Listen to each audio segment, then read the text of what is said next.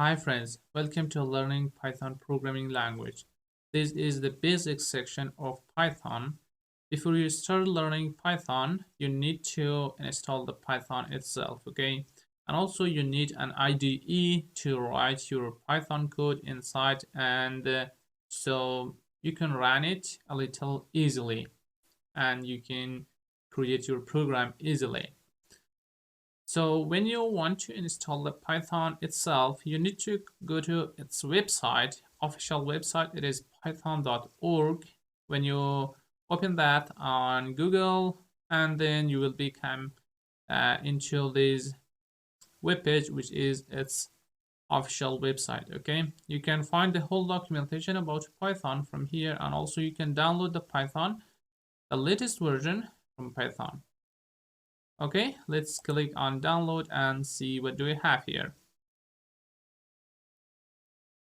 Right here we have download Python 3.11.1, which is the latest version in the moment right now. Okay, so if you see this, so just download it, and if you see higher than this, that is better, you can download that, because at the moment that I am going to teach the Python course, so it is 3.11. Okay, if you want to download the latest version, that is here, that's preferred. Okay, all the time you need to use the latest version of Python, but if you want other version, you can find it down here.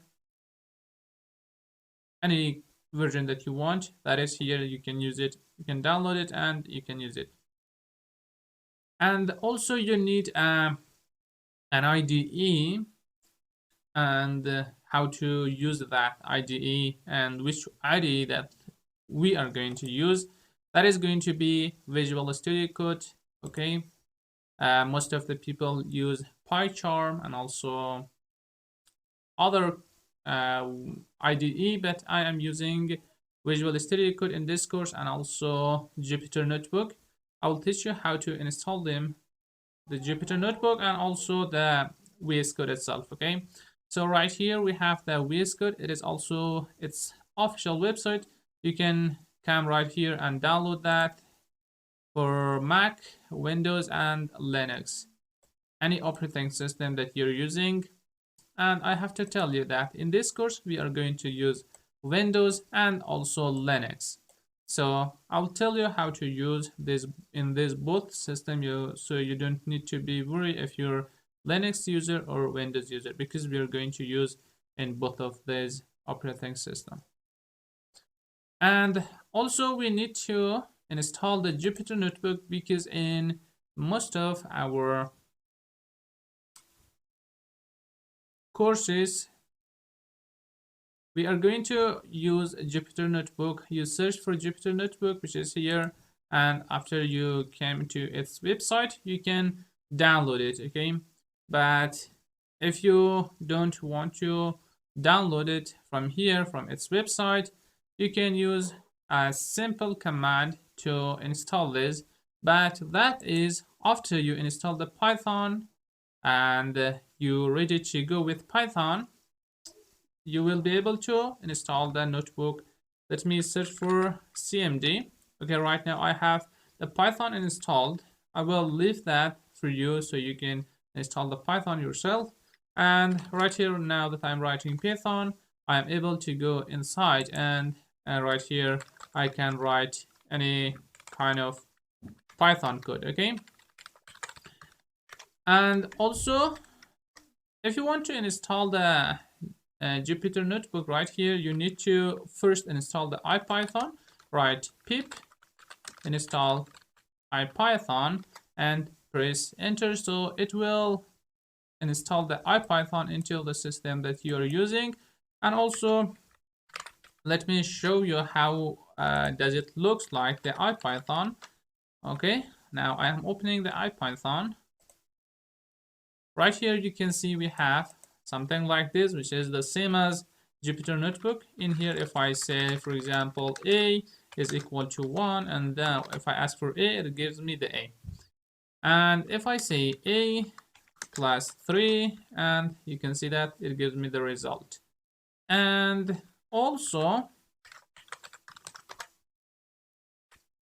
If you want to install the Jupyter Notebook, you can use IPython. Sorry, you can use pip install. Just write notebook, okay?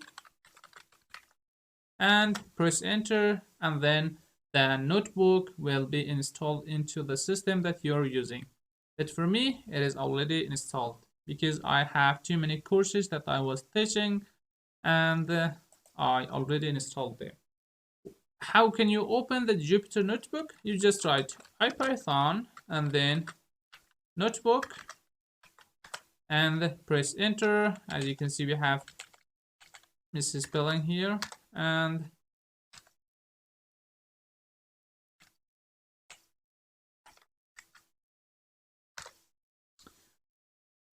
wait just a moment. This will give you a link, and also automatically it will launch the the Jupyter Notebook into the folder that you want. That is right here. And by clicking in here, you will be able to have this Jupyter Notebook into the browser that you're using. Again, it is the same as IPython. For example, if I say a is equal to 2, and if I ask the a, it gives me the result. And it is very good because while in many part of our courses, we are going to use this because it is a little easy to run each block of code, each cell of code separately. So thanks for watching up to here, and I will see you in the next lecture. Hi friends, welcome back.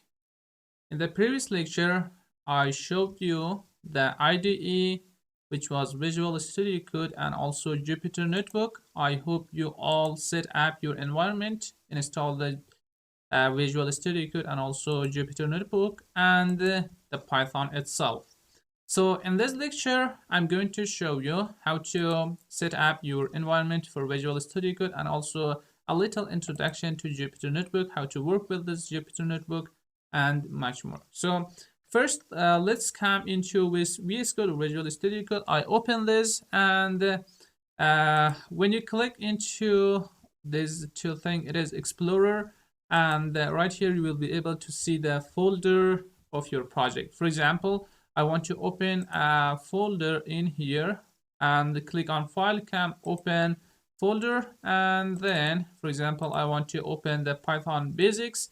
I want to put my all projects and also Python code into this folder, so I will open that folder in here and I will use it for Python basics. Good. And from here you can search and replace, and from here you will be able to do something with source code. And if you want to debug your code, run and debug, you can use it from this part here. And also from here you will be able to install some of the extension, and some of the extension that prefer to install before running your code. One of them is called Code Runner. Okay, this is the Code Runner, and also the Python, which is two things very important for you to install it, because while you install this two, Code Runner or the Python itself, you will be able to run your code from here. If not, you need to go to a terminal and run your Python code from terminal, which is a little hard for us, okay, to do that.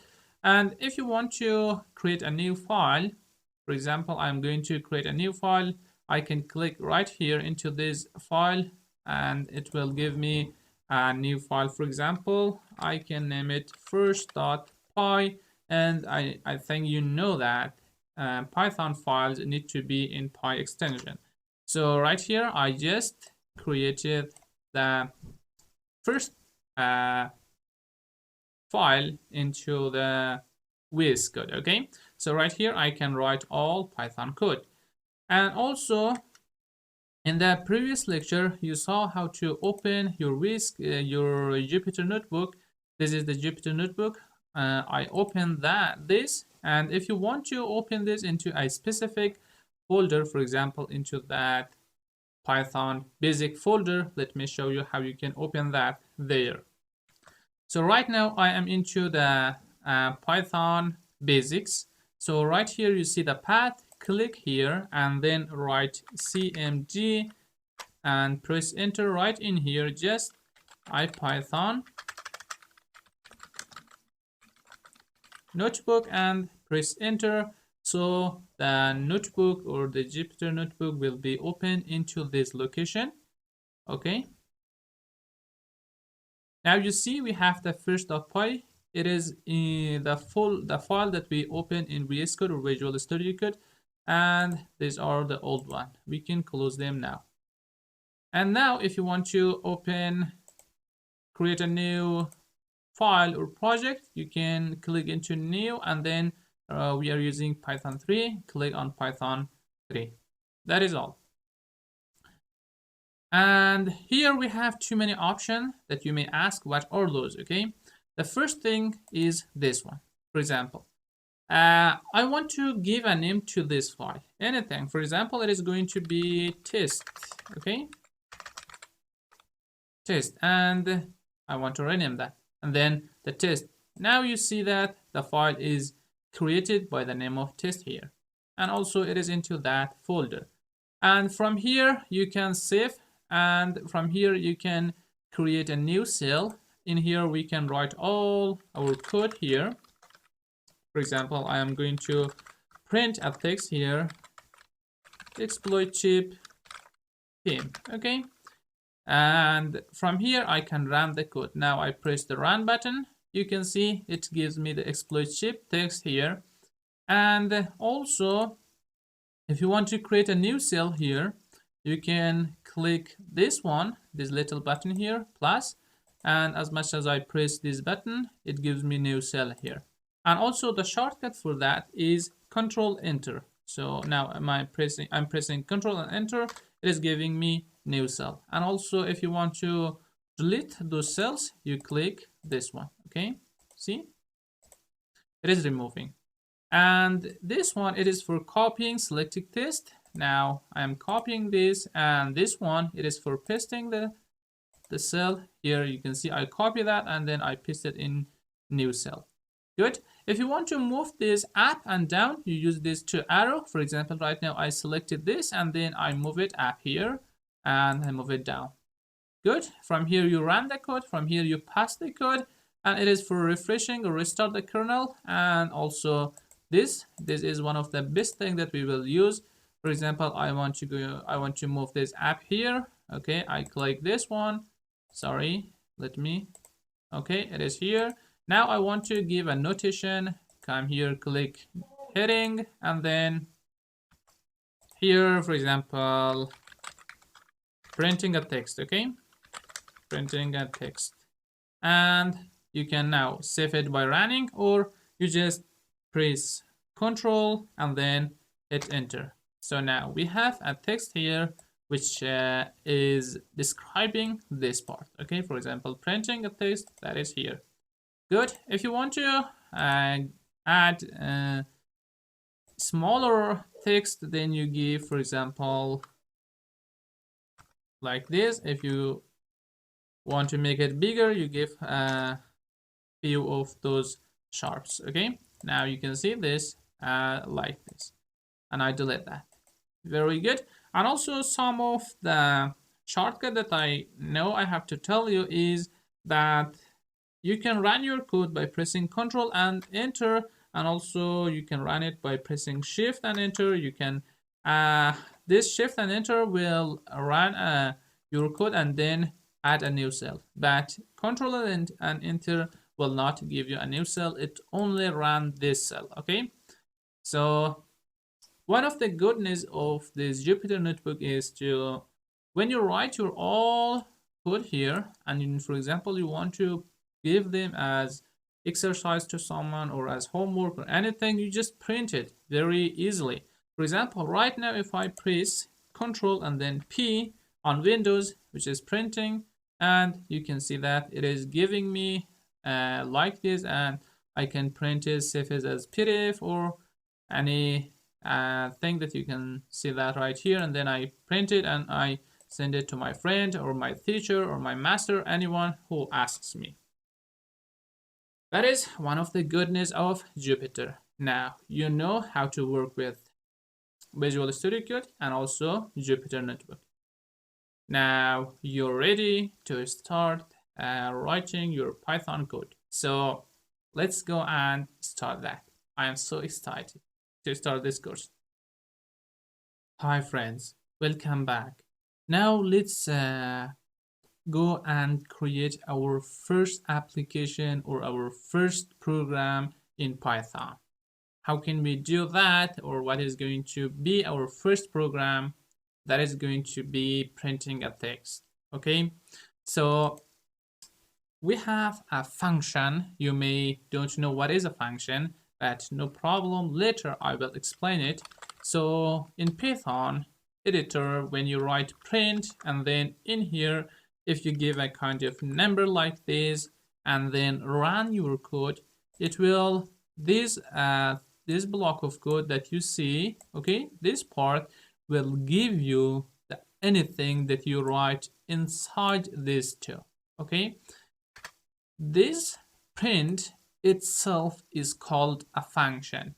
It is a built-in function, okay, that come with Python when you install the Python itself. If you want to print a text, not text, if you want to print a number or an integer, and you know what is a number, maybe you don't know what is integer, but don't be worried about that. Later we explain that, but you know what is a number, okay? So right here, if I give a number and then run it, it gives me the number. What if I give an text here, for example, hello world, okay? You may imagine that if I run this, it will give me the result. But let's go and see. Oh my God, I have an invalid syntax error here. That is called syntax error, okay? So very good. What could be the error? Do you know? Maybe you know, maybe you don't. But don't be worried, okay? Because we are going to put this into a double quotation or single quotation. Why? Because it is a string, okay? While printing a string, you need to put them into double quote or single quote. So now let's run this. Oh, congratulations! Now you have hello world. Good. And let's try with single quote. Okay. Now let me run this. Good. It is giving me the result, which is hello world. So now you'll learn how to print text, okay? Or how to print a number, an integer, okay?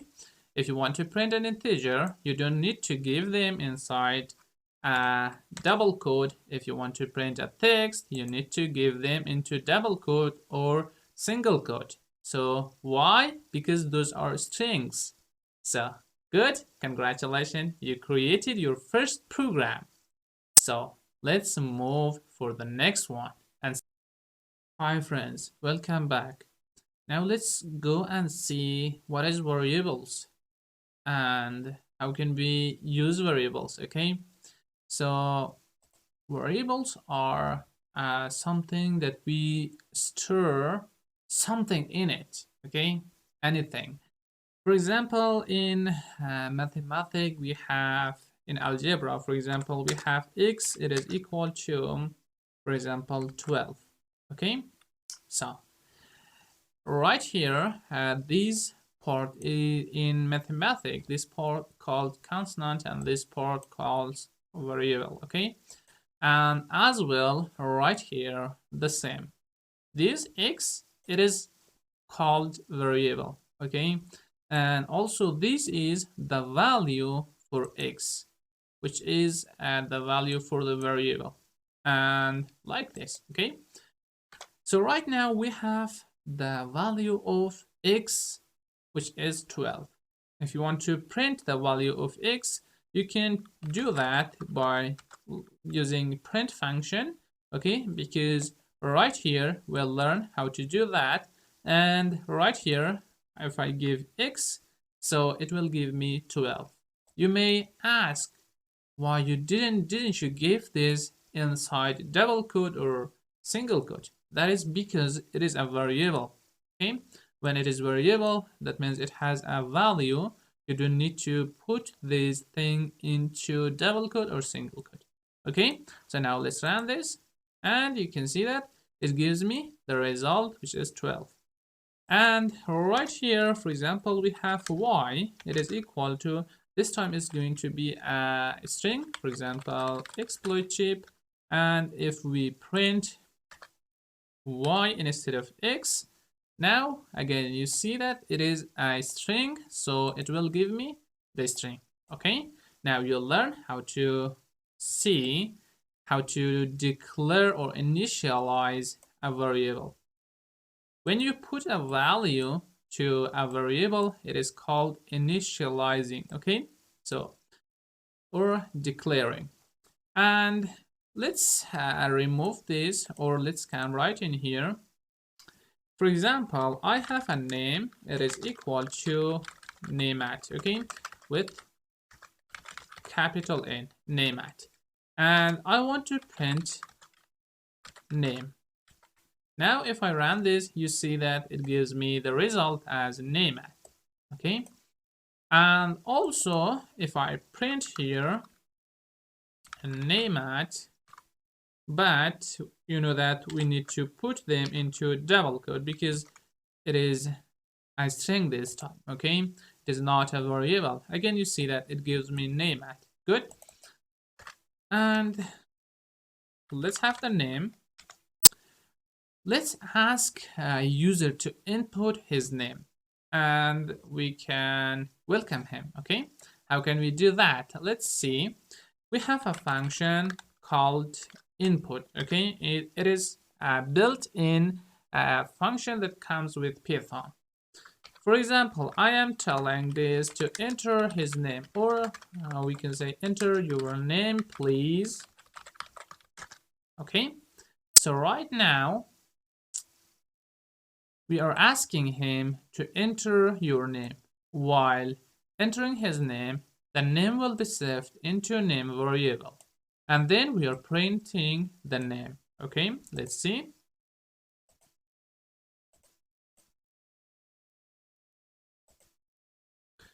Okay, enter your name, please. It is nameat, and you can see that I write my name, and then in the next line it printed my name.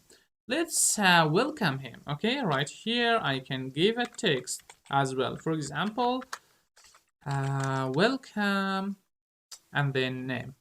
Okay, so this comma here will separate name, which is a variable, and later it could be a string, from this, which is a string, as you know. Okay, now let's run this. Okay, it is going to be nameat or your name. Okay, and when I hit enter, you see it's a welcome and then nameat. Good, very good. Now you learn how to declare a variable, and you know what is variable. Variable are those that contains or save or store something inside them, and later in any places we can use them. For example, if right here, if I print y, and you may see that it is giving me the result anything like hi, and you can see that it gives me exploit chip y, because in here I printed y, and you can see that y is initializing or saved into the y variable. So right now, when you add at the beginning of a line something like this is called commenting. Right now the interpreter will not read them. So now let's print this. You see it gives me the exploit chip. Okay, let me run it once again so you see. Let's change the result here. For example, value of y. Run it. You see, first let's run this and then run this. You can see that it gives me value of y. Why? Because we printed y here, and y is initialized and declared right here. So thanks for watching, and let's go for the next lecture. Hi, welcome to naming variables. In Python and also in other programming language, there are rules in naming variables. And I think that is 3 or 4 rules that you need to follow those while naming your variables. Okay, so what are those rules? Those rules are that you cannot use number at the beginning of your variable. For example, I have name. Okay, name is equal to Ali, or let's say John. So right now I don't have any error because it is legal name. Okay, so if I give a number at the beginning, for example 1, so right now it is illegal because writing numbers at the beginning of the variable is not allowed. So let's print the name here. That is one name. Okay, and when I print this, you see that it is syntax error, invalid syntax. It says that you use a number at the beginning, and that is not allowed in Python. So the first rule, you cannot use number at the beginning of a variable. How about at the end or at the middle? So let's use at the end, and you will see that when I run this, it gives me no error.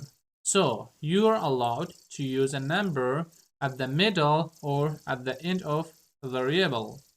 The next one is about underscore. Okay, so you can use underscore, which is a character. Okay, you can use it at the middle, beginning, and also at the end of your variable. No problem. Okay, this is the only character I think that you can use with no error, but about all other character you cannot use them. For example, I'm going to use $sign here, and you can see that it is giving me again syntax error. Good. So you'll learn that we cannot use number and also all other characters except underscore at the beginning of a name. And you can use all other character and also the number and also underscore at the middle and also at the end of a variable. And that is all you need to know about naming a variable. Okay, so if you follow these 2 rules, and you will be all. Hi friends, after all you'll learn these 2 or 3 things from here. So now I'm asking you for a challenge. So that is challenge number 1, to create a program that add 2 number. So I'm sure you're able to create such a program because we'll learn this little thing, and I am not leaving you like that. I'm asking you to do think more and more on each lecture. Each lecture you read, each lecture you continue, I'm asking you for that, for something new, to add, to create something new. Okay, so this program will ask you to add 2 number, create a program to add 2 number. So logically, when you think to create a program to add 2 number, so first you need to get one number, the first number. Okay, for example, you need to ask, okay, ask the user to enter the first number or a number. Let's say first number. Good. And after that, let's save this into a variable. So I'm telling you, this, you may not know what this is. It is commenting. It is called commenting. Okay, in the next lecture, I will explain it. So when you get the first number, you need to save it into a variable. So let's say, and save it in a variable. Okay, let's say called num1. So First, you actually create a variable called num1 and then ask the user to enter a number, and you know how to ask a user, okay? We'll learn that right here. Good. And the second one or the third one is going to be ask the user, okay, to enter second number. Good. And again, save it into a variable. Save it in a variable called, you know that, called num2. Okay. So, and then now that you have number 1 and number 2, then let's create another variable. Okay. I'm asking you to create a variable called sum, for example. Okay. And then you need to assign sum of number 1 and number 2 into the sum. Okay, you know that? Assign the sum of number 1 and number 2 in sum. Okay? In some variable. And finally, print the sum. Good. So good luck with this challenge, and in the next lecture I will solve this challenge for you, and I am sure you will be able to solve this challenge. So it is the first challenge. See you in the Hi, welcome back to challenge number 1 solved. Okay, so here first we are asking the user to input the first number. So for that we need to have a number 1, okay, variable. It is equal to input function. You know that it is a built-in function, and ask the user to enter the first number. So the user will enter the first number, and that is stored into number 1, and the next one is going to be number 2. It is equal to input and ask the user to enter the second number. Okay, so now we have number 1 and number 2. The next one is saying that create a variable called sum and then assign sum of number 1 and number 2 right here. So very good. I'm going to have the sum that is equal to num1 plus num2. Okay, very good. And finally, just print the sum. Good. So now if I run this, we will face a problem. You may already face that, and that is because of this input function all the time get any value you enter as a string. So right here we cannot calculate to string because it is concatenating to string. Okay, so for that let me run this and you will see that in a better way. For example, enter the first number. It is going to be 1 2 3 and 3 2 1, and as you can see that here it is actually, it's not giving me an error, it is concatenating it. Why? Because right here you're asking for a string. Okay, you're and this is getting a string while you're asking that. So what could be the problem? What could be the solution? Sorry, the solution is that you need to change these two numbers into integer or float. Okay, and or you can change it right here or right here, anywhere you want. Okay, so for that we have a function called float or int as well. Okay, for example, I want to change this to integer, so int and int. So right here now I am changing this value into integer, and I am calculating doing this calculation into these two integers. So let's run it once again and you will see that it is giving me this result. Very good. Now, you may ask, what is this? It is also a built-in function that comes with Python. When you install the Python into your system, it is already written into the Python itself. And when you call this function, for example, let me run it here. For example, int function, and you give anything, for example, 1, 2, 3, and you run it, it changes it to integer. Right now it is itself is integer, but what if it is a float? Okay, something like this. Again, it gives you an integer. So right here, you know that it is a float. Okay, for example, 001. Now you can see it gives you an integer. So there is a function that comes with Python and change a float or a string into a number. So right here, you may not believe me, okay? In here, if I print the type of this, also let me give you an introduction to type function. For example, we have x, which is equal to 12, okay? So we have again one built-in function that called type, okay?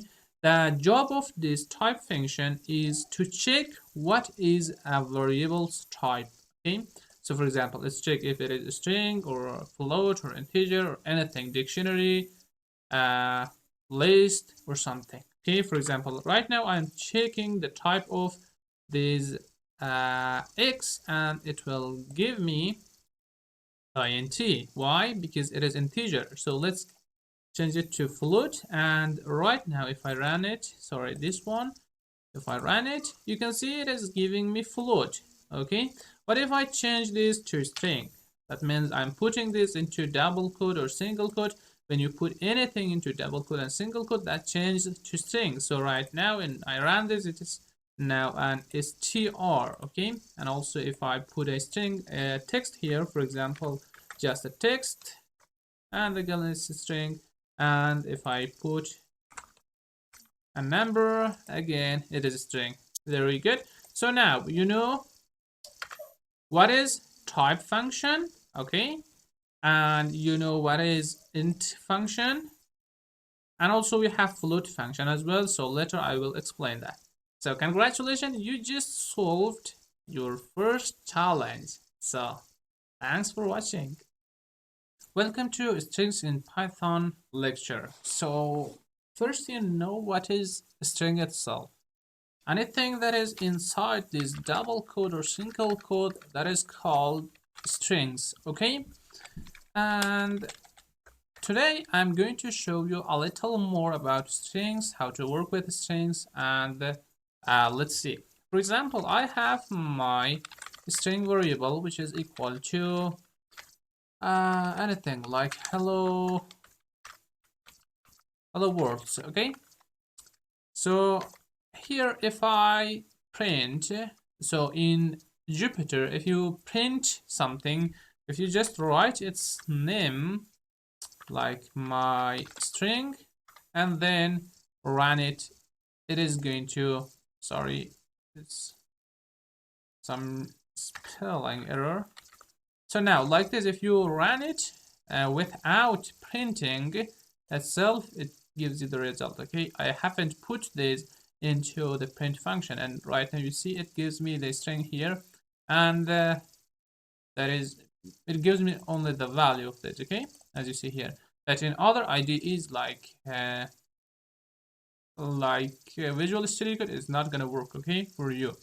But you need to put this into a print function. So okay, we have the string into this my string variable that you see here, that you see it right here. So if I press a dot here and then press tab, it will give me some suggestion. That is that I can work on strings. The first one, it is capitalized, okay, and I can use count, encode, find, format, and much more function here that you can use it, okay. The one thing that we are going to use is the len function. Okay, so if I want to find length of this string here, my string variable, how can I find the length of this? There is a function called len. Okay, so if I put the my string into this and run it, it gives me a number. Okay, so also counting the empty space as a character. So right here, if I count this, it will be as much as this number that you see that here. Okay, so like this, we can have the print, we can have the length of the string. And also in string, we cannot do any calculation on a string. Okay, for example, if I have a number like this, and then if I want to add or sum this to number, that you see when you see this, it is looks like number, but for computer it is only a string. Okay, so here if I print or just call my string here, and you see that it is doing the concatenation, because this sign in Python, it is doing the concatenation job. It is like this. Okay, so now if I run it again, you will see that the result is the same as before. Okay, good. But if you want to change it, for example, you want to do the calculation, so you know how to do that, because in the previous lecture right here, you know how to change from string to integer. Okay, we had int function, and you know how to do that. Okay, so we learn a lot. If something exists later on projects and challenges, you will see that and you will learn that how to work with them. Okay, so see you in the next. In the previous lecture, we saw how to work with string and the sum operation on string. Now it is time for numbers. Okay, what are numbers and how to work with them? For example, I have my number. It is going to be equal to a number, anything. Okay, and when I call my number variable, it gives me the result. Okay, and also we can do some operation, mathematic operation on this. As you can see that we have the result of sum of these two number. Okay, what if one of these number is string? Okay, then we have an error. It is called type error. And it says that unsupported operand types for integer and string. That means one of the value is integer, one of them is string. So you cannot do mathematical calculation on string and integer. So they are not the same type.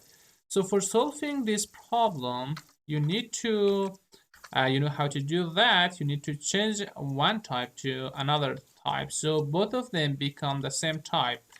Let's say the num2 is equal to this, which is a string. Okay, or we can change it to integer, so like this.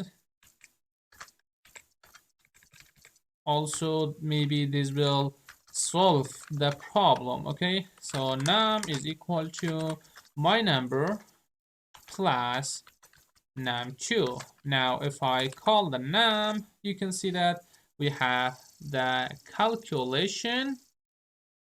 As you see that here, this plus this, and you can see the calculation right in here. Very good. So like this, you know that how to cast from one type to another type, and also you know what are numbers in Python. So very good.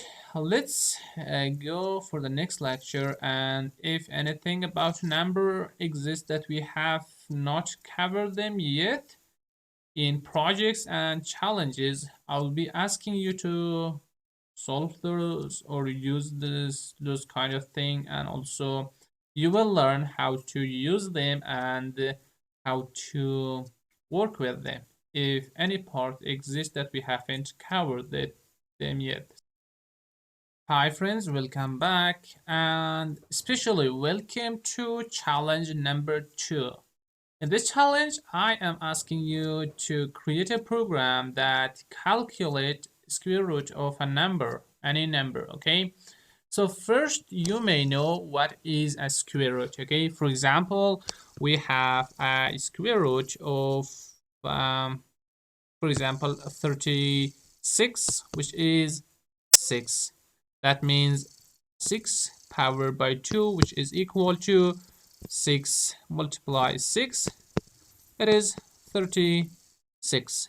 Okay, as you can see that right here. So you need to create a program to calculate this. So I have to give you a notation that in Python, when you want to create something like this, you do that like this, in this way that I'm going to do that, okay? For example, we write 6, and then if you want to move this to in the power, you use the star here 2 times, and then writing the 2. This means that 6 is gonna go by power 2. Okay, and also you know that that is equals to 6 is going to be multiplied by 6, and that is equal to 36. So great. And I hope that you solve this problem. And also, do not write a number yourself. You need to ask the user to enter the number. For example, ask the user to enter a number. User will give you 36, and you give a number, and that number is going to be 6. Okay, print this 6 for 36. So thanks for watching. Welcome to challenge number 2, square root of a number. In the previous lecture, I give you a little description about this, how to solve this challenge. And I hope so that the solution is in front of you right now. But if not, no problem, because in this lecture, I am going to solve it for you. So the first thing we need is to get the number from user as float or as integer, not as string. So for that, you need to have your number, your variable actually, number that is equal to, let's change it to float, okay? And then ask the user to enter the number to calculate the square root, okay? That is all. So now the user will input the number, and the number will be saved into this variable that you see here.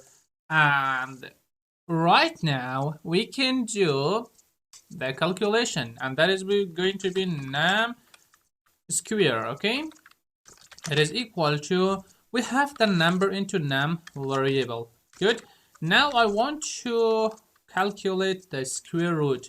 So that is going to be, so when it is squared, that means it is 2. Half of a 2 is 0.5, okay? And now let's print the result, and into this result, because it is float, I am going to show you in a little different way, so you see how to use it, okay? So it is also called string formatting, okay? In here, let's name it the square root. Come on.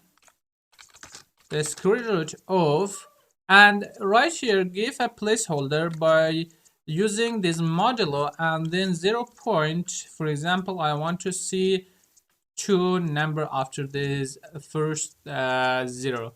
Okay, and then give if, that means it is going to be a float. Is, again, give another placeholder, is also going to be 0 0.2 if, and that is it.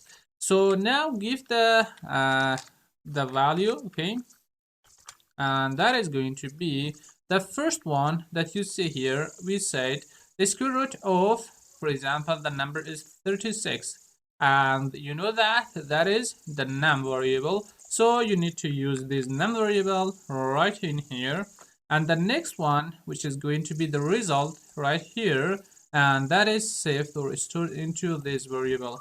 So copy this, or just you yourself write it here, and then use a comma between these two, and that is all. Okay, now let's run this. Okay, I'm going to give 36, and as you can see that the square root of 36 is 6. Good, very good.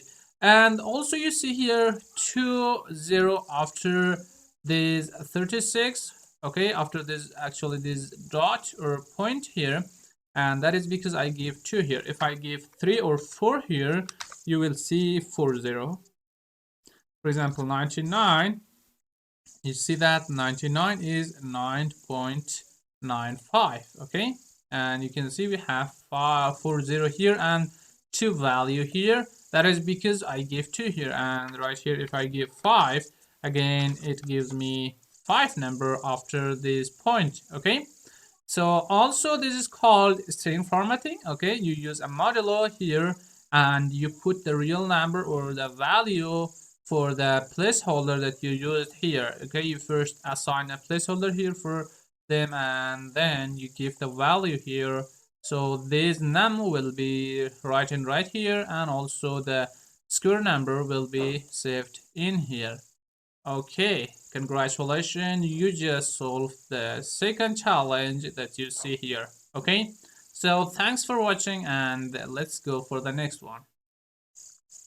Welcome back to built-in functions in Python. In Python, we have built-in function and also the function that you yourself can define them. Okay, so for example, you will learn some function that was like type. Okay, if I ask to give me the type of 12, it says that it is an integer. But if I ask to give me the hello world type, it is, as it is telling me, the string. And also we had other like print function. It's also come with Python. If I tell this to print 1, 2, 3, it is printing that for me. And also the same as hello world or something like this, it gives me the text that I write here. It is things that we have learned. Okay, and also we learned the int function. For example, I asked to give me the integer of this number, and you can see it gives me 12 from 12.2 and 3, it gives me 12. And also if I ask to give me the float of this number, you can see it gives me the whole number. And if I ask this to give me float of this number, you can see it adds automatically a number from here after this point. And we learned this thing before, okay? But the things that we are going to learn now this time is called something dir function. So this dir function will give you everything or all the built-in function, okay, that comes with Python. So you write dir, and inside here just write built-ins and then 2 underscore double underscore, and you will see the whole, come on, the whole built-in function that you saw here. For example, we'll learn the type function and also something that was print function that is here, that you learn that, and also the str function. And if we go to I, you will see the int function that is here. Okay, and if you go to if, you will see the float function as well. So this is the whole function that comes with Python itself. This thing will print everything, all the function that comes with Python. But in other IDE like Visual Studio Code, PyCharm, and others, you need to print this, okay, like this.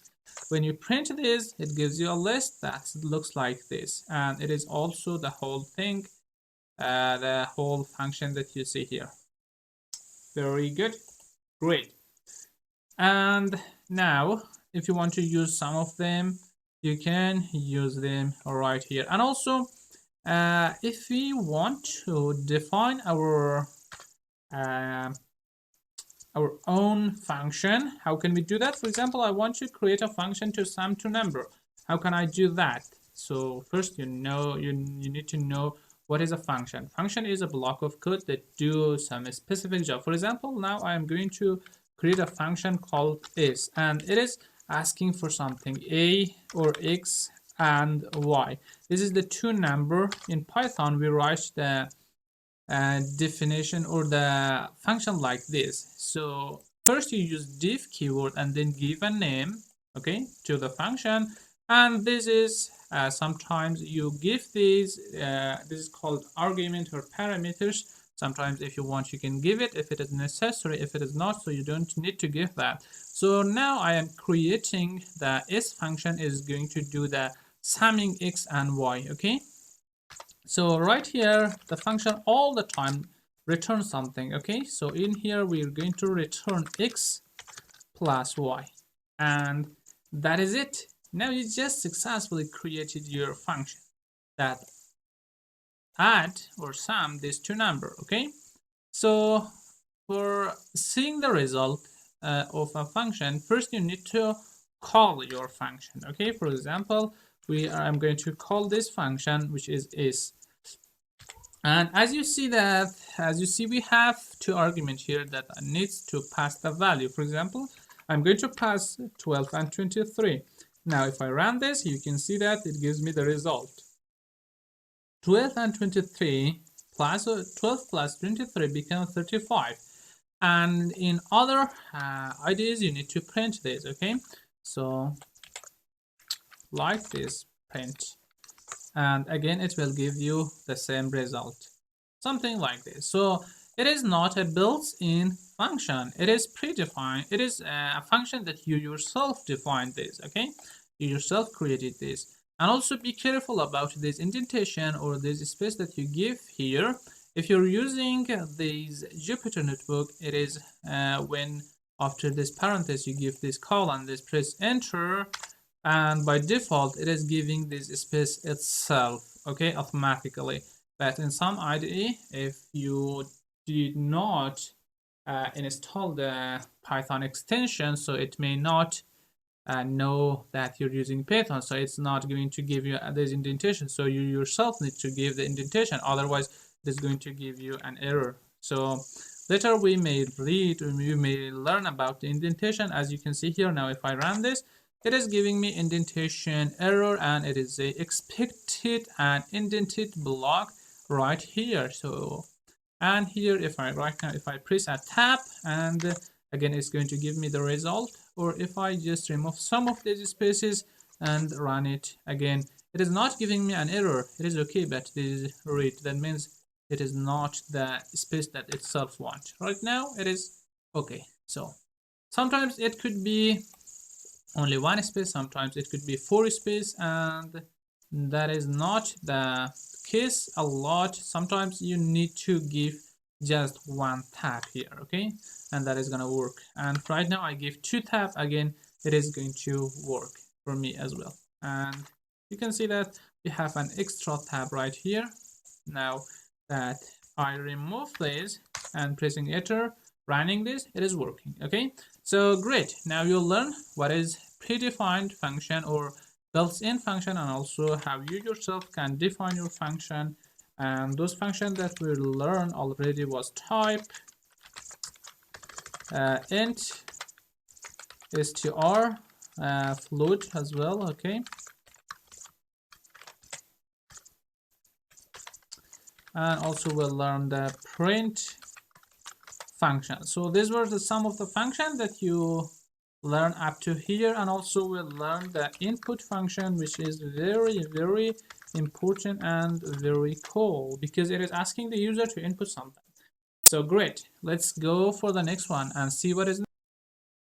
Welcome to the third challenge, which is going to be find the area of a triangle.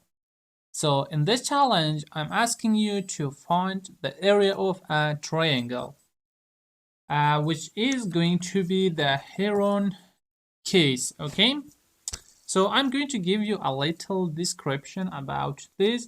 For example, we have a triangle, something like this.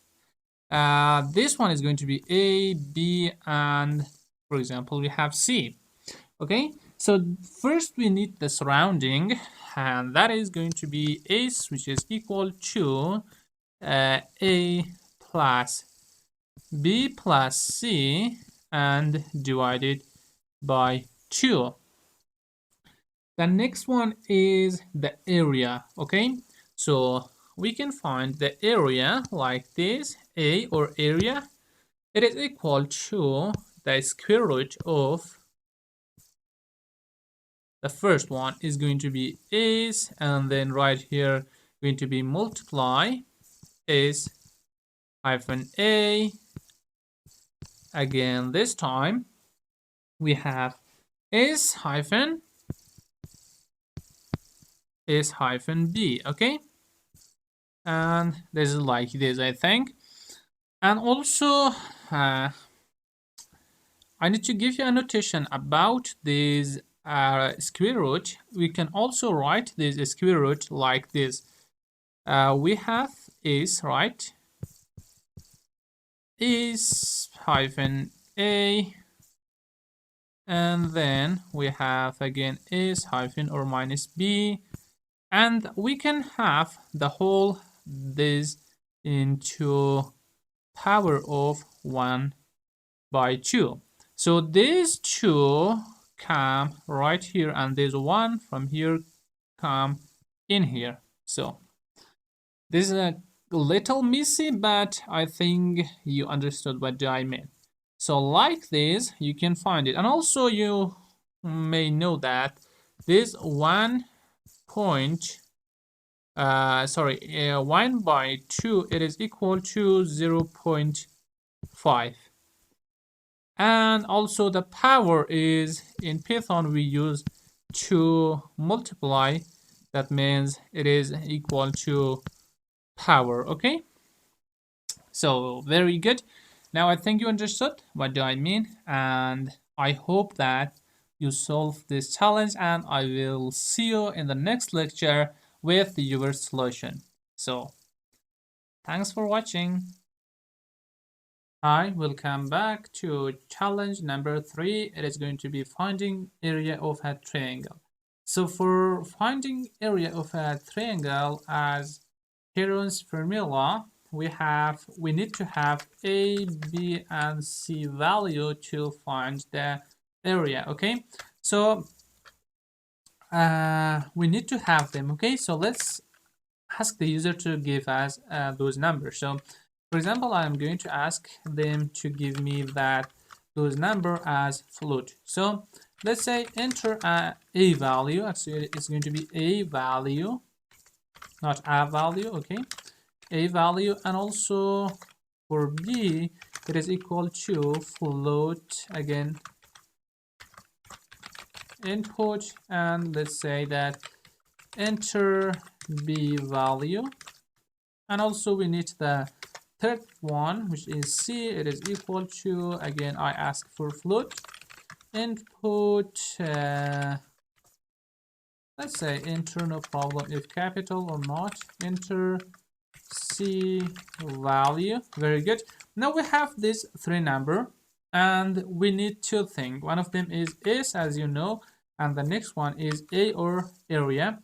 So how can we find these 2? And in the previous lecture, I think I described that a little with some kind of mistake, I think. If not mistake, okay, no problem. And also in here, I'm going to describe that so you will learn that better.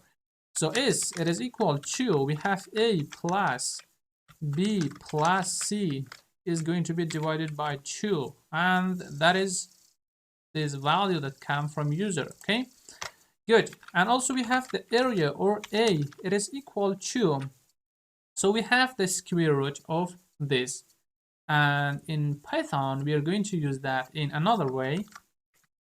That is going to be is, and right here we have is hyphen A, and also we have is hyphen B, and also we have the third one, which is hyphen C. Okay, very good. And at the end, I want this to go to power of 0.5, I think, because 0.5 is equal to 1 is going to be divided by 2. Okay, and at the end you need to just print the result. So how can we print that? We can print it like this. The area of triangle is, let's use float. Okay, it's going to be 0. For example 2. I want to see 2 number as if, which is float. And also right here just give the area, and that is all you can do here. So let's enter the a value. It is going to be 2, the other one is going to be 3, and the last one is going to be 4. And press enter. Congratulations, now you have the area of triangle is 11.98. okay, and in here if you give 3 number or 4 number, you will see 3 value or 2 value or 4 value right here. If you give 3, so you will see 3. If you give 4 value right here, you will, after this point, you will see 4 value. I think in the previous lecture I described that as well. So congratulations, you just solved your 3rd challenge, finding the area of triangle. So thanks for watching. Welcome to Learning Python, and in this lecture we are going to work on list in Python. So in other programming language like Java, PHP, and C, C#, C++, we have arrays. Okay, arrays. And but in Python, actually, we don't have something specified by the name of array. Instead, we have too many things here. Like we have list, we have dictionary, we have tuple, okay, and much more. So in this part, we are going to see what are lists and how can we work with lists. How can we get information of the list. So first, what is a list? Okay, before you know that we could assign something to a variable like this. Okay, for example, a is equal to 1, 2, 3 or 123, or it is equal to or something like name is equal to name it. Okay, in Python, while declaring variable, what if I need more name? For example, I need my friend's name as well. So can I save that in here? No, that is a variable. Okay, variable only can save one value, cannot have more than one value. So in here, if I assign like Ali and run this or print this, print the name, you will be seeing that something like this. Okay, so later we'll learn about that. What is this? And that's called something by the name of tuple or something. And the thing that I need to tell you is that the variable only contains a single value.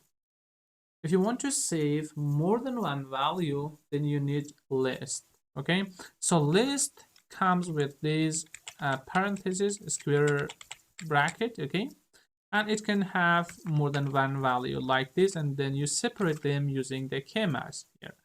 So now if I tell this to give me the a value, as you can see, it gives me the values. Okay, and also lists are indexed. What does that mean? That means it has index. The first one, it is number 0 or O. This one, it is 1. This one is 2. How can I access that? I can access that like this. For example, I want to ask this to give me 34, and it gives me the 34. And if I want to ask to give me 34 and all others, so I can tell that like this. Okay, and what if it has more values? Like this. And now if I run this, you will see that again it gives me all the values but not 12. Okay, right here, for example, I am telling this to give me these 3 values. So this is 0, 1, 2, and 3. So up to here, if I tell to give me up to this number, so you can see that we have up to here. Okay, if I ask to give me up to 3, so it will give me up to here, from 1 up to here. So it gives me 1 and 2, 0, 1 and 2. It's not giving me this one. Okay, so now you know how to get a value of a list. And also, if you want to see something like this, it will give you from 0 up to this one.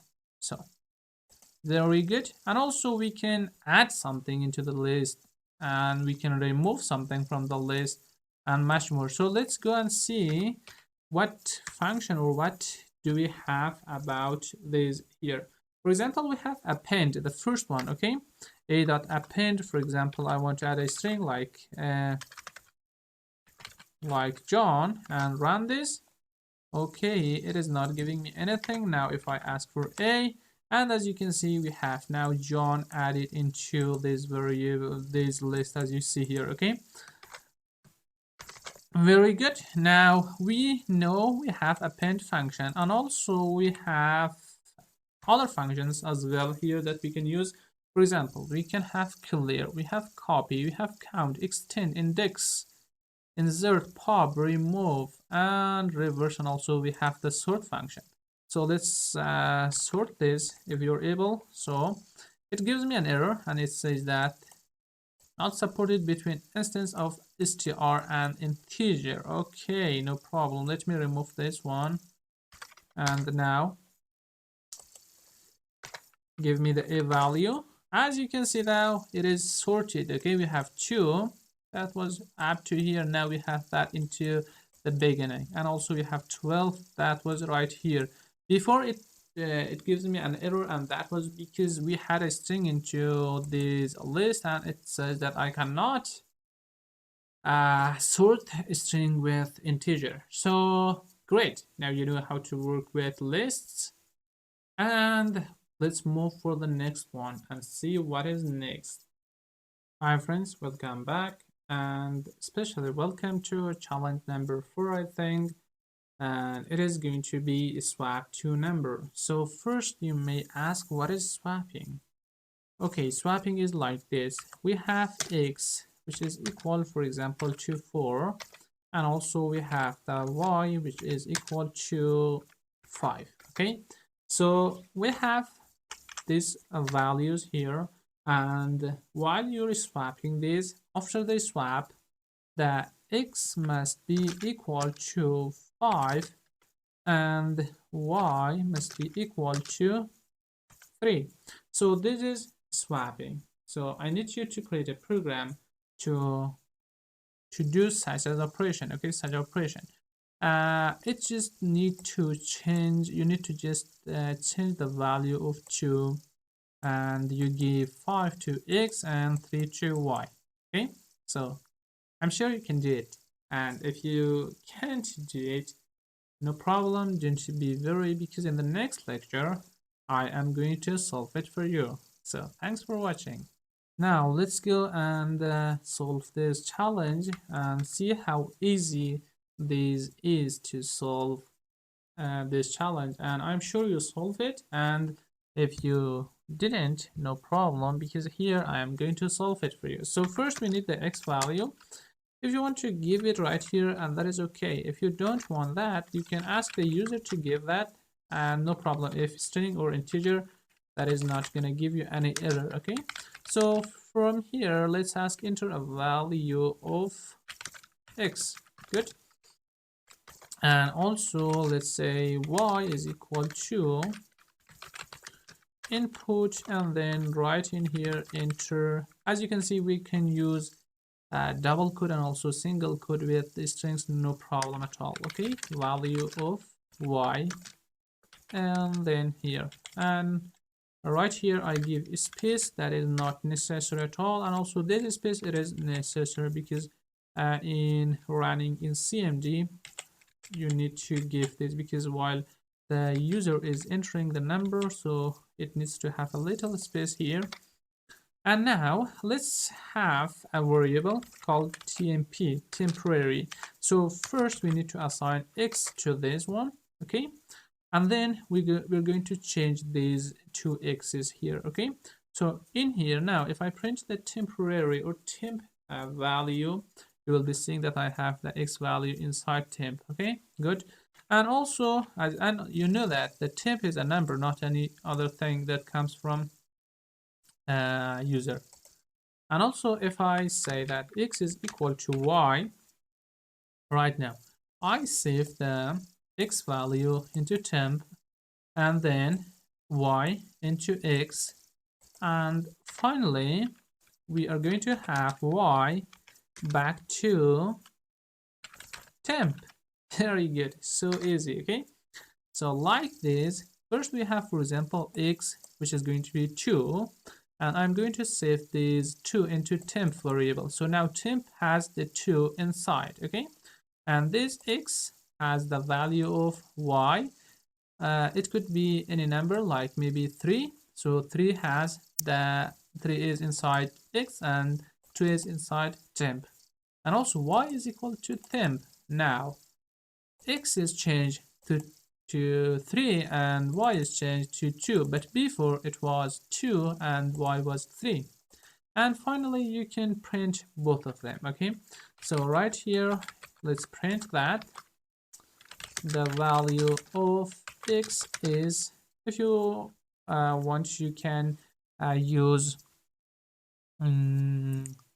modulus formatting, or you can use another way of string formatting that is new here. I'm going to show you that here. And first you give here a placeholder with this parenthesis, and after that you press here a dot, okay? Hit a dot here and give a format method here, which is like this, and remove that format, okay? And right here give the variable, which is X here. Very good. Now I'm going to have the other one, which is going to be Y, and also the value of Y is going to be right here. So the value of Y is like this, and also value of Y, X is like this. So let's run it. I use shortcut, and for example, for X I give 4, for Y I give 0. So press enter, and now you can see that X value is 4 here, but down here it changed. X value is 0, and right here at the beginning we assigned the Y value to 0, okay? Y is equal to 0, but here Y is 4. Or maybe you don't believe me that like that. Right here I'm going to just print like this, for example, Y, and then give the Y value here, and then run it, for example, 4 and 1. And you can see that right here we have X, which is equal to 4, but here Y is equal to 4. Here Y is equals to 1, but right here Y is equal to 4 and Y is equal to 4. So thanks for watching, and you'll learn how to swap to number. So congratulations. Thanks for watching, and see you in the next lecture. Hi friends, welcome back. In the previous lecture, you'll learn how to solve this challenge to swap to number. Now for your code and script practice, I have another program that I myself going to write it for you, so you will learn how to improve your writing scripts and skills, okay? The program that I am going to write is a system or a program that acts like a login system. For example, we give a max value, for example, 5 times, okay? We are giving the user to enter his password and username 5 times incorrect. If each time he enter or she enters the password and username incorrect, then it must print that the username or email or maybe password is incorrect. Please try again. And after 5 times it must we must print that login failed or something like that. But between these 1 up to 5 number, if he print the the username and also the password correct, so we will allow him to log in. That means we will print for him something like login successful. You were successfully logged into the system or something like that. So let's go how to create this program. The first one, let's call a variable called attempts. So first we are going to give this 0. That means we are going to start from the 0 variable, okay? 0 time. And the next one is going to be attempts max, or the highest level. I'm going to give these to 5. That means I'm going to give 5 chance to the user to try, okay? And in here right now I'm going to show you how you can use your own function, create your own function to work with, okay? So let's use div login, name the function as login. So this is going to get 2 arguments. One of them is going to be the username, the name is good, then the second one is going to be a password, okay? And right here we press colon and then press enter. So try to give this indentation, but my ID itself, it is giving the indentation itself, okay? So right here, let's ask the user to input 2 things, username and also the password. So let's say username, it is equal to input, and ask the user to enter your username, okay? So let's change this to lower. You may ask, what is lower? So this lower is something, let me show you right in here. Okay, we have lower function, okay? We have a and run it, it gives you an error, okay? Lower is not defined, okay, no problem. So I can use it in another way. For example, a is equal to a, and in here I can say a dot lower, run it. Now you can see it changed that to lower, okay? For example, I have Ahmad.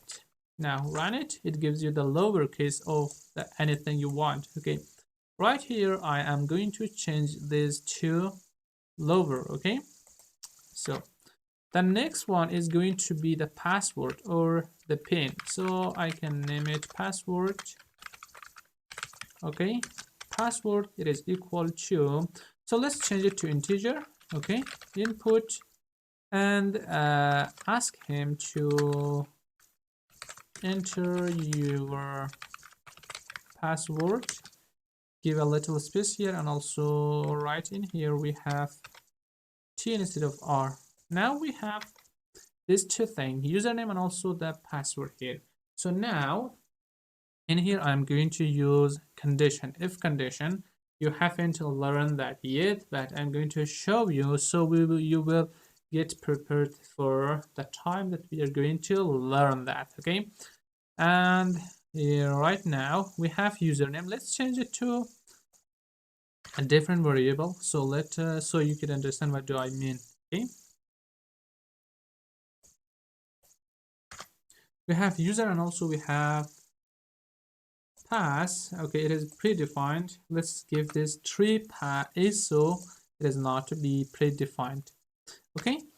In here I am going to use if condition.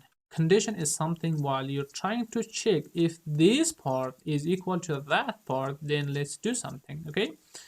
So if right here I have the user that is here, okay, getting from user, so it is equal to equals mean to equality, okay, to check that if it is equal to username that I have here, okay, later I will give that to this, and okay, and it's something that predefined with come with Python. You can use and here, and also the password that we have with triple S here is equal to password that we have in here. Okay, if this user is equal to this username, user come from users that user enter here. If this is equal to this, right now we don't have any value for this. Later we will define that. And also the pass is equal to password. For password as well, we don't have any value. Okay, I will give that later. And here give a colon. Let's do something. And that is going to be return. Okay.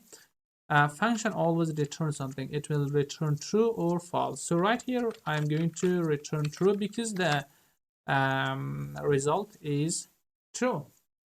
And right here, if it is not true, then it's something else, and that is false. Okay, so return false. Very good. So this function will do only only one thing, okay, at the same time. It may return true or false, not both of them. It will return only one of them. If the username and password is equal, then it will return true. If that is not equal, it will return false. Be careful about this indentation here.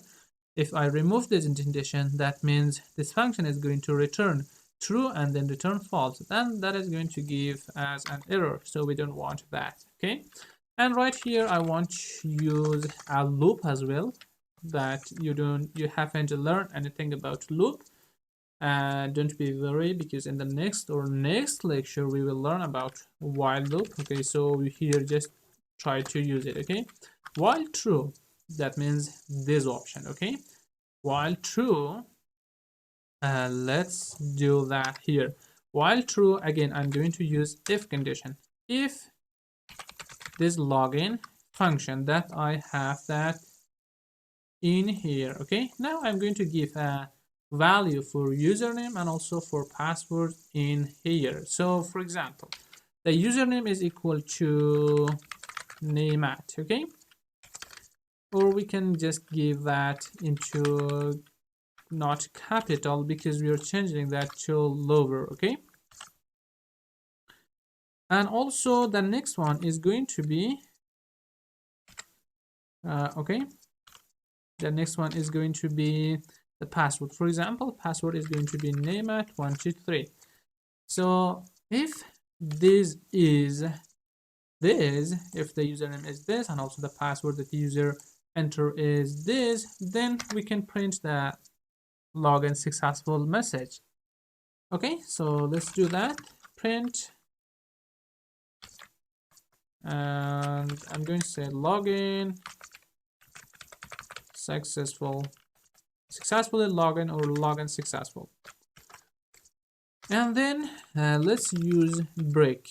And you may not, what is break? Break is a keyword that comes with Python. It stops your program, okay, from running.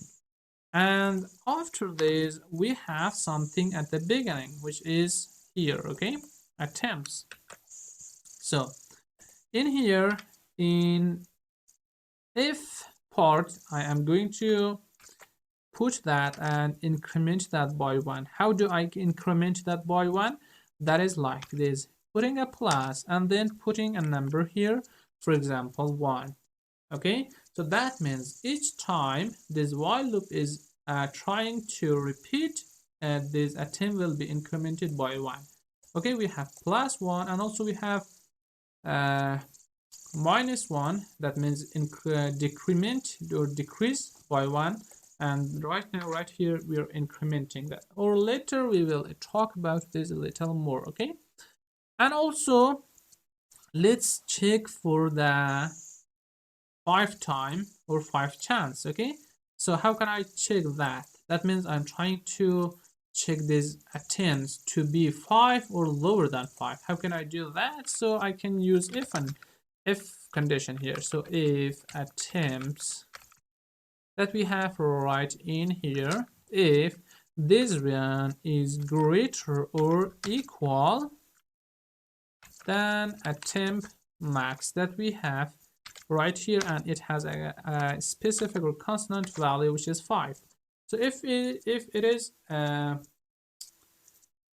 greater or equal to, actually we can name that to equal, only equal to attempt max, but right now it is going to work no problem. If it is these two is equal, then we can print something, and that is going to be login filled. Good. And then again break the program.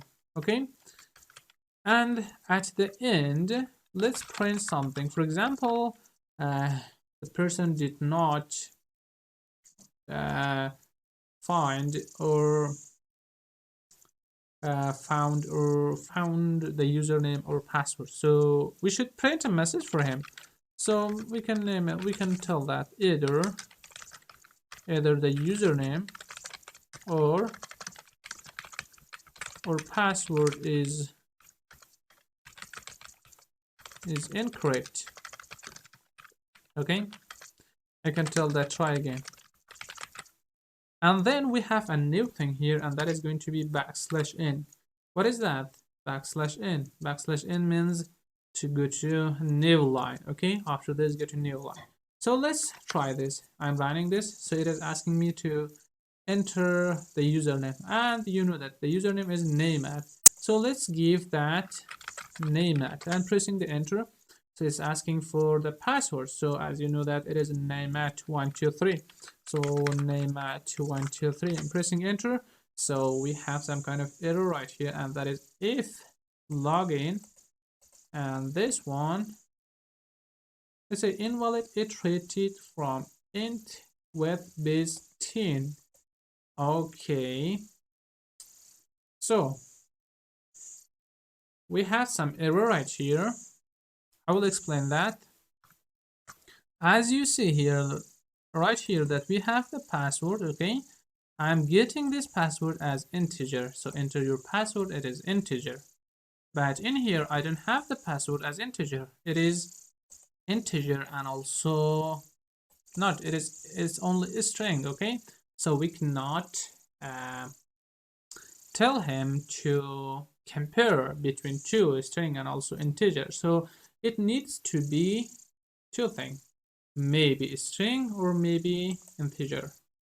So right now let's change that, but this back to string. Okay, and run it again. So for example, the username is name@, and also we have the password as name@123, and as you can see that it prints me login successful. And if you want to try this 5 times, so let's do that. Okay, run it. For example, what is the username? It is, for example, it is name@, and the password it is equal 123, and it says that either the username or password is incorrect. Try again, and it moves to the next line and asks us again, Ali, Ali, again, Ali, Ali, again. It is the 3rd time. And this one, for example, we have hello and hi. It is the 4th time, I think. 1, 2, 3, 4, and it is going to be the last time. And as you can see, the 5th time it gives me login failed. Okay, why 5th time? Because we initialize that right here to be 5 times. Okay, if you change this back to 1 and then run this, the 1st time, if it is correct, then it will print you that login successful. If it is not correct, then it will say login failed. For example, hi and hi. As you can see, it gives me login failed. And if I run it again and say name@, sorry, and rerun this. Come on, run. Okay, it is name@, and we have name@123, and as you can see, it gives me login successful. So great, thanks for watching, and see you in the next lecture. Hi friends, welcome back. In the previous lecture we had a program that was acting like a login system. I think it was a good, and it was enough good for you to learn something new here. For example, if and else, while loop, you will get a little familiar with them, and later we will go through them a little deeper. Okay, so now it is time to go with let me think, dictionaries. Okay, so right here, let me show you how you can add some heading or info or comment here. Let's say working with dictionary. Good.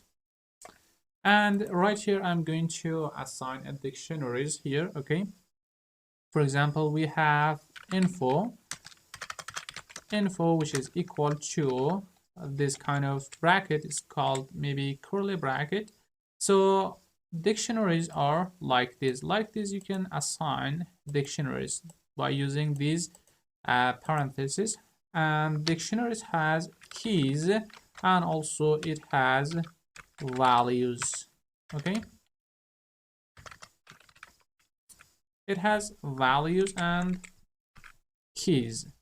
So the first one is called keys, and the second one is going to be the values. Okay, so right here, when I ask for info,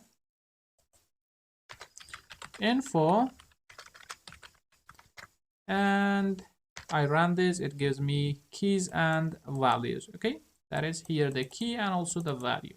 So later we can change it. For example, I have the key as name, the value as, for example, name at, and also we use kmet to separate this. And this time I have, for example, last name,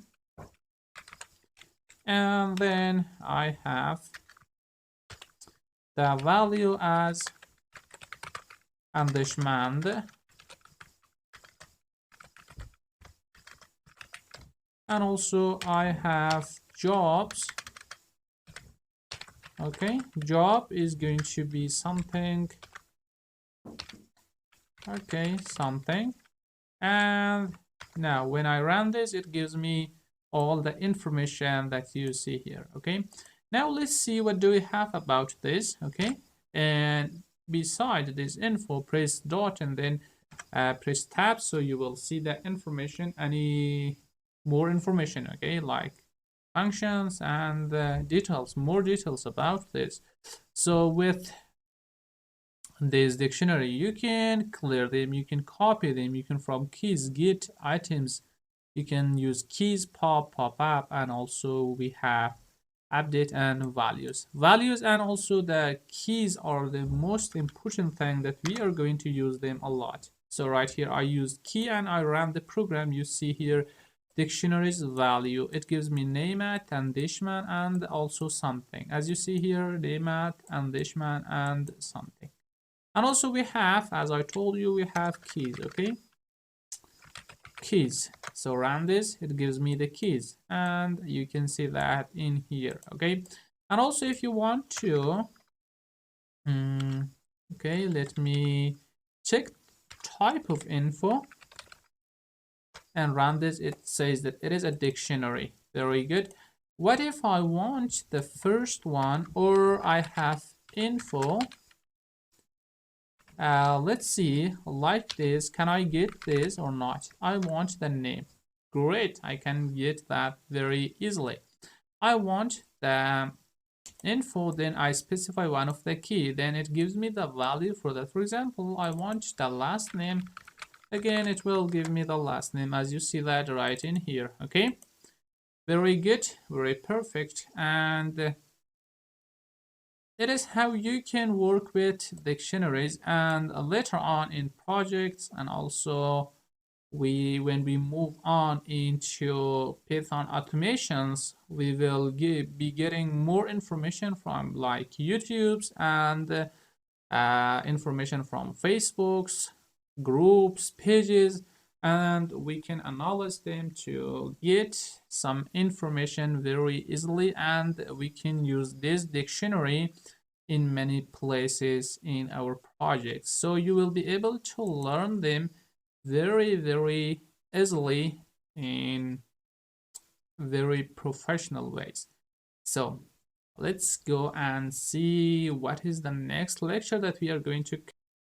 In the previous lecture, we saw how to work with dictionaries. Now it is time to go on and see how to work with conditions in Python. So we have if condition, okay? So in if condition, first you write if, okay? And then the condition statement, here statement, and then press the colon, then pressing enter, and be careful about this indentation. Press a tab or press 4 space here, and then do sorry, this one is going to be the condition, okay? Condition, and right here the statement, like this, okay? So this is the logic of the condition, and let's go see how it works. For example, we have something like a is equal to 5, and in here I'll say if a is equal to 5, then let's print it is 5, okay? Now if I run this, and you can see that right here I have an error, okay? And you can see that it is 5. So good. And also we can create a little more complex program, a little, not too much, okay? I have the number, it is equal to, I'm asking the user, okay? I'm asking the user to enter the number to check if it is positive or negative, okay? So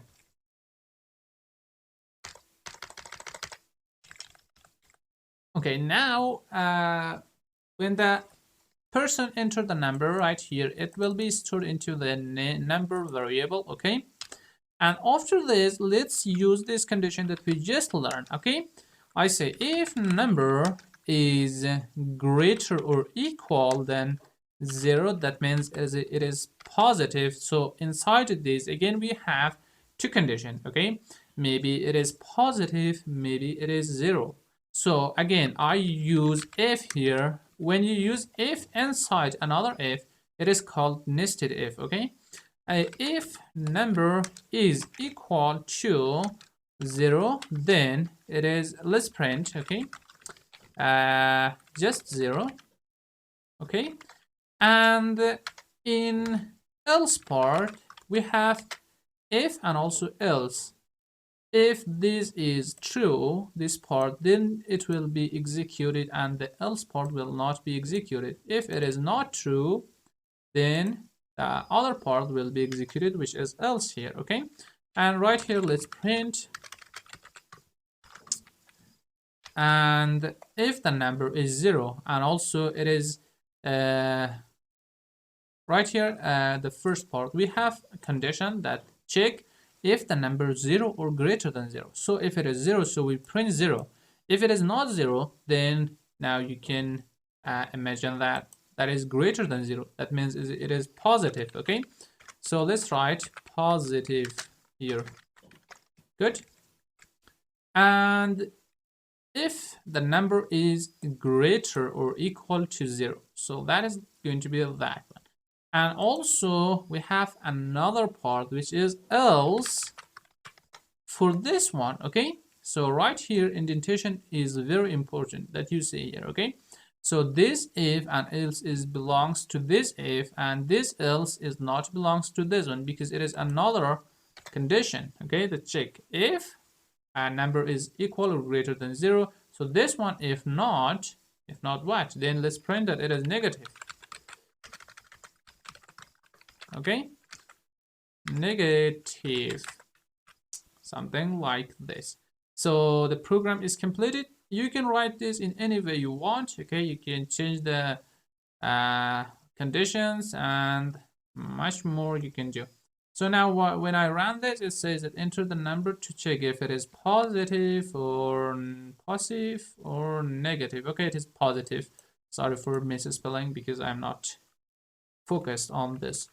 For example, I am giving a number, and you can see that it is taking the number and giving me an error, and it is saying that this one not supported for string and integer. Sorry for that. In one of the lecture I described that this input all the time get and string. Okay, so right here I am comparing string with 0, which is maybe integer. So for that you need to change the whole thing to integer. Okay, so let me put that to integer and run it. Now give a number and press enter, and you can see that it is positive. Re-execute this, and this time let's give 0, and you can see it is 0.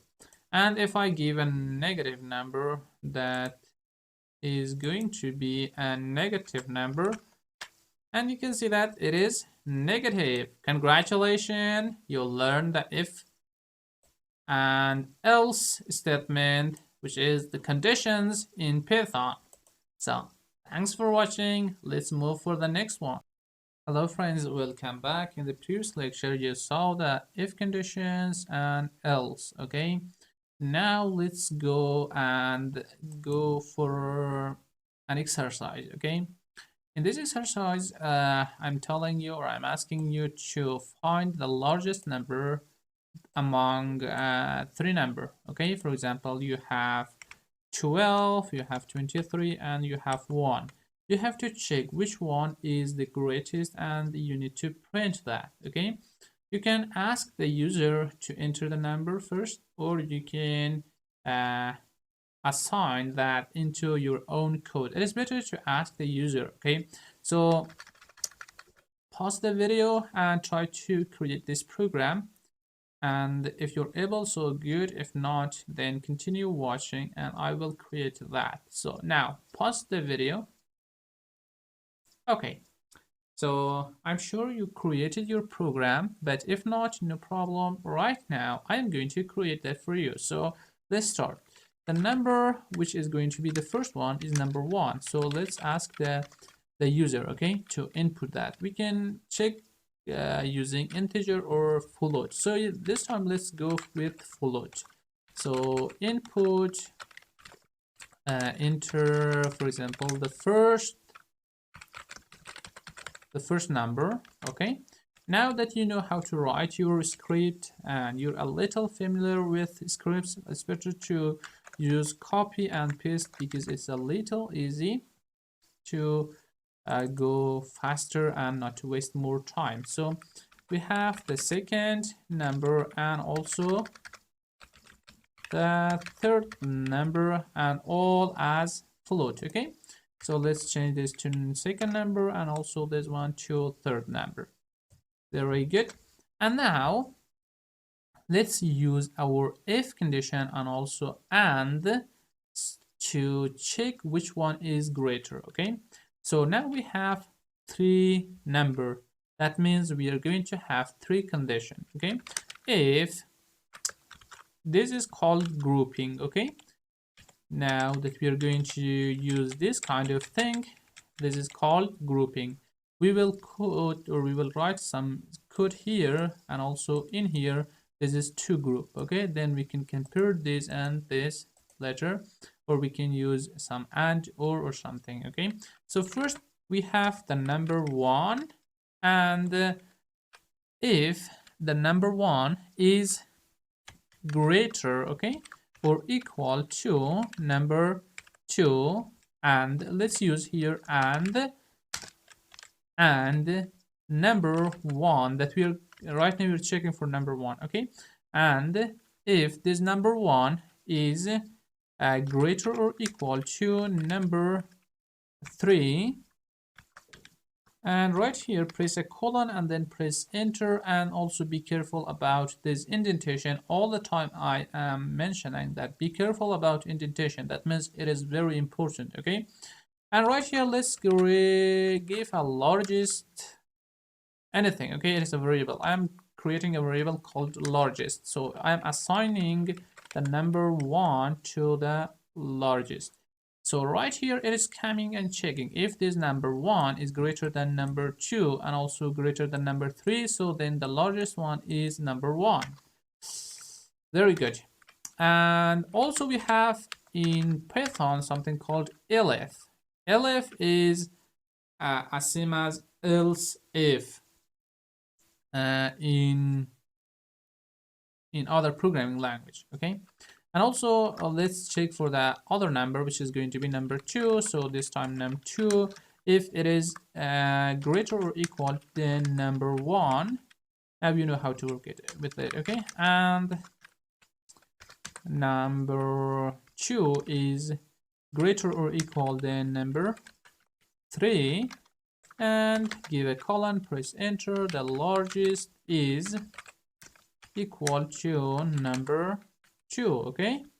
And also at the end, which is going to be the last condition, we are going to just have else, and that is enough. So the first condition, check if the number 1 is greater. The second one, check if the number 2 is greater. So if number 1 is not greater, if number 2 is not greater, so in else part, it is clear that the last one, which is the number 3, is greatest, okay, is the largest. So right here, I'm just assigning the largest to number 3. Sorry, number 3. And at the end, right in here, try not to be this block inside else. It is out of else if and all other. So right here, just print the largest number, okay? So let's say the largest number, and right here just give the largest, okay? As you can see that we are completed, okay? Now we just completed the program. So now let's run this. For example, I'm giving 12, 23, 11, and you can see that the largest number is 23. That is 23. Let me run it once again, and this time work with a little bigger, and again you can see that this time then the third one, which is 456, is the largest, and you can see that in here. So very good. I am so happy for you. Okay, you continued all along here, and now you know how to write your simple script. And let's move for the next lecture. And also there is lots of more things to be learned. Okay, so continue watching. In the previous lecture, you saw how to find the largest number among 3 numbers. Okay, it was an exercise and you solved this, and you'll learn a lots of things here. Okay, if condition, else, and also how to separate these two. Okay, variable and also string here. Okay, that was good. Now it is time to start working with files. It is a new lecture, so let's start it. Okay, in here, if you want to open a file, just a simple file like a txt file, you need to use open function, okay, to open this. And if you want to work with a larger file like a PDF file, and also like Excel and much more files, you have more content, it is better to use a module called Pandas. Okay, so you need to install this and try to use it to work with files, and later on we will see how to use it and how to work with Pandas. And now it is time, it's not time for that, it's time to use just simple Python. How can we open a file, how can we read data from a file, and how can we write into a file. So let's create a variable, call it file, and it is equal to open function. This open function come with Python, and inside here we need to give name of the file that you want to open. So for example, right here I have a file.txt, and when I open this, you see that it is only one line of text here, nothing here. And let's change that as something nonsense. For example, hello from exploit chip team, and save that. And then let's open that file. Okay, right here I'm going to give name of the file, which was file.txt, and the next one is mode. Okay, so you need to specify the mode of the file that you want to open. So the mode could be read or write. So right now we want to read that, so you open that in R mode, and then you can print the file to see what it gives you. So let's see, it gives you an IO text, IO wrapper, name file.txt, mode is equals to R, and this is the encoding. So very good. And also if you want to read the file, okay, so you need to use file.read function. So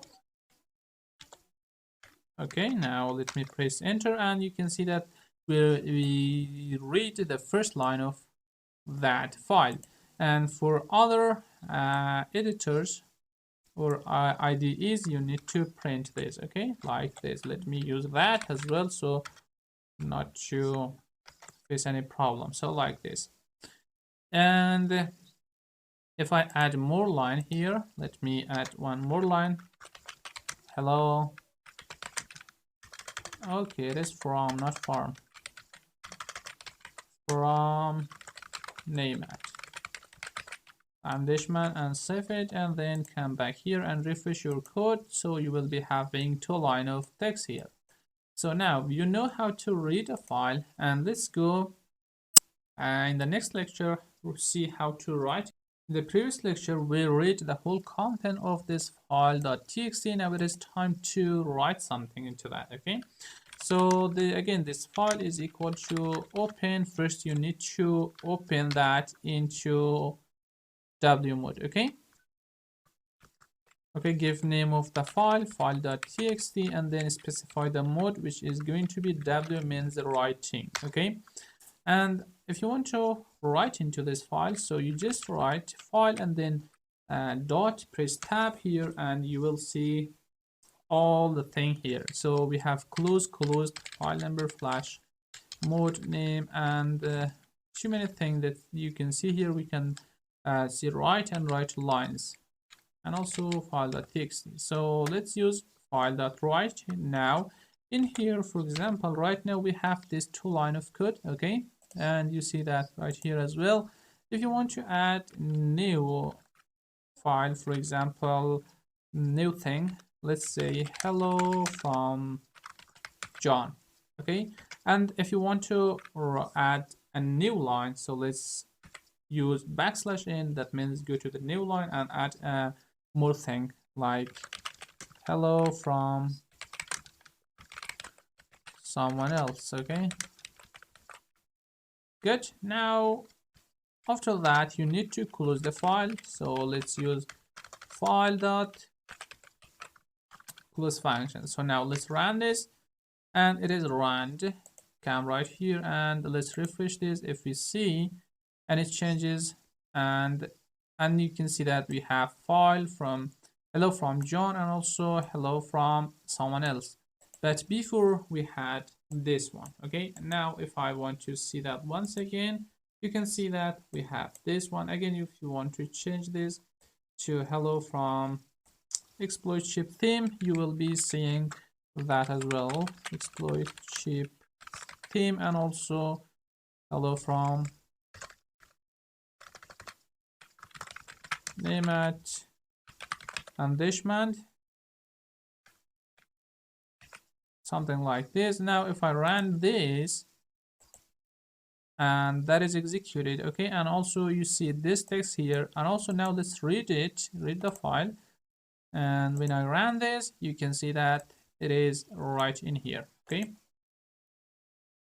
very good. Now you know how to read, how to write, and let's go see how to do some more thing on files. In the previous lecture you saw how to open a file, how to read a file, and also while writing into a file, you saw that it was removing the previous data and adding new data to the file that you saw here. Let me refresh it, and now you can see we have this data. If I add new data, so this will be removed and the other will be replaced to this data.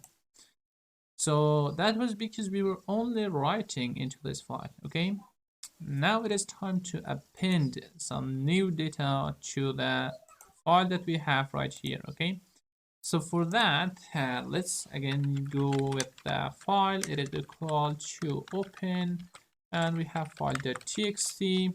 This time I have the mode to a. A means append. Okay, so let's say file.write, and I want to say that hello from Neymat. Okay, let's see what was the previous data. Run this to read that. Okay, it is from exploit chip and hello from Neymat and Dashman. And also this time let's change it to John, for example. Okay, John. And after this you need to close your file. Okay, file dot close. All the time try to close it after your work or your job is finished. So now I ran that, and now again come back here and run this, and you can see that we have hello from John in here. And as you can see that we have that into the continuation of this line. So if you want that to go to new line, you need to add \n here and run it again. Now re-execute the program, this one. Okay, and when I run that, you can see we have a new file. Again, run this one and come back here and rerun it. You can see we have this data here, and also if I run this, refresh this, you can see we have that. And also let me have an enter here and save it. Come back here and read it again. Now you can see it is in a better, it has a better look. Okay, so like this you can write into a file, like this you can read a file, append into a file, and like this you can read from a file. But if you want to read and write in the same time from a file, for example this file I want to read and also I want to write something, so for that we have a solution, that is a plus mode. Okay, so if I use a plus mode, then I may be able to read this file and write into the file. So let me use this one and then print this and also write new thing. So let's run it, and you see nothing. That is because right now we are in append mode and also writing mode. Okay, and the thing that it is doing is that it comes to the last line and it is printing me, it is showing me the data here, and here is nothing. Okay, for example let me remove this line of code and run it. Right now I'm only reading the file. Okay, and it is giving me nothing, although we have data into the file. Okay, here that you see it comes to this last line and trying to show me all the thing. How to solve this? We have to write file.seek and tell this to go to the first one. Okay, and save, or without saving run it. Now you can see we can read the whole data. So this seek will move the cursor from here in here and then try to read it. If you remove the seek function, then it will, from here it will start reading the content of the file. Okay, now you know how to read from this file, and this time let's add the other one, which was file dot write, and this time it is going to be only hello. Okay, and run it. You will be seeing let's see, hello at the end of the line. And if I rerun that, sorry, this one, run it, and you can see we have the hello which is here right now. I am able to read and also write at the same time, and also we had append without this plus. It is append. When you add a plus at the end of this a, that means you want to read and want to write at the same time. So very good. Thanks for watching, and let's go for. In the previous lecture, we see how to work with files, read files, write into a files, append new data into a file. Now it is time to see how to work with loops in Python. So in Python, we have two kind of loop. One of them is while, that we already know how to work with it. Okay, you have a little information about while, and now it is time to see what is for loop. Okay, we have two kind of loop in Python. One of them is for, the next one is while. Okay, so for example, we have numbers. Okay, it is equal to a list of number, like you know how to define a list, like 1, 2, 3, any number. Okay, this is a numbers list. Okay, if I print the numbers here, numbers, and I run this, you can see it gives me a list. But I don't want this to give me a list. I want to give me only the numbers. Okay, so for that you need to use while or for loop. So let's go and use the for loop here. So for example, I or items in, we have the numbers, and then press a colon, and in here just print the items. So the items job is to come inside numbers, and each time print this. The first time it will come and print 1, and then go back here and then check items in numbers, then come and print 2, and then it will move up to the end, and then at the end it will give me all the result, as you can see that right in here. Okay, we have the number like this using for loop into a list. And also if I have info like the previous one, okay, in here for example I have the name is equal to name at, and also I have the last name, and it is going to be Dishmand. Okay, if I print info, and right here you see it gives me a list. Okay, it gives me keys and also the values. But sometimes I don't want that. I want to go to it and give me some specific information. So for that we need to use a for loop. For example, I want to use for key in info.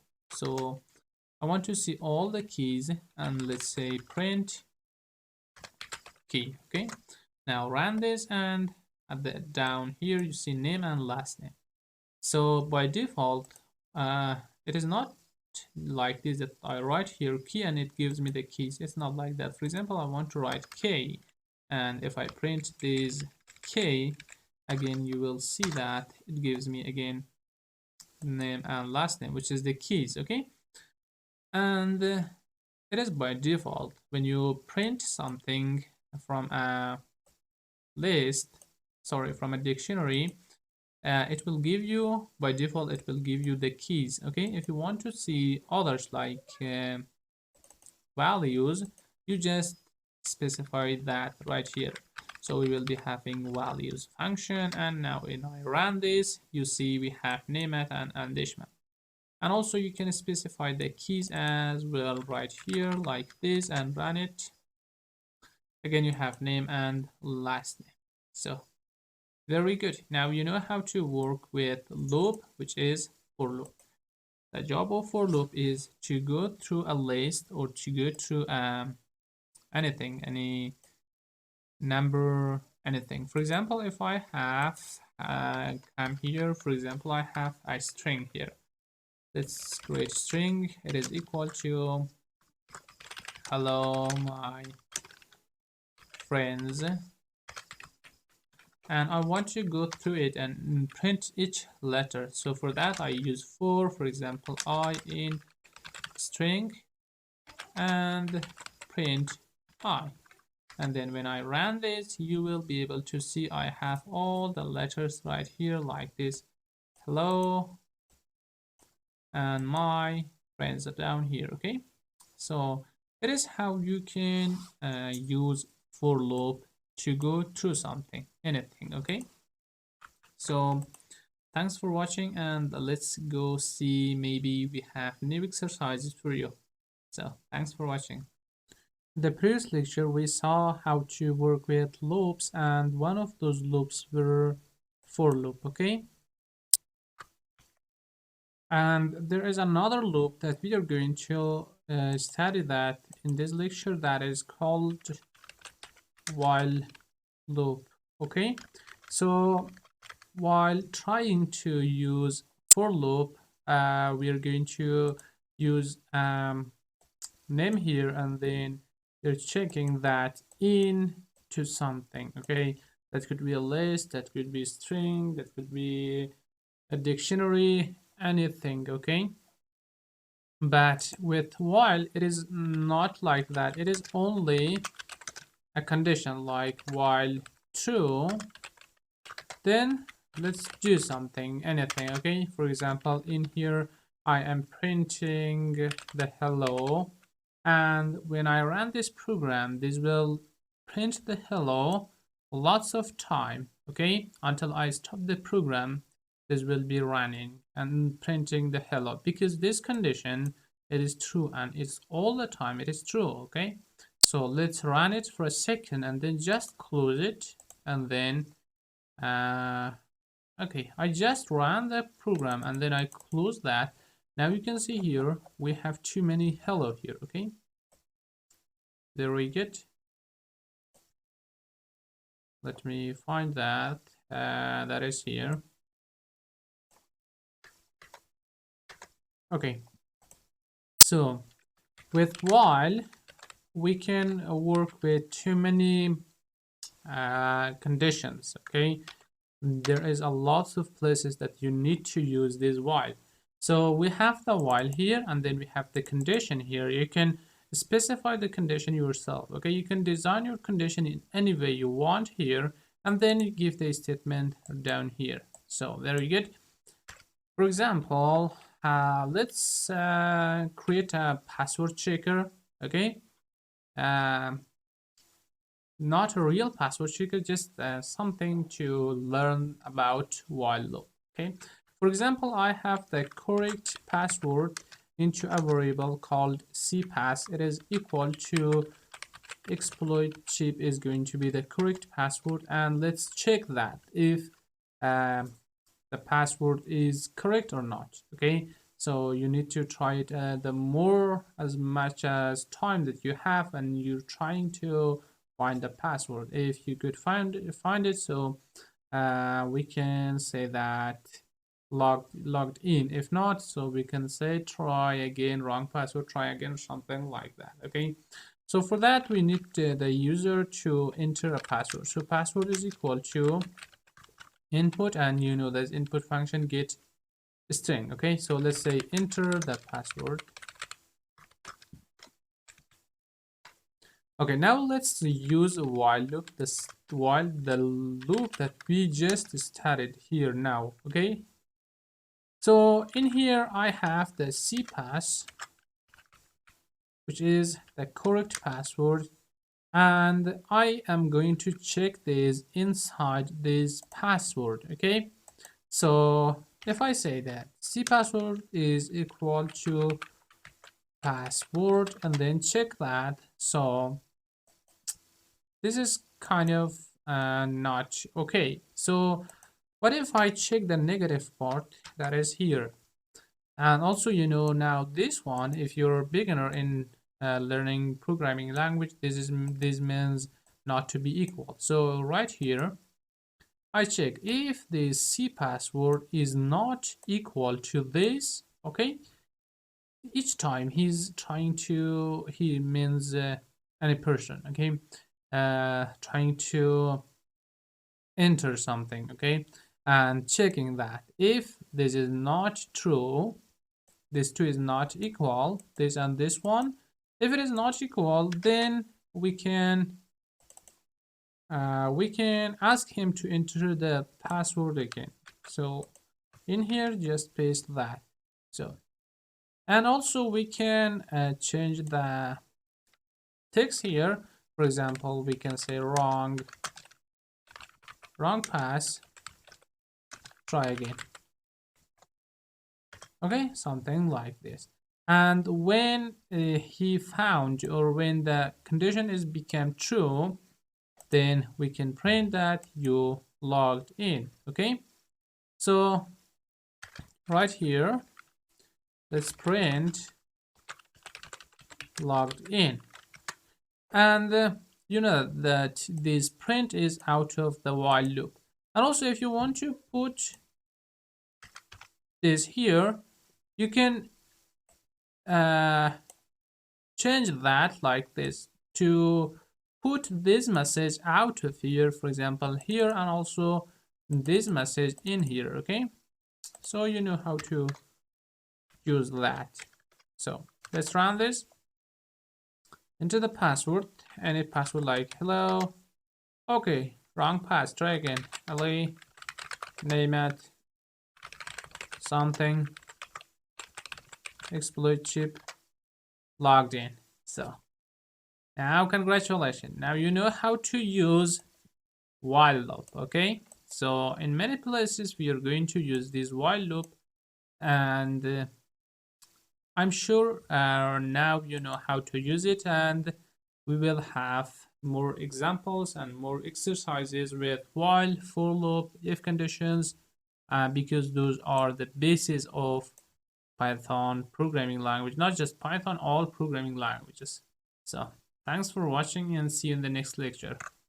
In the previous lecture, we saw how to work with for loop and also with while loop. Okay, we had a simple example here that you learned how to work with while loop. Okay, now let's have another example and exercise with for loop. Okay, so let's have something like, okay, in this example or exercise, I'm going to act like a dictionary. So in dictionary, you know that we have keys and values. So this time I'm going to have two lists. One of the list is going to be the keys, and the other list is going to be the values. So I am going to use a for loop to go through each of them and print them. So very easily. How can I do that? Using one for loop. So let's say keys is equal to, so right here I have a list. We have name here. Okay, and name, last name, age, and also let's say I have date of birth, or DOB, which is very easy to write. Okay, date of birth. And also we have the values. It is equal to the values. Name is going to, for example, be name at, last name is going to be Andeshmand. Okay, how about the age? It is going to be, for example, 28, and DOB, or date of birth, it could be something like this, just as in a simple example. Okay, so now let's use for loop to go through each of them and print this in a way of readable, human readable. Okay, so how can we do that? Let's use for example, I have I and j in, I have a function called zip that is going to work here. We need it here, and let me copy the keys, paste it here, and also the values. Oops, let's say values, and also here values. Never try to copy something, okay, always try to write it yourself. So in here I'm going to print like this. that I is j. So now if I run this, you will see this in a very human readable state. So let's see. Wow, very good. Now see, name is Nemat, last name is Andishman, age is 28, and date of birth is 1997. And using one for loop, you could go through multiple lists, and using a zip function, we can print the value of two lists that you see them here. So great, now you'll learn how to go through multiple lists using for loop. So thanks for watching. After all, you'll learn a lots of things about Python basics and also Python syntax. Now let's have some exercises so you will improve your coding skills, scripting skills, and also you will learn many more things that is not covered in Python basics and Python syntax. So in this lecture, we are going to generate a number, random number between two numbers. For example, between 0 and 10. So each time the user or me running the program must give me a random number, like the first one give 4, 5, or 2, or any number between 0 and 10. So for that, we are going to use a module called random. Okay, first you may don't know what is module. Okay, module is it is a build, it's already created with other people, and some of the modules are already installed into the system, and also some of them you need to install them. Okay, for example, in here we are going to use the module that calls random. So first we need to learn how to install a module. Okay, so if you want to install a module or a library, you need to go to your CMD or terminal in Linux. Let me open this in a new window. So if you want to install a module, you can use pip. Okay, pip, and then install, then name of the module or library. So it is going to be random. Okay, and then press enter, so it will be installed into the system that you're using. And also this random is already installed into Windows and Linux all. And for other module and other libraries, we can install that like that I showed you. So now let's use this random module. While you're trying to use a module, first you need to import that. Okay, so use import keyword and also name of the module. For example, I am importing the random here. Okay, and then I want to print a random number between 0 and 10, or 0 and 9, or something like that. So for that, we're going to just use random dot and then press tab from your keyboard, and you will see all the function that this random has. Okay, as you see that we have too many things here, and we're not going to use all of them. We can use rand int here. Okay, and right here give the start and also give the end. Okay, so for example, I'm going to give this 10. So now let's run it. As you see, it gives me 5. Again, if I run this again, this time give me 3. Again 6. Again 5. So like this, see, this time I'm running, it is giving me a random number that could be 0 or 10 or between these two numbers. So great. In this exercise, you'll learn how to use from random module and also rand int function, which is belongs to random module, and how you can generate your random number. So Thanks for watching, and let's go for the next exercise.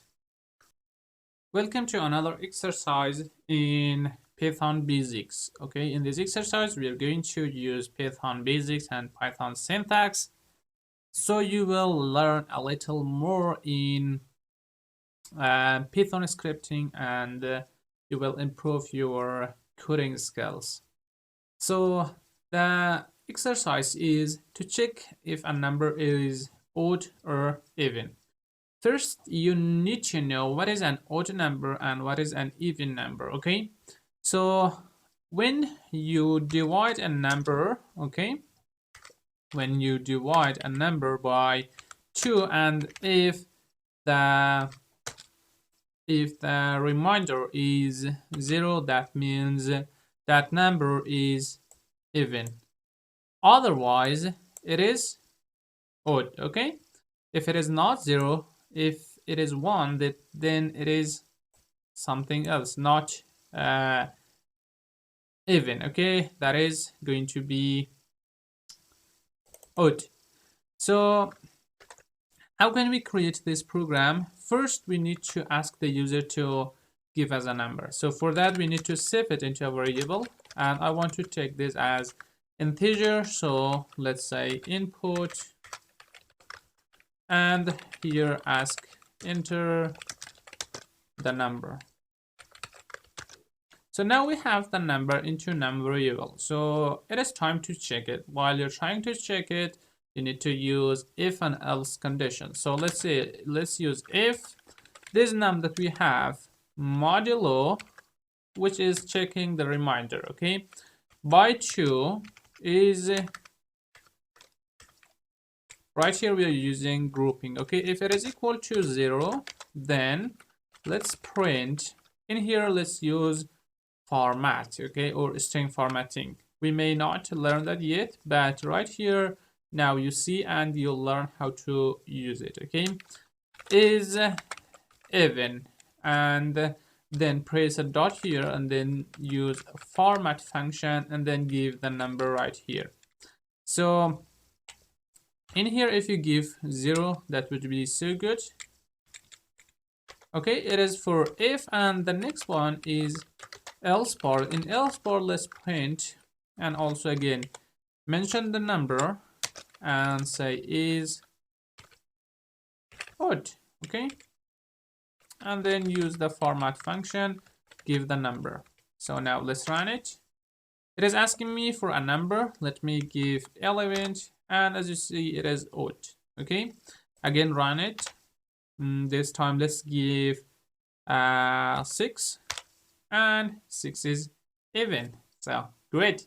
Now you learn how to check a number if it is odd or even, and also you'll learn a little more about if and else condition, and also string formatting, okay. If we didn't covered it in Python basics, so now in here you'll learn it, okay. So thanks for watching. In this lecture we are going to see how to check if a number is prime, okay. First, you know that what is a prime number. I am sure you know that because it is very easy. And 1 itself, it is not a prime number. And how about 2? I think 2 is not a prime number, or maybe prime number, okay. 1 is not a prime number, 2 is prime number. And if a number is going to be divided by 2 and the remainder is equal to 0, that means it is not a prime number. So not divided by 2, but divided by any number, okay. So I think you know that. If you know that, it's great. If you don't, so don't be worried. You can search and find what is prime number. Then in here we will check how to find if a number is prime or not. So first we need to get the number from user again. So let's say number.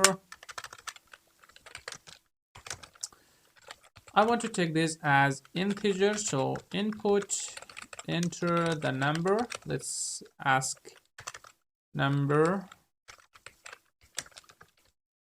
Okay. Let me just a moment. Okay, good. Now this will ask the user to give us a number to check. Okay, so first we need to check for number 1. Okay, so the number 1 is not itself a prime number. So in here I say if num is equal to 1, then let's print that it is not a prime number. So let's say or I can print the number itself as well. So num is not a prime number.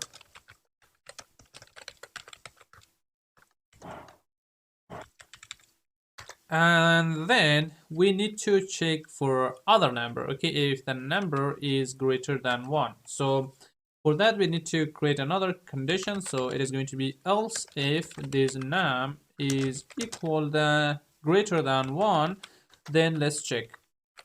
So if it is greater than 1, let's use a for loop here. Okay, and go through all the number from 2 up to the number that the user asking us. And also, for example, I want to print the factors as well. So for that, let's use for I in range. You know how to use range. Okay, 2 up to the number that the user enter. Okay, very good. And then we can check if this number that the user enter modulo I is equal to 0, then the number is not a prime. Okay, so for that we are going to say if the number, okay, we're checking for the reminder. Okay, if num modulo I, that is here, is equal to 0, that means it is not a prime number. So let's say print, and again let's print the number as well, and then say that is not a prime number. Okay, and also let's print the factor of this number because it is not a prime number. So it will ask why it is not a prime number. So for that we need to print the factor as well. So I can say that I times, and in here let's divide this num by I, and then is num. Okay, so like this you will be having the reminder as well, the factor as well, but in here it's not going to work because you need to give these 2 of this division a sign. One of them is going to be removed and the next one is going to work instead of division. Okay, good. And after this, let's say to break. Okay, good. And in else part, so now we're checking if the number modulo I is equal to 0, then it is not a prime number. Otherwise, in other part, it is going to be, I am sure it is going to be num, and then is a prime number. Okay, good. And how about if the number is not 1 and it is not greater than 1? That means it could be some kind of negative number then. Okay, so how to check that? We need to give an else here and print the number and tell that is not a prime number at all. Okay, great. Now I think it is completed, and let's see what is the result and how does it work. Okay, we have an invalid syntax right here. That is because we haven't used a comma right here. Let me find that, which is right here. Okay, Now let's run this, enter a number. For example, I'm entering 12 and running it. It say 12 is not a prime number because 2 times 6 is 12. Oh my god, it is very intelligent. So how about 11? 11 is a prime number and it is printing me 11 is a prime number, 11 is a prime number all the time. And how about some other number, for example 4? Okay, 4 is not a prime number. 2 times 4 is 4. Okay, and also, but when I run this like element, it is giving me this a loop. Okay, so that is because we have this inside for loop. If we put this out of this, maybe the problem will be solved. Okay, now this time, and as you can see, it is telling me that element is a prime number. And I'll also, if I run it and this time give the 4, it say 4 is not a prime number because 2 times 2 is 4. So great, it is not very good, but you just learn a little thing here about modulos and also little more things. So let's go and check this into an interval, okay, to give us all the prime number between two numbers. So in the previous lecture, you saw how to find a prime number. Now it is time to check a prime number within an interval, okay? So for this, you need to ask user to give you two numbers, the lower and also the upper. And you want to find between these two numbers, print the whole prime number between these two numbers, okay? So for that, we need to ask the user to give us the lower number. So again, let's ask this to enter the lower number, okay? And also ask him to give you the upper number.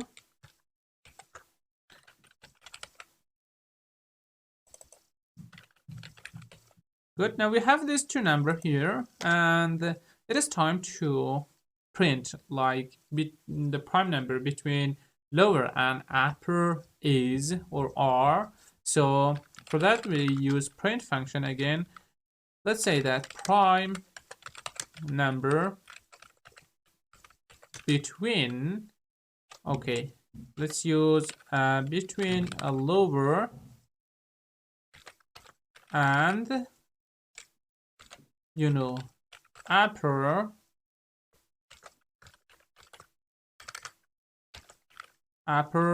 R, okay? So try not to forget to write these schemas here and like this. So let's run this, and for example, I give 1 up to 7.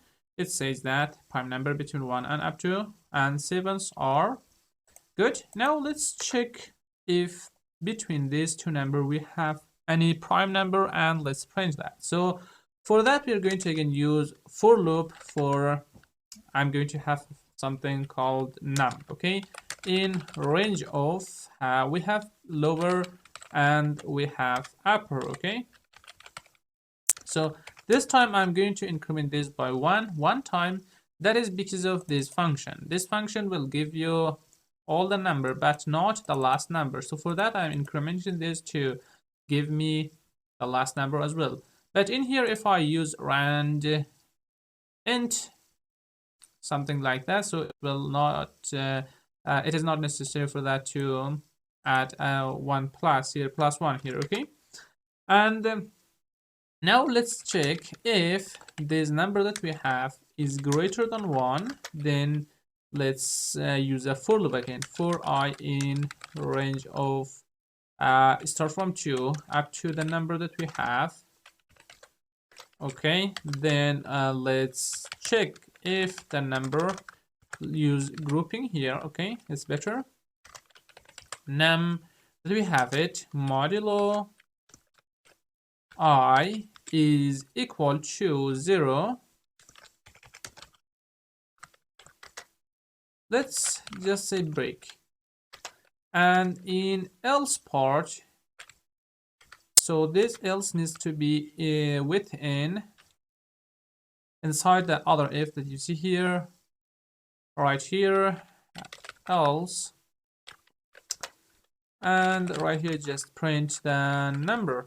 Okay, I think it is completed. Now let's run this and see. Okay, it is asking me to enter the lower number. It's going to be 1. Okay, and the upper number is going to be 10. So great, 2, 3, 5, and 7. Great, again, this time 1 up to 100. As you can see, we have all the prime number right here, 2, 7, 5, and all of them. Okay, let me check 97 in this program, and okay, 97 is a prime number. Very good. Congratulations. Now you can create your prime number, check if a number is prime, and also you can check prime number within an interval. So great, thanks for watching. In the previous lecture we created a quiz game or quiz with Python. Now it is time to go with another exercise, and it is going to be finding the factorial of a number. So for that, we are going to ask the user to enter a number, and then we're going to check the factorial of a number, which is going to be. So you know what is factorial first. If you don't know, you have to search what is factorial and how can we find that, and then come here and try to create its application to find that. So first, let's again ask for the number. It is equal to, I want to get that as integer, so let's say input, enter the number. Okay, good. Now we have the number inside a num variable, and this time let's have the factorial to 1. So just give it to 1. Okay, now let's check this number that we have. If this number is smaller than 0, that means it is a negative number. So for this, we need to print that the negative number doesn't have any factorial. Okay, so let's say sorry, a negative number does not have factorials. So good. What if it is not 0? It is not smaller than 0. That means maybe it is 0 itself, or it is greater than 0. So let's check for 0. Okay, so if it is equal to 0, that means it is 0. So factorial of 0 is all the time it is 1. So for that, let's again print here that factorial of 0 is 1. Okay, good. And at the end, we have only one option, and that is going to be greater than 0. So if it is smaller than 0, that means it is negative, or it is 0 itself, that means it is 0. So factorial of 0 is 1. If not these two options, then one option exists, and that is going to be else. Okay, right here we need to find the factorial of a number. So you know how to find the factorial in mathematics. Okay, so here we are going to use for loop, for example, for I in range of 1 up to the number that the person enter plus 1. Why plus 1? Because this range method is not printing the last number. Okay, for example, if you want to print from 1 up to 10, it will print you, and if you use this range, so it will print for you from 1 up to 9. So for that, we need to increment this by 1, and it will print the last number as well. So now let's say that factorial that we have, that factorial, okay, it is equal to factorial, okay, messed up,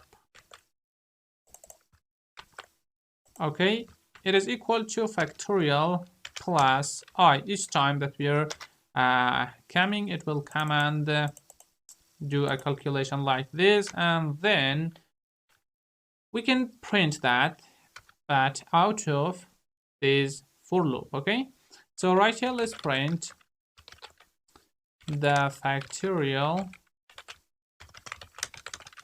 of the number that user enter. Okay, it is, let's say, is, and then just print the factorial that you have that right here. So I think it is completed now, and let's run it. Okay, enter the number. The number is going to be 5, for example, and you may know that factorial of 5 is 120. Now let's say, oh my god, the factorial of 5 is 16. Why it is 16? I don't know. Maybe that is because of this one. Okay, because we put a plus here instead of plus. If we put a multiplying and then run it, and you can see that we are having 120. So here, while you're trying to find factorial of 5, it is equal to 5, 4, and then we have 3, and then we have 2, and then we got 1. So like this, you can find factorial of a number, and we have done it right here that you see that. Okay, and before we were using this plus, so it gives us 16 instead of 120. So now you see that how to create your factorial finder. So thanks for watching, and see you in the next exercise. In the previous lecture, you'll learn how to check a prime number within an interval. Now let's go create a little cooler project, and that is going to be a quiz game, okay, with Python script. So let's go and use our Visual Studio Code for this. Let me come to my VS Code, which is another editor that we install. Okay, so I created a file called quiz.py here that I am going to use that. So for this program that we are going to create, I am going to ask the user first. We are going to welcome the user. Then we are going to ask the user if he wants to play or not. If he is going to give us yes answer, that means he's trying to play, and we will start. If the answer is not yes, then quit the program and then ask him some questions, so he will answer it. If the answer is correct, we give some score at the end, print the total score and also the percentage of the total score. Okay, and let's go. So first we need to print. Okay, let me zoom it a little. Okay, let's ask him, or let's welcome to my let's say to my Python quiz app, something like this. Okay, and then let's say playing is equal to input. Ask him, do you, come on, what is this? Okay, do you want to play my quiz? And he will answer something. Okay, and let's check for the answer. If this playing, then check it, change it to lowercase, because all the time he's not going to enter the same thing. Okay, so maybe sometimes he may have some spelling error or something like that, so you need to check that. So if it is not equal to yes, then let's quit the program.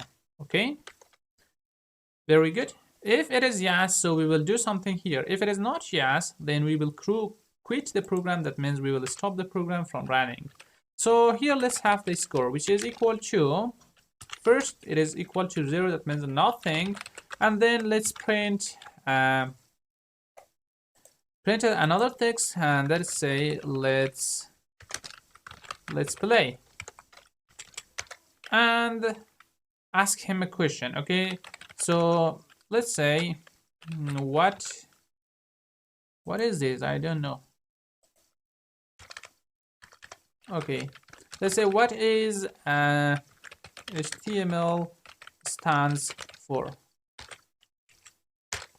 So he will answer, and let's say the answer into a variable, so we could check that, okay? And here let's check if this answer is equal to a correct answer, then we will give some score for him and say if answer is equal to, let's say, hypertext markup language, then let's print correct, okay? Let's print correct, and we have the score up here. I want to increase this or increment this by 1. You know how to increment something, some variable or something, okay? So here we have the if part, and also let's check for else part. In else part, you know that it is going to be incorrect. So for that, let's say incorrect. It is going to be the first question, the next question, okay? Answer is equal to, let's ask it another question. For example, what is 4 plus 4? So he will answer again, and let's check if answer is equal to it, and you know that here input is getting the result as string. So for that we need to put it into string, and so like that. If it is equal to that, again print correct, okay? And also the score, increment the score. In else part, let's print incorrect. Good. Now we have 2 questions. Let's create another question as well. Okay, answer is equal to, what is this time 4 minus 4? He will be answering, okay, if answer is equal to 0, and for that we need to print correct, and also score, increment the score by 1, okay? In else part, you know that it is incorrect, then for that you need to print incorrect, okay? Good. Now we have these 3 questions that you see that here, and now it is time to check for the total and also for percentage, okay? So let's come down here. Let me scroll it a little up so you could see that better. Now here, let me print you got, okay, you got, for example, this much score, okay? I'm going to concatenate that with str, and also you know that the score itself is not a string. So for that, we need to change that to string. For example, you got 12 or any score, 12. Again, you need to concatenate that from here. You got 12 question correct, okay? This is the whole question which is going to be correct. Why? This is not, you may ask that it is not, is only score, not the question, but as you see here, each time we are incrementing this for each correct answer, that means it is also number of question which is correct. And at the end, let's print that the percentage, okay? So for that, you can say you got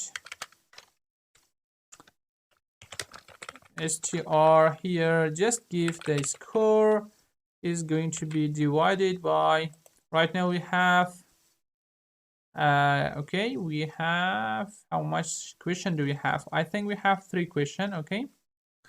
Okay, we have 3 questions, so we need to divide this by 3 and then multiply this by 100 because we are asking, or we are going to print the percentage for this. Okay. Okay, but we need to put this string, fix this string, and you know that it is a function. Okay, I zoomed this and right now it is giving me good suggestion. Let me zoom out this a little more, and now it's okay. So here I give the function parenthesis. Okay, and right here let me concatenate this with a percentage sign here. Okay, good. And now I think it is completed, and let's run this. How can we run it? Let me go zoom out a little more. Okay, we have run here that we can run without debugging, and also we have terminal here, and also we can press this button here. So let me go to terminal, create and open a new terminal. So this will be opening into the location of your file that is here right now, and let me use Python, and I'm running that, which is quiz.py. So let's press enter, hit enter. Okay, something happened. Hit enter. Sorry, it is running some other program. I think we haven't saved this yet. Let me save that. And okay, now run this, and it is saying that welcome to my Python quiz app. Do you want to play my quiz? Let's say no. Okay, it is creating the program. And this time let's say yes. Okay, let's play. What does HTML stand for? It is what is it? It is hypertext markup language. Incorrect. Why? Okay, we have some error, spelling error, something like that. What is 4 plus 4? It is 8, I think. Okay, correct. What is this one? It is 0. Correct. You got 2 questions correct, and also you got 66 point this much percentage. Wow, that is perfect. But as you see here, we don't have spaces here, and also there's some spaces into these inputs that we are getting the answer. So for that, we need to put some spaces for these inputs. Okay. What is the next one? Where is the next one? It is here, I think. And also this one, which is here. Very good. And also we need to have some spaces right here and also right in here. So let's run it again. If you want to go directly to your terminal, press Ctrl and J. So it will open your terminal, and then write your Python quiz.app. I say yes. What is this? It is hypertext markup language. So correct. What is this? It is it, I think. This time we have 0, and as you see here, we can see that it said you got 100% correct, and also you got 3 questions correct. So congratulations, you have your quiz app now that's working perfect. So thanks for watching, and see you in the next exercise.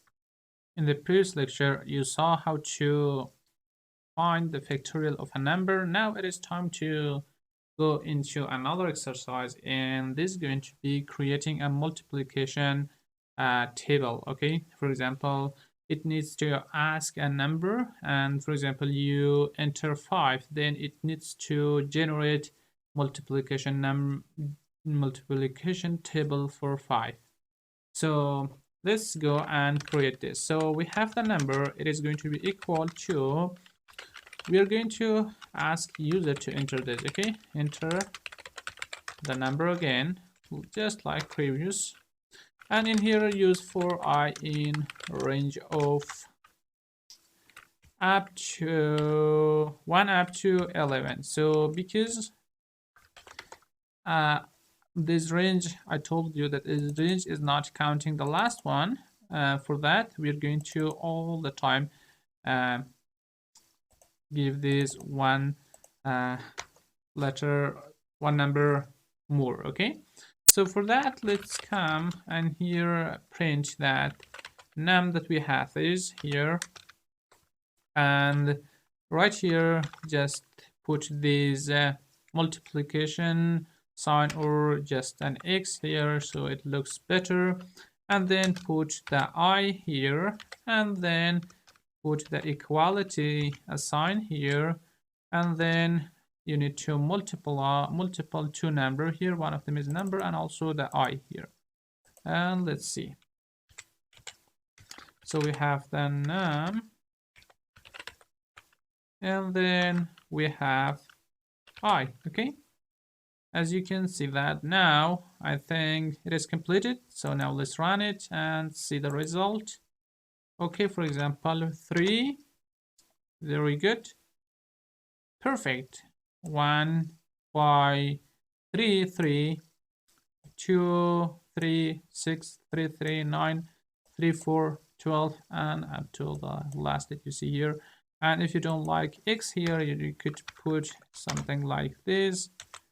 And you can see that like this. Now it looks a little bit.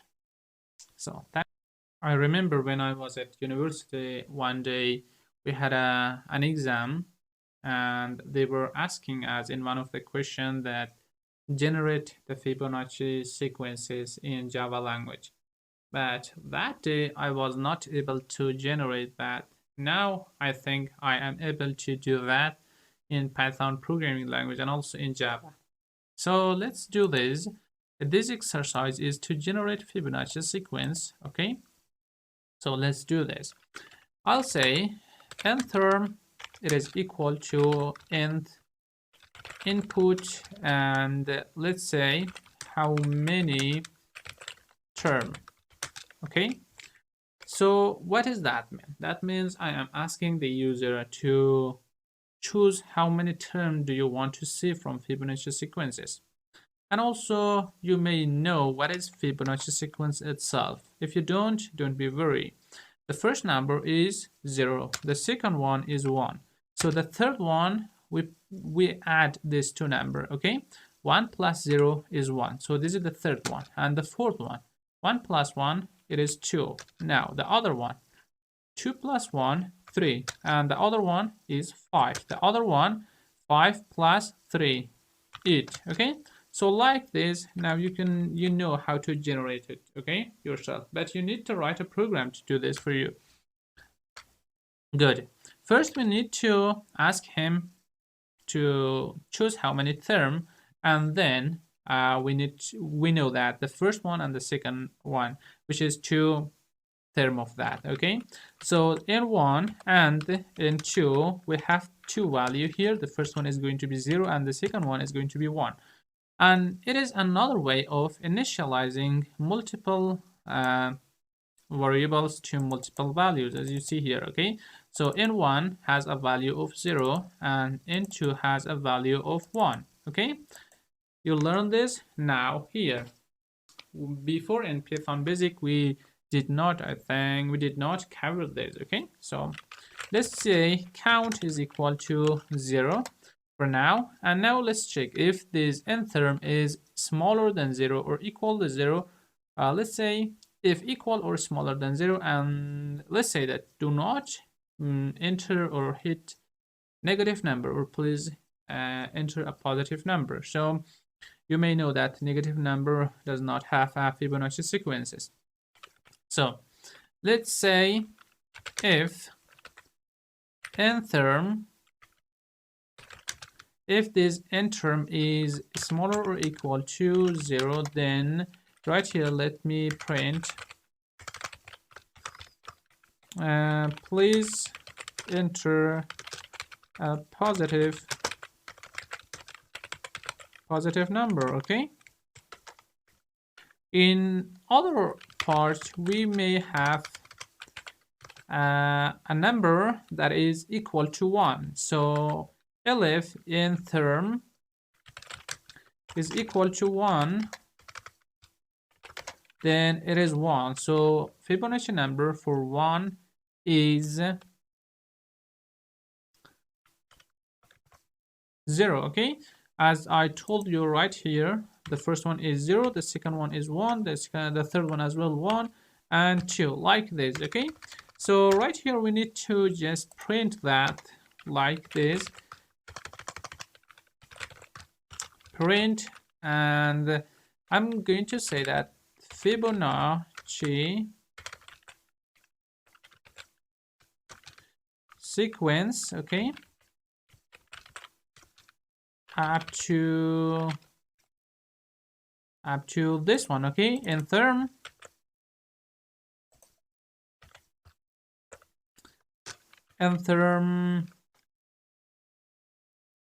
let's use a colon here, and we can print that n1 out of here, or we can put that right here. So let's print that in the other line right here, use another print that is going to be in 1. Good. We have one more option, and that is going to be not 2, smaller than 0, or not 1, and that means there's going to be a positive number which is greater than 1. So for that we need to just use an else, okay? So let's print Fibonacci number Fibonacci sequence, and right here I'm going to use a while here,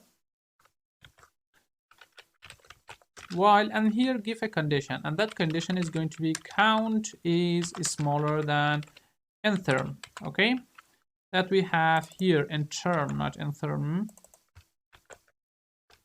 Okay, so later we can increment this count, but now we have the count initialized to 0, okay? So let's first print the first number, which is going to be n1, and that is going to be 0, okay? And then let's create a new variable called nth. It is equal to n1 plus n2. You know why? Because I told you right here that we are going to add or sum the first one with the second one, and we can have access to the third one, or we can find a third one. So right here, let me update the values. So n1 is going to be equal to n2. So we are going to save the second value into the first value. Okay, we are updating that. And also n2 is going to be equal to nth, that we have them right here, and that is sum of these two, okay? And at the end, you need to increment this by 1. Okay, I think we are done here. And right here now, the condition is perfect, and I think all are perfect. So let's run this and give 10, and let's see Fibonacci number up to how many terms? 10 term. I want 10 terms. So as you see here, 0 plus 1 is 1, 1 plus 1, 2, 2 plus 1, 3, 3 plus 2, 5, and also 8, 13, 21, and 40, 34. Okay, I think it is completed now. If you want to see it once again, for example, I want to see only 1, so Fibonacci only the first one is 0. If you want to see 2, okay, you can see that here, and it is working perfectly. So thanks for watching, and let's go for the next exercise, and that is going to be a little cooler. Hi, welcome back. In this exercise, we are going to have another very, very cool project.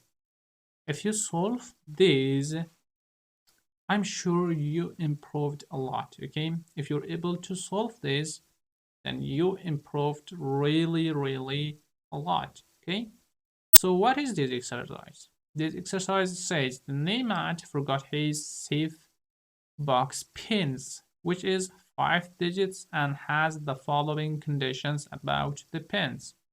Okay, I forgot my safe box pin, and I have these 5 condition or 5 notation, and that you need to read them and create a program to get this condition and generate for me a key. Okay, so that key or that pin is going to be my pin. Okay, and it is 5 digits.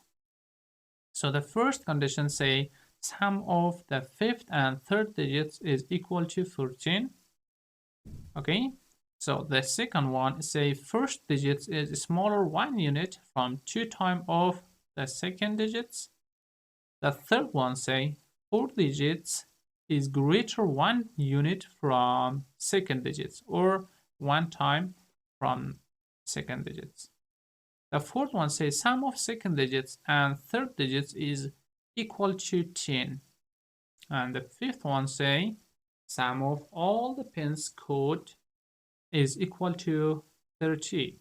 So according to this condition, find name and safe box pin. So I hope that you solve this challenge, and if you could, then you're perfect. So good luck and see you on the next with the solution. Hi, welcome back. I want to see your solution. I am sure you solved it because you learned a lot of exercises and you improved a lot. So right here again, I am going to solve that for you. So let's say safe box solution, something like this solution, safe box solution. I don't know if does it make any sense or not, but or let's say finding, okay, find the safe box pin. Okay, good. So how can we find this? For finding this, we are going to create 2 function and also one for loop. Okay, so let's come here, and I'm going to use for example, pins in range of, as you know, it is 5 digits. So from 0 up to I want to generate 5 digits. How can I generate 5 digits? So I need to give 1, 2, 3, 4, 5, 6. Okay, so as you know, the range method is not going to print the last one, so it is going to be the last number is going to be 9999. Okay, so like this. Very good. Now if I print here, print the pins, you will be seeing something, but that is going to be a lot more. Let me first make it a little less or little, and then you can see that it is printing me all these numbers. Okay, so very good. Again, let's add more zeros here and then start creating this. Good. So let's create a variable called this pin. Okay, it is equal to, we have a function called zfill. Okay, what is zfill? That zfill always work on string, but right now we have these numbers as integers, so that means we need to change pins to string. So let's say str and then pins. Okay, then we have our zfill method that is like this. So right here I'm going to give 5. What is zfill? Zfill is a function that that fill a number with 0. Okay, what do I mean by that? Let me show you. Again, removing these numbers. As you see here, right now we have only 1 digit. Okay, now that I run this, you may see a little different. Okay, let me run it. Great. Now you see we have a better numbers here. That is zfilled. Okay, we have all zeros here that filled with zeros, and up to the end you can see that right in here. Why this is too much zeros? Because we give 5 here. That means we have 5 digits. Okay, and let's give these the rest of the zeros. So now you know how to use zfill method as well. Okay, so now let's say pins digits, it is equal to a list. Okay, an empty list, sorry, dictionary. So right now we have dictionary, and we're going to save or add first and also second and also third, fourth, and the fifth digit inside here. Okay, inside these digits each time. So we have the first one, which is here. We have the second one here. We have the third one, fourth one, and the last one, which is fifth one. Okay, so for that we are going to save them all. So let me copy this and paste that here and give a number to this. Sorry, give a name to this. That is going to be first. So what is this? It is equal to, let's change it to integer, and right here let's say this pin that we have, this pin, and give the first value. So the first one is going to be this one. Okay, the first one, when we give a name to this, which is first, will be this number. Good.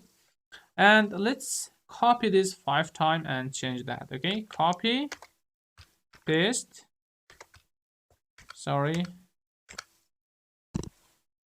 let me remove the indentation from here, and then paste that. Okay,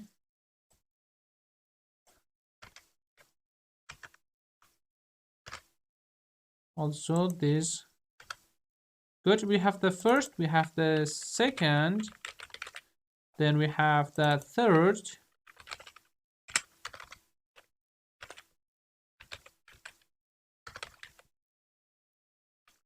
what kind of third is this?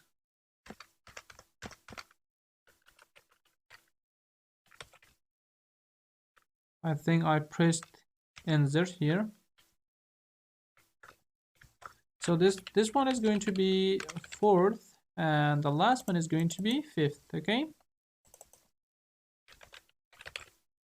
and also this number, this one is going to be 1, this one 2, this one 3, and also this one 4. So we have this one, these all digits here. Okay, and right here let me press enter, and in here I need to have an if condition. If pin is okay, then let's say that pins digits, okay, that we have them right here. Let me copy this. It's going to be a little complex, so I need to think more. Okay, and then let's print the pins here, and this is going to be print. Good, now we have this, and you may ask, what is pin is okay? This is just a function that we haven't created that yet. Later we will create that. Okay, so let's come up here and create that function. So let's define that div and then paste it here. So we're going to have pins digits that you see here as argument inside this function. Good. So in here we are going to check if this pin is okay or not. So that means we need to have all these condition here. Sum of the fifth and third digits is equal to 14. So we're going to specify that here. Okay, so let's say if we have pins digits. Okay, here pins digits, and it says that the fifth, as you see here, which is the fifth, I'm copying that and pasting that here, plus third is equal to 14. Okay, then again copy this and then paste it here, just give third here. Okay, which is here. I am copying and pasting everything here because of you need to understand that. Okay, I'm taking this fifth right here, so you need to know what is this fifth comes from. Okay, this comes from here, and it is equal to 14. So we have the next condition, which is first digit is smaller 1 unit from 2 times of the second digits. So for that we need to use and. Okay, so let's use and if you want to write in a new line, you need to just use this and press enter here. Try into new line. Okay, so again just copy this and paste that here. As you see, we have the first one. I think first is smaller 1 unit. Okay, we have first right here, so first, which is in here. Okay, so you understand that better. So the first unit is smaller 2 times what, let's see, smaller 1 unit from 2 times of the second one. Okay, that means we need to have the, again, the pin digits and second one. Okay, second 2 times, so 2 times a and -1. What is -1 here? As you see that right here, 1 unit from 2 times of the second one, and this is the second one, 2 times of second one, smaller 1 unit. Okay, this is the second one. So let's use again and then press enter. Come here, try to write the third condition. So again we have pins digits. Okay, let me copy this and paste that here. Let's come for the third one. It's a fourth digit is greater 1 unit from the second digit. Okay, it is a little easy. That means it is fourth. As you see that right here, we have u as well. Paste that. And fourth digits, as you see, fourth digit is greater 1 unit from the second one. That means second plus 1. Okay, so let's say it is equal to,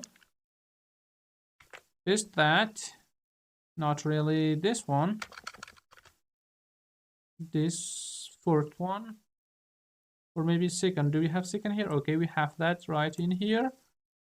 Copy this and then paste it in here, and then just say plus, I think +1, and let's say, okay, 1 unit from second digits. Good. Again slash, and then come right here, try to go for the what is this, fourth condition. So the fourth condition says sum of second digits and third digits is equal to 10. So one of the easiest, second and sum of the second is going to be the second. Okay, paste the second here, plus third one. See, do we have third here as well? You can see that that is here. Paste that here, and it is equal to number 10. Good. Now press enter here, and then we need to do one thing, which is going to be the last one. Sum of all pins code is equal to 13. So that means we need to have an if here. If pins, let's say total, if pins total, and again in here give the pins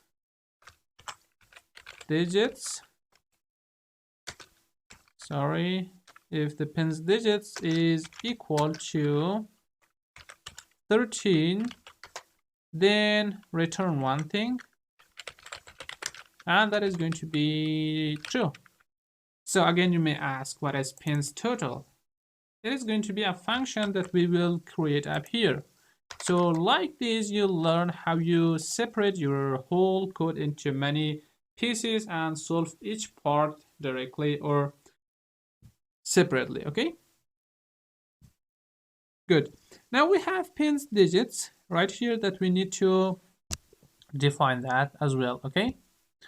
So let's use div and paste your total pin here and then give pins digits. Press enter, and in here let's have a variable. It's going to be some of the digits, okay? Digits. It is equal to 0, and let's use for k in. We have pins digits. I'm going to find the total or sum of the digits, okay, that we have them right in here. So let's say sum of the digits is going to be equal to, or we are going to increment that, okay? So each time I'm going to find the pins digits, okay, pins digits, and give the key because we are using 4 and it is going to go through each of them.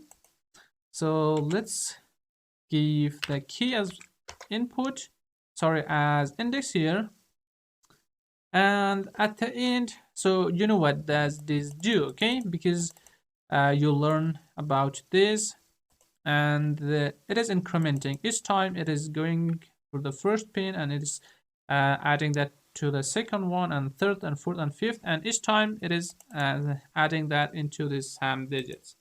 And finally you need to return sum digits, so let's use the return and sum digits, okay? Now I think it is completed. Now let's run this. Okay, congratulations, you found the pin. So now let's go and check if it is really correct or not. Let's sum this, the total one, if it is 30 or not. Okay, let me open calculator here. So it is 746, okay, 7 plus 4 plus 6 plus 5 and 8, okay, 5 plus 8 equal to 30, and also as you can see it is 5 digits. So congratulations, you found the shiftbox pin. So thanks for watching. In the previous lecture you just find the shiftbox pinned. You just found the shiftbox pin, okay, in the previous lecture. Now it is time to go for a calculator, okay? The purpose of this exercise is to know more about functions and also some coding skills, okay? Very good. So for this we are going to create actually 4 or 5, maybe 4 function to do some simple mathematical calculations. So like summing, subtraction, multiplying, and also the divide. So for that we need to have 4 functions. So let's create the first one. Is going to be add. So we are going to have x and y as input, y, and it is going to return something, okay? So let's return x plus y. Good. It is one of the function. The next one is going to be subtraction. Good. We have x and again we have y, and then let's return x hyphen y. Good. And also we have the other one, which is going to be multiply, okay? So again we have x and y, and then right here let's return x multiplying by y. Good. If you want to have some little space right here, it is better, so your code look a little better. And also we have divide, okay? So for divide, we're going to have divide x and y, and also down here we're going to return just like previous one, x divided by y. Okay, and then let's print for user to select one of the operation, and then give some number to him. For example, to select 1 for add, 2 for subtraction, 3 for multiplying, 4 for division or dividing. So let's say print, and in here just say select the operation. Okay, good. And down here let's print, or we can do one more thing here. I want this to go to a new line. Let's use \n. Okay, and right here print 1 for add, for example. Okay, and then let me just run it to see. As you see here, we can see that select the operation and it comes to the new line, and you can see that it looks a little better. Okay, let's copy this and paste this 4 times. 2 changes to 2, 3, and 4. The 2 is going to be for subtraction,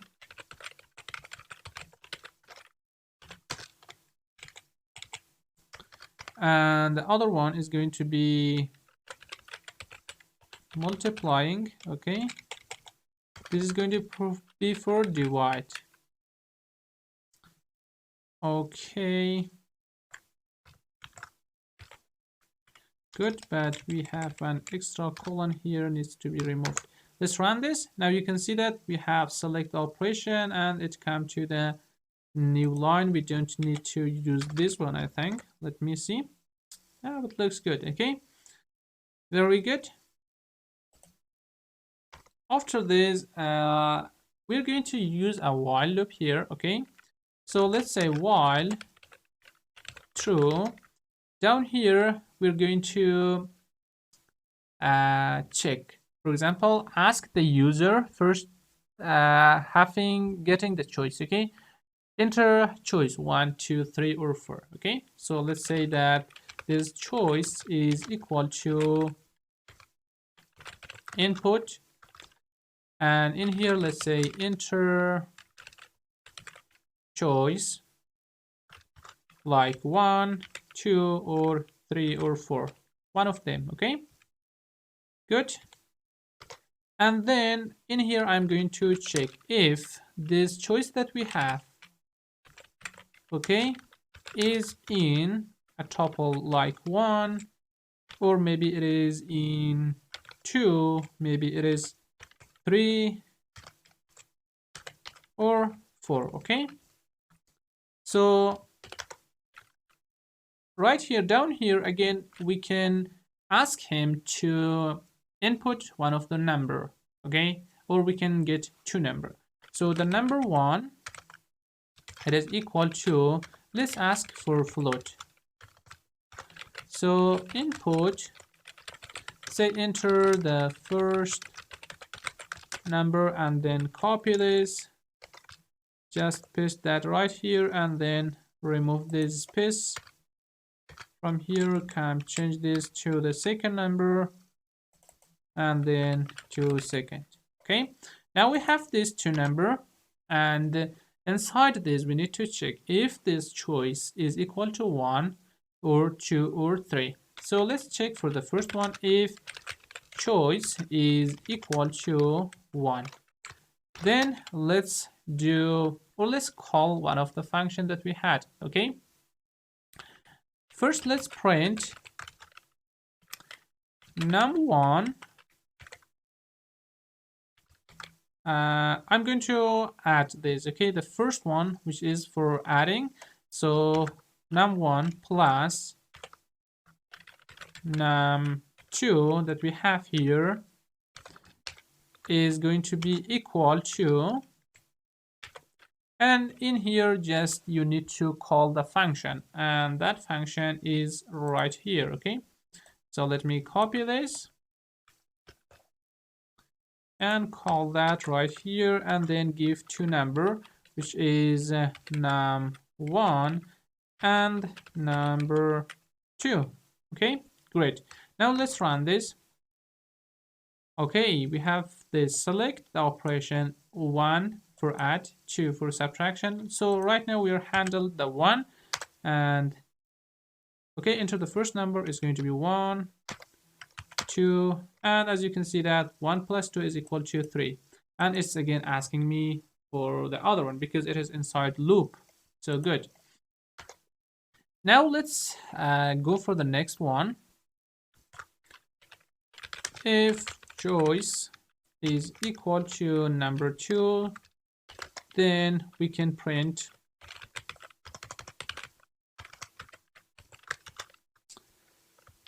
again number 1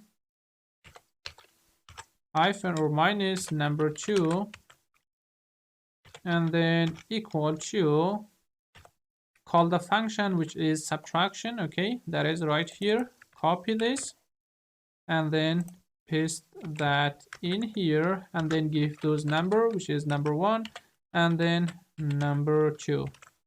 Very good. Now let me copy the whole thing from here. Copy this and then paste that here and also here, and then press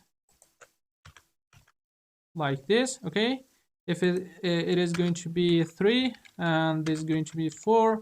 If it is 3, then we will be having I think multiply. For this one we are going to have division and also equality. So good.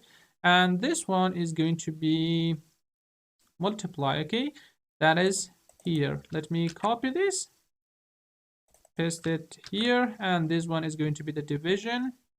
So you can see that right here and paste it here. Very good.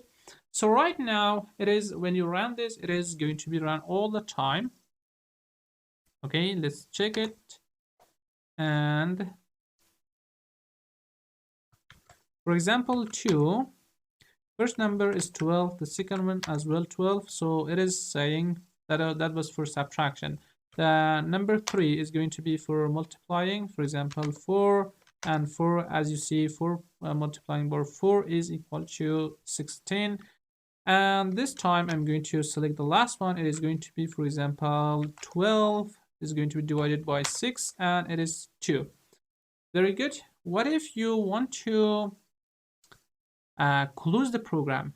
So for that we need to break the program. Okay, right here as you see we have copied that and it is all if, but you can change those to elif. Okay, and also this one to elif as well, this one to elif, and right here we are going to use one else. Okay, so else in here, let's ask the user to, so right now you're seeing that we are running the program all the time, and after each operation let's ask him, do you want to play the game again, or do you want to have more calculation or not, something like that. So let's create a variable named next calculation.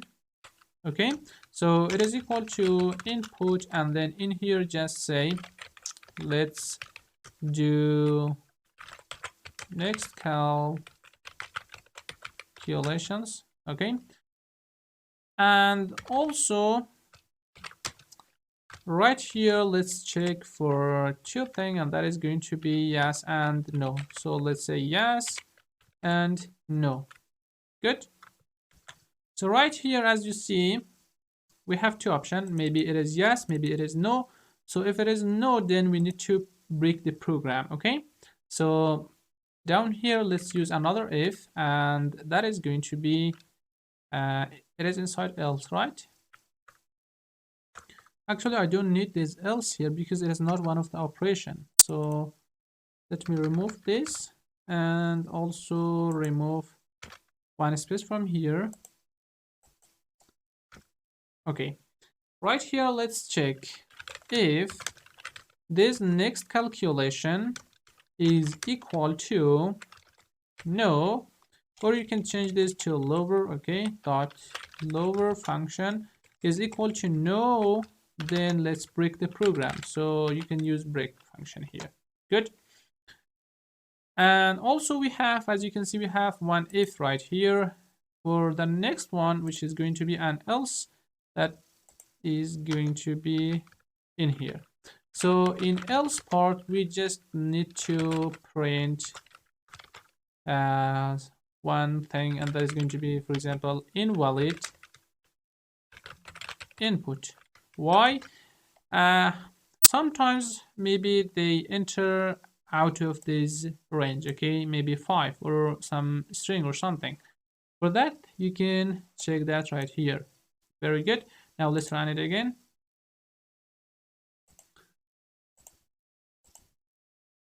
Okay, select one of the operation. That's going to be 5. Okay, it is saying that invalid input, and again it's asking for an operation. For example, the first one, 1 plus 1, and it is telling that 1 plus 1 is equal to 2. Do you want to, or let's say, let's do the next calculation. If you want to press yes or no, let me choose no, and the program is terminated. Okay, so good. Congratulations, you just created your simple calculator. Right here, you learned a lots of things like functions, and also you learn some coding skill, how to choose or how to print something like this. Select one of the operation, 1 for this, 2 for this, and 4 for division, something like this. Okay, so let's go for the next exercise. Welcome to another Python project. In this project, we are going to create a program to guess a number. User guess a number. Okay, so for this, we're going to use a random module. So let's import that first. I already installed it, or maybe it's installed itself. Okay, so import random. Good. And then in here, let's ask the user to enter the top of the number. So for that, let's say top range or top of the range. Okay, enter the top number. Now let's check if this top number is a number. Okay, so we can use that, we can do that by using isDigit function. So if this top dot is right here is we have a function called isDigit.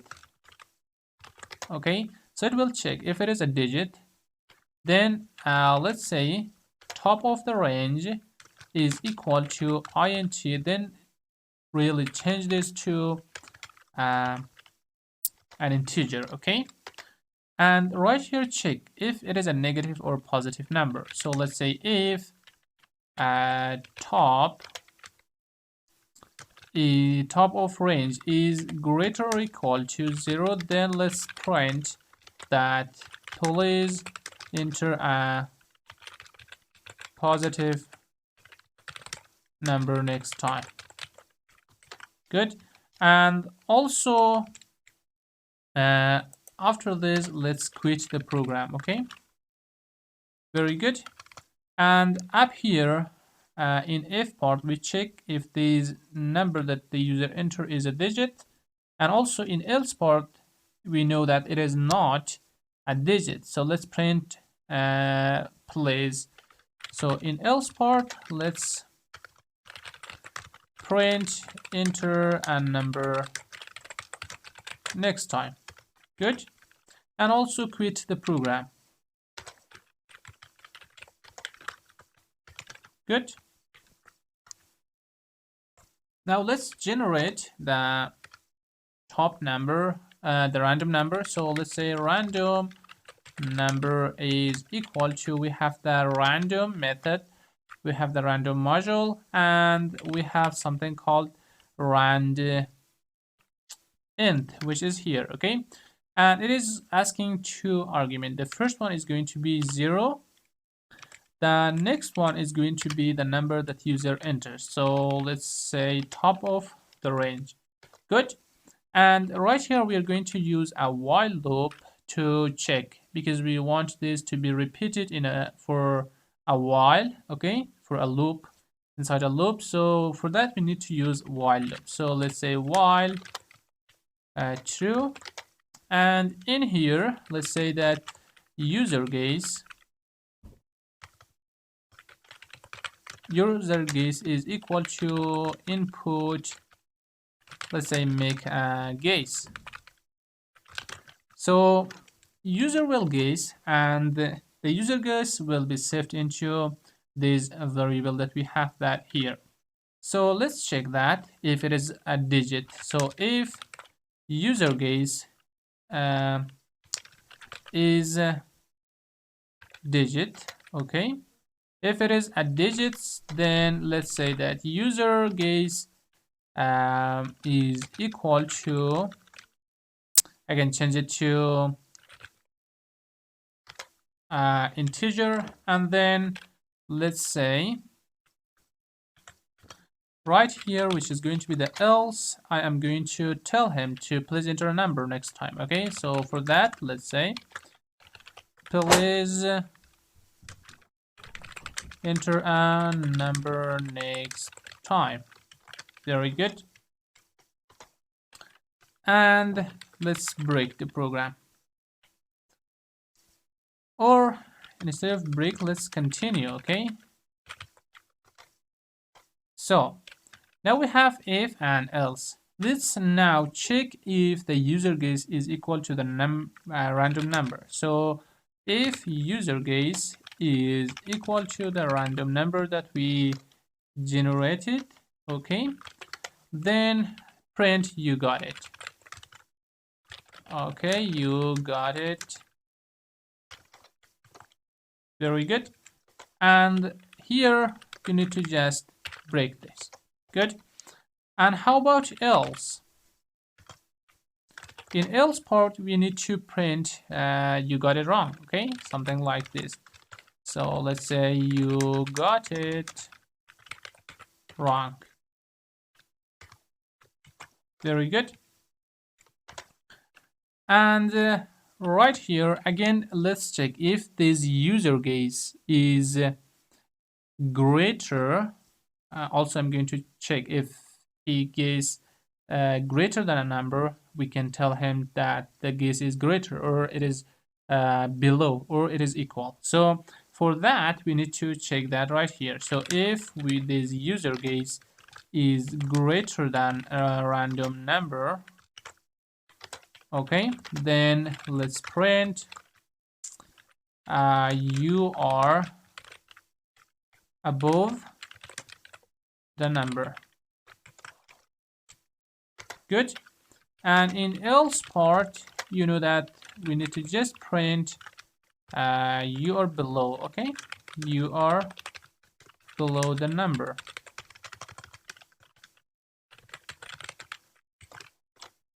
Very good. Now we have this, and right here we can print that in how many guess you got this. So for that, we need to do that. We need to have a guess variable right here, and that is going to be guess, which is equal to 0 right now. For each while that is going to be done, we need to increment this, okay, by 1, and at the end you need to just print that right here. And let's say print you got it in, okay, in, change this to string because it is itself is an integer. So you got this in, for example, this guesses. Okay, very good. Now let's run this, first save it and then run it. Okay, enter the top number. Okay, I'm going to press 10. Okay, make a guess. I want 5. Okay, you got it wrong. You are above the number. So if I'm above the number, so it could be 4 maybe? No, it could be 3. No, it could be 2. You got it. You got it in 4 guesses. Very good. You need to give a space right here so it looks better. And what if I say hi? Enter a number next time. Okay, I will enter a number next time. For example, this time I'm going to check for 20. Make a guess. It's going to be 10. Okay, you're below. That means it is between 20 and 10. So how about 15? You are above the number again. So how about 30? Great, you got it in 3 guesses. So great, congratulations, you just solved your guessing number project. Okay, so let's go and see the next project. Welcome to another Python project. In this project, we are going to crack a zip file password. As you see, we have a zip file here. When I try to open this, you can see it has a password. I forgot the password. So I have a password list here, list of passwords, maybe millions or billions of passwords into this file, or maybe 1 or 2, okay? So we will test this pass.txt on this test.zip to find the password. While cracking a zip file password, you need to first install a module called zip file. Good. So let's open CMD.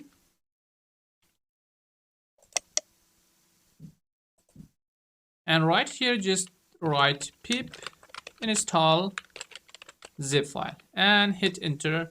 So this will be installed into the system that you're using, no matter if you're using Windows or Linux or Mac. So first, let's import this. Import zip file and run this. So it gives me no error. That means it is already installed into my system. Good. Now let's ask the user to give us the location of password list and also location of the zip file. So let's save that into a password list variable and use input function to ask him to enter location. So let's say enter the location of pass list, or let's say password list. And also let's have the zip file.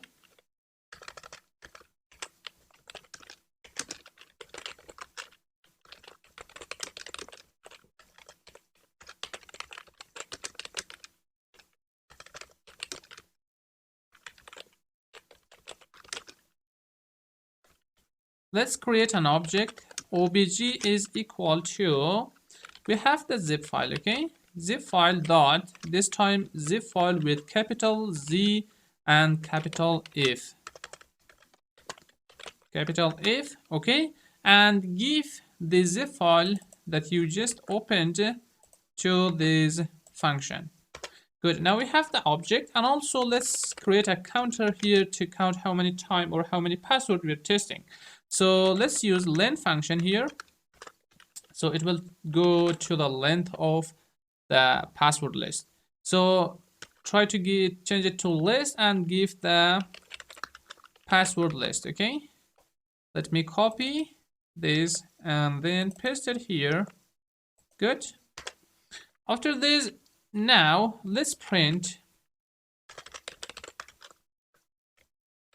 Let's say that there are total, and then give your counter variable right here, and then let's just use number of password to test.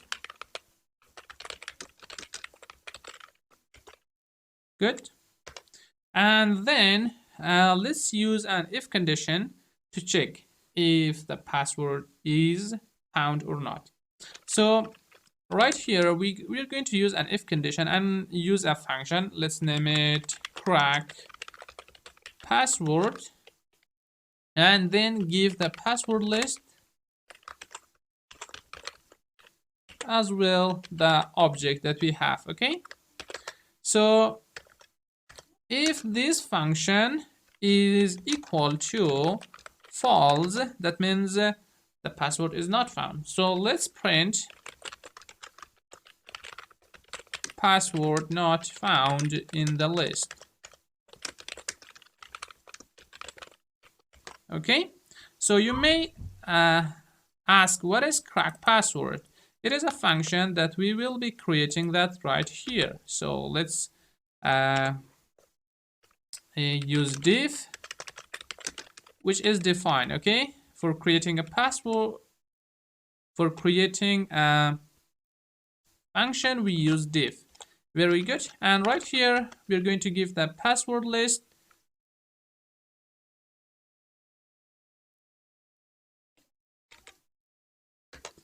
And also the object that you see right here. Now let's press enter. And here, let's create a variable called test. It is going to be equal to 0. And let's open the file with open, let's say, password list.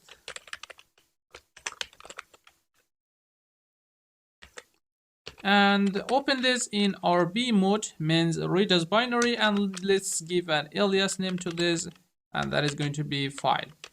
So good. Now we opened a password list as file. Good.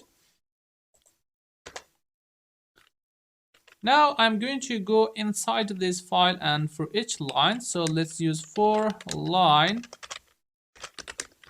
in file that we have right here.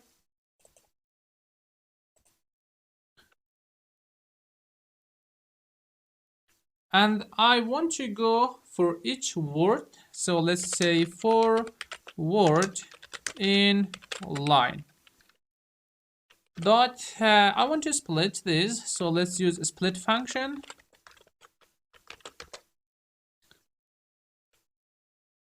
Right here, we can print the password if the password is found or not found. So let's use try and except. Here, let me use try first, try. And in here, I'm going to increment this test by 1. That means each time I'm going to increment it by 1. So later I can use it to count something. And then let's have the object that we have it dot extract all pwd is equal to word. Now let's print the password found in line test. Password found in line test. So right here, for each line, we are incrementing this test variable, and right here, when the password found, for example, in line 20, so it will print that password found in line 20. If you want to print the password itself, then you need to use password found, and password is, right here we have the word dot decode function. So this will give you the password.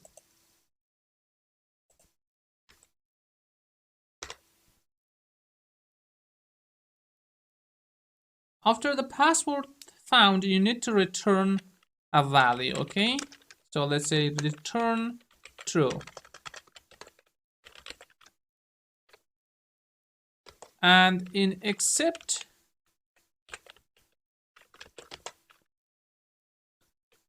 let's say continue.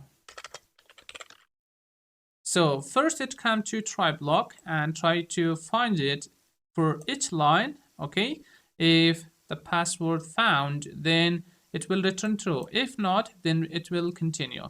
And when the file is finished, it moves to the end line, then it will print that password not found. That means this function needs to return a value, and that is going to be false. That is going to be right here. So let's say return false. Now let's hit enter so it looks a little better. And let me zoom out. Okay, now we have the script completed. Now let's run this. Okay, it is asking me enter the location of password list. So we are in the same location as you see here. It is the file, it is a password, pass.txt, and also test.zip. We are all in the same location. So I need to just give the name of the file. So it is pass.txt. Hit enter. Enter the location of zip file. It is also test.zip. Okay, congratulations. You just found the password, and it said there are total 3 number of password to test. Password found in line 1, and that is 123. Now let's try this. 1, 1, 2, 3, and okay, great, congratulations. You just opened the file that had a password. Hi friends, welcome to CSS selector section. This is for completely beginners, CSS learners, and also those who want to automate web browser. So we need a CSS selector. We need to learn CSS selector. So you can understand how can we select some element on web pages using CSS selector. So first, what is CSS and CSS selectors? Let's go here. First, it is telling that CSS stands for cascading style sheet. So CSS is a style sheet language which describes the presentation of an HTML document, means DOM. Okay. So later on, you will understand exactly what is DOM, Document Object Model. It is HTML file, okay? You may ask what is HTML itself. HTML stands for Hypertext Markup Languages, and it is used for creating web pages, okay? It is completely easy, and it is the beginning of learning web development. And also CSS selectors target the HTML element on a web page. So this is the syntax for CSS selector. Okay, first you use tag name, and then you use your curly bracket, then attribute name, anything you have, and then get your attribute values. As example, we have here, we need, for example, in a page, we have an input, for example, password or username or email or anything. So we can use that. Here, for example, we have the input, and we choose the tag name, which is input, and we're trying to have the ID of that, and we use that like this. ID is equal to the ID that we have into that input. For example, the ID is password, so we have that here. Okay, let me go and show you a simple HTML and also how CSS looks like.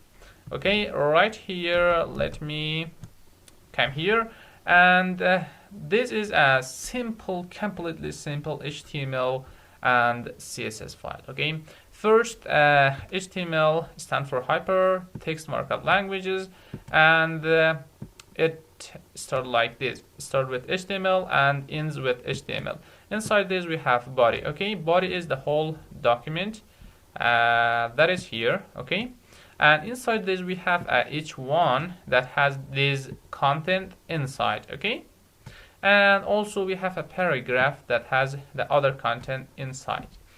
And what is HTML selectors? CSS selectors, and this part belongs to CSS. Okay, as you see that here we have a body, and it is telling that this body has a background color of red, color white means any text, if there is any text, so it needs to have white color. And we have a dot here and then header.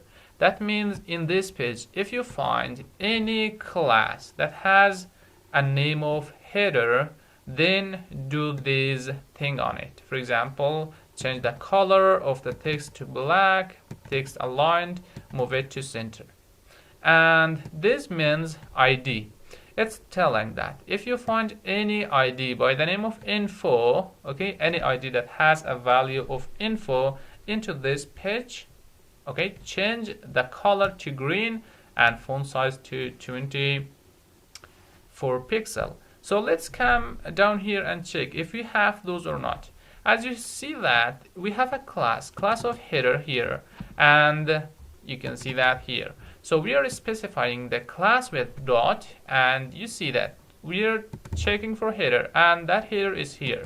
So when you're changing the color to black, that means this welcome to exploitive CSS tutorials will be changed to black color. And already before this, you can see that the color, the complete color for this web page is changed to white. And when you do this, that means this color is going to change to black. Okay, and also this will move to center. So this is how CSS work. Let me show you the page itself. As you see that here, this is that H1 that you see. Okay, this is the H1, and you can see it is into the center because of this, and also it has a black color because of this. And how about info? The info is this text, and that text is right in here, and it has a green color. That is because of this. So what is CSS selectors here? Okay, the CSS selectors is this one and also this one. For example, if you want to select this one, you can see that we have a paragraph, okay, and we had an ID. This ID is equal, for example, to info, okay, and you can access that like this. So as you saw in the PowerPoint slideshow, okay. So this is the beginning of CSS learning, and let's go learn a little more and practical in CSS. So see you in the next. CSS selectors select by ID. You know, if a web element has an ID attribute, then you can use the ID to select an element and use it, okay, in any place you want. So the symbol for ID is hash, that you can see that right in here. So syntax for selecting as something like input or a tag or an element, syntax for selecting that is like this that you can see here. Tag name will be the beginning. After that, you use this thing, okay, which is a hash here, and then the element ID. Okay, an example here, for example, we had a header, okay, and after header, inside a header we had an ID, okay, that was specifying to a header, and we use something like this and then name of the ID. So let me go right here, okay. If I go and inspect here, so you will see that we have something which is here, and let's see. Okay, here. Let me uncollapse these. Right in here, okay. You can see we have a class of header, and also we have an ID of info.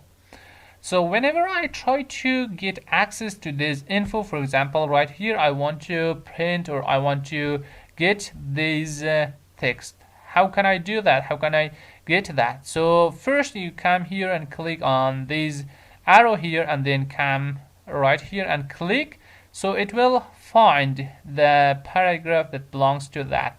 And right in here, you see that we have an ID, and this id is equal to info. Okay, and if you want to use this in another way, let me, if it is going to give me, so you right click here, okay, on that the thing you want. For example, right here I want a paragraph, then I want to come to copy, then copy selector, and then right in here press Control and F, so this finding field will be opened, and then paste that here. So as you see that here we have an hash and then info.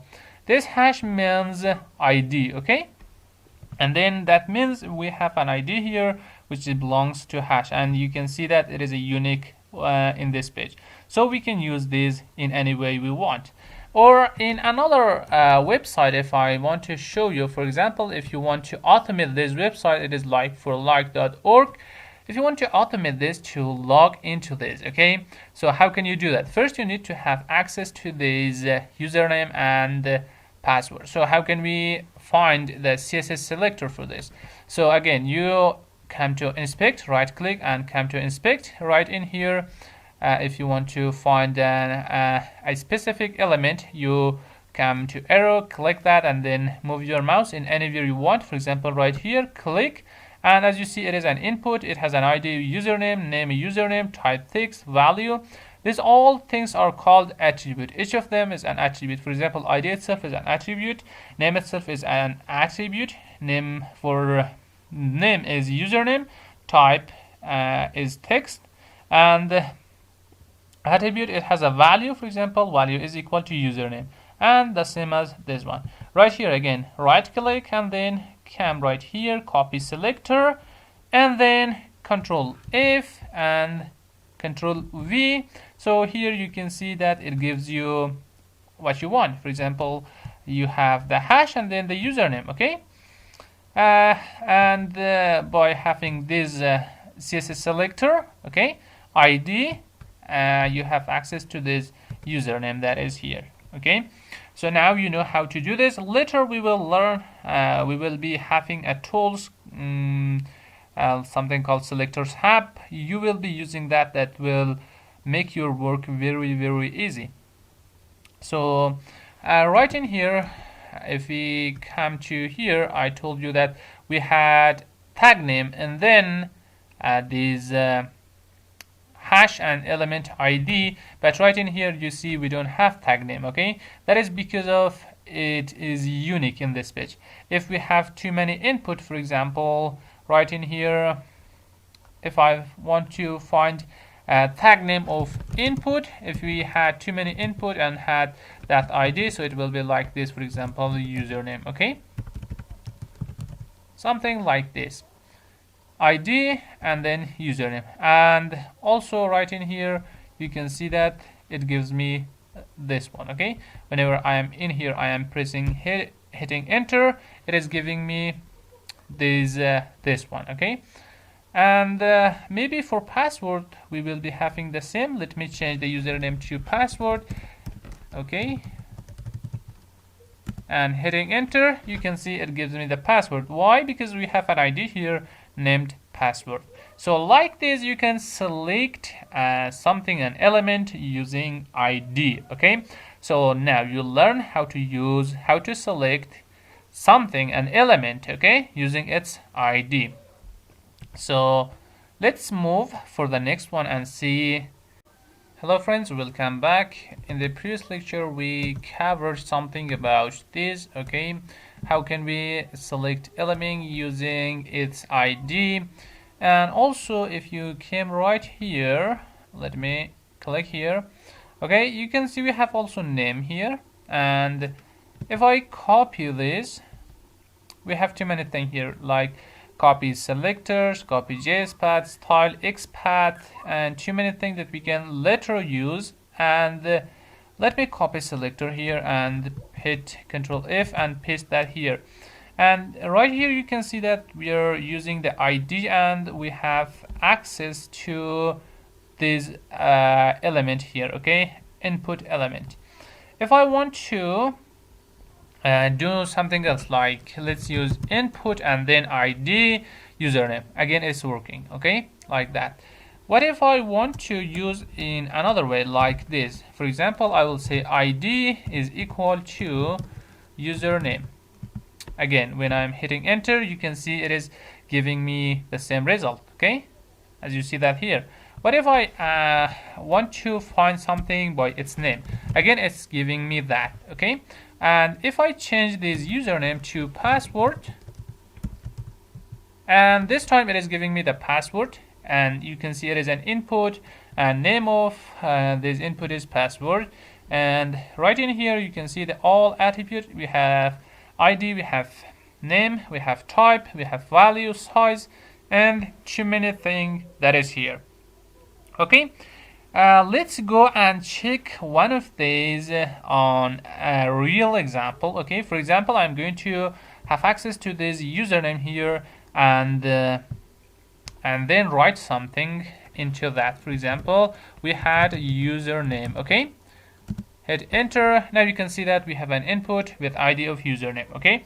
So let me come back here. Now I'm going to use something called Selenium and WebDriver. You may not understand what do I mean right now, but later in the Selenium section you will learn all of these that I am doing right now, okay.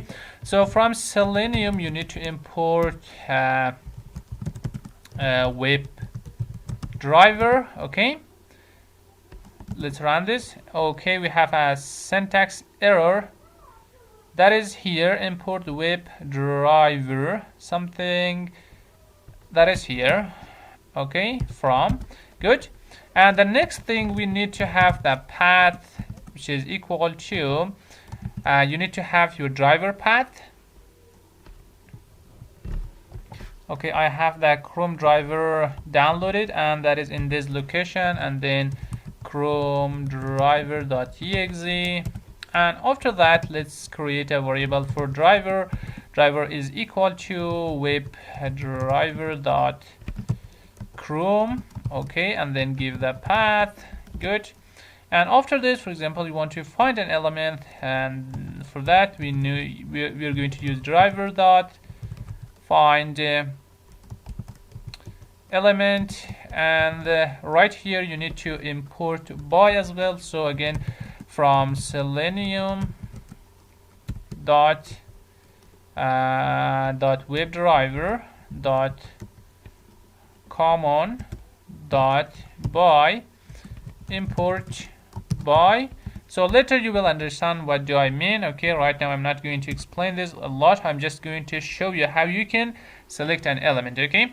So right here we are going to use by dot and hit enter. We have too many things here, like class name, CSS selector. CSS selector is something that right now we are studying, okay. And also we have name, we have tag name, we have IDs, and too many things, okay. So let's go with ID now.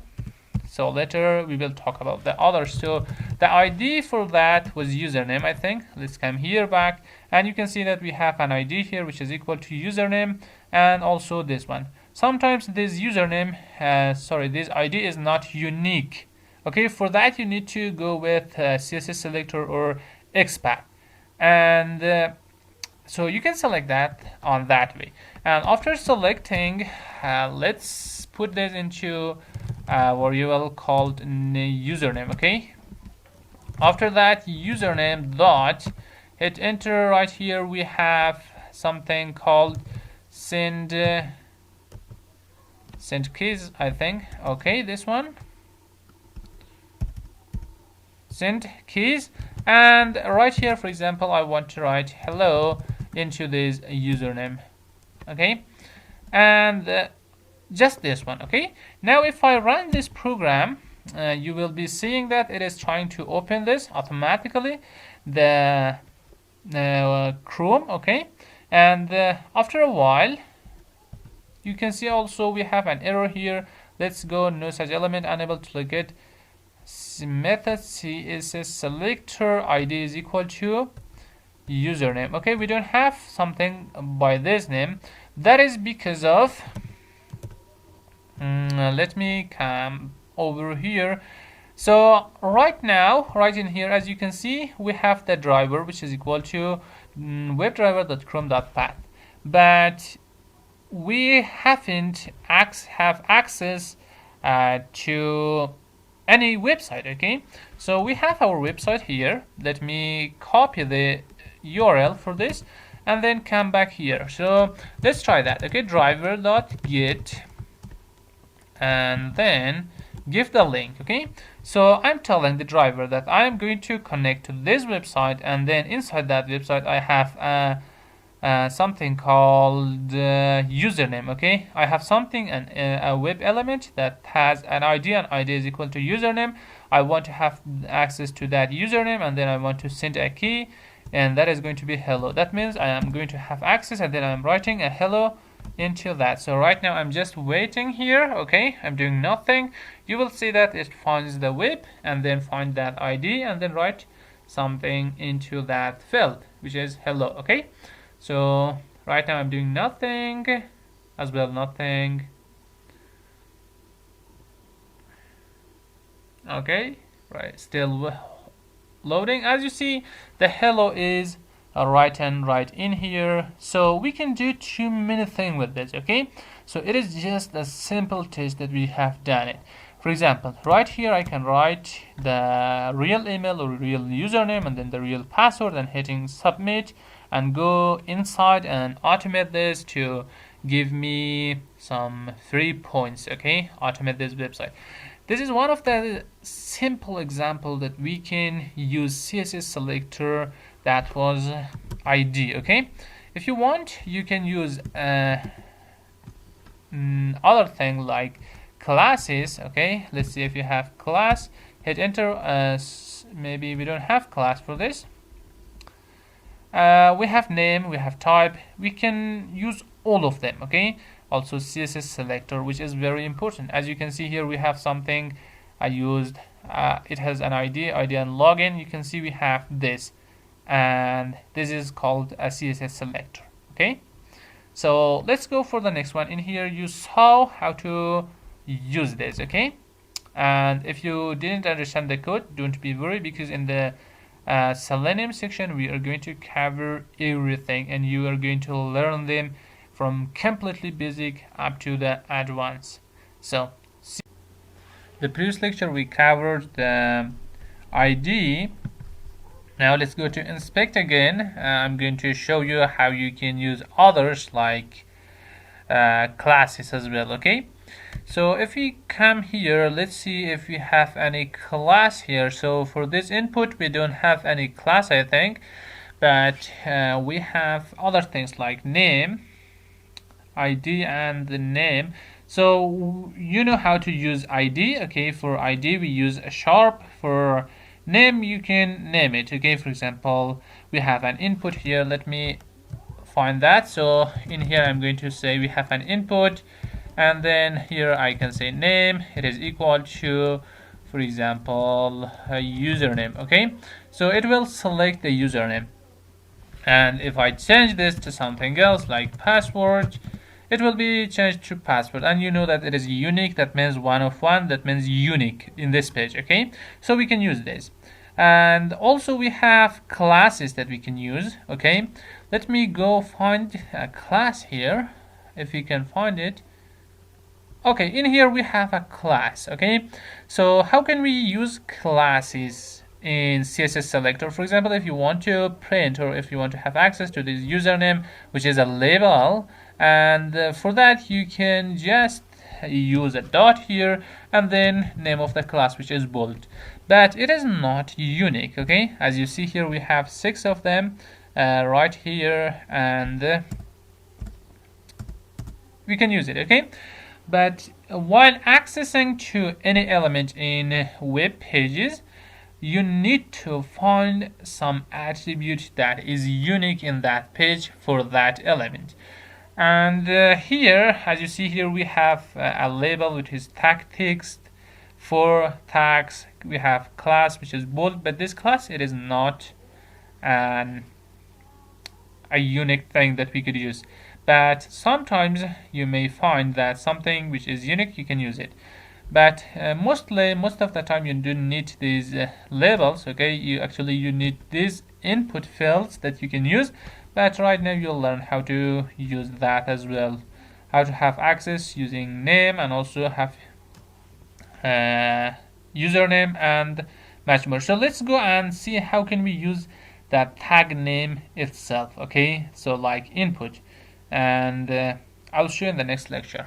Now let's come and see how can we use or combine two things to find a unique element. Okay, for example, sometimes you're going to face some kind of issue that you cannot find a unique element. So for that, you are going to use two or three things from one element to change it to a unique. Okay, for example, right in here, just imagine we have a label here. Okay, this one is also labeled, this one is also labeled, but for all of them there is nothing unique. Okay, we are all have all the same everything, the same ID, and also, for example, classes and everything. So what can we do? But right now, right in here, we don't have any similarity here. We have an ID which is unique here. Okay, we can use that. So let's go and check that. We have a label. First, you need to specify we have a label here. And when I search for a label, you can see we have 9 results. That means we have 9 of them. So if I want to search all the labels for all labels, so it is not unique. So I say my label, it has an ID. This ID is equal to, for example, username text. Okay, so first for this one, it is giving me a unique thing. And or sometimes you don't find the ID unique, then test for something else. For example, tell that it has a 4. Okay, so it's 4 is equal to username. So again, it is giving me only one thing which is unique. Okay, or it has a class of bolt. So right here, can I change this to class, and again it is giving me a unique thing. So there is many ways that you can change this to a unique things, and sometimes in some pages, some websites, you may face that kind of problem that there is nothing to be unique. So what can you do that? So let's go and see how can we mix 2 or 3 things. Okay, for example, ID, 4, and classes, and also the label itself, the tag name. Okay, to make something very unique. So how can we use that? So let's okay, I promised you to show you how to select too many things. For example, you face a kind of problem that you cannot find a unique element in a web page. So how can you mix 2 or 3 things to find a unique element? So for that, let's go with this label here. Okay, so first I want to search for label. Okay, I have label, and as you can see we have 9 elements here that is not unique. Okay, so here, for example, I am going to go with class this time. So I say I have a label which has a class of bolt. Okay, very good. It's also not unique. Why? Because we have 6 of this. So very good, no problem, because I know how to find unique element by mixing too many things. Good. After that, you have right here you have a class, and then after this, let's go try something else. For example, let's go with 4.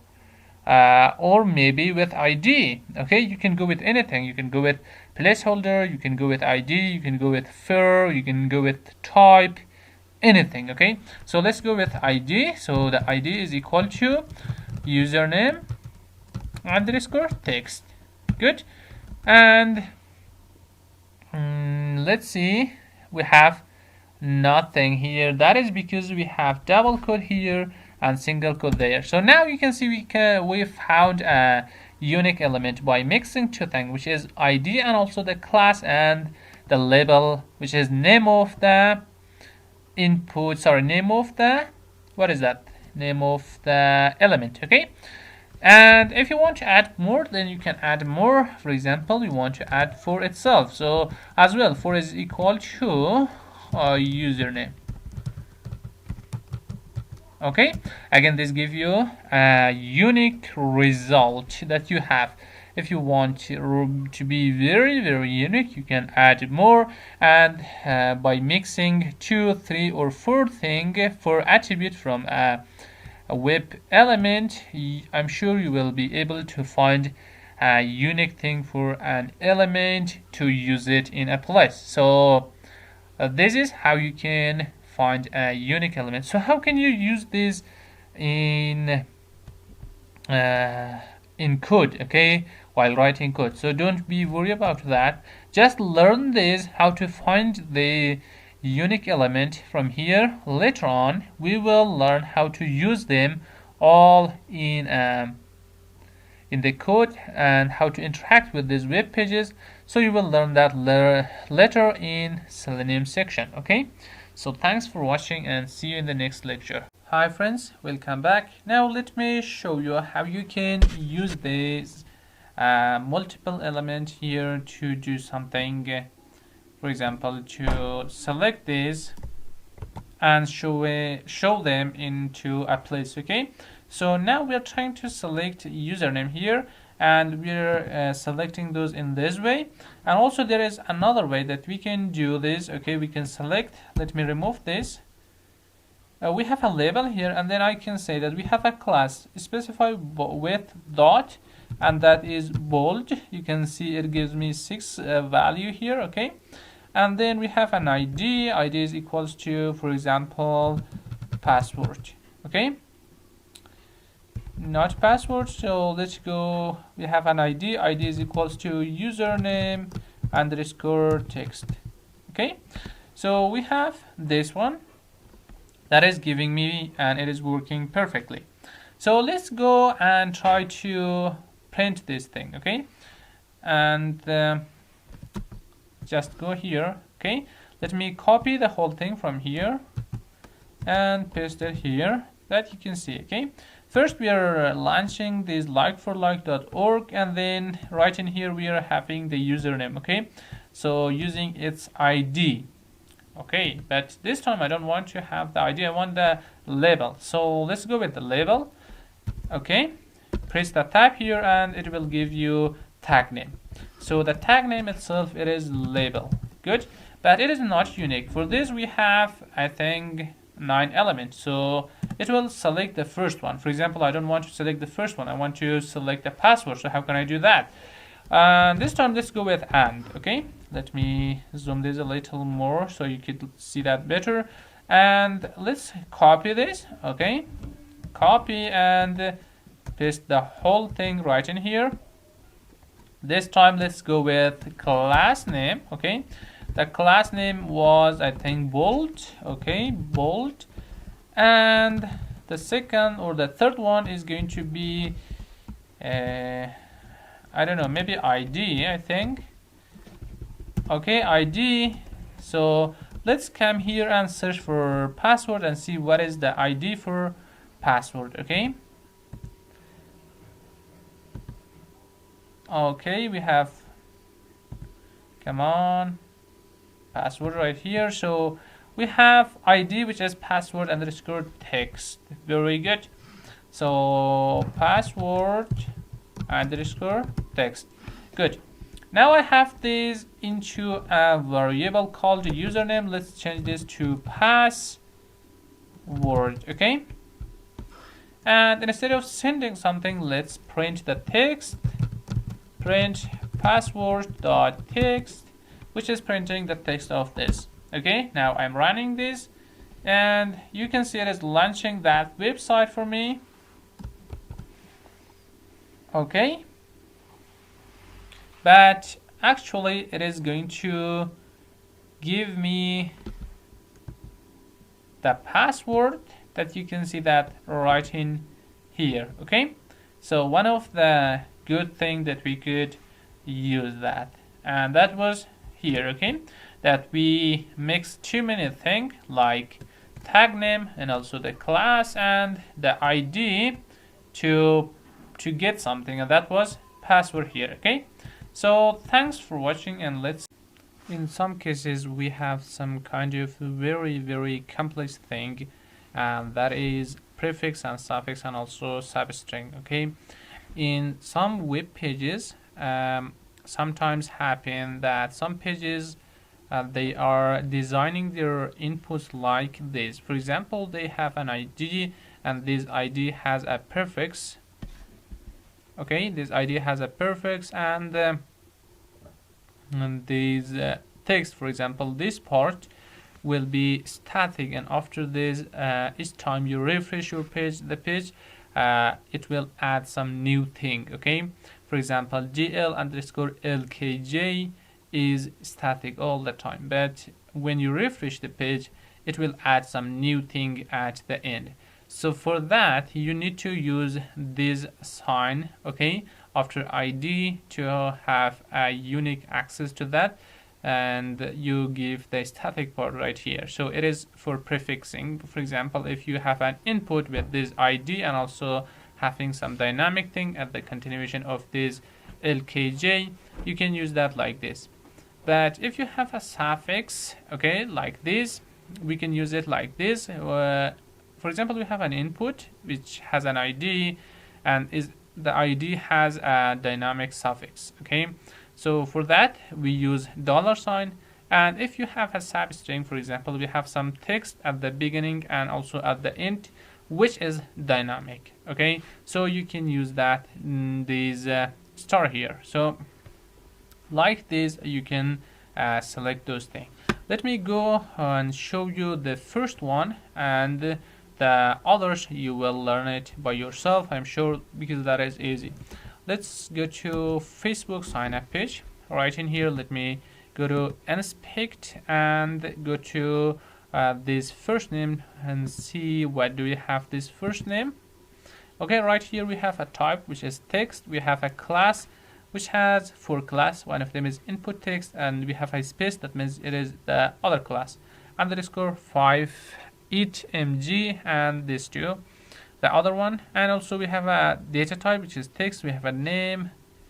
Okay, all others, but this ID that you see here, this ID is the first option. Okay, this one, it has a prefix and it is dynamic. So right here, so let's see.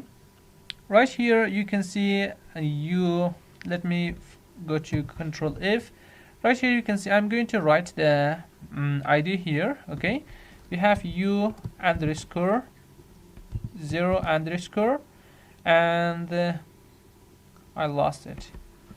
Let me go back to right here and select the ID, copy that, and then just paste it right in here. Okay, so now you can see it is if I hit enter, so you can see it is giving me this thing. Okay, so right now this thing, it is the ID for first name. Okay, let me go back right here and let me make it a little bigger. So you see the ID here. Okay, u_0_b_sn. So this is the ID right now, and you can see I copied that right here. Let me refresh the page now. You will see the changes. Okay, now it is changed. Let me go again, find the first name and the ID. You can see that this 3 is static, is not changed, but the 2 letter, which is the int, that is changed. Okay, so if I go with this one, and this will be the ID for first name all the time. Okay, so now if I refresh it again and hitting enter, you can see it is giving me the first name. So how can I select this? Okay, so just like I told you in slide, you can use it like this. So we have an input. Okay, so this input has an ID, so and then because it has a dynamic part, and we use this sign and say is equal to, and right in here just give the ID which is belongs to that. So paste this and then refresh, remove the two letters, and like this you can find a value which has a dynamic prefix. So let me refresh that again. Each time that I'm refreshing, this will be giving me the value for this one, okay, for first name. And you can see that right now it is completely unique. And about the other, I'm sure you can do it by yourself, but I searched a little on internet, but I couldn't find any website. So to show you the example, sometimes you may face such kind of issue, so you can solve that very easily, just like this one. Okay, so thanks for watching. In the previous lecture we covered if an element has a dynamic suffix, prefix, and substrings, and in this lecture we are going to cover another thing that is here. Okay, as you see here we have a select tag, okay, here, which is the month, and inside here we have all the months here. So if you want to select these, this is the child for a parent, which is the month here. So let's go for inspect and see what do we have here. Okay, if I go with this one, you can see that we have a select option, 3 select option, which is for each of them. For example, for month, if we try this, you can see we have an area label, which is month, name, birthday month, ID, which is month, title. We have also classes here. So if you want to select one of these options that you see here, so first you need to have access to this. Okay, and how about the other select option? Let me show you that here again. If you want to have access without selecting a select option here, select tag, and you want trying to find a option with a value of 1, again you have a value of 1 here, and in other one as well here. Okay, so you cannot go with option here. So first you need to select the select tag here, and then go inside and select the other one. That means it is the parent, and these others are the child for this select. Okay, so for that we have we can use this I think it is bigger sign, okay, that you can use this to select a child. Okay, so let's go to find mode here, Control F to come right in here. For example, I am trying to find the select. Okay, so now it is giving me all the select, which is 26 option, and then I'm trying to go find an ID. It has ID of month, for example. Okay, it gives me only one option, that is just this one that I selected, this variable here, this label or input, actually select. Okay, so now I'm able to select the select tag that here, and then I am trying to select one of these, for example June. So how can I do that? I use this sign here, and then I am telling that I have an option here. Again, when I'm trying to find the option, it is giving me 12 option here that you see. Okay, so first it will give me the first option, that is January. So it is good if you want to find the first value, so up to here it is enough. But if you want to find other like June, so you need to specify more detail. So here open curly brackets or square brackets, and then use value is equal to 6. Okay, so now you have only one option, and that is January, that you see that right here. Okay, good. Now like this you can find a child from a parent. Okay, very easy, and that is just this sign, which is greater than. Okay, so thanks for watching, and see you in the next lecture.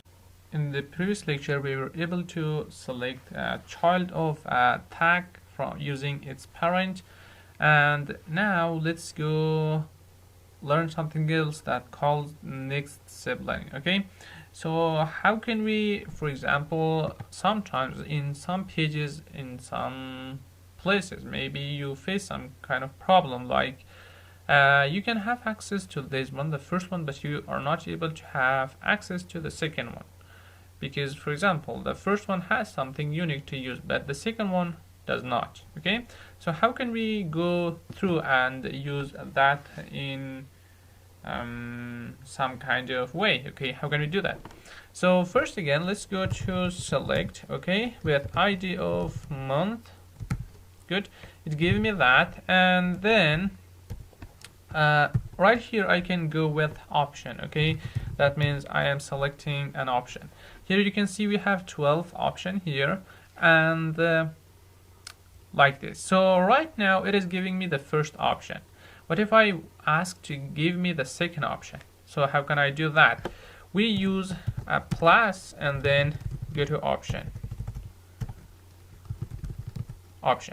Now you can see it gives me the second one. Okay, if I ask the other one, which is the third one, I can use plus option, it goes the other one, and again option. So like this I can move all around to find something which is a little unique. Okay, sometimes if you face such kind of problem, then you can use this way to select an element.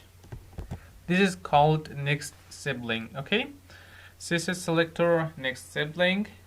Very good.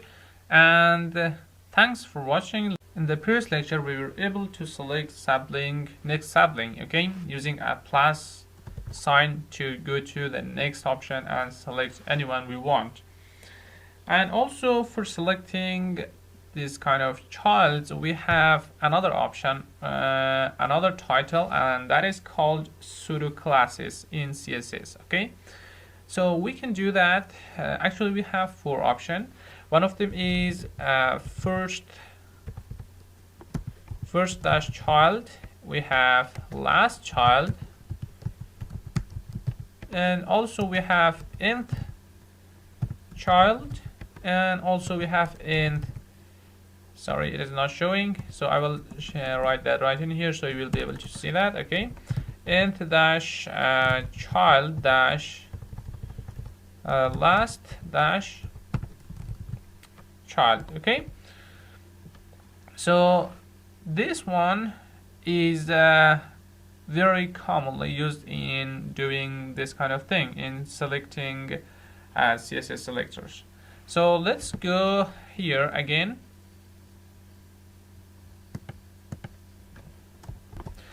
So I want to select the select option or the select tag here, so it gives me 26 value, and then I tell that I have an ID. This ID is equal to month, so it gives me 1, and this is a parent. So good. So if I want to go inside this to select some child, so then I use greater than, and then right here I say I have an option. This option has a value. Okay, value is equal to 1 or 2 or 3 or 5, 4. Any option I want I can select. So this is one way that we could use that. And also we have another option that was called pseudo classes. Okay, so if I remove this, okay, from here, sometimes you may have dynamic values and dynamic something which is dynamic and you cannot mention them to select. So for that we use pseudo classes. Okay, so right here hit a space and then write this colon and then mention the first child, last child, or what. So let's go with first child, and you can see it gives me the first child, that you see that here. So it is another way that we can select some kind of dynamic. So if you face some kind of problem, try to use this one. And if I try to select the last one, so then I use last and it gives me the last one. So how about nth? So that is one of the coolest thing. Okay, so let's go with nth child, and right here just specify the number. For example, I want to select the 7th. That you see that it gives me the 7th. If I select 4th, 4, 3, 3. So be careful, it is not the value, okay, that I'm giving here. If it don't have any value, no problem, it will select that as well, okay. And also, as you see that it is selecting that from the first, okay, and up to the end. If I want to select from the last, then I choose nth last, then dash, it will start selecting from the last, okay. So right here, so you can see 1, 2, and 3. If I give, for example, 1, so it will select the last one, which is 12, and from the last it is 1. So like this, you can select options or childs, which is very, very useful. Try to learn this very perfectly because it is commonly used in dynamic options, okay. So thanks for watching, and let's go for the next. Hello friends, welcome to XPath section. In this section we are going to learn all about XPath because we need this knowledge of knowing XPath in our course for automating with Python. So this XPath is not just for Python. If you want to learn with other language like Java, automation with Java, again you need to know what is XPath, okay? So first, what is XPath? XPath stands for XML Path Language. It is used to find the location of an element on web page using HTML document object model, okay? HTML document, which is DOM. DOM means document object model. That means HTML document, that is all, okay? So right here you can see that we have I designed just a simple thing so you could understand this XPath better. Just imagine we have a folder which is the parent folder, okay? Inside this folder we have two other folders. One of them is child1, the next one is also child1. So these are the child1 is not its name, okay? So we have by any name you want, but I named it child1 because you need to understand this. This two is the first child, okay? So if you come from here up to here, so you came from parent to the child, and inside this child, which is child1, we have another child which is child2. So this child2 is called subchild, okay? For better understanding, we need to go to an HTML document so to see how is this XPath is working, okay? So I have this from the previous section, I think. This is just a simple HTML web page. Let's go to its source code that is right here that you can see. So in the beginning it starts with HTML. That means it is just imagine it is the parent folder, okay? Inside this we have two child. One of them is the head, okay? I close that. One of them is the head that you see that here, and the next one is body here. Now we have HTML. Inside HTML we have head and also body.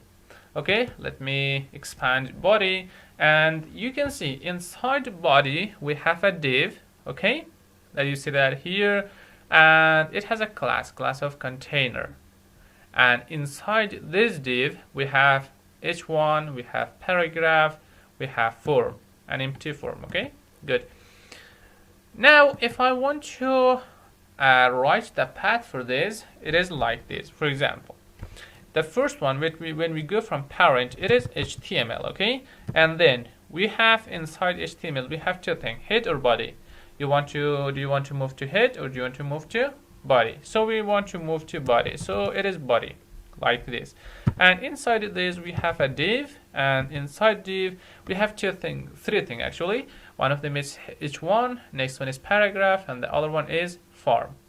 If you want to go to farm, then you can use it like this, farm. And if you have, for example, inside here any input, so we could go to input and blah blah blah.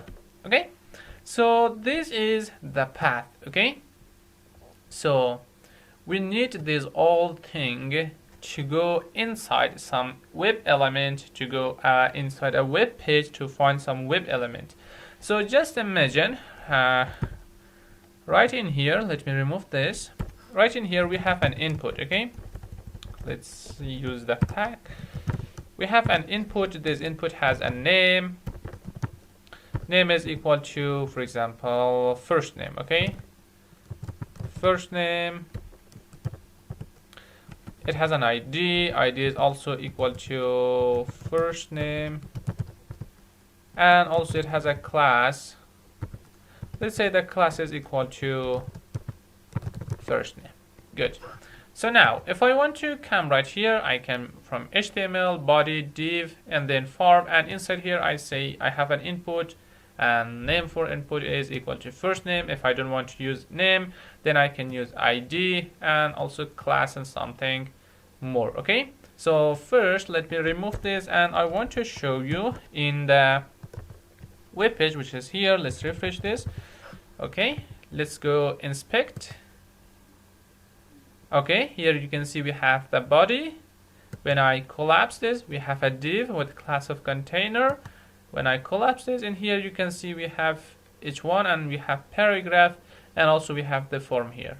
So if I want to have the paragraph here, I right click here, I come to copy, and right here I have copy XPath.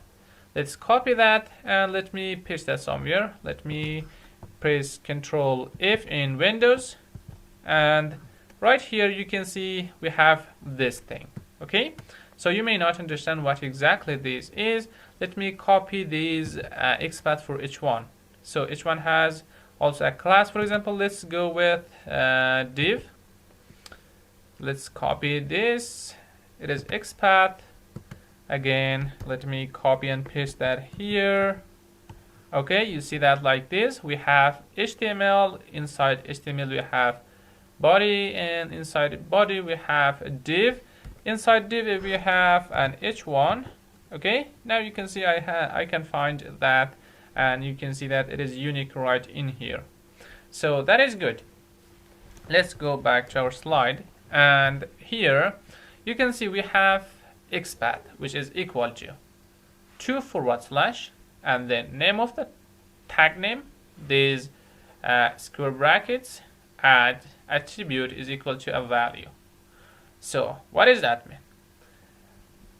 When you're trying to find the XPath, which is an XML path language, you should follow this thing. Okay, these browsers, they are helping us a lot for finding the XPath, because we have a copy and paste option that we can find them very easily.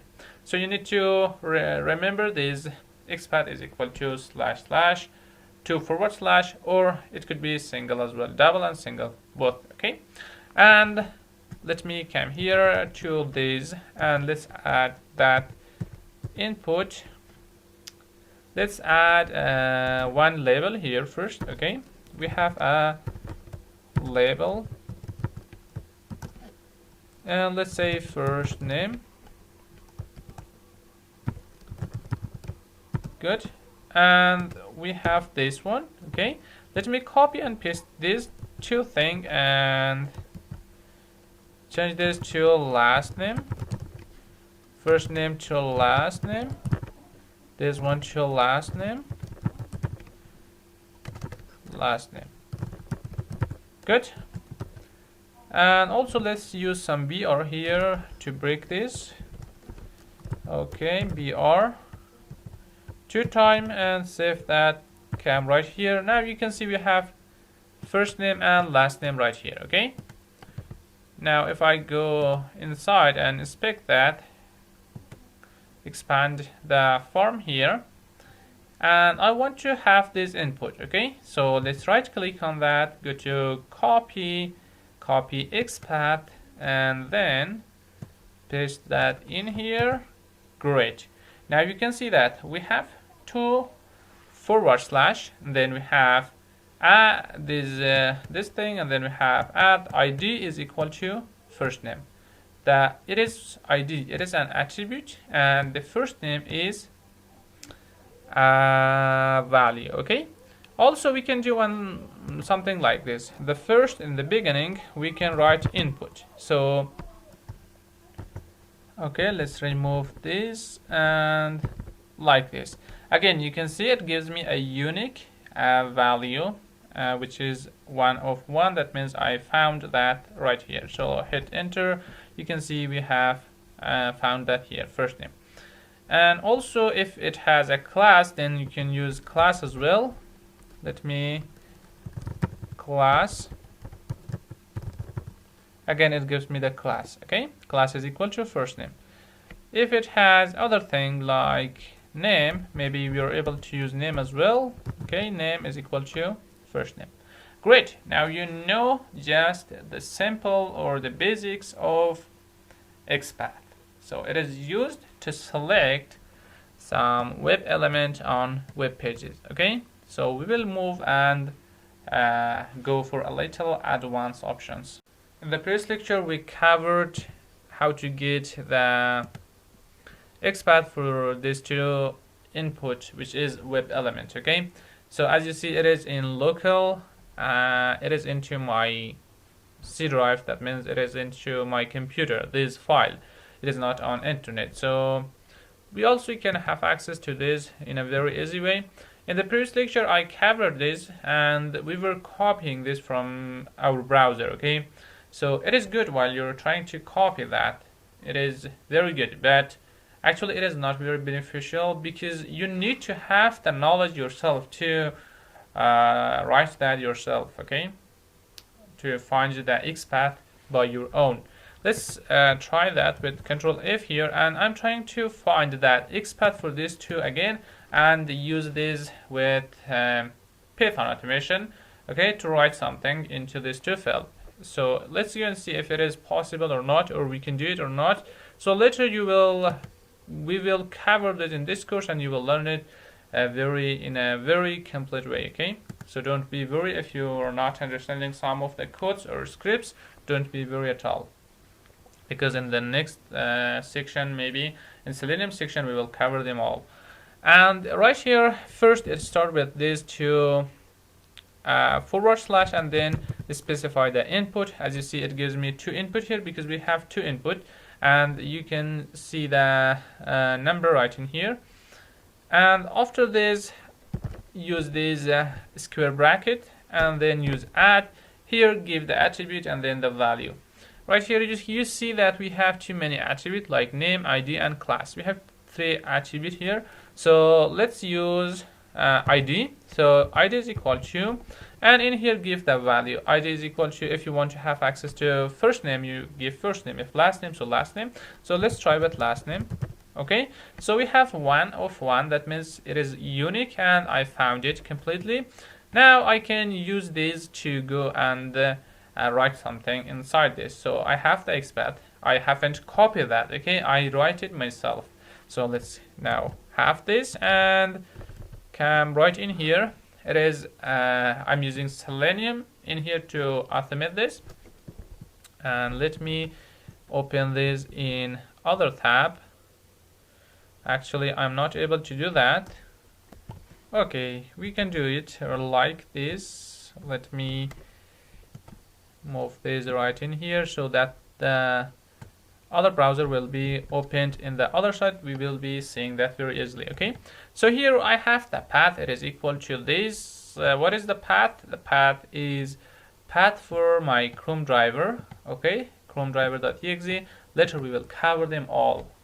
And then let's have the driver. It is equal to web driver. I have that here. Dot Chrome. Right in here, just give the path that you have, and then driver dot get, which is another function, and then copy link for the web page that you want to have access. That is here. I copy that and then put this into single or double quote, and like this. Good. Now if you want to find an element, so let me maximize this so you could read that, see that. So let's use driver dot and hit tab, so you will see everything here. And if you want to find an element, we have a function called find element, and also we have find elements. We will cover them all later. Okay, so right here you need to use by. The by is already inputted here, so by and hit tab. Here we have something called XPath here. Okay, the XPath that we just imported, that we just generated right into here. Okay, so let's copy this and come here and then paste that. Good. And be careful about this double quote and single quote. Always, all the time, try to put your single quote inside double quote. For example, if this one be single quote and also this one single quote, it will give you an error because of this last name is not defined. So try to use double quote outside and single quote inside. So like this, we have input and it has an ID. ID is equal to last name. So let's shift this into a variable, name it last name.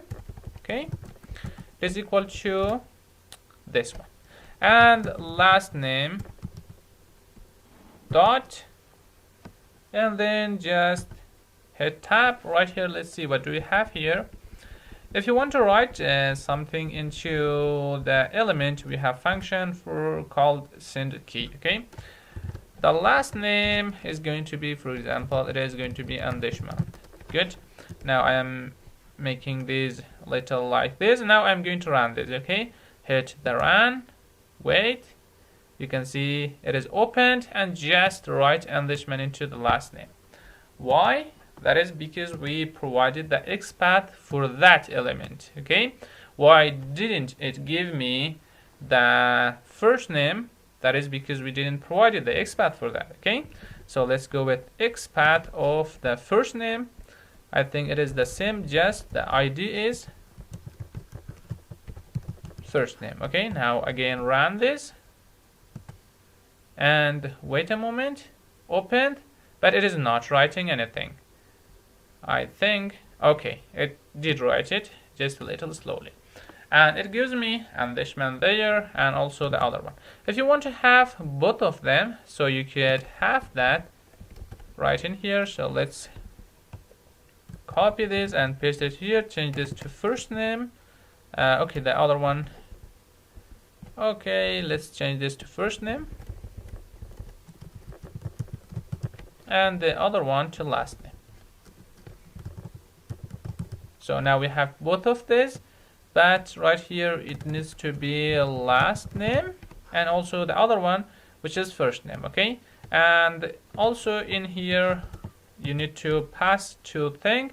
We have first name dot send key Andeshman into that last name. First name, let's go with name it. Okay, and last name Andeshman. So now again run this and just see, opening the browser, as you see that it is writing name it and last name Andeshman. So it is how you can automate something using Python, and the real purpose of this lecture was to learn how to use an XPath into the browser. Okay, so later we will cover everything, all of them with complete details, so you will get them all. Don't be worried if you didn't understand anything here. Now that you know what is XPath itself and how to get that, we need to learn the type of XPath as well. There are two types of XPath. One of them is absolute and the next one is relative. Okay, so what is absolute XPath? Absolute XPath contains the complete path from the root element of page element. Okay, page to the element. For example, I start from HTML, so you first start with slash and then start HTML, then body, and then div, and up to the element that you want to select.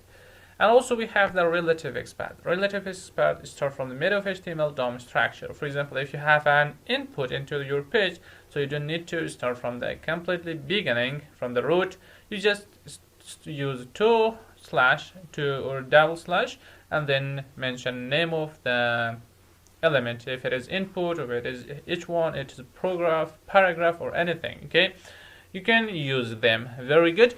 Now let's go into the page that we just designed, and right here trying to use the absolute path, okay, XPath. So this one that you see, it is a relative, okay. Yes, that is a relative that start with double slash. And if you want to use single, if you want to use absolute path, so you need to start from completely from the beginning and start with this one slash. So let's try to have access to these two and using absolute path. So first it will start from the completely beginning, and that is HTML. Okay, that here you see HTML, then write HTML. Okay, now you can see it is highlighting the HTML. That means the whole content. And then inside here we have two things, one of them hit and the other one is body. So this two is child for HTML. Okay, so let's go inside body. Okay, body, and now when I write body, you see that it is highlighting the body here. So let's go again inside. Inside this we have a div which has a class of container. So we have only this div. So let's go inside the div. Okay, and if you had more divs, so you could specify that here by using its class like this. For example, you use add, and then you use class is equal to container. Okay, as you see that it is selecting that as well. And right now we have only one div, so you don't need to specify the class. And here inside this we have three child, one of them h1, the other one paragraph, and also we have the form. Okay, so let's go to form, and inside form we have many things like label and input. So in here we have two inputs. Okay, now we will learn how to select that. So first you specify the input, and as you see we have two results here, one of two. That means you have two input here. And right here you specify the ID, name, or class, or anything to go exactly in one field that you want. So let's go with ID. ID is equal to first name. So this will give you the first name, and this one is called absolute path. Okay, so if you copy this and use it, so right in here again you will be able to have access to that. Let me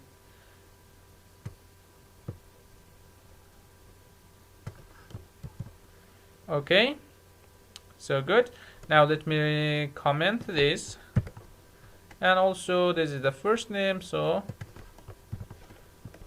write like this, and let me close that. Good, and let's run it. Okay, it is opening and just writing name at into that field. And let's change this to full name, like name at and Dishman. Good. Run this again, and again it open that and just write the name at and Dishand. Okay, so it is how you can use your relative and absolute path to automate something. So right here the purpose is to learn the paths, okay, which could be absolute path and relatives. Very good. So this is it. And if you want to use a relative path, that is very easy. Just remove the whole other things from here and then use double slash here. So now again we have only one result. That means we found it. Okay, So this absolute path is very least error. That means it is very least time that you face error with using that while developing your framework or something. But with this, sometimes you may found two things which is the same, and sometimes it may gives you an error. So if you're trying to develop some kind of framework, you need to use the relative path. It is better. It is better. Sorry, relative or absolute? I think absolute. The one which start with one single quote. Okay, single slash. And thanks for watching. In the previous lecture we covered XPath types. We had two types of XPath, and now we are going to go to starts with function. So it is used for finding dynamic web element. Some element has a value, or some attributes of an element has some value, that part of it is static and a part is dynamic. So we can use start with to handle those. If you watch the CSS selector, now you know what I am talking about. And also this starts with function can also be used for finding the static element as well.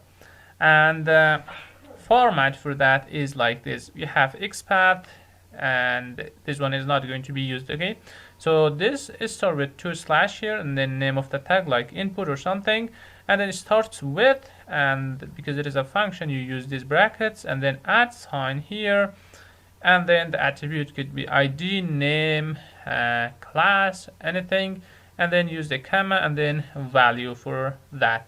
So let's go here into the Facebook sign up page.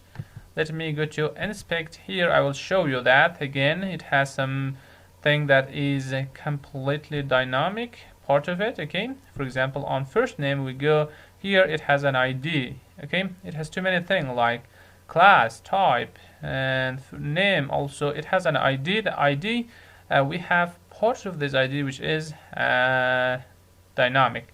Let me show you. Hit Control F here, and I'm going to copy the value for ID. Okay, paste it here, so you can see it found this one. Okay, and let me now refresh the page. Okay, it's gone. Why? Because of refreshing. While you refresh the page, part of that is going to be changed. Now you can see that this u_0_b_ is static, but two letter, which is the last two letter, it is dynamic. Each time you refresh the page, it's generate that dynamically, and you can see that it was kg and now it is zb.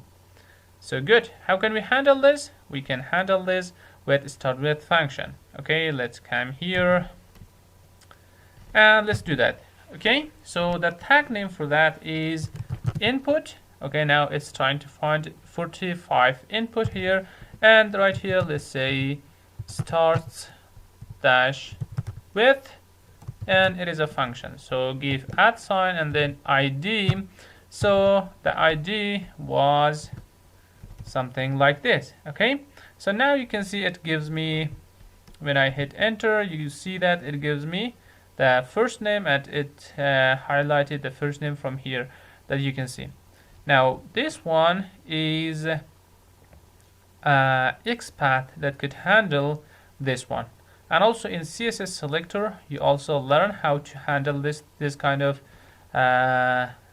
values that has a part dynamic. Okay, so now if I use these, okay, if I copy this and use it to have something inside to write, I will be able to do that. Let me come right in here, and then let me copy this first into a new cell.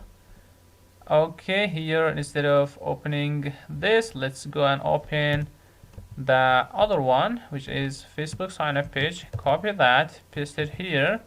Good. Now this will load that, and also we know that we're trying to open this using XPath. Okay, so for that, let me come here again and copy the XPath that we generated here, and then paste that in here. Very good. Now I have this. Okay, single quote inside double quote. Okay, it is perfect. So it is first name, find element by xpath. This is the xpath that we generated, and find first name dot send name and name at and dishman. So let's just send name at, and that is enough. Okay, so now let me run this and you will see that.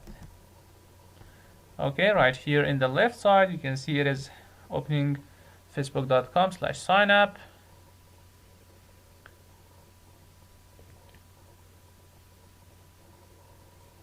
Okay, as you saw that, it's just write name at into the first name that you see that right in here.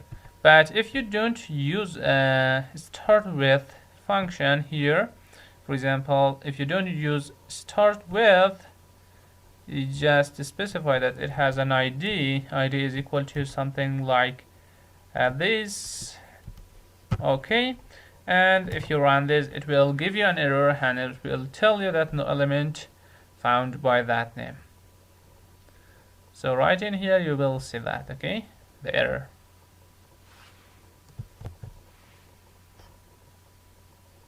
Okay, right now it is loading the Facebook sign up page. Okay, we got an error. Let's come and see that. What is that?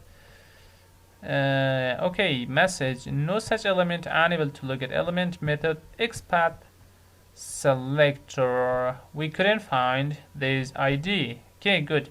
That was because we removed the start with function. Okay, now let's come back here and change this back. Okay, good. Now this will load the page and do what you want. Okay, so thanks for watching in this lecture. See you in the next. In this lecture, we're going to cover the contain function. It is also used for finding dynamic web element. If a part of the web element, attributes value is dynamic and part of it is kind of static. So you can use contain function to handle those. You can also provide any part of an attribute values, for example, beginning, end, or middle. So, for example, you're telling that if this value contains half of that value, okay, so that will work right here. And the format is the same as the other one, like it starts with 2/ and then tag name and then contains is a function attribute and then the value. Right here I forgot to put a single quote, other single quote, so you could put that yourself. Good, let's come back to the Facebook page. Not really this one. I had opened the Facebook page right in here. Okay, so you can see this, that it starts with this one. Okay, also you can use contain function on this. Okay, and as you know, it is also this first name has an ID, that part of this ID is dynamic. Also you can use contain function with this. Okay, for example, in here instead of start with, let's use contains.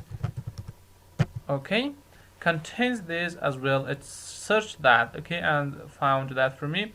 But if I try to find, for example, middle of this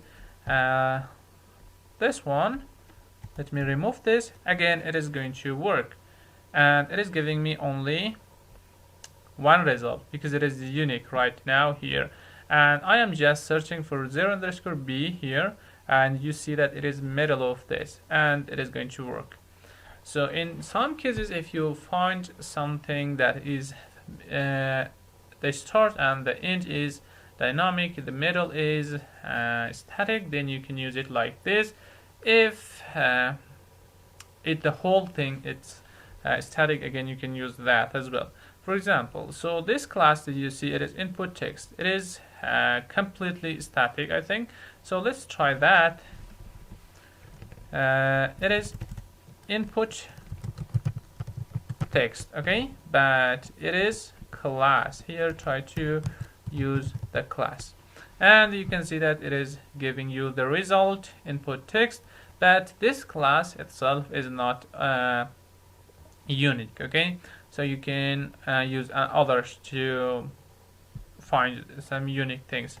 So if I come down here again, you can see that this input as well has the class of input text, and as well we have 7 results here. So now I am sure you'll learn how to use contains function to find a part of find an element. Okay, let's go back with id and try to find it. So what was the id? Let me,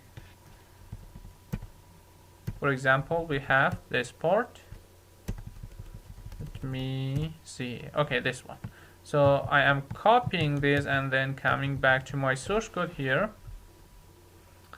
Okay, here let me add a new cell, or let's try that with this one, and then in here just put the thing you copied. Okay, not really. Instead of that, let me put that right in here. Good. Now I think it is going to work here, and it will write, let's say, Nimetila, and run it. So now you can see it is launching the facebook.com/signup, and it is trying to find the first name. After finding that, you will see that it is writing Nimetila into the first name. Okay, great. Now you can see it is writing Nimetila into first name, and that is great. And that was one of the cool things that you could learn using XPath lectures. So very good. Try not to forget this, because in the full Selenium section you are going to use them a lot to automate too many things. Okay, so in the previous lecture we covered the contains function, and now you know how to use contains function. Now let's move for this one, which is text function. So this text function is used for finding an element with exact text match. So format for that is just like this. It has start with two slashes, tag name, and then the text function is equal to actual text that you're going to provide. So let me come here into the Facebook page. Let's see if you could find some kind of text or something here. Let's see. So we don't need this. These things, they do not have any text here to use them actually, but I think this one is going to work. So let me click on the arrow or mouse layer and then click here. As you see, it is an A here. Okay, and it has a text here that you can see already have an account, and I'm going to have access to this and click on this to go to login page. So let's try that. Okay, first we have two slashes and then tag name, which is A here, and then we have the text function. Okay, function, and then it is equal to actual text. So let's write actual text here. Already have an account. Okay, perfect. I just found it, and you can see it is 1 of 1. That means it's completely unique in this page, and I can use it to do anything. So let me copy this and go to my code here. Good. And also I can copy the whole thing from here, paste it here. And the thing that we want is up here. Okay, the this one, which is XPath. Let me copy this and come here and then just paste it here into the XPath value. Good. Now we have this, and it is saying that we have a tag named A, and we use text function here, and it is equal to already have an account, and it is the actual text that we just provided. So let's name this clickable. Okay, something like this, and you know that it is a link, so let's change that to link. Okay, and right here I want to use it to, let me remove the whole thing from here because we don't need that. and also this one. And right in here, now that we have the link, so let's say link, hit tab here, find the appropriate function that use. Okay, so that is click function, I think, and that's all. So this will come open Facebook sign up page for me and search for the actual text, which is already have an account. And when it found this, and it will click on this, and then that's all. So then maybe the login page will be open. So let's run this. Okay, and here you can see that it is trying to open that, and I'm doing nothing, and it clicked on already have an account, and it redirects me to this Facebook login page. Okay, so that is perfect. Okay, so in here you'll learn how to use text function. Okay, and you can use the actual text with text function. Anything, any tag name, any tag that has some kind of text, you can use it. So thanks for watching, and see you in the next lecture. Let's learn how to use and or with XPath. Okay, so it is used to find an element using more than one attribute. So while you're trying to find an element using more attributes, you use and or. Okay, and the syntax or the format is just the same as previous one. We have two slashes and then tag name, then attribute is equals to value, or attribute is equal to value, and is the same as or that you see here. So just the format is just a little not familiar, but let's come here and let me remove the other one. For example, I want to find this one and last name this time. Okay, let's go here, click on that. Here you see that itself there is an input, and we have a class here, and also we have name, we have ID here. Okay, those things that we could use. So let's try that. And first let me copy this one, okay, the class value here. So let me first, I have an input, and you can see we have 45 value for this, and right here I'm going to give the attribute which was class. So the class is equal to, right here I'm going to paste this. You can see we have 7 value for this, because we have this kind of classes. And one thing I have to tell you is that this is not the exact value for the class while you're automating with Python or Java or robot, anything. Why? Because here we have 4 class. As you see here, it has a space between here. See, when you use a space, that means you have more classes. So if right now, if I remove these 3 classes here and just use this one, it is not going to understand, because it is not enough intelligent to understand that I am having 1 class here. So if you use this with Python, it's gonna work, but here you cannot find that. So let's use this one, okay, to find that. So right now we have 7 of them, and let's go use and maybe or something. So first let's go with or this ID. Okay, the ID is equal to, let me find the ID for our last name. Okay, this is last name, it has an ID. Okay, u underscore 0 underscore d underscore.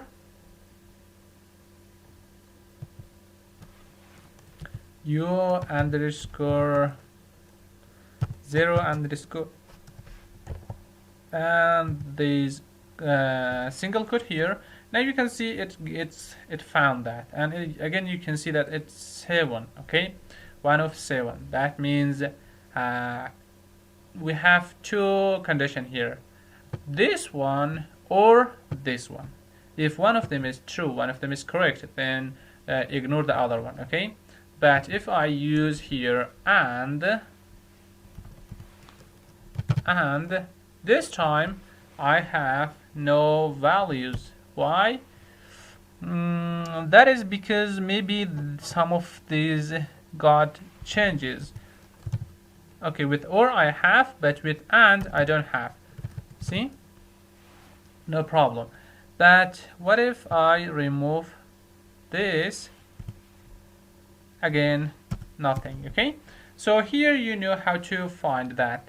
And also if I use others like type, okay, here let's specify the type is equal to text and the id is equal to the thing that we have there.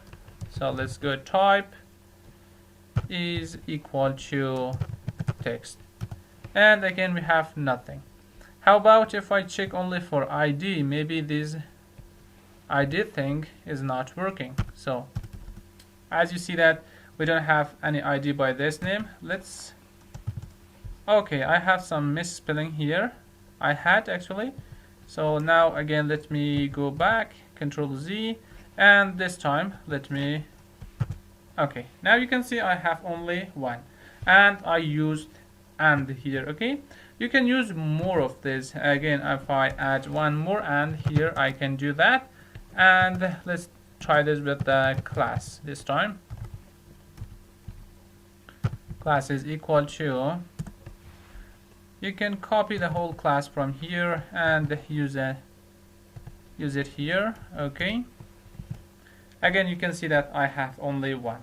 So like this you can use and also or to find an element using more attribute like class and also id, type. If you want you can use name as well. Okay, so as many as you want. So that is it, and let's go for the next lecture. Hi friends, welcome back to XPath access method. So for access method there is three method or function that we can use to access something like a tree, okay, or create a relationship between parent, child, and also the self. So here we have three functions. The first one is a parent, the other one is child, and the other one is self. So this parent will select the parent tag. Okay, for example, you're trying to have access to parent of each one, so you use the parent and the tag name to have access to its parent. Sometimes the parents do not have anything unique to use, so here you can use that to select. You can use parent here to select its parent, and also the child and also the self. So right here the parent, select the parent tag. It has the format of /tag name, and then the attribute is equal to value. You will specify the value here, and then the parent, then name of the parent. Okay, tag name, for example, it is a div, it is a h1, it is a something, anything. Okay, and also for the child, select all children. For the current tag we have the format as like this, and also we have the self, which is equal to tag name, okay, /tag name, and then attribute value. And right here just we change parent to child and then to self. So let's go back here to our web page that we just created. This simple page, it is simple because of learning, because of understanding, because people are understanding simple thing very easily. So as you see here we have the HTML here, and this HTML is the parent for all other nodes or all other tags, and head is one of the children or one of the child of HTML as well the body. So head has two direct child and also has one sub child, and that is div with class of container, and this class of container has h1, p, and farm, which is 3 child. Okay, so we can have access to each of them. And also inside farm we have two other things like label and input, label and input. So let's go inside and see how can we select a parent, how can we select a child, and how can we select a self itself. So let's go to find mode that you see here. first, for example, we are trying to find or select this div using its child. One of its child is h1, okay, and it has a parent. The parent for that is div with class of container. So let's go for that. Okay, h1. So as you see, it gives me h1 here. That means it is only one h1 in this page, okay. And then I want to say that it has a class. You can specify this if you want. If you don't, no problem. And this class for this is header. Again, it is giving me that here, and after that you use this one, and then you want to find its parent, so use parent and 2:, here, and then name of the tag, which is div. Now you can see we have the div, which is its parent. Okay, so like this you can select the parent. This is one way that you can do, and you know that you can use other way to select this div, and that was to just specify div here and then the class of container. And you know that for going someplace there is many ways you can use one of them. Okay, so here you can use this one, or you can go with other one, which is div and then the class, which is container. Okay, like this. So both the same, both of these will do the same job, but the syntax is a little different, and also in some places you may use this one, or in the other places you can use the other one, so anyone you like. So it is how you can use parent access method like parent to find parent of this h1. So now it has got time to go and find the child, or yes, child of this div class. So let's go and find that.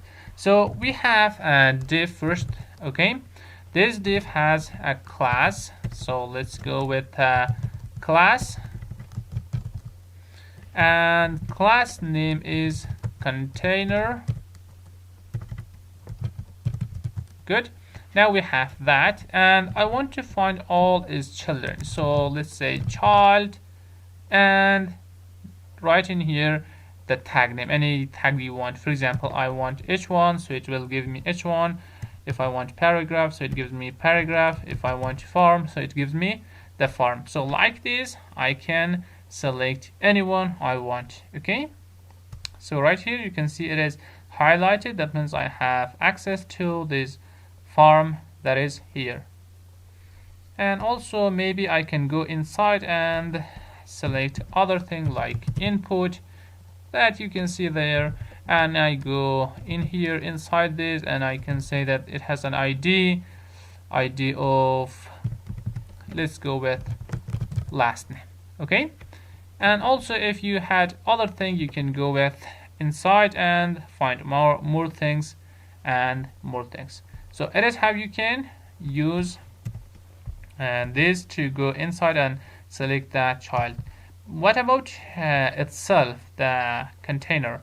So we can use the self method to select the self, and you can see right now it is giving me the farm, and right here if I give the div, so it will select the div itself, and h1, it gives me the h1, again the p as p, and farm, which is giving me the farm.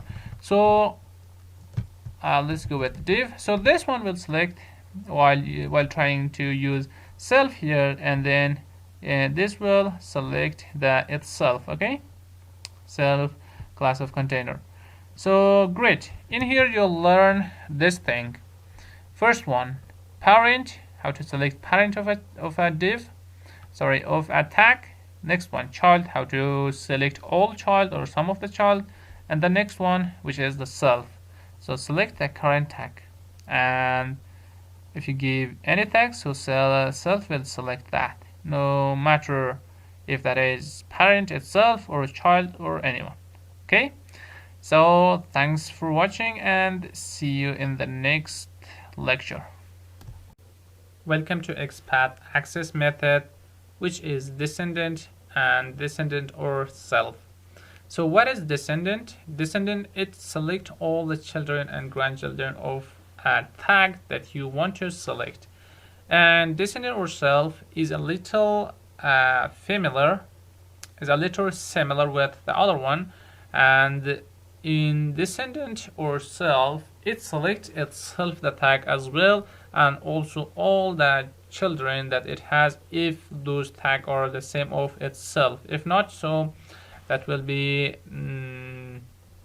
not be selected. So it has the same format as others that we covered, and like this one that you can see, parent, child, and self, but in here just names is changed to descendant and descendant or self. So let me come right in here and refresh this. Let's go to inspect and let's see. So right here we have a body and we have a div which is container, and it is parent for all other things that is into this page. Here we have h1, and also we have another div which is a row, and inside here we have paragraph, h2, and too many things that is here. So let's go to find mode, control if, and here trying to use that. For example, I want to find the div with a class of container. Okay, let's go with class. Name of that class is container. Good. Now we have one option. That is perfect. But I don't want that. I want to go with descendant. Okay, so descendant. Okay, and then tag name. Let's go with div. As you see here, we only got one, and that is a div. That is div, which is row. So right here I specify that I want this one. Okay, I want to find all the children for this one, and you can see it only gives me the div with class of row, but it is not giving me itself the container. But if I ask for h1, here you can see it gives me two options. Okay, 1 and 2. So this one, okay, it is children for container. With p, you can see it gives me two paragraph here, and like this. Let's go again with div and only one here. But what if I try the other one, which was or self? Now you can see it gives me two options. Okay, very good. Now you understand how it works, how to select children's of a div or any input or anything, okay, using descendant and also descendant or self. Okay, I hope you understood this, and thanks for watching. Hi friends, and welcome back with XPath access method, ancestor and ancestor or self. So ancestor will select all its parent and grandparent if it is a tag or input or anything. Okay, so if the name is the same, okay, tag name. So ancestor or self will select itself and also all the other. Actually the description is like this, but in practical I think this both is the same. Okay, let's go and save that. So here again I'm here and we have two div here. First one, which is the parent, it is container, class container. The second one, which is a child, it has a class of row here. Okay, so let's go with row. I want to select its parent using the class row. So first I want a div, so you can see it's selected and give me two options here, and I will say that I have a class, so this class is equal to row. Now it gives me only one option, and I'm going to go for the next one, which is ancestor. Okay, so let's use ancestor, and right in here give the name, which is div, and this time it is selecting its parent and also itself. You can see that right here. And if it has many more parent by the name of div, so it will select them all. So let's go with other one, which was ancestor or self or dash self. Again it is selecting two things, and you can see maybe these two are the same. and I tested this in many places. It is giving me the same result. If it has some differentiation, so that is good. Don't be worried about that at all. So how about h1? So when we give h1, it is not giving me h1 because of right here I selected the div here, okay, and for that it is not going to give you h1 at all. So if you select div, it is giving you that. So perfect, and thanks for watching. See you in the hello friends, welcome to the Selenium section. First, you may ask, what is Selenium? Okay, so I searched on internet what is Selenium. It gives me that Selenium is a free, means open source automated testing framework, okay, used to validate web application across different browsers and platforms. You can use it with multiple programming languages like Java, C#, Python, which is very important for us because we are going to use Python. Very good. So in Windows, when you want to use Selenium and you want to automate the browser, you need to install the Chrome driver. So if you want to install the Chrome driver, you need to go to this link to have access to the Chrome driver. So I open that link here and it gives me some of the version for Chrome driver, and it needs to be according to your Google Chrome version. So if you want to know your Google Chrome version, come here and click help and then about Google Chrome. Right here you will see the version for your Google Chrome, and for me it is 109. And when we come back here, so you see that in here, and then I click this one and this will be opened, and from here I'm using Windows 32-bit, so I will download this one, okay. And after downloading that, which is a zip file, you need to extract that.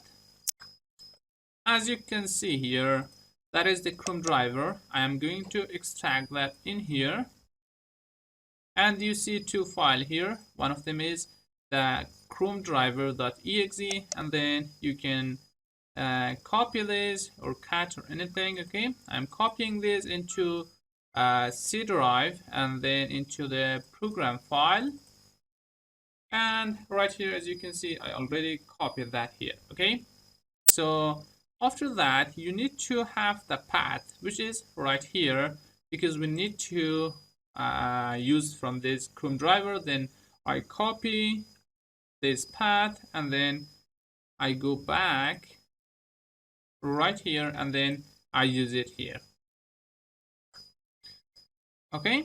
And also before that, which is the Chrome driver, you need to install the Selenium itself. So let's search for CMD and open the CMD in a new tab, and right here just use pip install Selenium, okay, and press enter. So the Selenium will be installed into the system that you're using. If you're using Windows, Linux, or Mac or anything, you know how to install a package or library or anything. So very good. After that you need to import the Selenium, and you can import that just like this, import Selenium. Good. Now if I run this, you can see we have no error. That means it is installed successfully. Very good. And I'm not going to import the Selenium right now because I need other thing, which is the Chrome driver. So for that I am going to from Selenium import the WebDriver, okay. So now let's run this.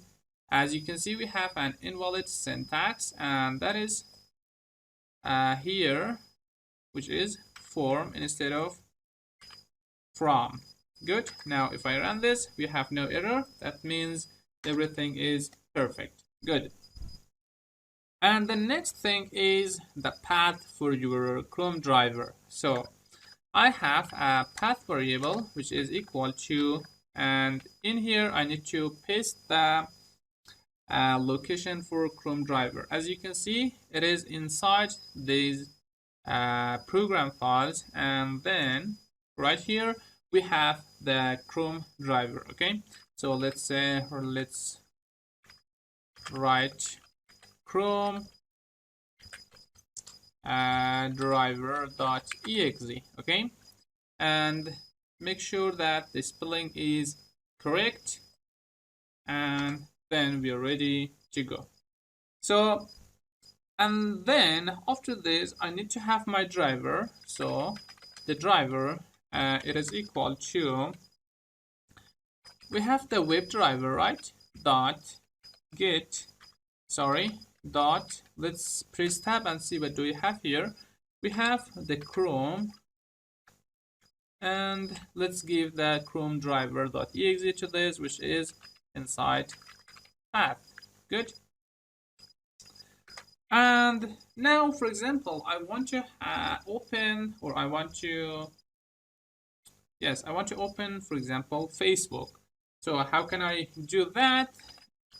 Driver.get function, and here just write link for Facebook, which is https facebook.com. okay, and now if I run this, you will be seeing that, let me close other windows. Okay, now if I run this, you will be seeing that this is automatically opening a new tab for me, and it is opening the facebook.com, and right here we can see the Facebook. Okay, very good. And you open that tab. For example, you want to close that tab after opening. How can you close that? Okay, we can close it like this, driver.close function. Let's see if we have that. Always try this. Okay, press a dot and then press tab, and let's see, do we have? Yes, we have close function. Now when we execute this once again, you will be seeing that the Facebook is opened, and then after opening it will be closed. Okay, I ran that, you can see it is opening a new Google Chrome tab, and it is searching for facebook.com, and when the page is loaded, so it will be closed automatically. And now that we have this, I have to say that this close function is only for closing a tab. You can see that that was a tab, okay, that closed. For example, this is a tab, this is another tab, this is another tab. But if you want to close the whole Google Chrome browser, we have another function for that, and that is driver.quit function. Okay, so this will close the whole Google Chrome, okay, and quit that, and this will only close the tab for you. Very good. Let me in here, for example, I want to have access, or I want to print the title that you see here, okay, for Facebook. How can we have access to that? I'm going to just use print, and then in here driver.title. Let's see, do we have title or not? And also, before closing, I want to put this to sleep, or I don't want that. For example, I want to see the result right here, so I use print. That's all. Okay, so now I run this, and right here you see that it is opening facebook.com, and right here you will be seeing that it gives me the title, Facebook login or sign up. Good. Now in this lecture you'll learn how to open Google Chrome, and also a website, any website that you want. Okay, it could be anything like your website or my website, anything you want. And that is it, and see you in the next lecture. Hi everyone, welcome back. In the previous lecture I walked you through Chrome driver, and also how to launch the Chrome itself and open the facebook.com into our Chrome. Okay, so and also you'll learn how to get the title of a website like Facebook. Okay, that was driver dot title. And also if you want to close the Chrome, you can use driver dot close, or if you want to quit that, so we use quit function. So now let's go for documentation. Okay, if you open selenium.dev/downloads, and this is the official website, I think, for Selenium. And right here we have a lots of things like about, we have download, we have document, project, support, blog, and much more here. If you come here, down here, you will find a platform supported by Selenium. Okay, so it is supporting Firefox, Internet Explorer, Safari, Opera, and also Chrome and Edge. Okay, so we learn how to use it with Chrome. Okay, just a simple test that was. And also if you want to learn more with Firefox and IE or Safari or some of the others, so you can come right here and download its driver, and also you can read the documentation from here to learn how to use it. Okay, but if you need more help, just ask it. Okay, just ask, I'll help you. I'll be so happy if you ask it. If you don't need help, so you can try it from here. And also let me find some more thing here. Okay, Selenium client and WebDriver language binding. If you want to learn a little more than this course, so you can come right here, and as you can see, it is working with these languages like C#, Ruby, Java, Python, and JavaScript. So right here, if you go through, so it will take you to the documentations API. Okay, as you see here, we have API docs. Right here, we have Selenium client driver introduction, and right here you can find all the introduction, all the whole table of content right here. Okay, it has examples and much more. So if you want to install it, you can use this one, and you can scroll down and you will learn a lots of things from here. Okay, very good. Let's go back to the official website, and also here we have the documentation itself. This documentation is also very useful. Okay, if you want to try it with the Java language, here is the Java code. If you want to try it with Python, very simple. Okay, just change the language, or C#, Ruby, JavaScript, Kotlin, anyone that you like. Okay, so it is also one of the documentation for Selenium if you like it, and also the other table of content. If you want, you can find it from here. Okay, if you need help, you can come right here and use from here. But if you want to learn it from the course, and this course will be enough for you, so don't come right here. If you want a little more, so you will be finding more things, and also very professional things, and also from the official things from here, and you can find it here and learn it. So this is going to be the reference for this Selenium. Okay, and let's go for the next lecture. Hey friends, we'll come back in Selenium tutorials, and in the last lecture, or in the previous lecture, we covered the Chrome driver manager. Okay, now let's move for DOM. What is DOM? Okay, DOM is right like DOM. Okay, it is document object model. Okay, so what is that? Let's come right in here, for example.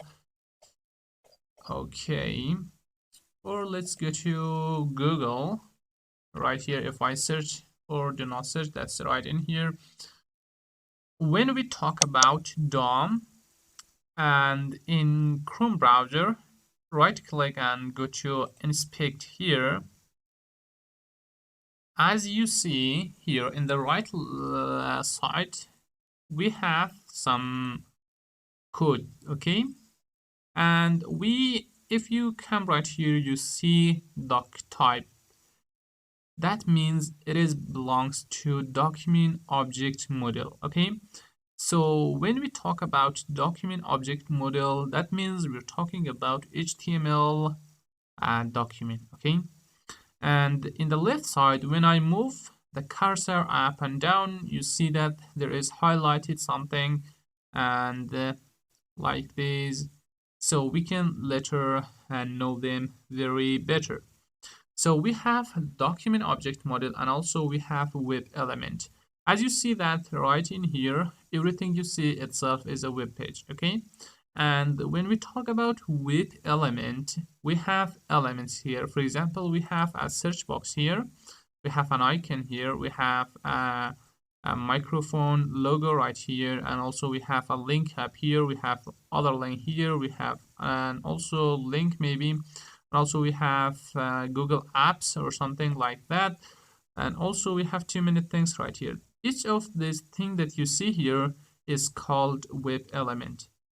And each of them has something like ID and also name or some unique things that we can use them to interact with them.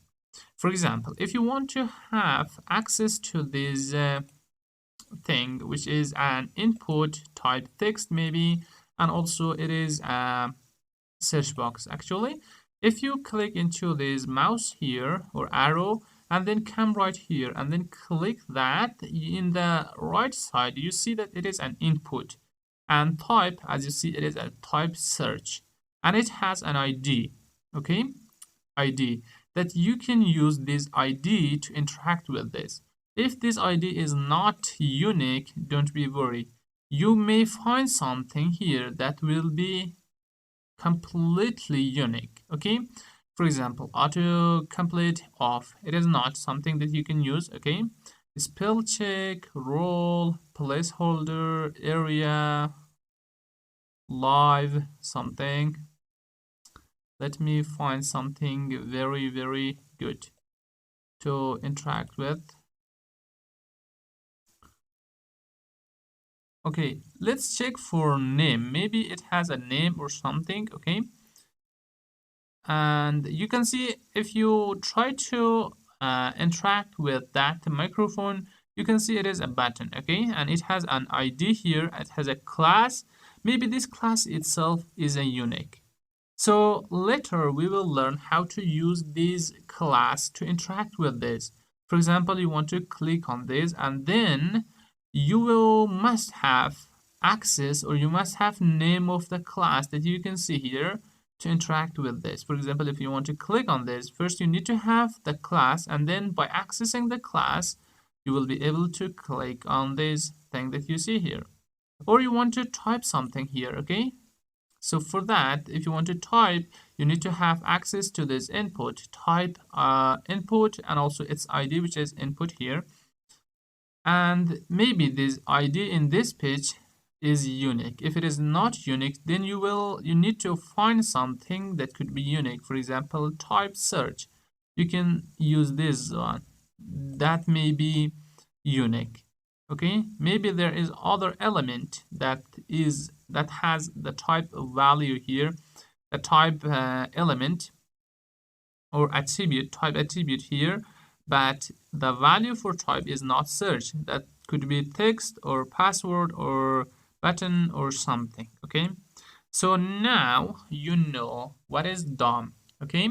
DOM means document object model, or the whole HTML document is called DOM, and also web element. Any element that you see on a web page, that is called web element, okay? Like this.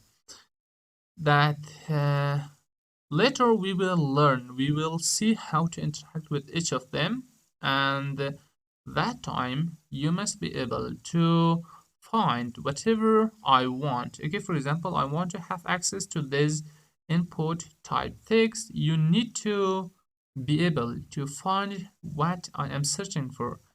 And you can find that from here. Click on this and then come right here and then click that. And from here you see that this is the input, okay, that belongs to search, okay.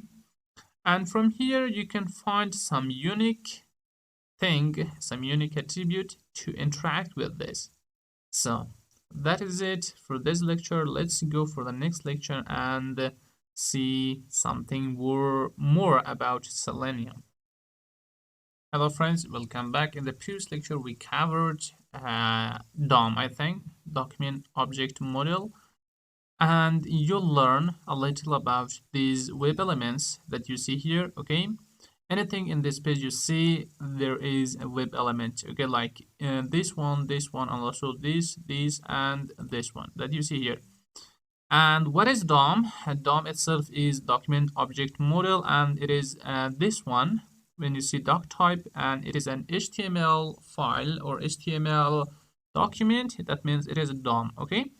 And when I come to HTML, and it highlighted everything that you see in the left side, and when I come to head, it needs to highlight only the head part, and when I come to body, and it needs to highlight everything which is inside body, and anything which is inside body is web element, okay. Anything like style, not style really, this input that you see here, those things are web element, okay. What if I right click here and then come to copy, and then right here we can see too many things like full XPath, copy XPath. Let's use XPath here and paste it here. As you see here, we can have these, which is an I think XPath, okay, is a simple XPath, and also we have full XPath that you see here. Let me copy this and then paste that here. You can see that it is a very long XPath, okay, very good. And also, if you know a little knowledge of web development or web HTML and CSS, you can see that we have IDs here that we can use them to select anything we want from here, okay. We have IDs, we have name, we have classes, and too many things that we can use them to select web elements. And one more thing that I am suggesting, you really don't need that, but I'm suggesting that is for easy of work, okay. If you use that, you don't need to waste your time a lot. That is something called selector hub, I think. Let's use for selector hub, selectors hub, okay, selectors hub, that is this one. Let's search for it. And the selectors hub itself, the website, it has a website, you can see selectorshub.com. You came to its website, and it is an extension. You add this to any browser you use, okay. For example, if you want to use it for Chrome, you install it for Chrome or Safari or any other one, okay. Okay, here you can see we have free XPath plugin, and also we have premium XPath plugin. We have recorder, and too many things here. But the thing we are going to use is this one, okay? Free XPath plugin. So click on this and wait so it loads.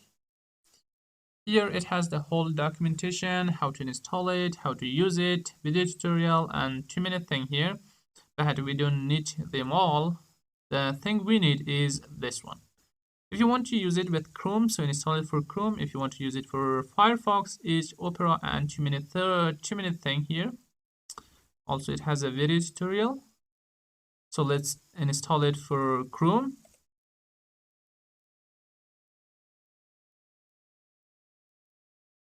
As you can see, it is an extension, and it has a very good community, and as you can see, too many people are using this, okay, 100,000 or something like. So add to Chrome, okay, add extension, that will be coming right in here. So right now it is checking. Now, as you can see, it is added. Click on this and then pin it. Okay, so you will be able to see that right in here.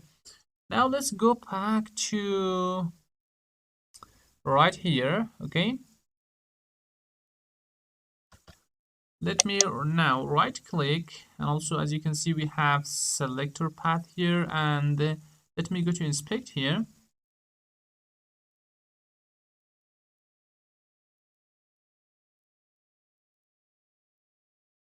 Okay, now you can see again we have 2-minute thing here. Okay, if we come and click right in here, you can see we have selector path. Okay, let me move it a little in the other side. I lost it. Okay, that is going to be right here. Come on. Okay, I found it.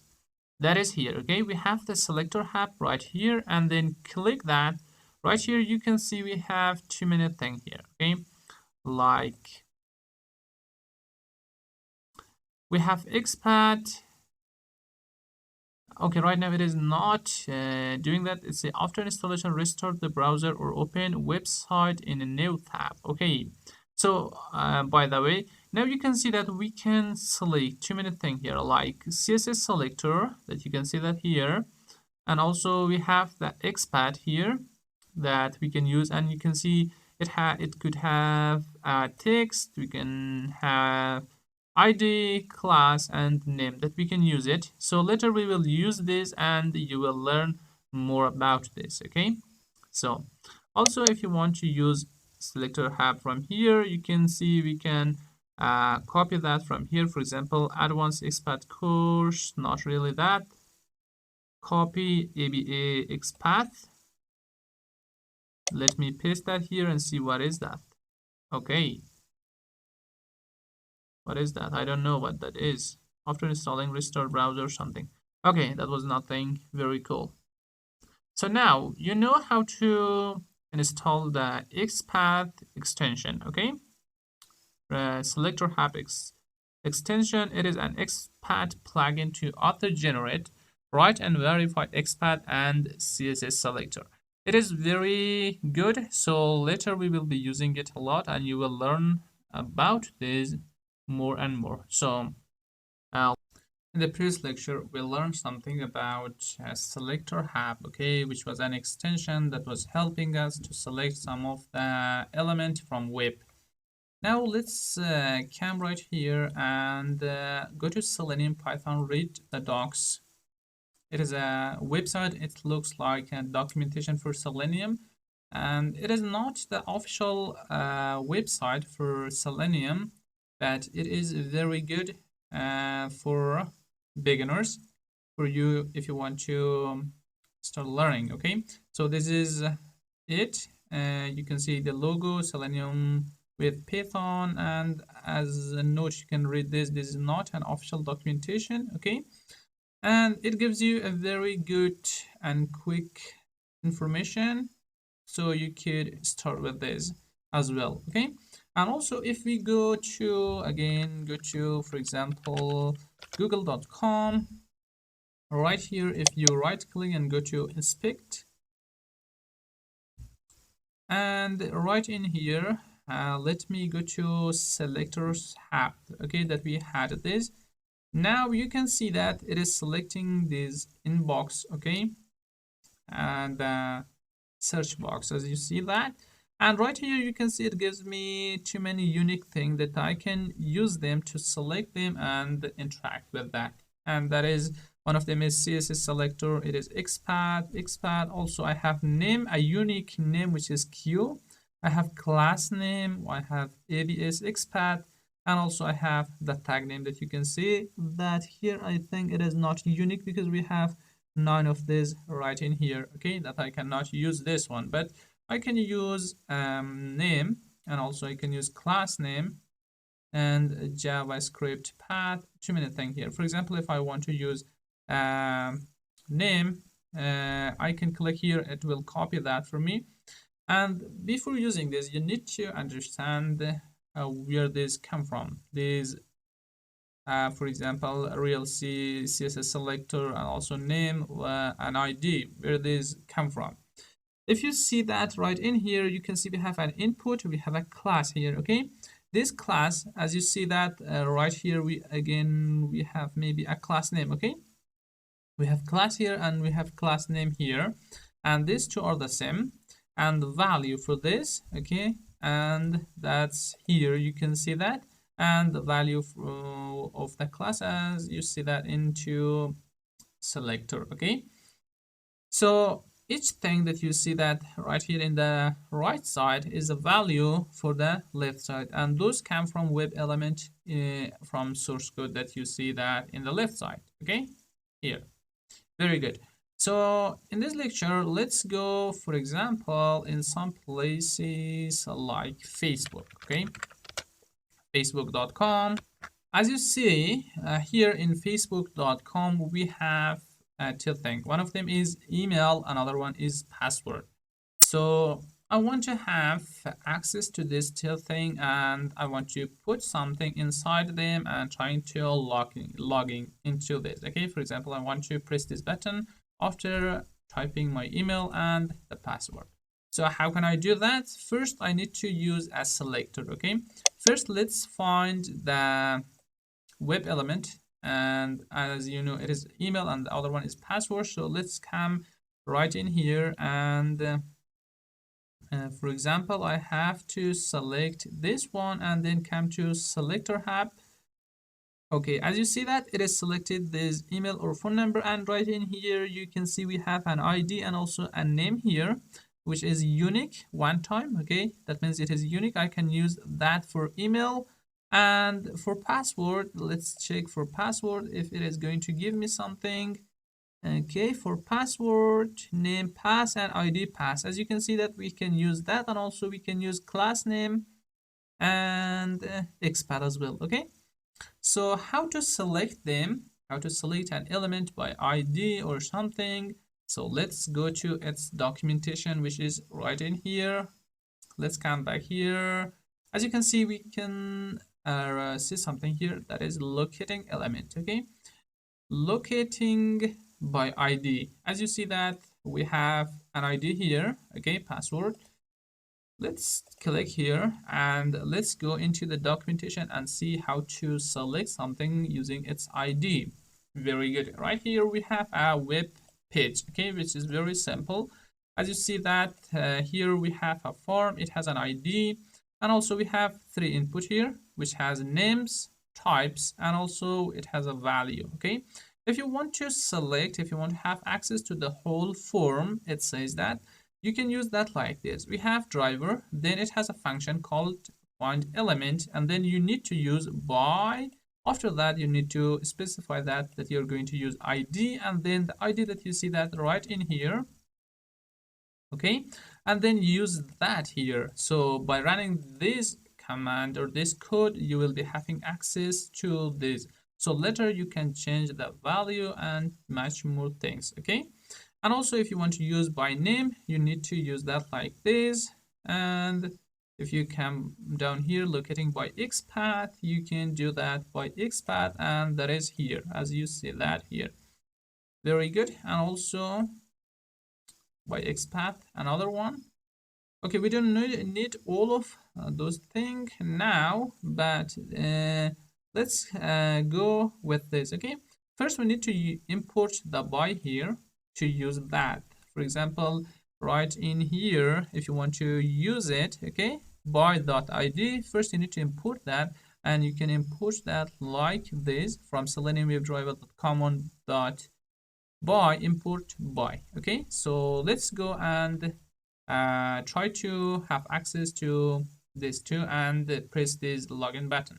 Okay, so right in here, let me have copy the first one, which is here. Okay, I'm copying this, and right in here paste everything. So let's use this path. Okay, and also we imported this and this one. Good. And also it is launching Facebook for me, also good, but I don't need to print the title because I want something else. So also you need to copy this one and then paste that here. That means we are going to import the by because we need that. So after that you need to use by. Okay, so let me come here and use that. So I have the driver dot find element, okay, element, and in here you need to use by and then press dot and press tab, so it will suggest you everything it has. Okay, it has a class name, it has CSS selector, link text, MRO, and name, too many things, but we need the ID. Okay, and then come here. So for this one, let me again select that. We have email. I'm sure we had email here.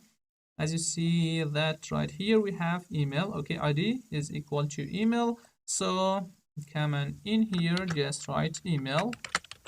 So now we have access to this. Okay, but let's save this into a variable. I'm going to name it email is equal to something to this one.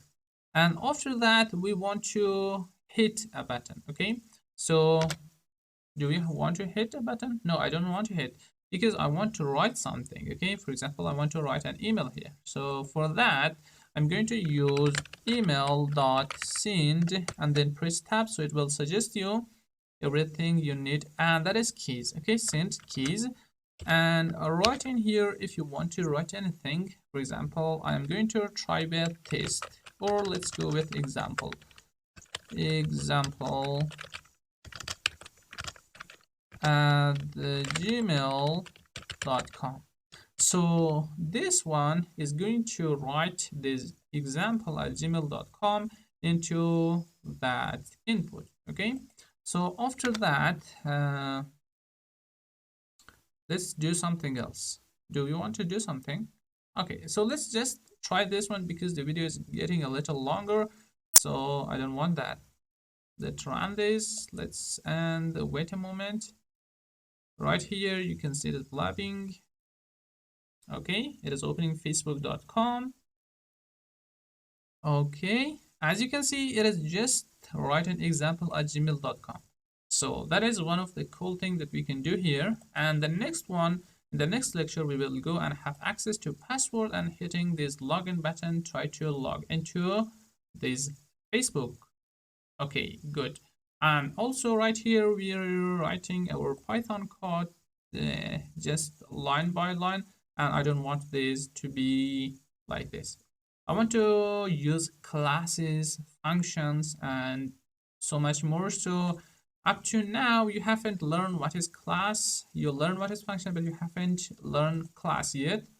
And let's go and learn that as well. Okay, so see you in the next lecture. In the previous lecture, we accessed this element using its ID, okay, the email. Now let's go and do this using classes and functions. So already before this, you haven't learned anything about class. You may know, you may don't know about classes and functions, but don't be worried. In here, we're going to introduce that and get a little more information about that. And also here we are getting the email, and also let's get the password as well. Okay, interact with password as well. So while defining a class, first, what is a class? Class is a block of code that do something, and we put something into a class, block of code into a class to do something. For example, we have class. Okay, we have class, and also we have functions. Good. So first in class, so right here I'm just introducing what is class and functions. Okay, so don't count these as real code. So we have class. First, for example, I'm going to give you a simple introduction to class and functions, so you will be able to learn that in an easy way. So first, about the class. For example, we have animals.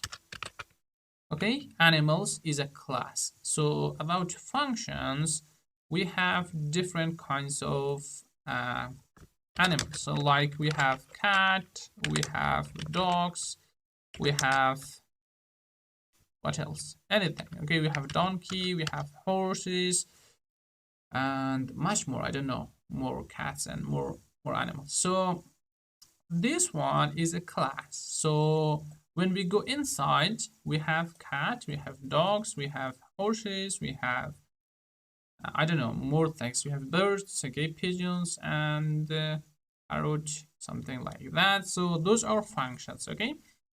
And also about car, we have car as a class, and inside car we have too many functions, and for example, kinds of car, okay. For that, for example, we can have a function to print name of the cats or name of the horses, and also for cars, we can have function to print name of the cars or model of the cars and something like that. So let's come back to here to create a class. In here, I'm going to create a class for this and do some specific job. So class of, for example, let's name it select by ID. Okay, make sure that these class is not predefined. Okay, sometimes you may use a class that's already into the Python, so do not do that. Try to not to do that. So it is just like this. Okay, now we have our class. Inside class we have function. So how can we create a function? You know that we can use diff or defined name of the function then. So let's say locate by ID. Okay, so right here you're going to use the function, and also you can give something called self here. Okay, it is a variable. It is an argument. Okay, self. So later you may learn about that. Okay, we have the path here, and also let me copy the whole thing from here and then put that in here. Okay, press to time the tab, and then so down here, okay, down here you need to create an object for this class. So we have the class by the name of select by ID. Now let's create that object here. You can name it anything, anything you want. So I will name that find by ID. It is equal to, and then name of the class that you see that here, and then paste that here and use these brackets that you see. And after this, you need to call, okay? Call the function. Which function? The function that you have that right in here. And that is inside this one. We have the object by the name of find by ID. Then press dot and then press tab, so it will complete it itself. As you see, locate by ID and locate by ID. And then give this one. And now let's also, I wanted to do one more thing, and that was to have the password. So let's say password is equal to driver dot find element, and then we have by dot ID, then give the pass. This pass is ID for this password that you see here. Okay, let me find that as well. You may forgot. If you don't, then that is good. Okay, ID is equal to pass. Also name is equal to pass. Very good. After this, we have that. Now we can write something. So let's say password dot send keys. Right here, for example, say 1, 2, 3, something like this. Okay, good. Now you can run this by pressing the run button here, and now you can see it is going to access the facebook.com.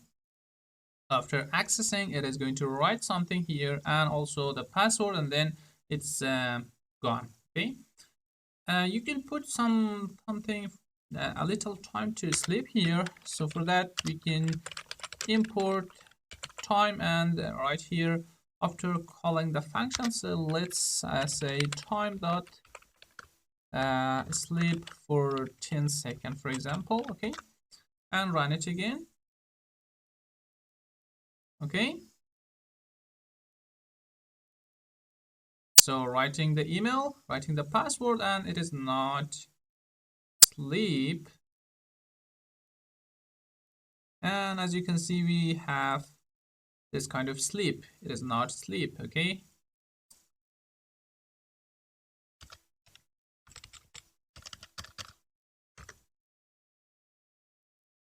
okay, now let's run this.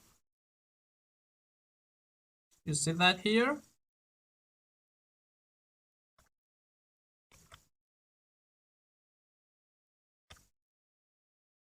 Okay, writing email and password and gone. Okay, so no problem. Function time dot sleep.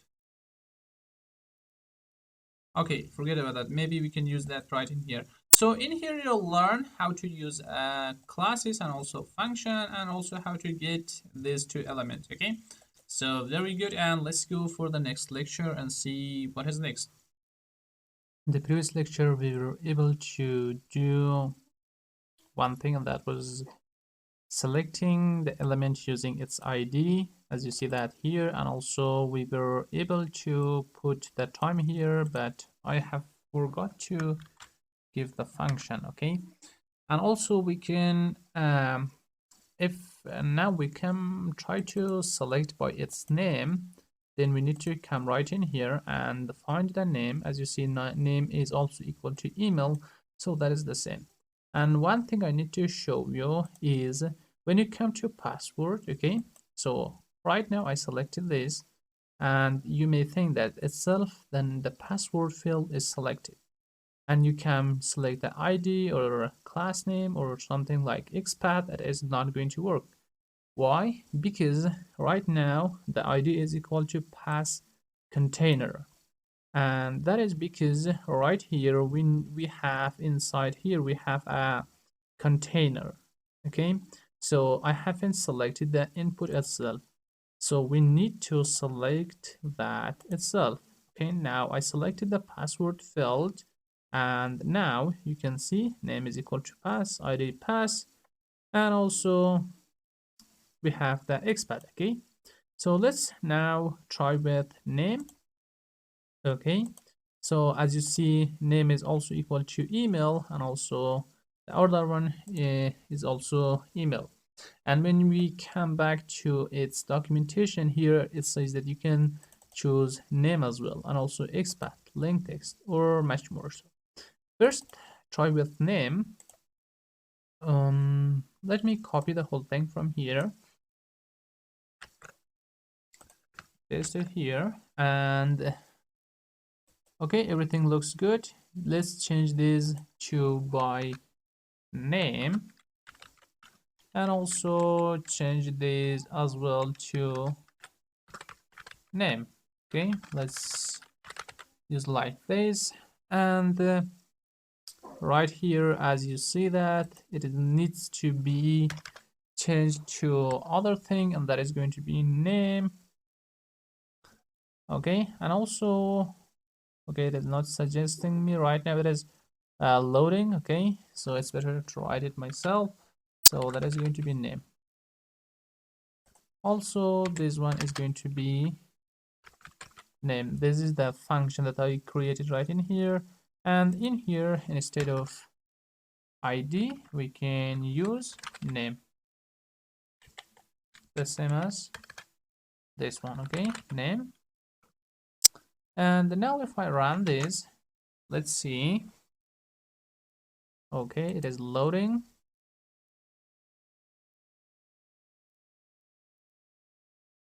Okay, very good. And as you can see, I haven't given any time here, and it's little.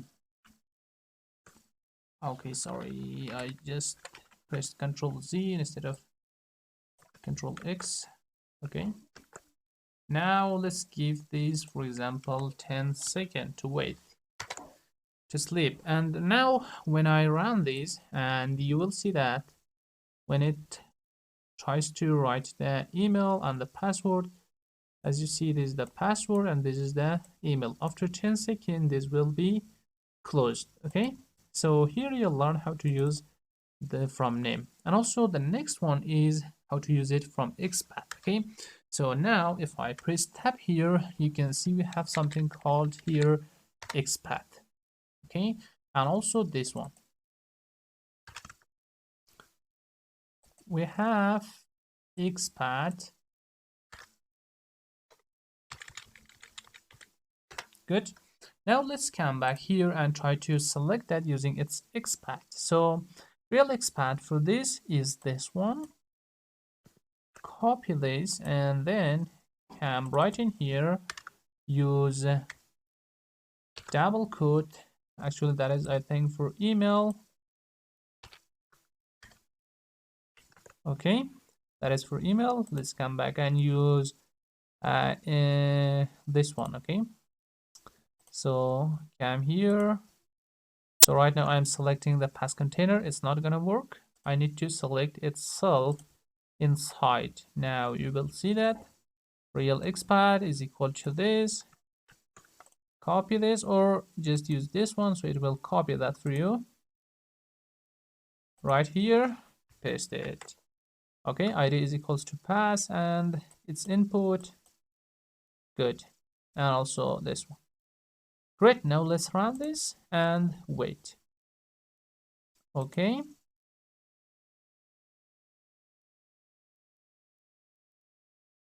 Good. Now it is going to wait for 10 seconds and it is going to be closed back the window. Okay. So great. In this lecture, you'll learn how to use from name. We change the function, and also you can use expat. Okay. So thanks for watching, and let's go see the next lecture. In the previous lecture, we covered selecting elements using its name and expat. That was very easy. Let's come back here, and as you can see, we covered this one and this one. Now one more thing, and that is going to be the CSS selector. Okay, when you come right in here, you see that real CSS selector, we have something, and then we have this one. Okay, so what is this, man? You may not understand, or may understand that in CSS or in web development, while we use this thing, that means ID. Okay, and after that, when you want to write something be in front of this, that means we are going to access the ID. So that is for selecting CSS. So we are not going to talk about that now. Later we may cover that. How does this expat and CSS selector works? Where this come from? Later we will talk about that. And now let's just copy this CSS selector. So as you know, it is for password. Okay, and let's move for email, and I'm sure that is going to be in this one. Okay, sharp email. So after that, you need to just come here and then copy that code here, paste it, and then by name, let's now change it to CSS selector. So let's say CSS selector, and also this name is going to be changed by CSS selector. Okay, so just let that be CSS, and also copy this and paste that here, and also copy the method and paste it right in here. And also now in here, just change the expat to something else, and that is going to be CSS selector. As you see that is the second one, CSS selector. So for email, we have email. Okay, and for password, okay, that is email, and for password we have pass. So let me remove this and then it was passed, I think. Okay, so again this will come and open Facebook, and then access the email field, write this email, and then access the password field and write this password.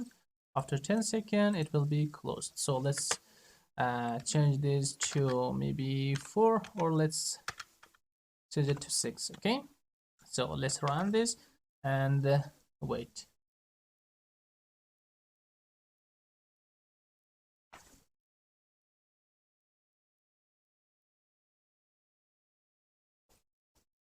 Okay, perfect, but it's not writing the password. Let's see why.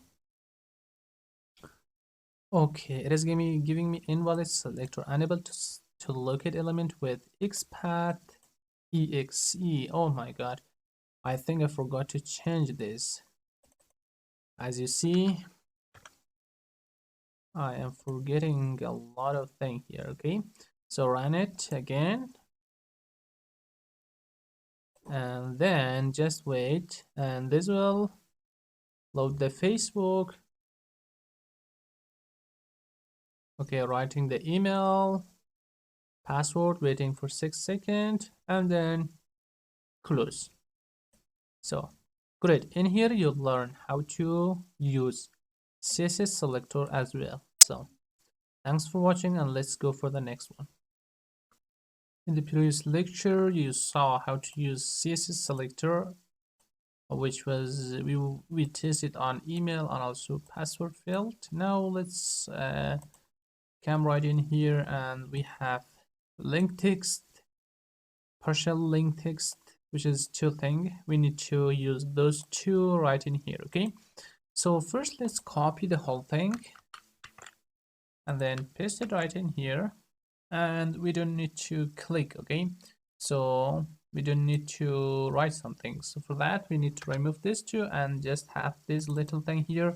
Remove this one as well and press tab here. Link text is something that we're going to use. So right in here we need to use the link text. Okay, so in here we have a link. As you see here, forgot password is a link itself, and if I click on that, so and open the this one. Okay, let's come here. Okay, we have link text here, forgot password, and also we have p-link text. So this one is something we need. So let me copy that and then paste it here, and that is all, I think. So right now we will be having access to that. So instead of the email, let's change this to link. And also we have another option here if you want to click on that. So you need to use link.click function, and this will click on that. So let's be this function, also the class be the same. Okay, if you want, or you can change it, or maybe let's say select by link, and also change this as well to link. And right in here just copy this and then paste it in here, and also copy the method, paste the method here. Okay, so now let's run this, and okay, wait a moment. Okay, as you see, it clicked on forgot password, and right here you can see this one. Very good. And also we have other thing. This is the link text. If you remove this and press tab here, we also have partial link text. Okay, so for that we have partial link text. Okay, so for this you come right in here and copy this one. This is the partial link text, I think. So let me copy this, and in here just paste. Good, and then run this. Wait a moment. Okay, it opened. So again, it's going to click on that text. I don't know if it is going to do anything or not. Let's see. Okay, it clicked on the text as well. and it redirected me to the change password, I think. Okay, and after 4 seconds, 6 seconds, it closed the Facebook. So great, now you learn how to use links as well. So thanks for watching, and let's go for the next lecture. In the previous lecture, we covered selecting links. So we learned two things here: partial link and also the link text itself. Okay, now let's come back here and see what is something that we haven't covered yet, and I think that is tag name. Okay, so let's go and try the tag name. Right here, let's find some tag name that could be unique. As you see in password field, we have a tag name and it is not unique. So we have, as you know, we have 6 tag name by the name of input into this page. So when you have more than one selector in a page, when you're trying to select that, the first one will be selected. Okay, so let's find a unique one. Let me come to this one, for example, login.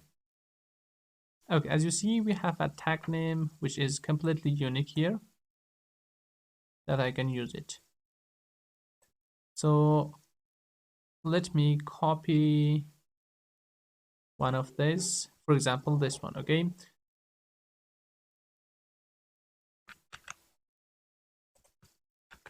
I copied the whole thing from there. Now it is time to access this login button here and click on that. Okay, so how can I do that?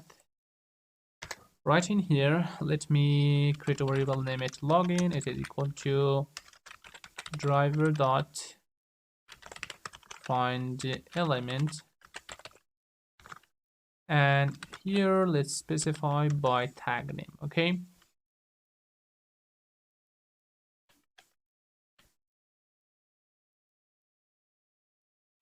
it is not giving me, so I will write that. And after this, you need to give name of the tag. It was button. Okay, and after that, when you have access to login button, you need to click on that. So let's say login dot click. Now let's run this and see.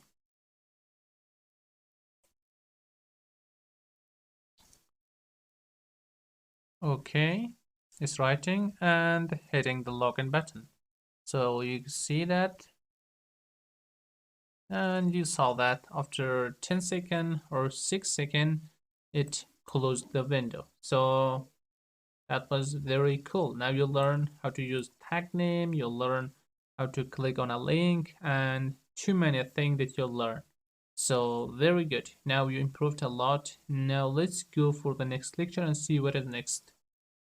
Hi, welcome back. In the previous lecture, we covered how to handle the tag name, and I think we haven't covered the class name. So let me come here. As you see, we haven't covered this one, and we learned all the others. Okay, when you come here and select the password, you will see that we have a class name here which is unique, and we can use this. Okay, let me copy this, and I want to show you something which is very technical. Okay, so let's copy the whole thing from here and paste it maybe here. Okay, so in here we are having access to email, password, and then the button. So I want to have access to this password field using class name. Okay, so let me come back here and select the class name from here,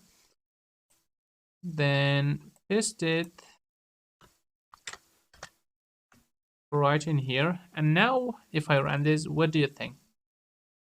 I'm telling that it is going to give you an error. Let's see why and how. So first it is going to give me an error, and that is with tag me. Okay, my mean was not that error. Okay, I mean other error. So let's see, run this, and right here let me open this, and Okay, it is writing the email but not writing the password. Why? Let's come here, and here if you read the error, it tells me no such element, unable to locate element, method CSS selector, and it says that this class is not exist. Why?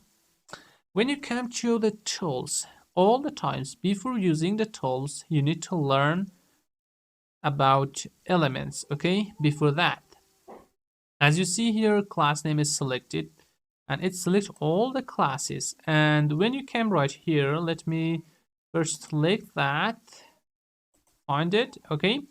Right in here, you can see that we have, we don't have only one class. As you see here, we have 4 class, okay? You can see it is separated with space here. So that means we have 4 class here, okay? Input text, and also this one, and also this one, and this one. So if we select one of them, that means it is going to work. So let me come up here. I'm going to just select this one. For example, if it is unique, so it is going to work. If it is not unique, we can use others, okay? We had 4 classes. So let me run this again and come here and wait for this. Okay, it is going to write the email here, password, and hitting the enter, or this login button, and it's trying to log in, and then the window is closed after 6 seconds. So great, now you'll learn all of them, okay? Tag name, and also what was the others? Class name. I think it was class name, okay? You learn class name, you learn tag name, and also link, and all of this thing, which is I don't know, maybe each of them or more or less, okay? So great, now let's go, and also you can see that there is a usage of that you can use, okay? You can learn it from here too. So great, thanks for watching. Now that you know, we'll learn all these things, okay, like ID, name, XPath, link text, partial link text, tag name, class name, and also CSS selector. Now let's go and take a review, a short review, and also learn some new tips if there is. If not, so we will go to a little advanced section, okay? So the first thing that you'll learn is this one, okay? Driver.chrome or WebDriver.git. Do we have anything by the name of Git? Okay, here it is. Driver.git. Driver.git will navigate through a website, okay? To a website. As you see that here, driver.git will launch the facebook.com here. And if you write any other website, that will be opened when you use git function. And if you want to open the current URL, so you can use current URL. So let me have this part, okay? Copy those and paste that here. And then let me copy this 2 line as well.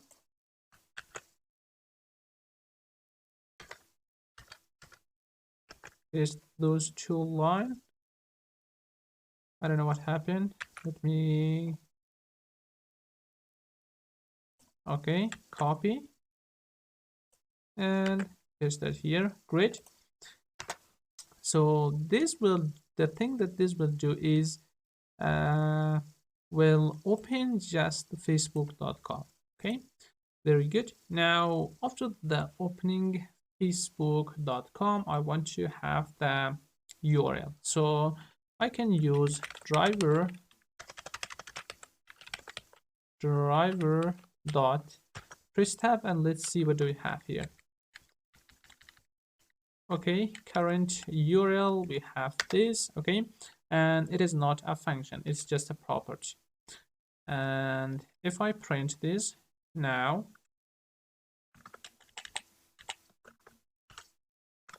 oops,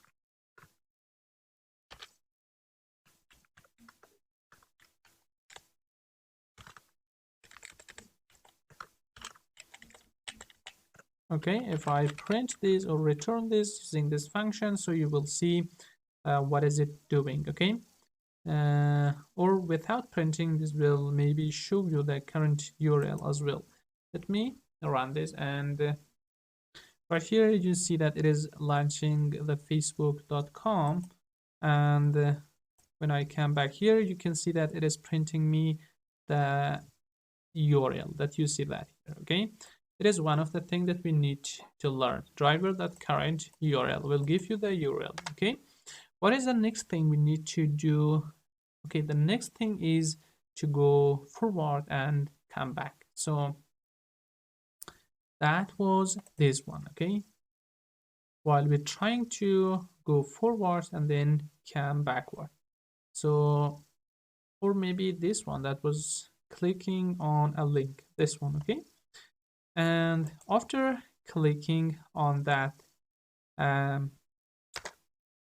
not really here, but here, after clicking on that link, let's use driver dot back function. So when you click on that link, and then it will come back. So let me increase the time for maybe 15 seconds, so we have time, enough time. Okay, now let's run this, and right here you will see that it click on this forgot password. Okay, here it clicked on this, and it is here now.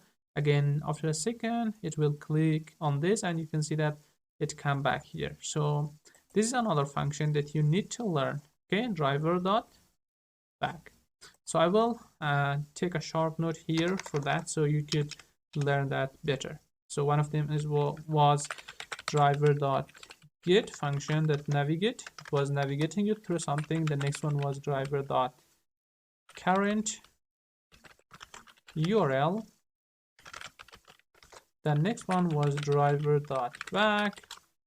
And also, if you want to go forward, you can do that as well. Let me use this here.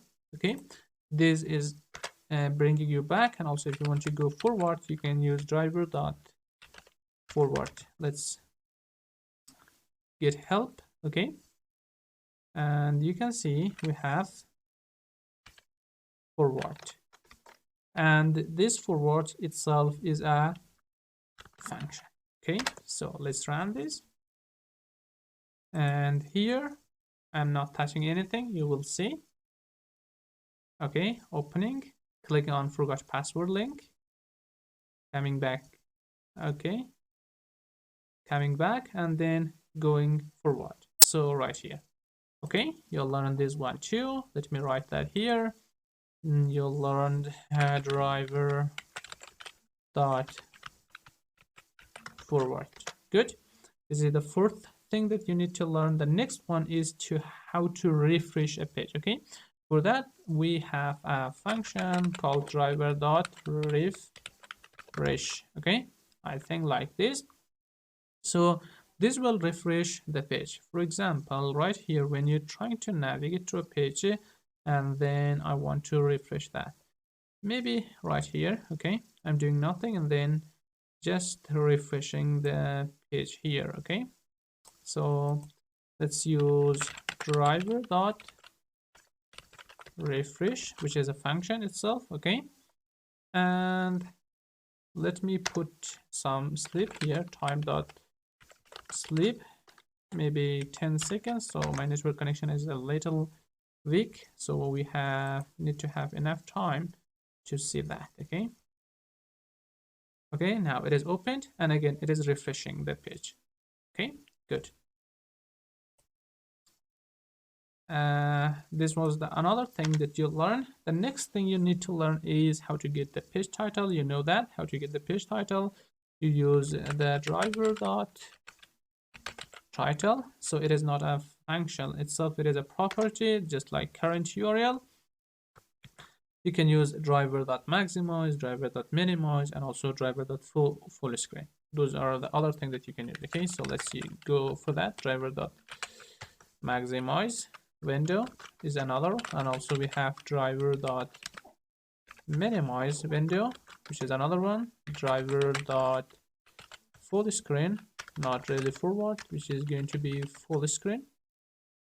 Let's see if we have it. Full screen, come on. Okay, full screen window. Something like this, I think. If maybe we have some kind of error, some error in spelling. Oh, that is here. I am telling why it is not giving me what I want. So right here, if I search for full screen window, it gives me, and it's also a, it is a function. And also we'll learn that we had driver dot close, driver dot quit, and what else? I think that's all. So let's go for maximize and minimizing this. Okay, copy that, and right here after refreshing, I want to see this. Okay, run that, and right here, let's see. Okay, now let's see, refreshed. After refresh, you can see it is maximizing that. And also you may know about full screen. Let's go for full screen. Let me copy the full screen from here. And instead of this, I want to use full screen, okay? Nope, not really. It is minimized. Let me first maximize it, then minimize it, and then full screen, okay? Let's run this again, and you can see that here, first it will be maximized, then minimized. First refresh, okay, now it is time for refresh, maximize and minimize, and then close. Good. And let's go for full screen as well. Let me copy that. After minimizing, I want to see how it is working with full screen. I want to give this 20 seconds, okay? Okay, it refreshed. Now, great. This is the full screen, okay? That you can see right now.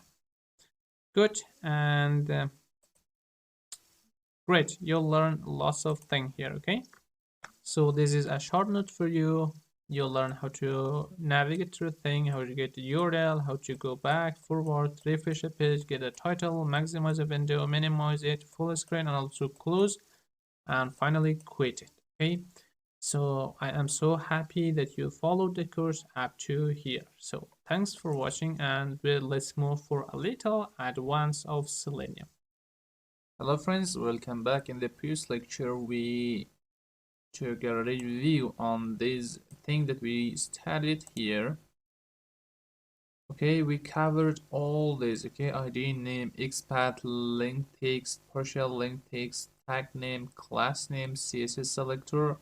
So we covered all of them, okay? And also we were using find element. Before it was find element by ID or by name, by XPath. Now those things are not using because maybe those are deprecated or something. Now it is this one that people are using, okay? And we have, as you see here, we have find by ID, and I think nothing exists for this, but one thing I think is not covered, and that is if I come right here, let me copy this, okay? Copy the whole thing from here, and then paste it maybe here. So let's remove some of this code from here. Right here, if I want to find multiple elements, how can I do that? Okay, for example, I want to go to facebook.com and finding all the links, okay, which was a tag. Okay, so like that, let's say list A, it is equal to driver dot find. When I press the tab right here, you see we have two things. One of them is find element, the next one is find elements, so which is plural. That means it is going to give you multiple elements, not just one. So right here, as you see, before we import it by here, now we are going to use by and then tag name, for example. Okay, we're going to use tag name to find all this a in the facebook.com. And right now, if I print a line of list a, you will be seeing that it will give me all the list or length of all this a here. Now here you see that it is opening facebook.com and it is not doing anything else. And finally it gives me 46, which is the total or length of a tag. That means in facebook.com page right here we have 46 link. Okay, so how can I go through them and print each of those links? So for that, you see that it is a list now. If you want to go through a list, before in Python Basic, we'll learn that we can use a loop. Okay, so for example, for I in list A, and here if I print I dot text, I think this will give me the whole text for that. So here again you see that it is going to open facebook.com, and right in here you will be seeing all that text that is belongs to facebook.com. Okay, now you can see it gives me all the text. Okay, one of them is forgot password, create new account, create a page, and also Pashto, Farsi, Al Arabi, Turkish, and too many things. Okay, so like this you can go through multiple elements and use that to find anything you want. Right here we use tag name, you can use anything else you want. Okay, and you can see we have class name, we have CSS selector, we have ID, link text, name, and partial link text, XPath as well. So if these are only one thing, so you don't need to use if those things are unique, you don't need to use find elements. Okay, if that is plural, so that means more than one, you can use find elements to go through them. Okay, so we use tag name here to find all the links on facebook.com. And in the previous lecture we worked on this, okay, getting all links from Facebook login page. So if I come right here now, I'm trying to get this text. Okay, after all, you learn a lot of things, you improved a lot, and now you're able to get anything you want from a web page. Okay, so for example, we're trying to get this text from Facebook login page and print that. So if I come here and trying to find this, as you see here, it has a tag name called h2, and also it has a class. Maybe this both is unique. If you use h2, maybe it is unique, maybe it is not. If it is unique, so you can use it. And also the class, by using the class name and tag name you can have access to this, but we are not so sure about that. For that, for solving that problem, we have our tools here, selectors have. Okay, let's come and here check that. You can see we have a tag name which is completely unique, and also the class name which is also unique. So we can use both of them, and also XPath as well, and also CSS selector the same. Very good. So let's come back here and copy this block of code, come down here and paste it here, remove some of the code, we don't need that. Right here I'm creating a variable called h2. So let's go to driver dot find element, and here we have imported by already right in here. You can see let's go with tag name. Okay, tag name is in here, and you know that the tag name is h2. And let's print the text for h2. If I now run the program, it will not give me what I want, okay? But if I try with h2.text, this will give me the result. So let's run this and wait. So it is launching the Chrome browser. You see that here. Okay, and let's come back here. You can see that it is giving me the text connect with friends and the world around you on Facebook, and that is what you see that here. Okay, so if there is other things, and also you know that we could have access to all these links, and we printed that. If you want anything here, anything that you can think of, you can have access to those and print it them if you need them. Okay, so very good. And in this lecture you'll learn how to get a text from a web element, and by using h2.text you print the text for h2. And also if you want to print the class, so right here just use by class name. So now you'll learn a lot, and let's go for the next lecture. Hi friends, welcome back. Now let's go and see how can we get a value for an attribute. So again, I have this like for like login page here, and I'm going to go to inspect, and right here let's go with username or password, or one of them or both of them. So with username we have a tag with which its name is input, and you know that attributes are here by the name of ID, name, type, value, size, max length. These are all attributes itself. This one an element, okay, web element, and name for tag is input, and value for attributes ID is username. Value for name attribute is username. Value for attribute type is text, and as well others. If you want to get value for one of these attributes, you can use a function called get attribute, okay? That is very easy to get that. So if we come right in here and try to, let's copy this, or let's just copy this part, and we will create a new function for that and start doing that, okay? So let's go with a class. The class is going to be get attr. Let's name it attr, means I get attribute value, okay? So we have the function, and then let's we have the class. Now let's go and create a function for this. Function is going to be get value, okay?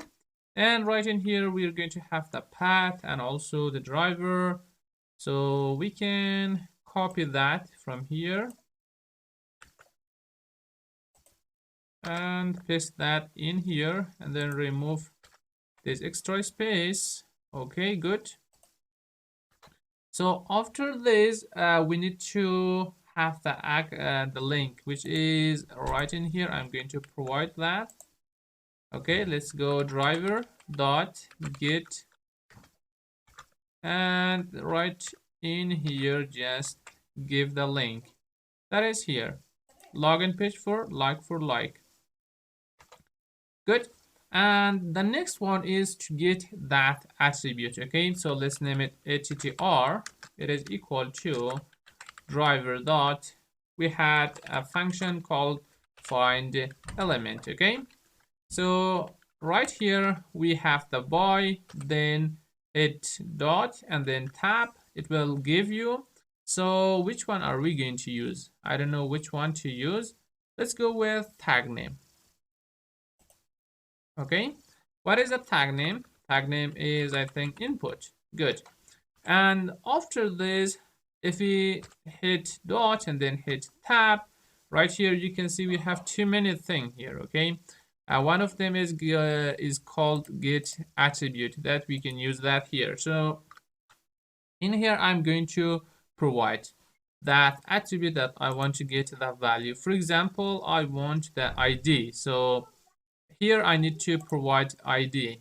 So let's use double quote or single quote and then hit ID. After that, let's print this, okay? Print the attr, and then we can use time dot sleep, for example, 5 seconds, and that is it. After that, you need to create an object for the class. So it is attr obj attribute object. It is equal to get attribute value class, and then we have this attr object dot the function that we have, okay, which is get value. So that is it. Let's run this and let's see if we can have value for ID or not. Okay, so we have we have something here. It is telling that, okay, get value takes 0 positional argument, but 1 was given. Okay, let's see why. As you see, we haven't provided that right in here, and that was self. Okay, so now let's run it and just wait here so you can see the browser is launched right here, trying to have access to like for like login page, and it is done right in here. Just take a look.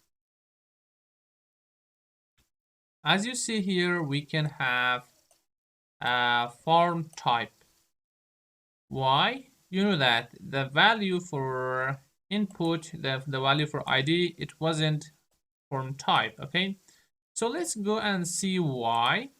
Right now you know that, I think you understood, because in previous lectures I described that a lot, and in here you need to understand that. So let me press Ctrl F here and search for input. Okay, as you see here we have 5 input. Okay, so the first one is this one. It is an input which has an ID of form type. Good. So when I try to print the value, okay, for ID, it comes and check. It found the first one. The class it's hidden, okay, we cannot see this, but the ID, it is form type, and it printed this one. So I wanted this one, and it prints me that one. So let's go, which one is that? Okay, as you see that it is the second one. And you know how to move on and find the next one, which is very easy. If I go with class and go input, maybe no. So I can find that very easily, like for example, we had an ID. Okay, so actually I need to use XPath for that. So for now we're going to skip that, and in here you learned how to get value for an attribute, and that was ID value. For this you got that. Okay, so if you want to get some kind of value for this, let's go with something else, like, or you can choose not tag name. Maybe you can use ID itself and then get the value for something else. So let's do that. Okay, right here, so you could understand that better. In here we have the ID. Good. Let me go back into this. As you see here, we have an ID which is username. Let's come here and find that with ID, and ID for this one is username. Okay, I think it is not capital. And then I want to get the value, for example, for the class. Maybe let me see here, what do we have? Okay, we have type, which is text. If I try to find this one again, I have the username. Okay, it will give me username. If I check for type, it will give me the text. Let's go with max length. How about max length? Okay, let me copy this and come right in here and just paste that here, and then run this. wait a moment and you will see the result here. Okay, as you see that, which is 50 here, and let's come here, you can see max length, which is 50 there. Good. And also we had a error in here, misspelling. Okay, we haven't this hour here, so I added that while I passed the recording. So try not to forget to write this one. Okay, and like this, you get the value for an attribute using get attribute function. So thanks for watching and see you in the next lecture. There are cases that we face, and before typing into some fields, the login button or sign in button or register button itself, it is disabled. So how can we check that? I here created the class and also the function, and I already imported WebDriver and also by. Just like the previous that you see here, I just copied that and changed the name of the class and name of the function. So in here I have a website training.openspan.com/login. Right here you can see this sign in button, it is disabled, but when I write something here, and now you can see it is enabled. Okay, so how can we check if this login button is sign in button disabled or not disabled? So for that we have function that can do this for us. So let's go with driver, which is going to be equal to WebDriver dot Chrome, and right in here you need to just give the path. Okay, let's copy that two from here because those two are really necessary to be right in here. So good, we have the path here, and also the next one is to, like this, provide the web page link, copy the web page and come right here, and then we have driver.get function. Okay, driver.get method, and then just paste the link here, and after that you need to go find element to try to find the element which was here. Let me go to inspect. Okay,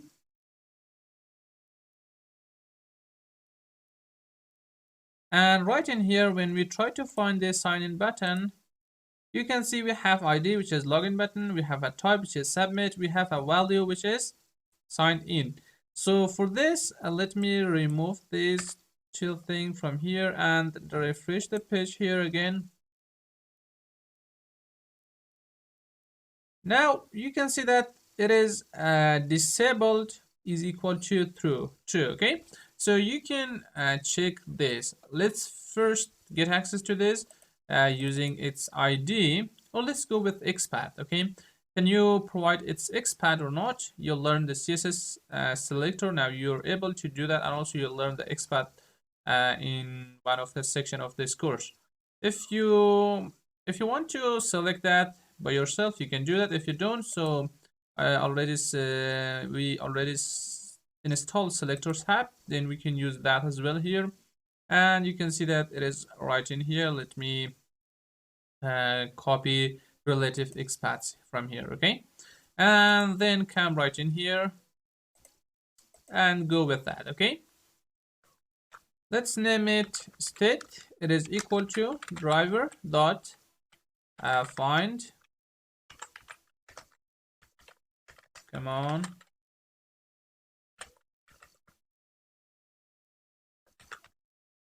dot let's go with XPath. Okay,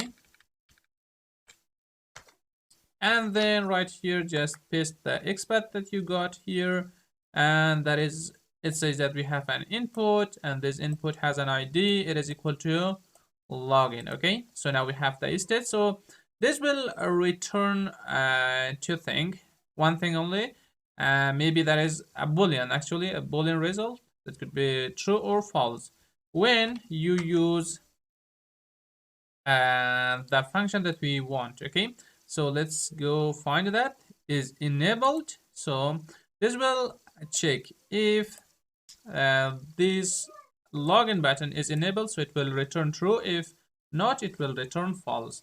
So let's check that with if and else. In here, let's check if this state is equal to true, then let's print the button is enabled. Okay, in else part we can print or return the button is disabled. Very good. Now we have this and we can just check that. Okay, so let's come right here and try to create object for this. Sorry,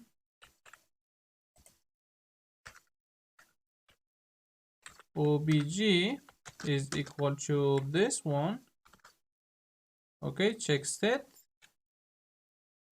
Then we have the object dot enabled and disabled function. So right in here you can see it is printing something, and let's go and see. Okay, so running this, as you see, it printed that the button is disabled. That means it was true. Also, we can do one more thing, and that is to first access this and this, write something, for example, some text here and some password here, and then this button is enabled. Let's check this one. Okay, let's come in here. So right in here we have this one. Okay, let's not to use if and else here right now, and at the first you know that it is disabled. Okay, so let's print, and now the button is disabled. Okay, and after that let's have both that username and password. Okay, username is equal to something, and then we have the password is equal to something. Let me copy this one, paste it here and also here, and then remove this this one, which is something we don't need. And then let's go here, find the username, something like ID or something. Okay, we have input class, input text, type text, name, username. Okay, let's go with username. We can go with both of them. Okay, username and also name. Let's go with name. Copy this and right in here, let me remove here and then hit tab. We have name, I think. Okay, and right here provide the name. Now I have the name right here, and then I use username dot send keys, and then let's write example. Well, let's go with test. Okay, test, add test. And also for this one, let me go remove this one, and then let me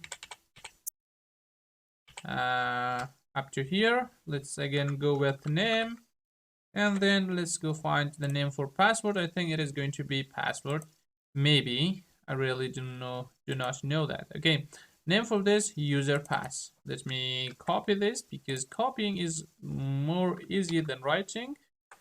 So now we have name for this and name for that, and let's write here a password. So try password dot send keys, and right in here just write test, add test. Okay, something that we can write for testing.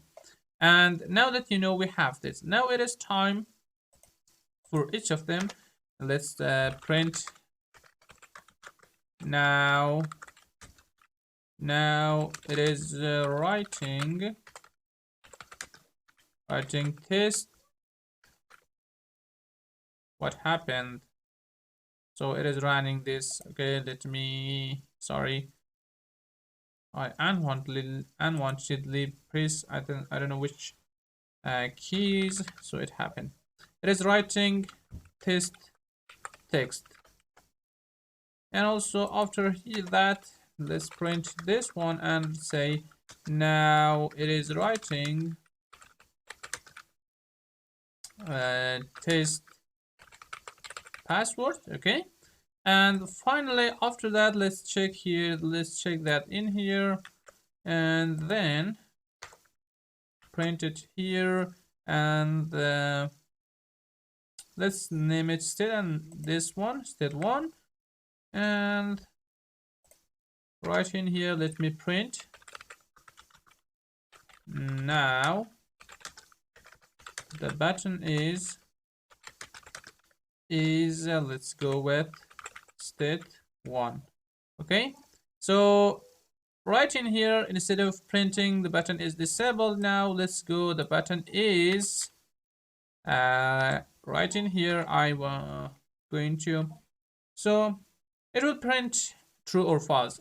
It's better to see that. Okay, so let's go with state, and that's it.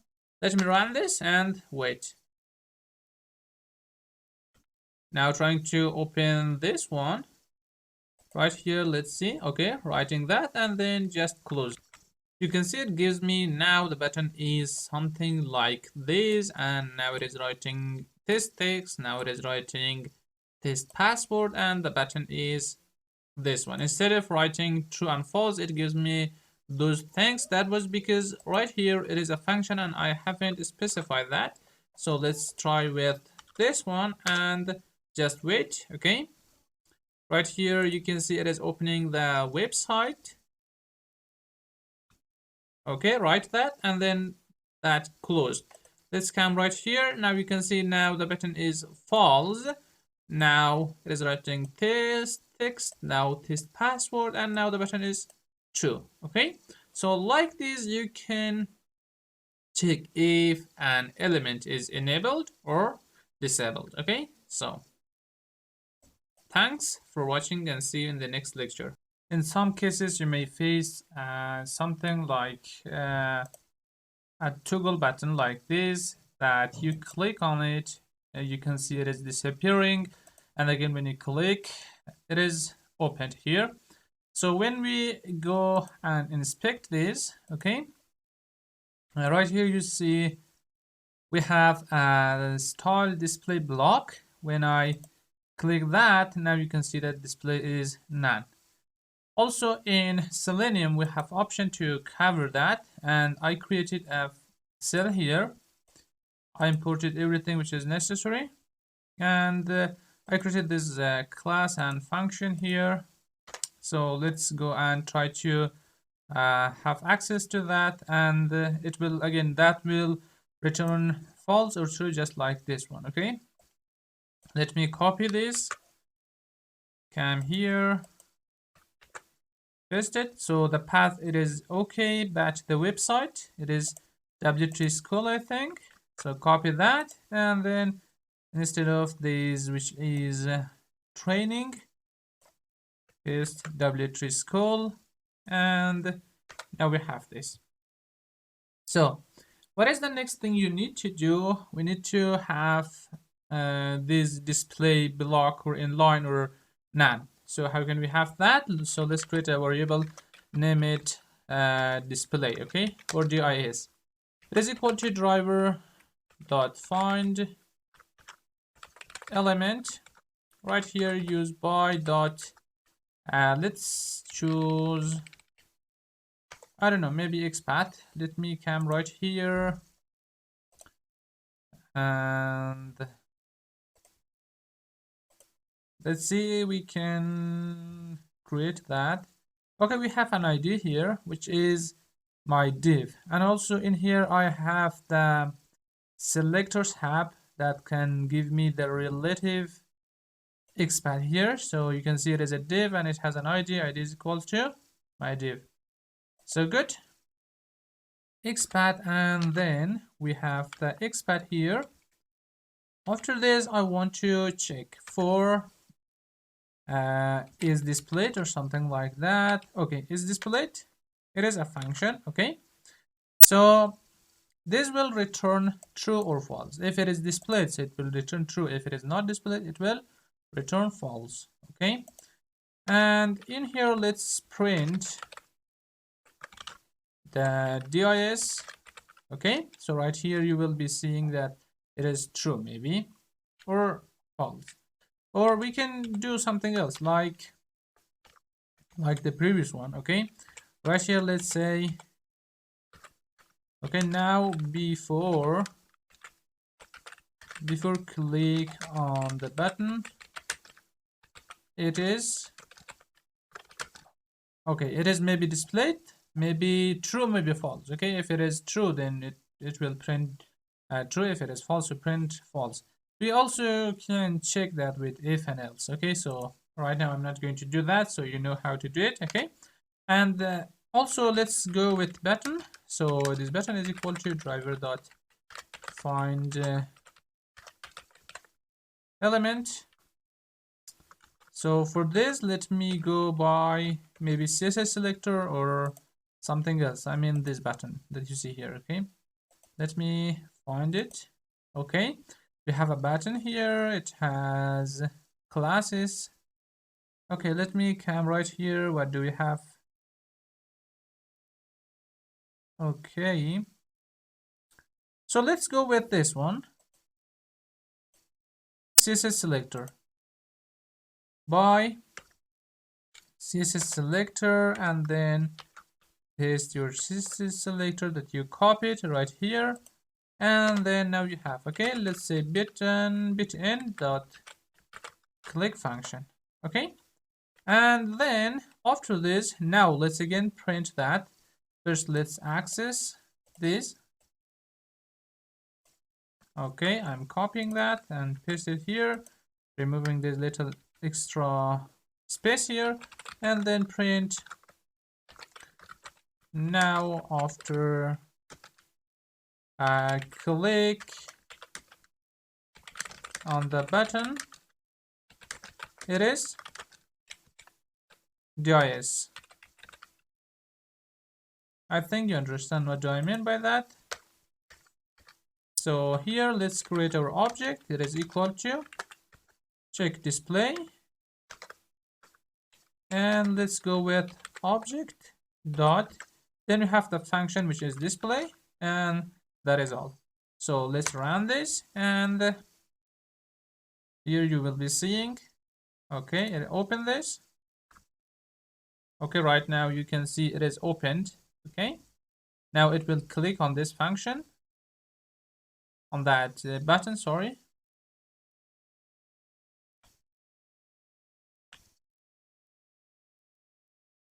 Okay, now you can see that.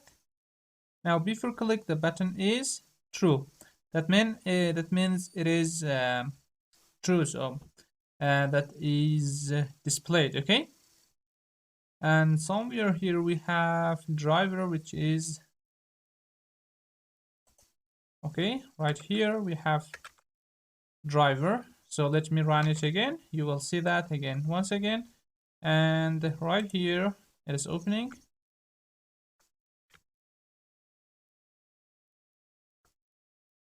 Okay, it happens very fast, and now you can see that now before they click, the button is true. That means it is opened, and before that it is true. After that it is false. Okay, display, actually it needs to be display. I changed that to button, so no problem. I think you understand that. So right here, okay, right now it is clicked and it is like this. And now you'll learn how to handle the display option, okay, by using this is displayed function. So thanks for watching, and let's go for the next lecture. After all, we'll learn everything about Selenium, and I think there is something that we haven't handled that yet, that is checkbox and radio buttons. So let's go see how can we handle this. Okay, here into this website I have seen this thing here, and you can see that it is a checkbox. Okay, so there is a difference between checkbox and also radio buttons. Radio buttons, we cannot select or check multiple. Okay, we're able only to select one of them. But with checkbox, we are able to select multiple. So let's go and inspect this, try to find it, this element, and see if we can find some unique thing here to automate this. Here you can see it is an input, but the type it is checkbox. Okay, you can see it has an ID and it has a name, it has a value. But we can use this ID to select this. Okay, let me go in find, Control F. Right here, let me go with input, and right here I am saying that I have an ID. This ID is going to be equal to, let me find that back again. Okay, DOI0. Okay, let's go with that. DOI0. Okay, we have only one of one. That means it is completely unique in this page. So let me copy this. Good. But before copying that, let me copy this one because we need that here. Okay.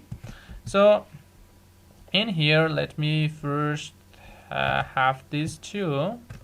Let's copy that and paste it here, and then remove little space from here.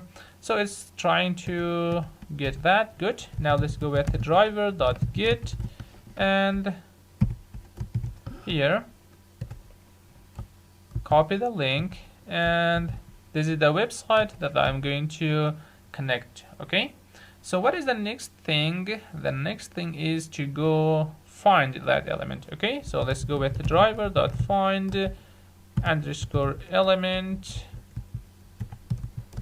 and here let's go with by dot, and we can go with XPath. Okay, so now it is time to copy the XPath that we generated here, copy that, and then come back here and paste it here. Okay, so we have this. Now let's click on this. Okay, so again, hit dot, hit tab here, find click.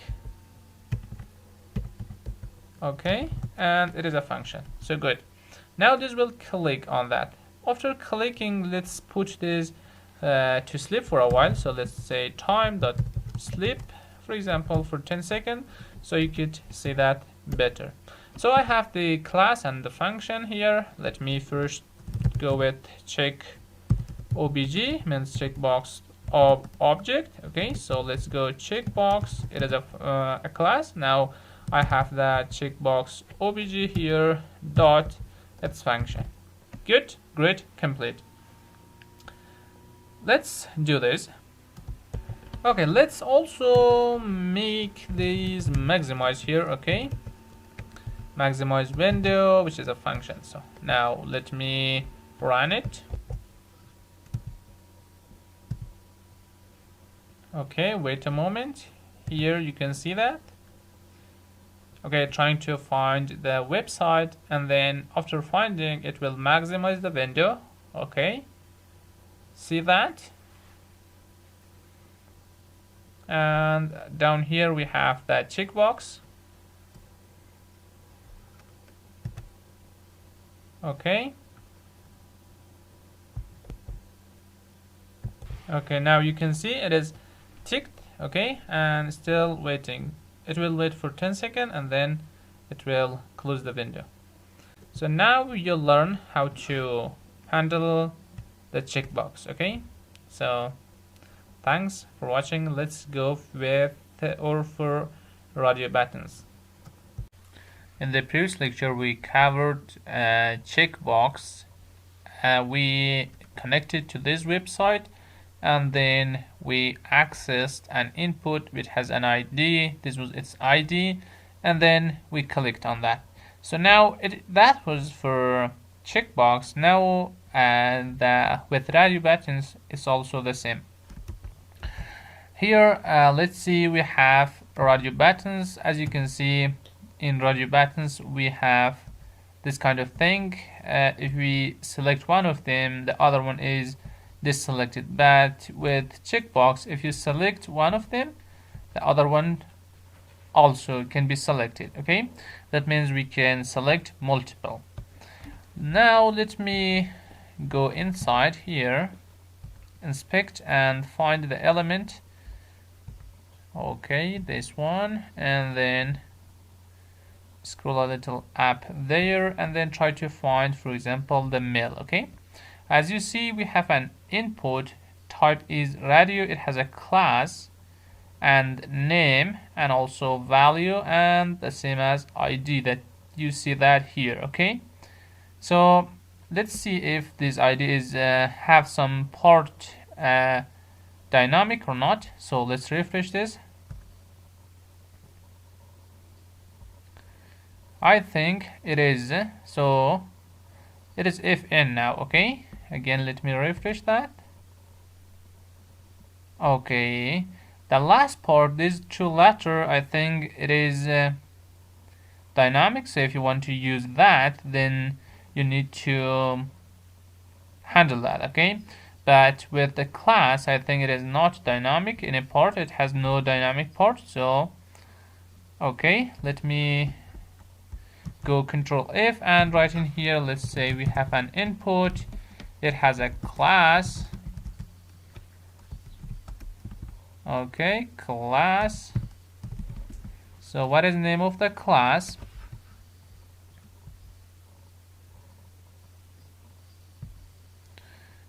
Okay, this is the name of the class. Let me write that in here. That is underscore it ESA.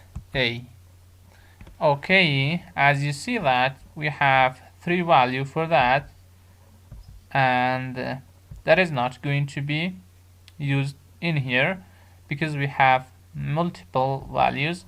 So for that we don't use that. Okay, and also the name, you can see we cannot use name as well, but with value we can use value. Okay, so let's go with value.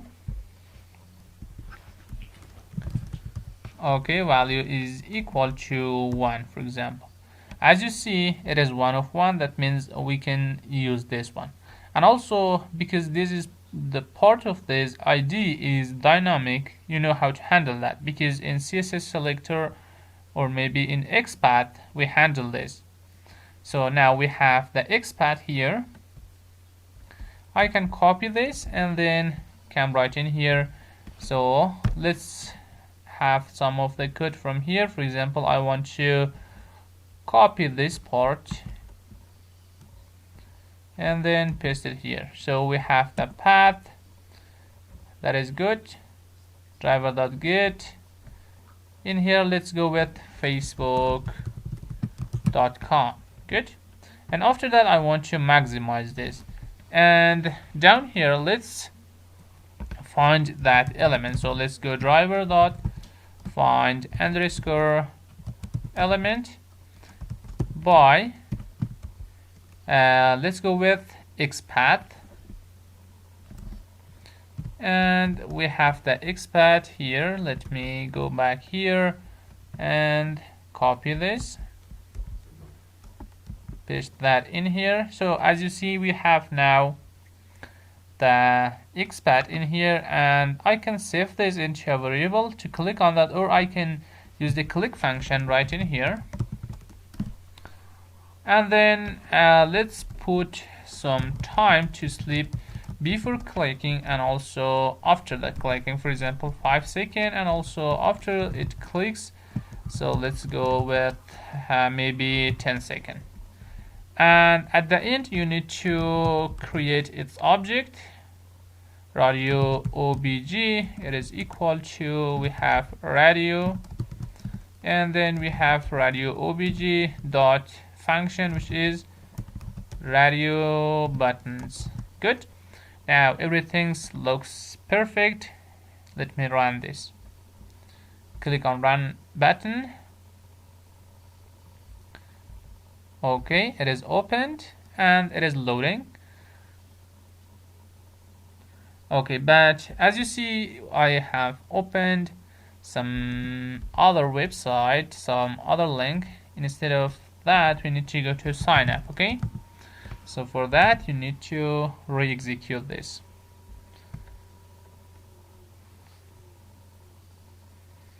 Okay, it's gone to sign up page, and right here now you can see this one, female, it is unchecked. Wait a moment, for example 5 seconds. Now it is checked, and it will wait for 10 seconds and then close the window. So perfect. Now you learn how to handle a radio button as well, and also the checkbox. There is no such different. Actually, they are both the same. So, but you cannot click multiple. Okay, if you want to click one of them, the other one will be deselected. If you want to select the first one, the second one will be deselected. If you want to select the second one, the first one will be deselected. So, hi friends, welcome back.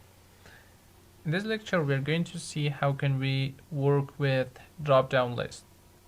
So if I come to Facebook login page, you can see here we have different drop-down lists like month and days, years. Okay, so we have two kinds of drop-down lists. One of them is select. Okay, the other one is li or list.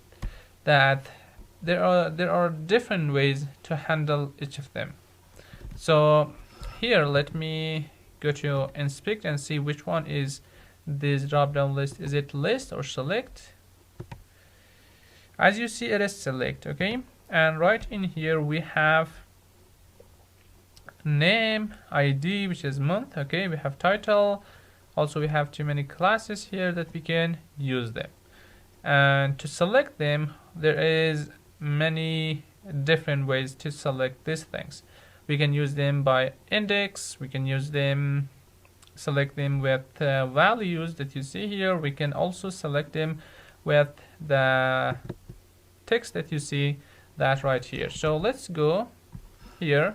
Let me copy everything from here. Okay, copy that and then come in here, paste it. Okay, so good. Now I'm trying to go to sign up, Facebook sign up page. Great. Now let's go with driver.find element. Okay, so let's go by we could go by id. Okay, id for this, it was month, I think. Okay, for example, I want to select the first drop down and I want to have some kind of thing from there. And if you want to work with select, you need to import one thing from Selenium. So let's go with selenium.webdriver.support. Okay, dot select, import select. Good. Now you have the select here that you can use, and that is good.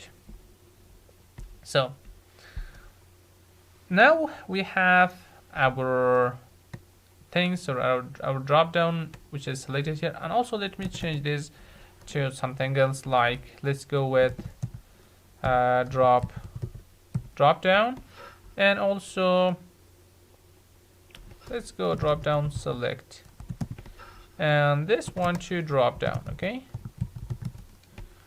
so we have that. And right here let's save this into a variable. Let name it drop down. It is equal to this one, and right here we have the function which is select. So let's go with the drop down. It is equal to select, that we just imported that app layer, and it is a function. It is asking for a argument, so you need to give the drop down that you selected. Okay, so while using this select function, if this drop down itself is a select, so it's gonna work. If it is not select, it is something like list or something, and then it is not going to work. Okay, it's going to give you an error. We have another way to handle that, I mean list. If we come to Selenium documentation, right in here, selenium.webdriver.support.select, here it says that first you need to import the select from here, and then it's saying that if it is select tag, then it's gonna work. If it is not, then an unexpected tag name exception will be thrown. And right here it is described that you can use three function with that, okay, with select. One of them is select by index, next one select by value, and also select by visible text. Okay, so right in here we can do that. So let's go dd.select. Actually, let me copy that. For example, this one. Okay, I will copy and this one and then just paste it here. So the value, for example, I want to select the fourth one. Okay, I mean the fourth one. After that I want to go to sleep, for example, for 10 seconds. And then right in here let's go with object. It is equal to drop down select. Good. And also we have the object dot the function. So now if I run this, you will be able to see that. Okay, so after this, let's make it a little lower, for example, for 5 seconds, and then let's select with something else like index. Select by index if it is correct, that I mean the spelling. So here let's give the select index to, again, to, for example, it. Okay, and again let's go time dot sleep for 5 or 4 seconds, and then drop down dot select. This time you need to choose it by visible text. Okay, so let's go select by visible text, and here just paste the visible text. And first you need to go into the website to select the text. For example, I want to select May. Okay, so it is this one, and then just came here and paste it. So again, put this to sleep for a while, maybe 4 seconds. So everything looks perfect. Now let's run the program and see. Okay, it is trying to launch the Facebook sign up page. Right here you will be seeing, okay, April. Right now selecting with the value. Okay, September, and let's go with the text May. That is good. After 4 seconds this will be closed. That is done. So that was great. You'll learn how to select a select tag with using three function that is here. So select by value, select by index, select by visible text. Okay, so thanks for watching and see you in the next lecture. After all, you'll learn lots of things about Selenium. Now we are into one of the coolest thing about Selenium, and that is how to handle auto suggestion in Selenium. What is that mean, auto suggestion? For example, I come to google.com and right in here search for something like Python, and right in here you can see we have too many things, okay, like Python documentation, Python YouTube module, Python tutorial, Python download, Python family, and these things are the auto suggested. Okay, how can we handle this? We can handle this very easily. First I need to have access, or I need to access this element, okay, search element, and then I need to write something here and then search for something, for example Python download or Python compiler or something like that. If that exists into this list, then click on that. Okay, very easily. So let's come here first. Let's see how can we search for something. Let me come right in here and copy everything from here and then paste it here, and then remove some of them. Okay, up to here, remove it. Let's change the class name to something else, like auto suggestion. Okay, and also this one to auto underscore suggest or suggestion. And also let's remove this. Good. Here let me copy the link and then paste that into right here. Good. After that, I'm maximizing the window and then finding an element. Let's come here and find this element. Let's go inspect this. Come right here and then click into this input. Right here you can see we have two many things for this input.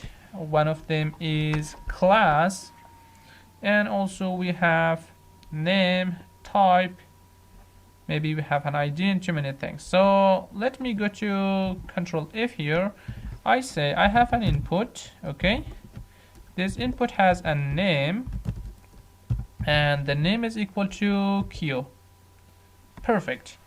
And right here you can see it has only one result, 1 of 1. That means it is completely unique and I can use this. So let me copy that and then find by what? I don't know, by XPath. So that was because that was its XPath. Okay, so /input name is equal to Q, and everyone knows it is an XPath. And also let's say search is equal to this one. So right in here I have the input now. If I want to search, if I want to write something very easily, I use search dot send keys, and right in here, for example, I'm searching for Python, and then one more thing, and that is to press a key. In Selenium, when you're trying to press a key, you need to import the key first. So let me remove that. That is not necessary. So let's say go from selenium.webdriver.common.keys import keys. Good. Now we have that. Let's go with search dot send keys, and right in here we have our keys with capital K dot. Right in here press tab, you will see all the key here, like arrow down, arrow left, arrow right, up, space, down, end, enter. Okay, we can use enter, and also there is another option for this, and that is, I think, return. Okay, so this return and enter both the same, it will do the same thing. Good. And it will do what we want. So let's go create our object here. Obj is equal to auto suggestion. Okay, and also we have the object dot suggest. Great. Now let's run this and see the result. Perfect. Searching for Python. Okay, hitting enter and giving me the result. One of the coolest things that we can do. Okay, that is perfect. But I don't want this. I want to go inside and search for something. Let me comment this. After it writes, okay, Python here, and search for this, I want to have this list here. So let me come right here, and if I could find that. Okay, let me see. Not this one, not this one, not this one. Okay, right here I think I found it. So it is a UL, and inside this we have too many LIs that you can see. Okay, so we have a UL here that it has a class, it has a JS name, and also it has a class, it has a role that we can use that. So first let's generate its XPath. So go Control F and remove all others, and right here say we have a UL not capital, sorry. Okay, we have a UL and it has a class. Okay, what was the class? Class was equal to, let's go with G4. I could found that is here, copy and paste it here. So good, we have two options here, and also if you want to use others as well, no problem. And you can see that it is the first option, and if you use this it is gonna work, no problem. And let's go with and use JS name as well. So let's say JS name. Okay, JS name is equal to this one. Let me copy that and paste it here. So perfect, again we have two options, no problem. And right here I am telling that I have a list, li. Okay, so sorry for these slashes. Okay, now you can see we have 10 options here. That means right in here we have 10 of those. So right here, let me hit enter. Okay, 2, 3, 4, 5, 6, 7, 8, 9, and 10. So now you can see that we have 10 results, 10 of 10. That means all these auto suggested, that is automatically suggested here, now we have them here in XPath. Let me copy this XPath and move to my code here. And in here we can use that. Okay, so I don't know what to name this variable. So let's say something like search result, because we already have the search. And now let's go with search result. Okay, so search underscore result, it is equal to driver dot find elements. Okay, because we have too many elements, this time it's going to be elements. Go with by dot XPath, and right here use your XPath that you had. Good, now we have the search result right in here. And if you want to, for example, print the length of that, also you can do that. Let's go with that, print len. We have a len function, you know that, search result. Good, this will print the result, the length of search result. Okay, and if you want to go inside and search for something specific, and if that is existing to that automatically suggested list, then click on that. So you need to use for loop. So let's go for result in, let's go results in search results, and right in here let's use if.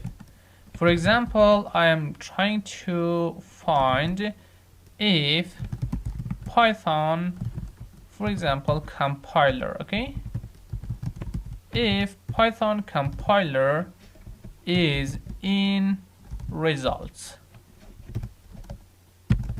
then click on the result that we have it. Okay, result dot click. After this we can go to sleep.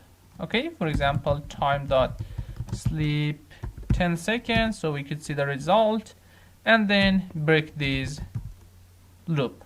Okay, I think it is completed. Now let's run this and see how cool does it looks like. Okay, first it will maximize the window. Okay, but it's just closed. Right in here, let me use time dot sleep for 10 seconds. Maybe this Python compiler is not into that list. Again, run it. Let's see. Okay, first it will maximize and then search for Python. Okay, right in here, do you see Python compiler? Okay, you can see that. after 10 seconds it needs to click on Python compiler and give as the result.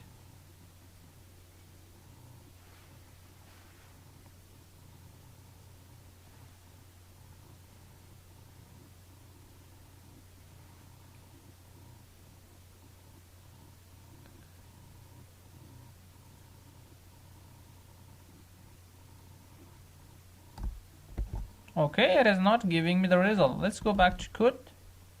Oh, we have an error, and you see that it gives me the length. Okay, we have 10 result, which is auto suggested, and it says that argument of type web element is not iterable. Okay, we have results here. Okay, sorry for this. I need to use text here. Okay, result.text, because itself it is a web element and we cannot go inside iterate on that, so we need to search go into its text. So again, run it. Okay, just wait. Maximizing the window, searching for Python compiler into the list, and you can see it clicked on Python compiler and give me the result. It is very cool that you can handle automatic suggestion. Okay, so with Python, very good. And if anything here to re-explain it, maybe not. Okay, so I hope you understand this, and thanks for watching. See you. Okay, now let's go and learn how can we handle a calendar. Okay, in calendar we have month, we have day, we have years. Let's go see how can we handle that. First, into this website, when I click right in here, you can see we have a calendar. We have, for example, 23rd of May, and like this. Okay, so if I want to automate this to select a specific date for me, first I need to have this element. Okay, I need to click that, and this will open this calendar for me, and then I can select any date I want. So that is good. Okay, let's first go to our code here and import the code which is right in here. Let me copy everything and then come right here and then paste it. Okay, good. Let's remove some of them. For example, I'm going to remove up to here, and this is going to be the website that is here. Let me copy that and then just paste it here. So good. This will maximize the window, and we are ready to go for the next level. And let's go and first click right here. Okay, in here, let me right in here, I want to click. So we need to go to inspect, and let me make it like this so we could see that better. Okay, let me right here, if I want to click, find this. So as you see, it is an input and it has a name, and also it has an ID. Let me copy the ID from here and then go to find mode here. Let's say we have an input right in here. Let's say we have an ID. The ID is equal to this thing, and you can see right in here we have a unique thing. Right here you can see we have 1 of 1. That means it is completely unique into this page. So let me copy this and then come right here. For example, I want to name it D. Okay, you can name it anything, so it is just for test. So let's go driver dot find element, and right in here let's go with by dot xpath. Okay, and then paste the xpath that you just copied from there. Now that I have this D, I want to click on that. So let's say D dot click. So it will click, and then the date will be opened. Okay, the calendar will be open. So let me click on that, and this thing is opened. For example, I want to have this one, 31st May. Okay, so let me go inspect and see what do I have here. So as you see, first we have a TD here. Okay, and this TD has an ID here, which is something we can use it. Okay,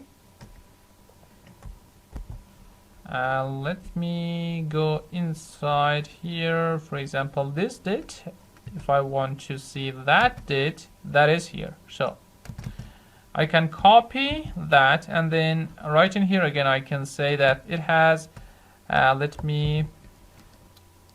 it is a TD. Okay, and it has an ID. The ID is equal to this. You can see we have 1 of 1 result. That means it is completely unique, and I can use this.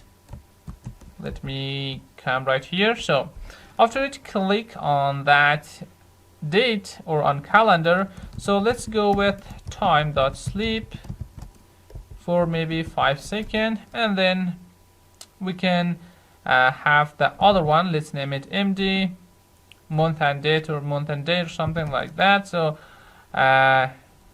driver dot find element. Right here, let's go by dot xpath. Paste your xpath that is here, and then just md dot click, and then let's go time dot sleep for second, and then right here let's change this to something else. Let me name it calendar. Okay, so calendar, and also this to colon or something like that, and then we have the object which is equal to calendar, and also the function is colon. Great. Now let me execute this and see if we can do it. Okay, it is trying to open the website. Great. Right here, let's see.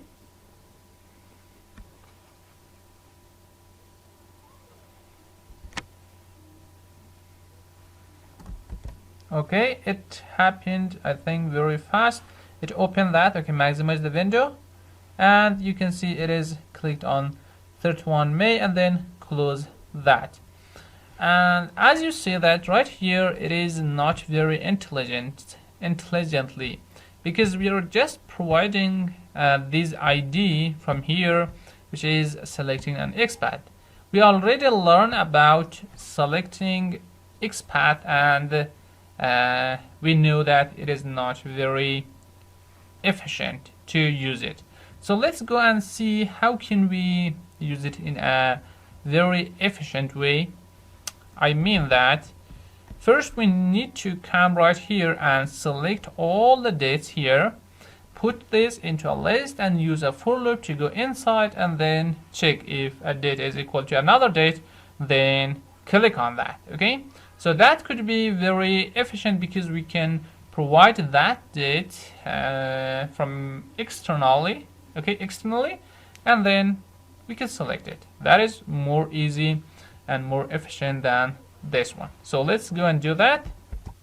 Okay, if you want to find everything here, which is all the dates, okay, you can do that like this. First, you need to have all the date, the div, which this data is inside that. So here, as you see, we have a div with an ID. It is month wrapper.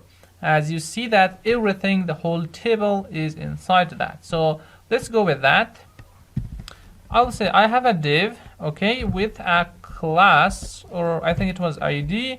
It was month wrapper. Okay, so let's say month wrapper, and you can see it is found, and it is only one of one. Perfect. And after this, let me see, we have the month wrapper here, okay, and when we move inside, you can see we have a T body here, and also inside this T body we have TR, we have also this one. Let me come right here, select. How can I select these things? Okay. Let me just a moment. I need to find this thing. Okay, we have a TR here, and before TR we have another thing.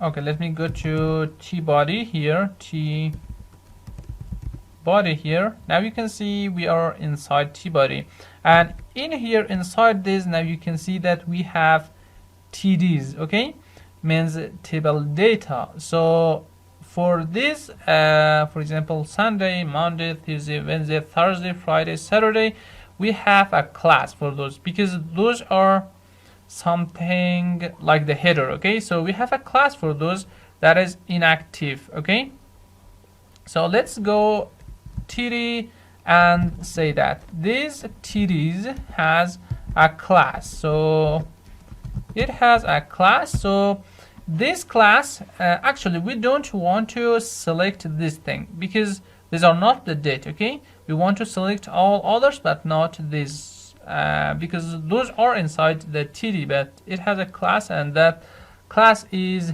inactive TD. So we can say that I want the TD that do not have or doesn't have that class. So we can go like this. Right here we can use in active T and D. Okay, perfect. TD data inactive, which is this one. Okay, and I think it is completed.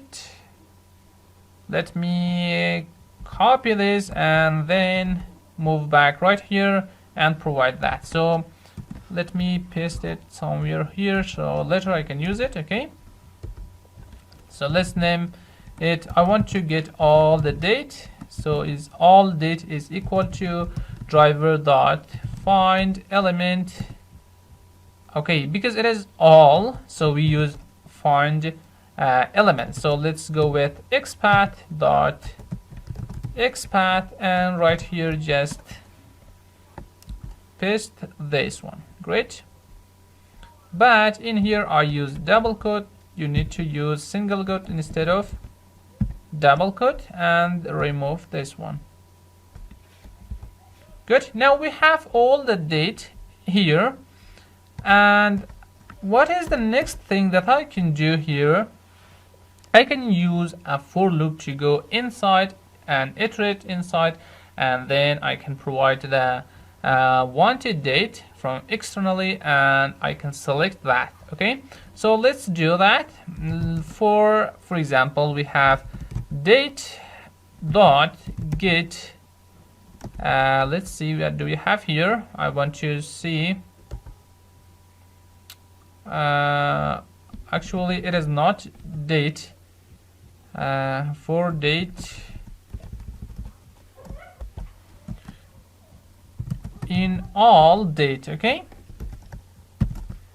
and then let's use if we have the date dot all the attributes that we have here. So we had a function get attributes. Okay, let's see.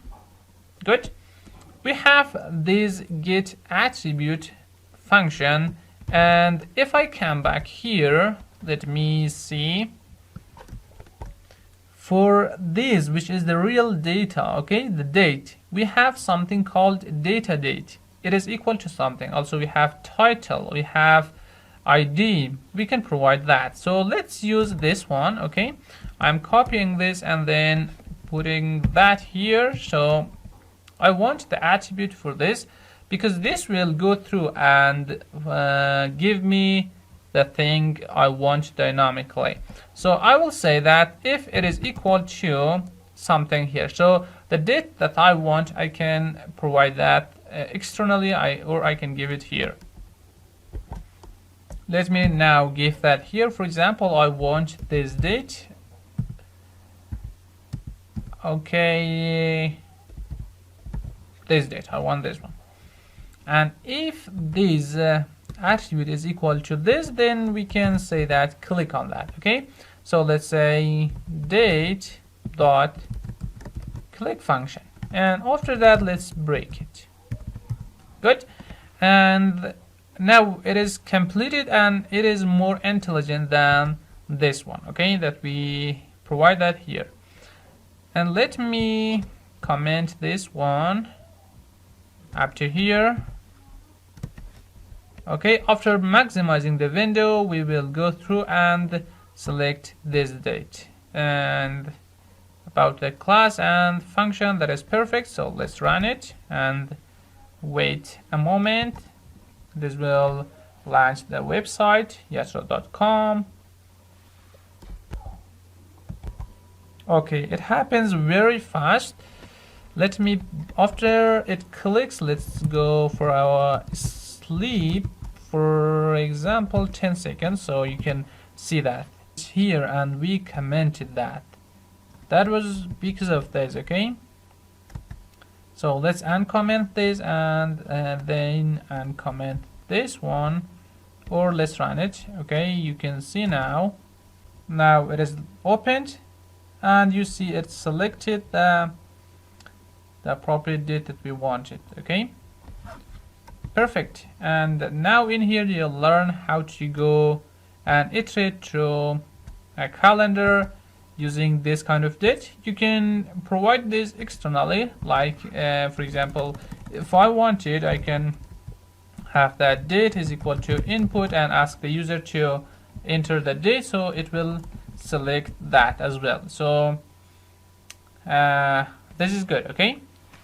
hi friends, welcome back. In the previous lecture we covered handling calendars. Now let's move into taking screenshot.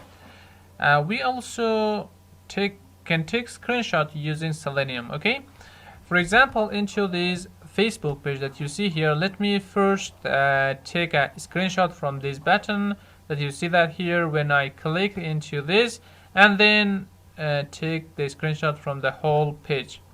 So how can I do that? Let me come right here and copy some of this.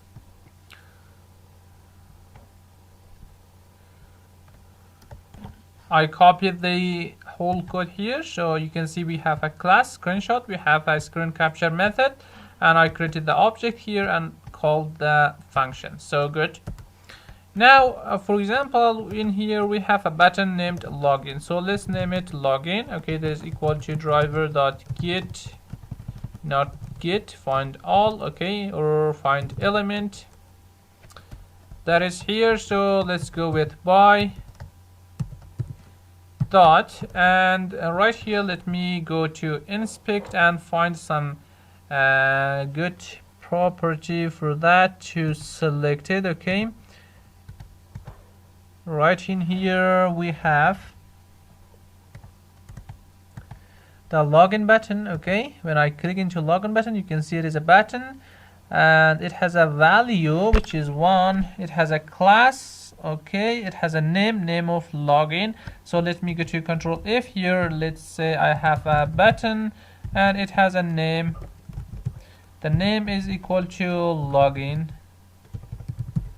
and you can see it is 1 of 1. That means it is completely unique, so we can go with this. So let me copy this XPath and then come back here. So let's say right here XPath. Okay, and specify the XPath right here. So perfect. Now I have the login here. Okay, we have 2 functions for this. One of them is screenshot, and also we can go with driver.get screenshot as file, as binary or something like that. So let's go first with login dot and then press tab right here. Let's search for a screenshot. Okay, go to S. As you see here, we have screenshot, also a screenshot as base64, as PNG, but let's go with screenshot. So it is a function. Right in here you need to provide a name for this. For example, I want to save this into the current directory and then give a name to this. For example, it is going to be button.png. Okay, right in here, let me show you. It is that this is the location, so there is no file here by that name, and this will take the screenshot by clicking on it. So let's say login.click function. Okay, and let's go time.sleep for a while, maybe 4 seconds. And this is one way that we can take a screenshot from one element. For example, right now it is going to take a screenshot from this login value that we provided that here, and that is a button. And also, if you want to get the full screen screenshot of the whole page, there is another way to do that. So let's go with that, driver.get, and hit tab, so you will be seeing that here, so you can see get screenshot as file. Okay, right in here again you can provide the name of the file. Let's go this time with that was a button. This one is going to be, let's go page. Okay, page.png, and the other thing is, the other function is save screenshot, driver.save. Okay, it's a, so as you see here we have save screenshot. So let me name it by save screenshot dot png. So now when I save this, when I run this, it must give me 2 and 3 files inside here. So when I click into this function, it will give me an error. So from that error we will be having a screenshot or a screen capture, and also there is the other one that we will be having using save screenshot. So also we have the object here, and then I called the function, which is completely great. So let's run this and wait a moment. Okay, let me open this, and as you can see it is opening Facebook sign up page. So it is not gonna work because of this. Let me go with facebook.com. okay, and maybe it gives me an error. That is because I was checking for facebook.com, and here I give the link to a Facebook sign up page. So let's run it again.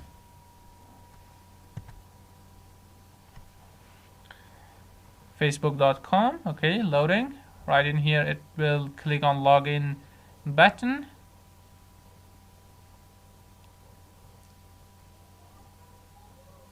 Okay, it logged in, and then maybe took the screenshot and then close the tab. So let's come here. Here you can see we have 3 files, button.png. When I open that, you can see it is the button saved there, and also save screenshot.png. You can see it is took the screenshot from that page. Okay, and also we have the page.png, which is here. I think these two is completely the same. Okay, and this is doing the same thing, and this one will only which is here screenshot, this will only take a screenshot from an element that is provided here. And here you'll learn how to take a screenshot from a page, okay, using Selenium. That was great. Okay, so thank you for being with me, and see you in the next lecture. We can handle launching website and also many other things using JavaScript plus Selenium. So that is also very easy if you want to use, instead of this thing that you see here, we can use JavaScript as well to handle those things. So let me copy this, paste it here, and then remove this part. Okay, I want to launch Facebook. So here we use driver.get, and also let me comment this, and we have other thing which is driver.execute script. Right here you can provide the script, which is JavaScript, okay, JavaScript script to, for example, launch facebook.com. So that is very easy, and in here you just need to use window.open, which is a script that will launch a page or a web page, anything. So here you need to give the address, and the address is already provided right here. Let me copy that and then just paste it here. So now this will launch the web page, which is facebook.com, and then let's go for sleep for 10 seconds so we can see that better. And also you can see we have an error here. Let me see why. Okay,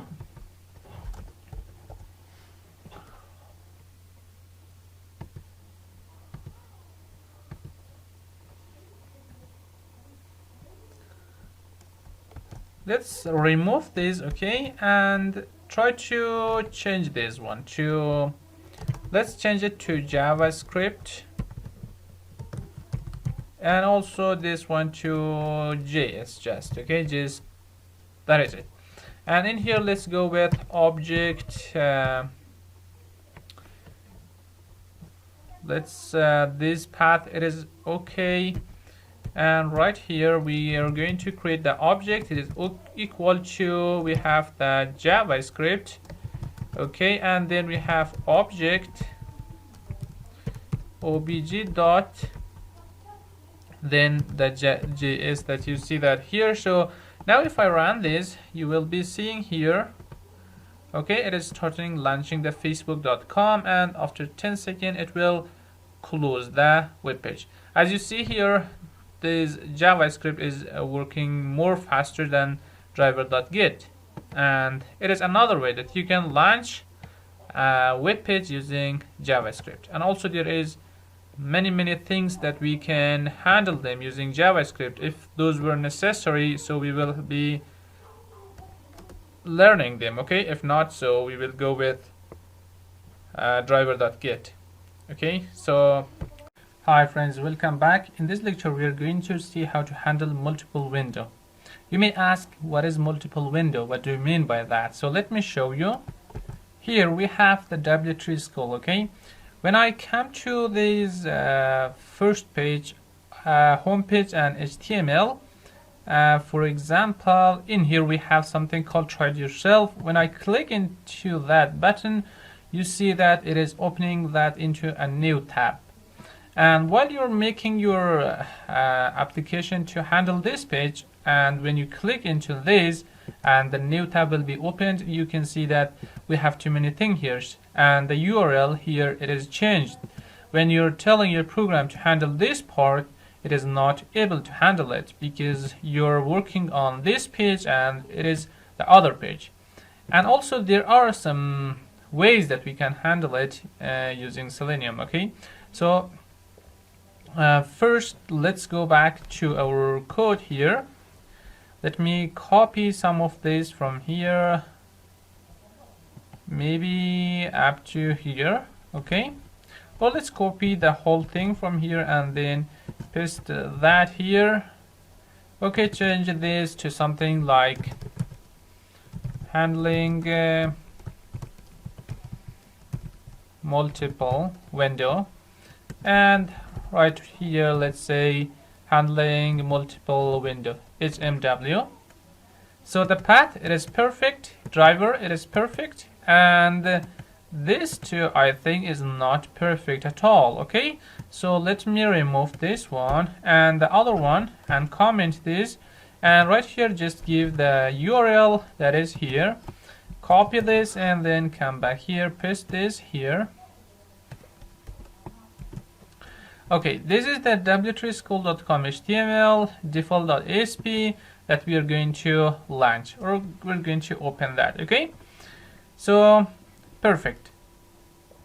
Now after it opens, so let's make it maximize it, okay. Driver.maximize window, so you know that it is a function. And also let's print the driver.current URL, so you will see what do I mean. So right now it is printing that. So while you're trying to switch between windows, there's something comes in, and that is called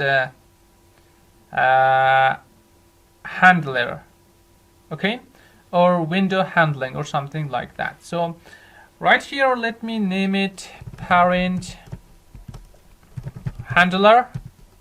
It is equal to, we have the driver dot current URL. We also have current window handle.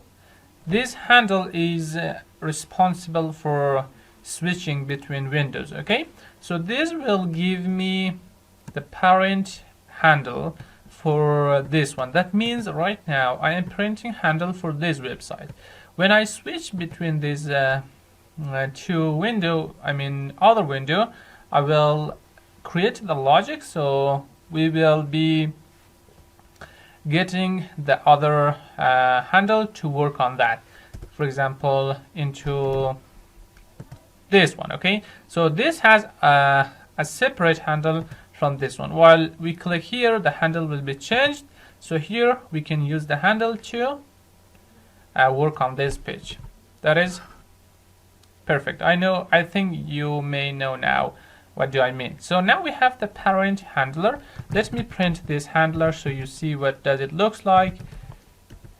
Good. And after printing that, so let's go and find driver.find element by XPath. Right here, give the XPath of the button you want to click on, and I mean this one, okay? When I come right in here and click on that, you can see it is an A, okay? So when we come right here, selectors have, which is something that we already installed this. And if I come right here down here, if I can find something here. So you see we have absolute path, XPath. Also we have relative CSS selector here. Also we have relative XPath here. Try it yourself, okay, no problem. But by all of those things you can try it, but if you don't like that, then you can come and try this one, okay? We have a div here, not this div. Actually we have a div with ID of main, okay? Let me find that. Okay, not this one, this one, okay? We have an ID, we have a div with which its ID is main. So right now it is highlighting this part. That means it is very big, and we are going to move inside that.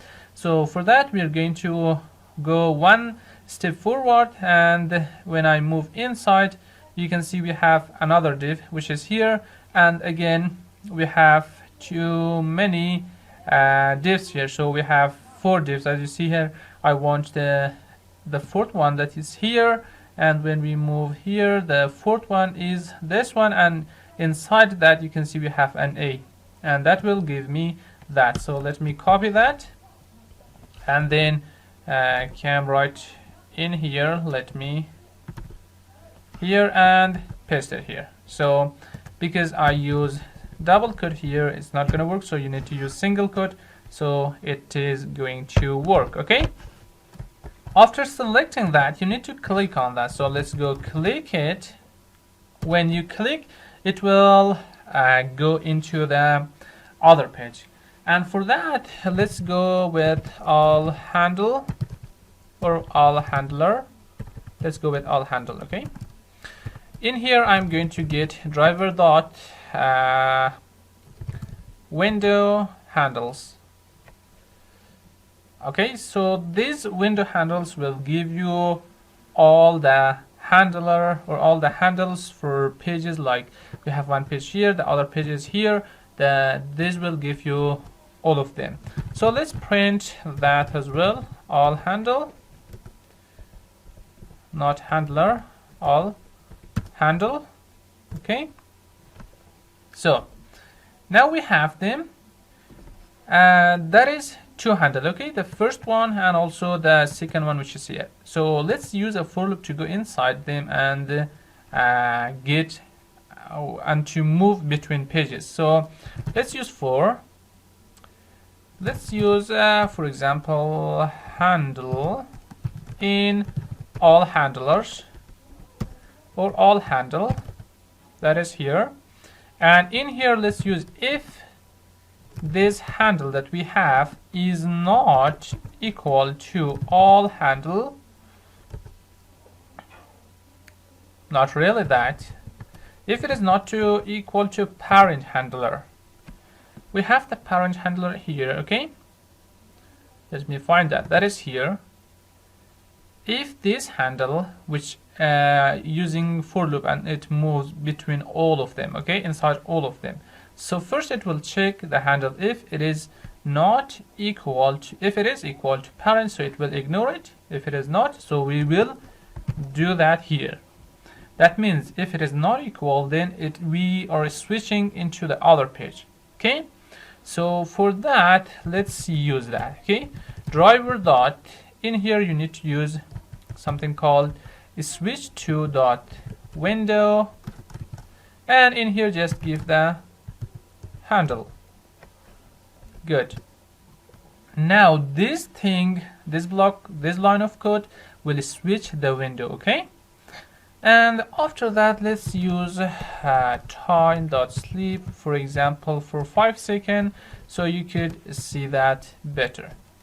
After that, we can go and find something else. For example, when we come right here, let me do something. Okay, I don't know what to do here. If run it. Okay, let's change the background, okay? So let me come in here, inspect it, to select this thing, okay? When I select that, you can see it is inside an A, and we can find this, or we can go with our selectors have here. Let me see, what do we have here? How about relatives XPath, if we have it or not, I don't know. Okay, we have class name, we have absolute XPath here. Okay, let's go with absolute XPath. Maybe it is going to work. In here, use Control F and then paste that here, and you can see we have 1 of 1. That means it's going to work. And now we have our XPath. Let's move back here and try to find that. Okay, so let's use driver.find element, and in here by dot XPath, paste the XPath here. So if you want to click on that, so let's use click function here. Good. Now we have clicked, and also if you want, you can go to sleep back for 5 seconds, and then as you see here, it is opening a new tab. Let's back close this, okay, and we will be back here. So for that, we can use driver dot close function, and that is it, okay? So if you want, you can sleep for 2 seconds or 3 seconds, and that is all. Let me remove this extra thing from here, and also as you see, we have changed the class name.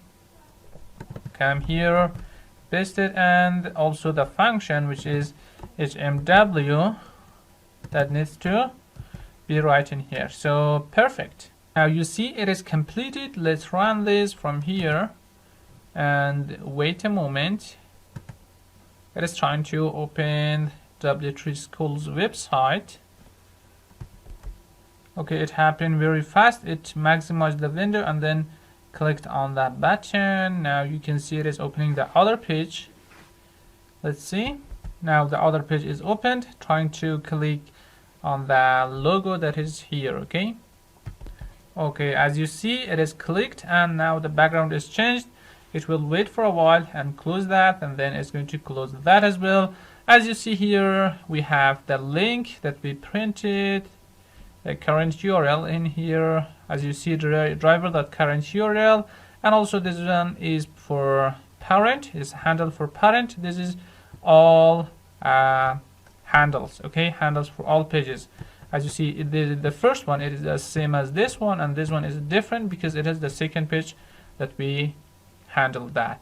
Okay, so great. It is very easy and also very important for you to learn, because in some pages, while you're trying to log in into some website like Facebook, Twitter, from a website, another website, it will ask you, or it will you need to know how to handle multiple windows there, because they are opening a new window, okay, separately. So it is very important, okay. And also we will be having some complex project about this. Right now I'm working on it, so when it is completed I will be sharing that with you. And thanks for. In the previous lecture we covered how to handle multiple window, okay. Now it is time to move on for iframe. So iframe is also the same as a multiple window, but with just a little different. First let me ask, what is iframe? Iframe itself, it is like a tag, and inside that tag, okay, it has itself tag, and inside that we have external pages. As you see here, we have two iframe in here in W3 School. We have the iframe, and in here we have the source. It is default.asp, okay, with 100% width and height, and also it has a style. So those are not important. The important thing is that we have some external pages inside this. Let me go and see. I'll show you that here, okay. Here, as you see, this is itself is a page. And inside this, now you can see that I can scroll. This is an external file that is included here. So while you're trying to handle this, for example, you're coming to click on this login here, that is working very slowly. It is not same as very simple, or like previous that we were having the link for the real page and then coming right in here to click into something like this one that we changed, then other things, okay. It's a little different, because while you're coming and accessing this, it is not in this location because it has its own location.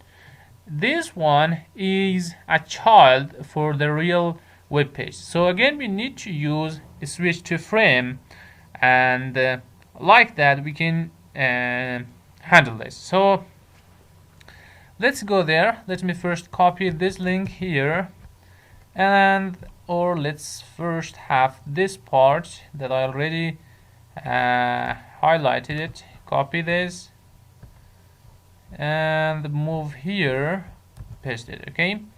So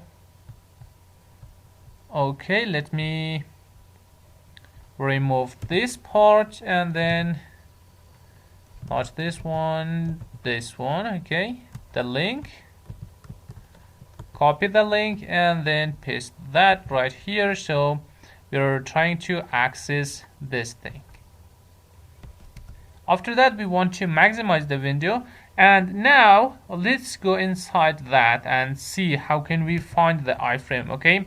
So let me refresh this again. As you see, this login button is working very slowly. Maybe we are not able to click on that, or we are able, but you will not be understanding that very well. So in here, if I search for iframe, as you see, we have too many things here. Let me, like this, you can see we have 30 iframe here. Let me hit enter. I will find the appropriate one, that is that will be right in here, and I think this is the one I want. You can see it is highlighting the whole page. So this is what I want. It has an ID of iframe result. Let me copy this. I don't know how to copy this. Come on, it is not selecting, so no problem. Iframe result, I will write it myself, okay. So it has an ID. The ID is equal to iframe result. And when I close this, you can see it is giving me a unique result. That means it is completely unique. So first we need to access this, okay? And when I move inside this, you will see that we have 3 more iframe inside, okay? And this first iframe is the thing that we are going to handle. As you see, it has nothing here, okay? Like ID, name, or class to handle. So how can we handle this? We can handle it using indexes, okay? So we will see how we can use index as well. So let me copy this first and move here. So right in here I am going to use it, okay? So let's move to driver dot before we started switch to, okay? Now it is switch to frame is another function that we are going to use here. And inside this we are going to find an element that is its XPath is something that we already provided. So let's go driver dot find element by dot XPath and paste the XPath in here that is already provided, okay? So and then I want to go inside and find a specific element. For example, I want to go inside and try to click this login button, and you see that we have an iframe, which is the first one. When I click here and move down here, you see that we have, come on, I want to find something. So actually I want to click into here, right here. So great, this one, okay? And this A tag is inside the iframe, okay, the first iframe. So for that you need to go to driver dot switch to again dot frame, okay, and in here give the index, I mean the first index, which is 0. And after this you need to find that element that you want to click to, okay? So let's go driver dot find element by XPath. Right here just provide the XPath for this thing that we want, okay?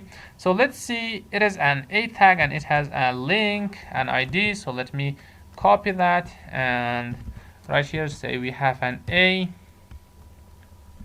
means anchor tag, okay? It has ID is equal to, perfect. We have 3 results, but no problem, because the first result is what we need and this will handle that itself, okay? We want to click this. Let me copy that and then come here, paste it and go with click. So let's say click. After it click on that, so let's go time.sleep for a while, maybe 20 seconds.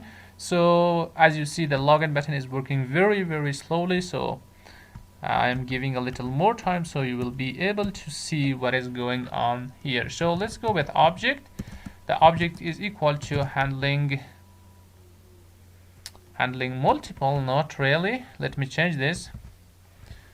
Handle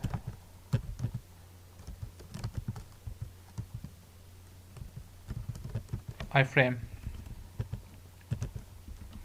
And also we can go with iframe. Maybe it is predefined, so let's go with this, okay? Now if I go with iframe, you can see we have object dot iframe, and which is a function. So perfect. Now let me run this. You will see that it is loading the page perfectly. It is trying to click right in here, and if we have enough time, so you will see that. As you see, a network connection, maybe it is a network connection or something else that is working very slowly. So it will maximize first, I think. Okay, maximize window. So first it needs to maximize the window.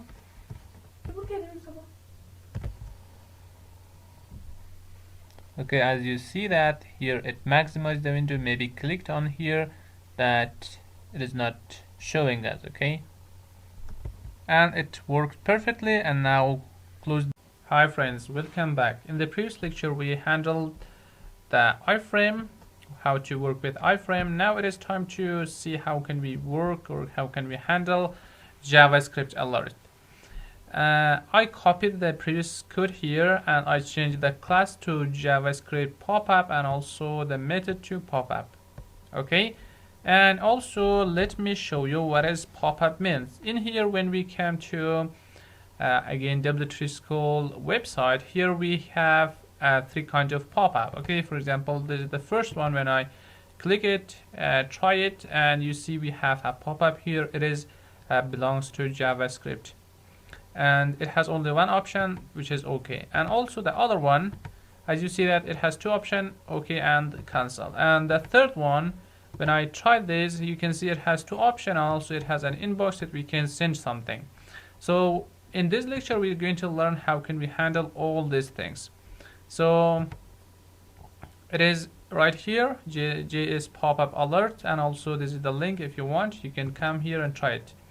So first we need to have its link. Let me copy this and come right in here. Let me paste it here. Good. Now this will launch that, okay? And this will maximize the window. After the window is maximized, we need to go inside and find this. Let me show you that it is inside an iframe. Let's see, here you can see that the whole thing is inside an iframe. That means again we're going to use frame and iframe, or how can we handle them. This iframe has a name. You can see it is iframe result. If I copy this and try to find the XPath, let's come right here and try to find the XPath for iframe, and in here, or not iframe. Okay, let's go use frame itself. Okay, so I'm trying to use the frame name. So you can see it has a name here, it has an ID here that we can use.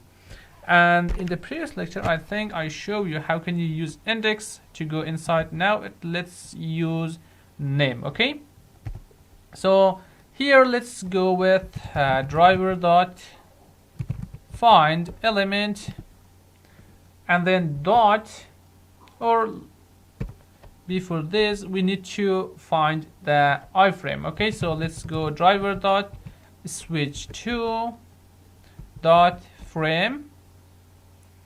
Come on, okay, frame. Right in here inside this, just give the name. I already copied that here, and now we have the driver here. So, and here we need to find the element. Okay, so let's go with by XPath and find the XPath for something inside that iframe if you want to do something. For example, right here we have a option or a button, I don't know anything it is, so we can click in here. Okay, let me see what is it. So first you can see it as a button.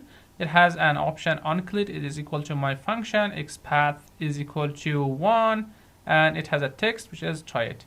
So we can generate it, or we can create the XPath by our own, but let's use our tools once again. Right here we can see that it has XPath, frame XPath, it has CSS selector, it has a relative XPath that we can use it. Okay, we can all of them, but I will use a relative XPath because we are a little familiar with. So copy this and then move back here, paste that. Good, it has button and the normalized space is equal to try it. Good. Now we have this. The thing that I want is to click in here. So let's say just click function, call click function. And after you click into that, we have maybe three options here. See, we have three options: cancel, OK, and try to send something in here. So for that, in here we're going to handle that. So let's say time.sleep for 5 seconds or 4 seconds here to go to sleep. And then let's go driver dot switch to, come on, okay, driver dot switch to dot, here press tab and see what do we have here. So we have active element, we have alert, we have frame that already use that, we have window also, we already use that. But the thing that we are going to use here is alert, and this alert will have these things.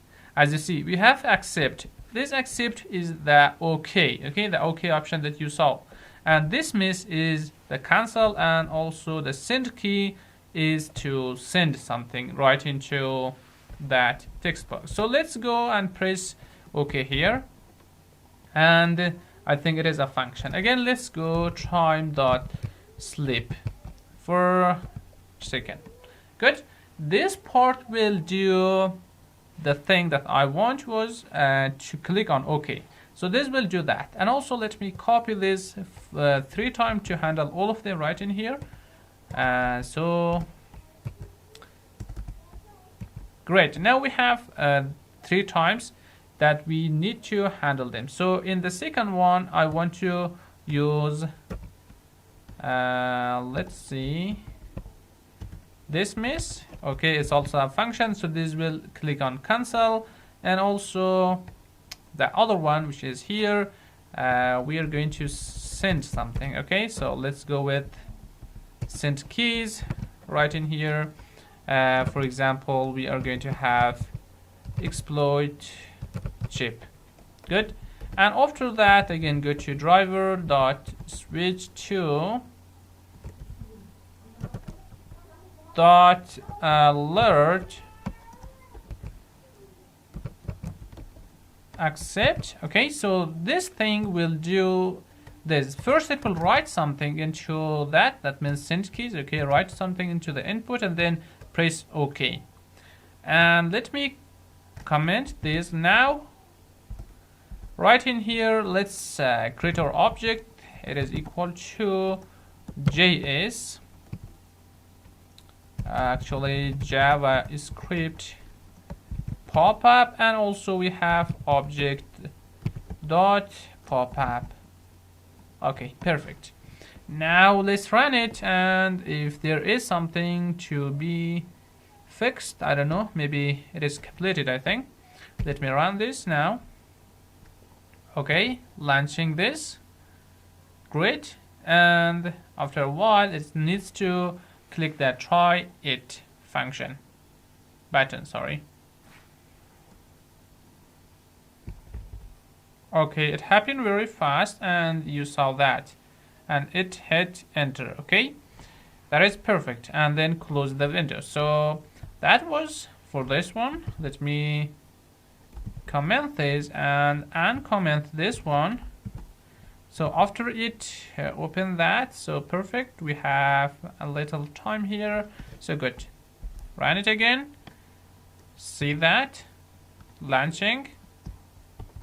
Okay, now it is launched, and I don't know why this W3 school is very slowly working slowly. Okay, it maximized the window, and now it will hit cancel. And you can see that the user canceled the prompt. That was perfect. You saw that too. Now it is time to come to the last line, last part, and run it. See how does it gonna work. So first it is going to launch it, and then, so because it's working very slowly, I'm so sorry, and I need to pause the video, I think, because working very slowly, so I don't want you to wait lots of time. So it's done. When it's done, I will unpause or resume it. You can see it. Okay, now it is maximized. Let's see, and you can see it is right an exploit chip, hello exploit chip, and that happened a little fast, so we didn't put some time here to sleep. So that happened very fast. And in here you'll learn how to handle three different kind of alerts, which is belongs to JavaScript. And I think this was good. Okay, so thanks for watching and see you in the next lecture with another. Hi friends, welcome back. In the previous lecture we covered how to handle JavaScript alert. Now it is time to handle mouse over. What does that mean? Let me show you a website here. It is a like for like website that people are using this to improve their social medias and also YouTube and too many things. Okay, right here you can see first we need to log in, and after logging in here we have this. For example, I move the mouse into 3 credits and it is opening this list for me, like, Facebook page follower, Facebook profile, and all this thing that you can see. We have also for YouTube like, subscriber, comment, view, and too many things. If I want to automate this website here to give me free credits, first I need to move my mouse here, and then I come here and click into one of these things that you see here. But before moving your mouse right in here, if you want to access one of these, you will not be able to do that because right now you cannot see that. Okay, so in here we are going to learn how to move our mouse right in here and then click into one of these things that you see that right here. Okay, but before that we need to log into the account here. Okay, so let me go back right in here and then copy some of this. For example, this part, paste that right here. Let me zoom it a little so we can see this better. Good.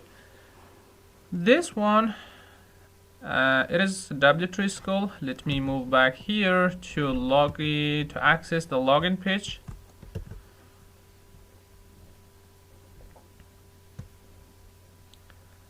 Okay, then paste that here. So this will try to access the login page. Okay, and then it will maximize the window, and we don't need this one. Okay, this is from the other one. And then after we access this, we need to write our username or email here and the password right in here. So let's go and inspect this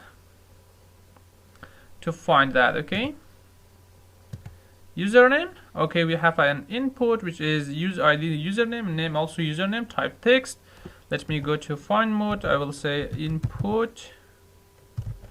Right in here I will say ID is equal to username. Perfect, 1 of 1. That means we can use it. Okay, so copy this and then come right here.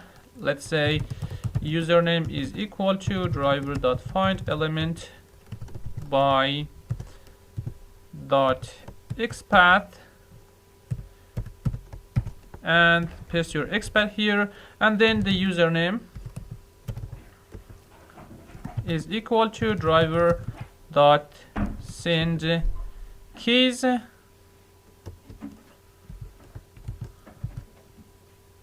Come on, it is not suggesting me. Okay, I will write it. .send keys. Right in here I will provide the username, okay, letter, and also we need the password. So let's say the password is equal to driver.find element, and let's again go by xpath. Good. Let me come back here and find the password for this.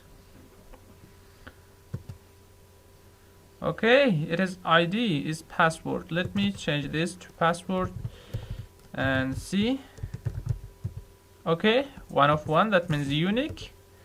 Let me here paste that. Okay, so we have username and also we have the password. We need to write our password here. So password, and you know that this one is not equal because it is dot, and the driver is not here as well. I'm so sorry for that.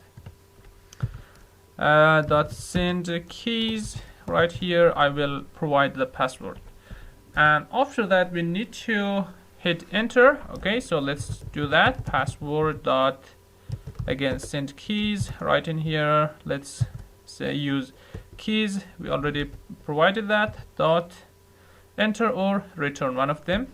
You can use one of these. Let's go with return. So this will log me into that. Okay, so let's come back in here. I want to have this one. So let me inspect this first. As you see, we have here a UL, inside we have an LI, and inside we have an A.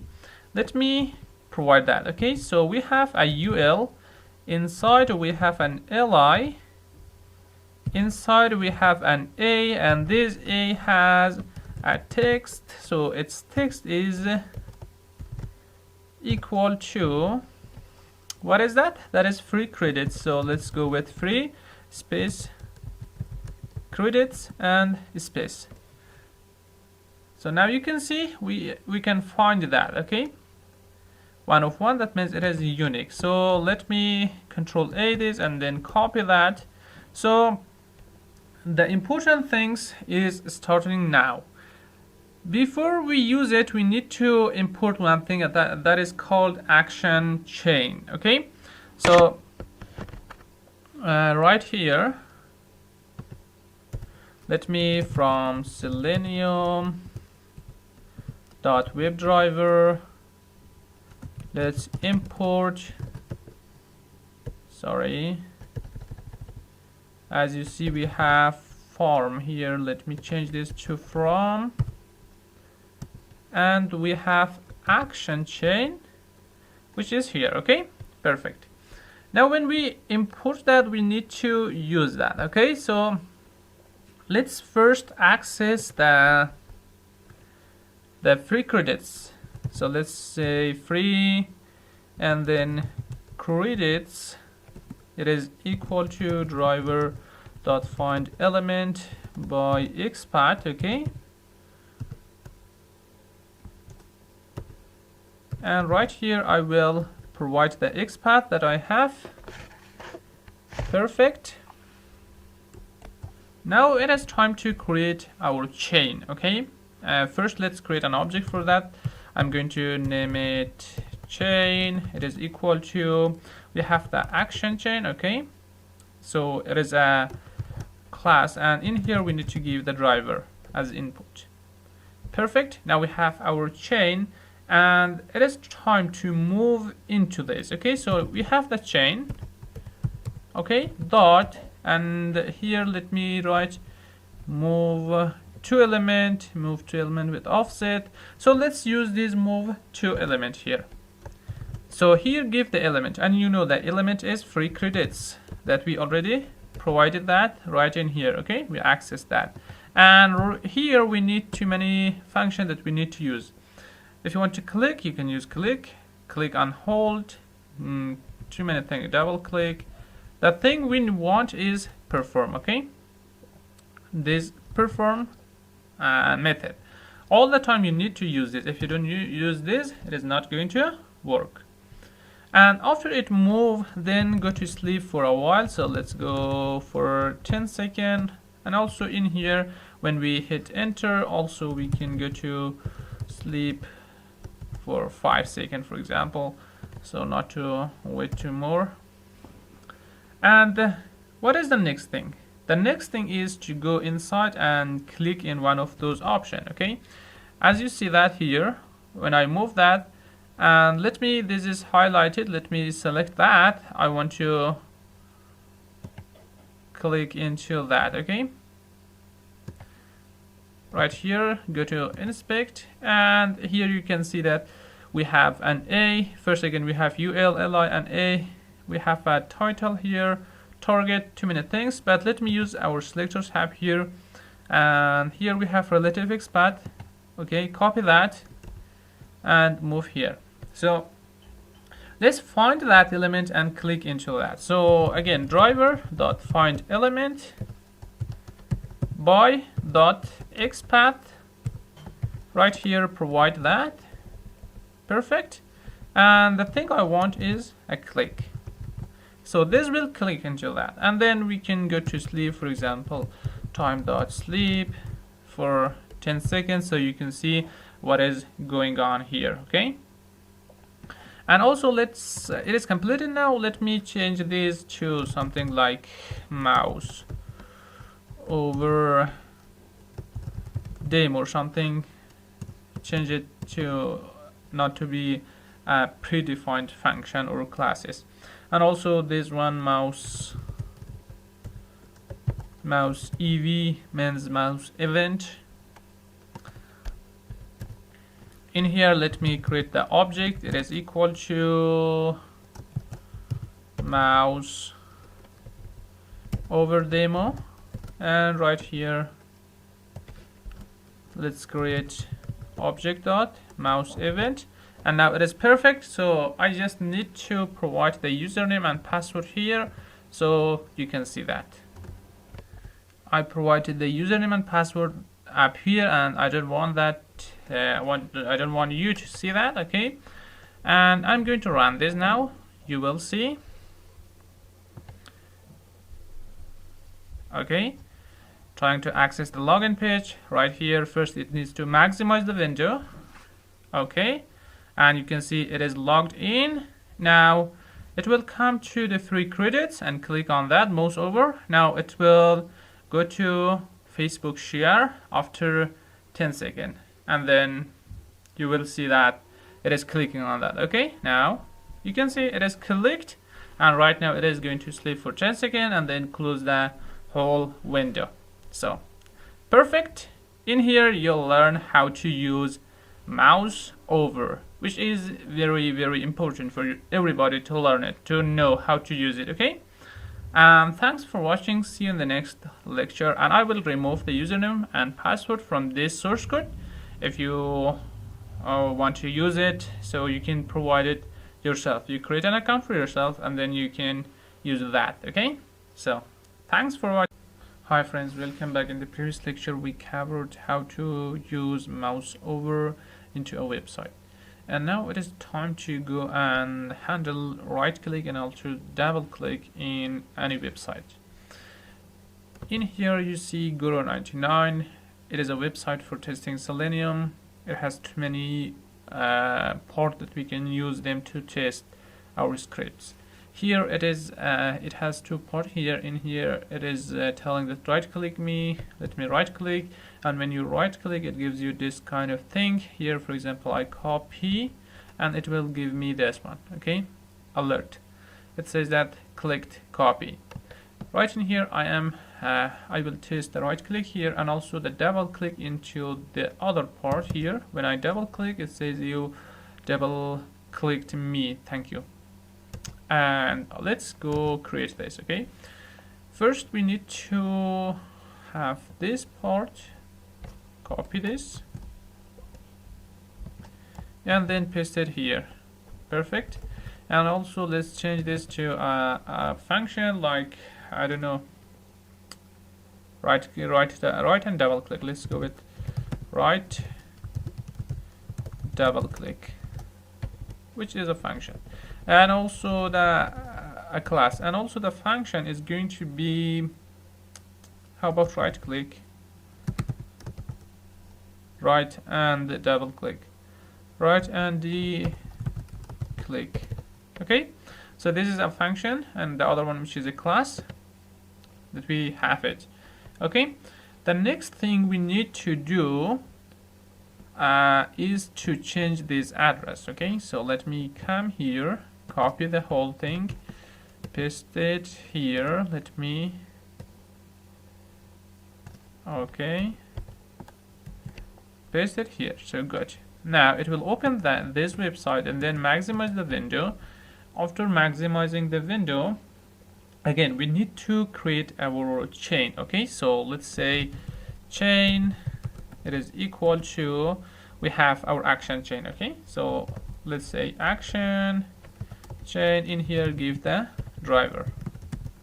Perfect. Now that we have our chain, The next part is to find the element, okay, to click on them. So right here we want to click right here, so let's go to inspect and see if we can find it. Let me copy that, and right here you can see I'm using another browser. I don't have the selectors tab to select, so I'm compelled to use here to create my own. So as you see here, we have a span here, okay, and it has this class, which is perfect. We can use this, okay. So let's go with span, and right in here we can see it has a class. That class is equal to, let's copy this and then paste it here. Now you can see we have 1 of 1. That means it is perfect and we can use this. So let me copy that, and right in here let me find that element. So we can name it element 1. It is equal to driver.find element by xpath, and provide the xpath here. So now we have the element 1. If you want to copy, or if you want to double click on that, so you can handle it using its function. So let's go with chain that we have, chain dot hit that tab. So in here we have context click.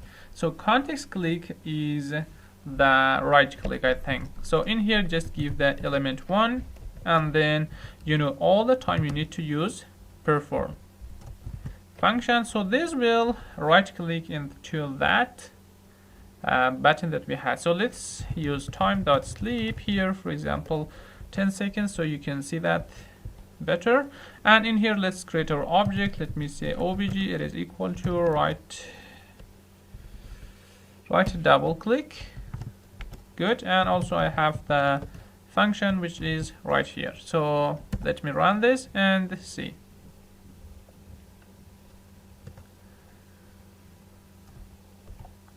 Okay, now you can see it is opened.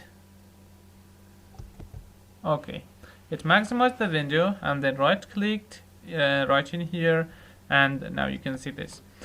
Perfect. Let's do something else after right in here. Okay, when we right click here and then copy this or cut or edit. Okay, let's copy on edit. Let me find that. Is that this one? I don't know. Let me right click again and find the edit. See here we have the span which has a text, and the text is equal to edit. So let's find that. So we say we have a span that its text is equal to edit. Okay, edit. Perfect. Now we have 1 of 1. That means we are able to find this, and come right in here. After finding these, let's say we have the edit. It is equal to driver.find element by dot xpath. Paste that here. Perfect. And we have this. Okay, after we click right in here, okay, and then hey, give some time, maybe 5 seconds would be better, and then we have the edit. Okay, so edit dot click method, and then time dot sleep 3 seconds. Now again run this and see it is opened now. Okay, now you see it is maximized the window, and after some time it will click on right click. Okay, let's see. Okay, right clicked, and after a while you will see that it will click on edit, and now you can see it is done. Okay, and then finished. Okay, double click is the same as right click. Let me comment this part. Okay, and then come right here. Let me, okay, here, and inspect this. Let me find this double click option here. So as you see here, that it is a button, and it has something like this, a text. Let me copy that text here, trying to find that. So let's say we have a button, okay, and its text is equal to this 1 of 1. Perfect. Control A, Control C, move back here, and right in here let's find that. So driver dot find element by XPath, paste that here. So in here we have the thing we want. Okay, so let's name it element2. It is better. Okay, elm element2 is equal to this.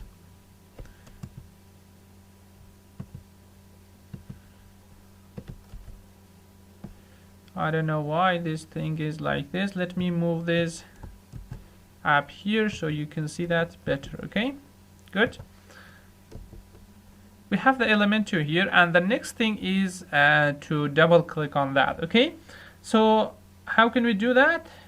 We have the chain. Okay, so let's go with chain dot tab. Right in here we may have the double click function that you see here, and you need to give the element2 in here, elm2 dot, and you know that you need to use the perform method here.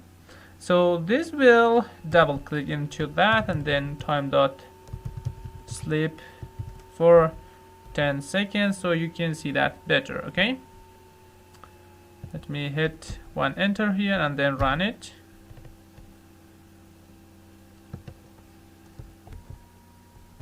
Okay, maximize the window, double click. You see here, you double clicked me, thank you, and that was perfect. Okay, thanks for watching. Right here you see how to double click and also how to right click. Let me give you a comment here. Okay, double click, and this one is for, I think it was right click. Okay,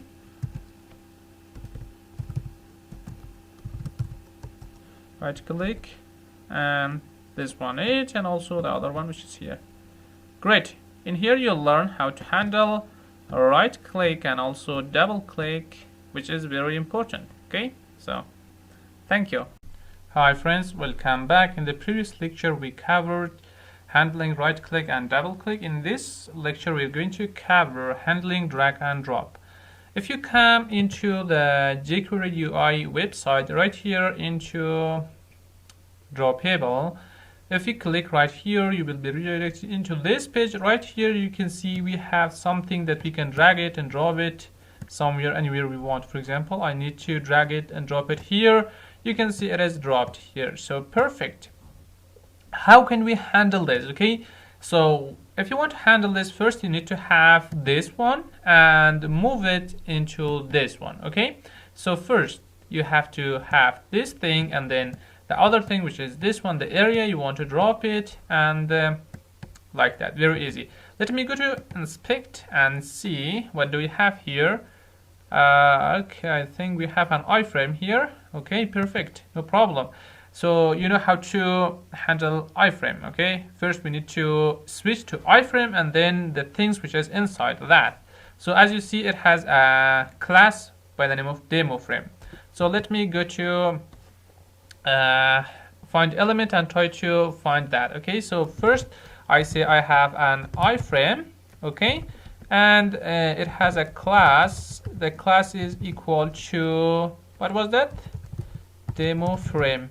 Okay, perfect. We have a unique things here to select. So I will be having this. Let me come right here and then copy some of the code from here. Let me copy that, and also let me copy the whole thing. Okay, paste them here.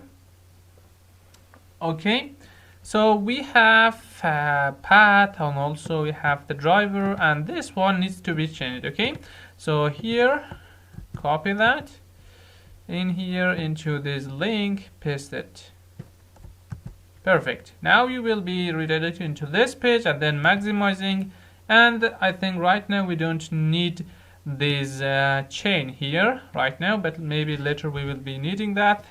If we need that, we will handle that. So now it is time to, first when we go into this web page, first we need to switch to iframe. Okay, so for that we have the driver dot switch to dot frame. Okay, and this frame has something like ID, and also it has a class, okay, that we founded that. So now let's go and find that. So it's like previous one that we could find something. It's like that. So driver dot find element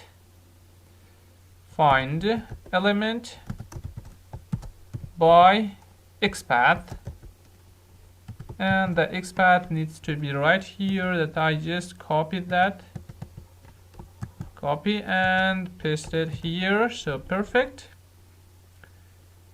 Okay, now this will switch into the iframe, and when we go inside iframe, we need to first get the thing we want to drag, and the next one we want to get we want to drop it. Okay, so for that let's go with drag, and the next one is drop. Perfect. Let me come here and see what do we have for drag thing. Okay, as you see, it has it is a div. Okay, it has an ID with its ID is draggable, and the other one which is droppable. If I come right here and search for a div with ID, its ID is draggable, I don't know. Okay, come on, something's missing. Okay, draggable.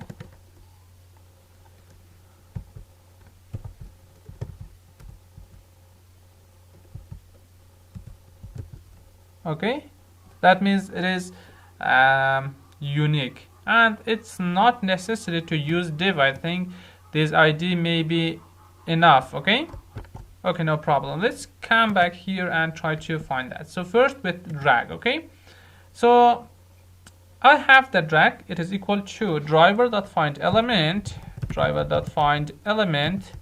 right here, use by, then let's go with ID. Okay, as you know, it was draggable.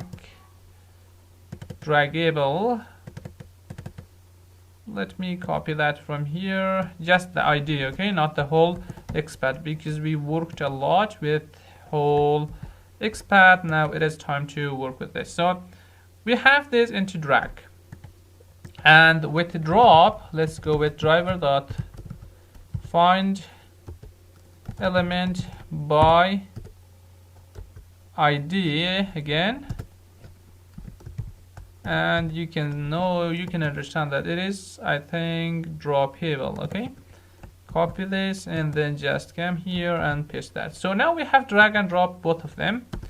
So the next thing is the action chain. Okay, so we have imported the action chain already. Action chains in here give the driver dot, right here we will be having something called drag and drop function. So in here just give the drag first and then the drop as the next one. Okay, so it will get the first one and put it into the second position. And as you know, we need to provide the perform as well, perform method. So perfect. And if you want, you can give some time to sleep, maybe 10 seconds or lower, so no problem. Okay, you can see that. And right here, let's change this to drag and drop. So let me change it to drag and drop. Right here, let's go with drag underscore drop, and here the object is equal to, we have the drag and drop, and then we have the obj dot the function that we want. Okay, perfect. So let's run this and see what is going to be happened here.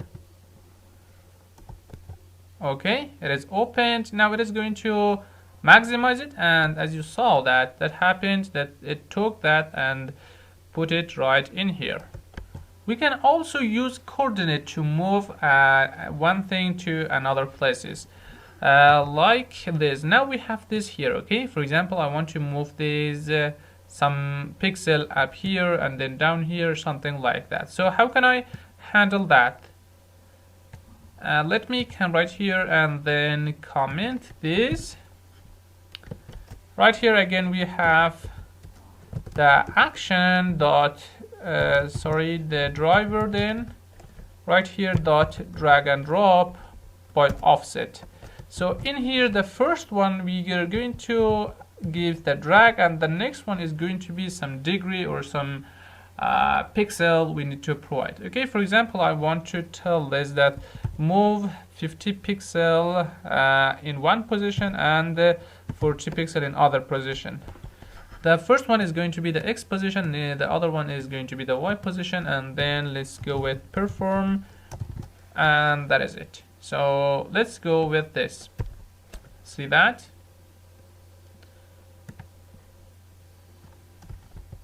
Okay, as you saw that it took that and put it right here. So it was very few, and you can increase this, for example, by 100 and run it.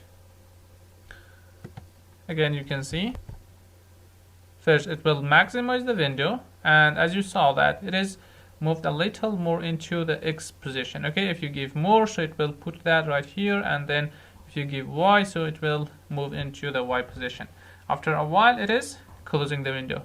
So perfect. Right here you learn how to handle dragging and dropping some kind of thing. Okay, in some pages that is a little some kind of necessary, you need to learn that. Okay, as well. So that was perfect, and thanks.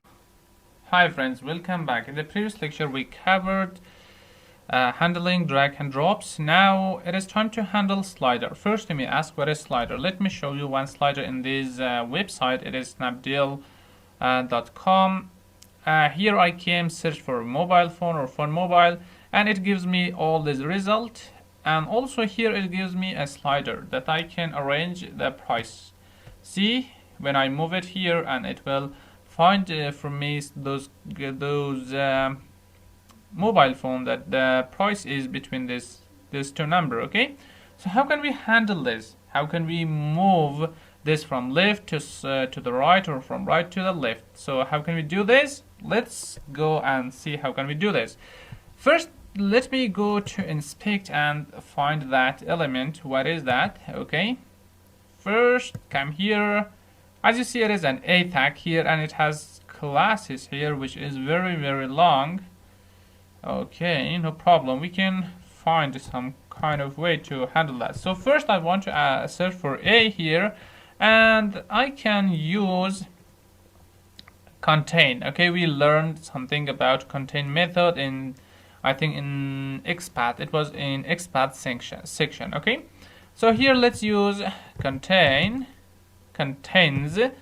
and right here let's provide the class. So we have a class, and this class is going to contain something. Let me move again here to see what kind of class this is. So we have price slider, scroll, we have left handle.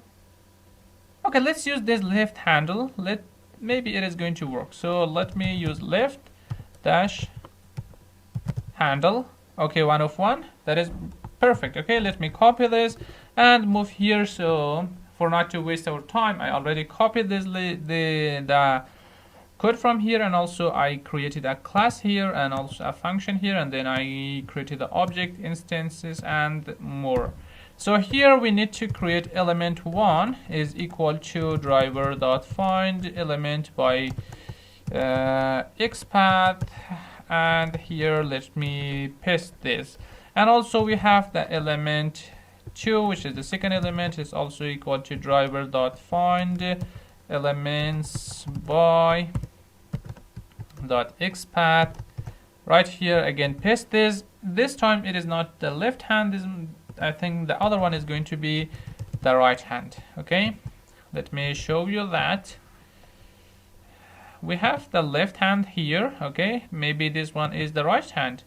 Let's see. This is the left hand in here. You can see that it is the right hand handle. Hand, not handle. Okay, so perfect.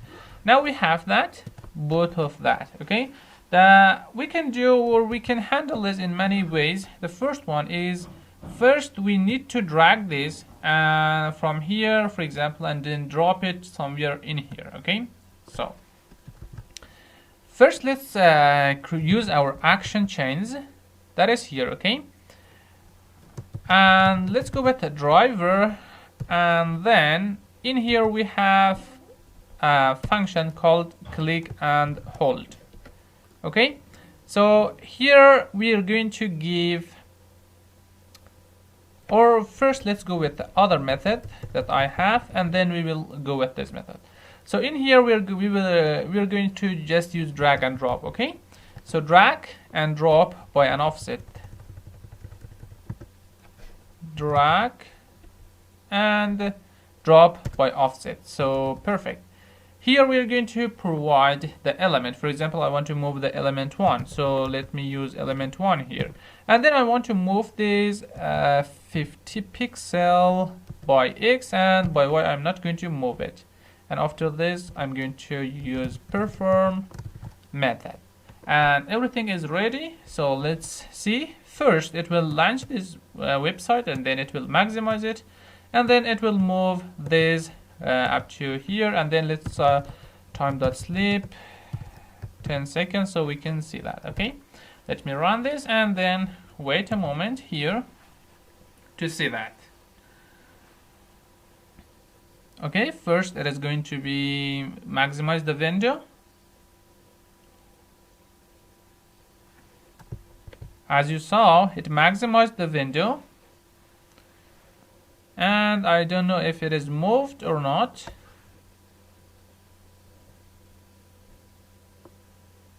Okay, but it is not closing it. Let me close it. Okay, it is action chain object has not to be drag drop by offset R. Okay, we have an error here. Let me re-execute this. Sorry for that. That was my mistake.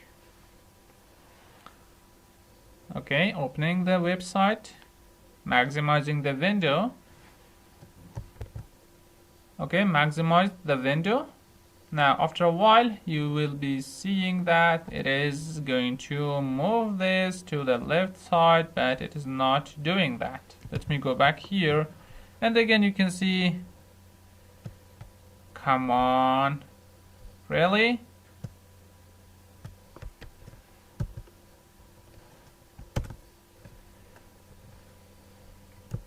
I'm really sorry for this. My bad handwriting and typing. Okay, now you can see it moved, maximize the window, and then moved this to the right side. Okay, perfect. This is one of the ways that we can handle this. Other way, let me comment this, and let's go and see the other way. Let me here I'm again going to use the action chains, and then provide the driver, and then use click and hold. How can we use that? First we are going to click here, okay, and then we are going to hold for a while, and then move it up here, and then release it. Okay, so we are going to do exactly this thing with Selenium. So first we need to use the function which is click and hold. Let me not here, okay, click and hold, that is here, and in here I'm going to provide the first element, which is elem1, and then I am going to provide 1 here, and then we're going to move it. Okay, let's say, what do we have here? We have move by offset. Also, we have move to element. We have move to element with offset. Let me use the first one. And in here again, I'm going to use that one. By X, I'm going to move it 50 pixel, and for Y, I'm not going to move it. And then we're going to release. Perfect. And at the end, we need to use perform function. Now let me run this, and you will see here that is working perfectly.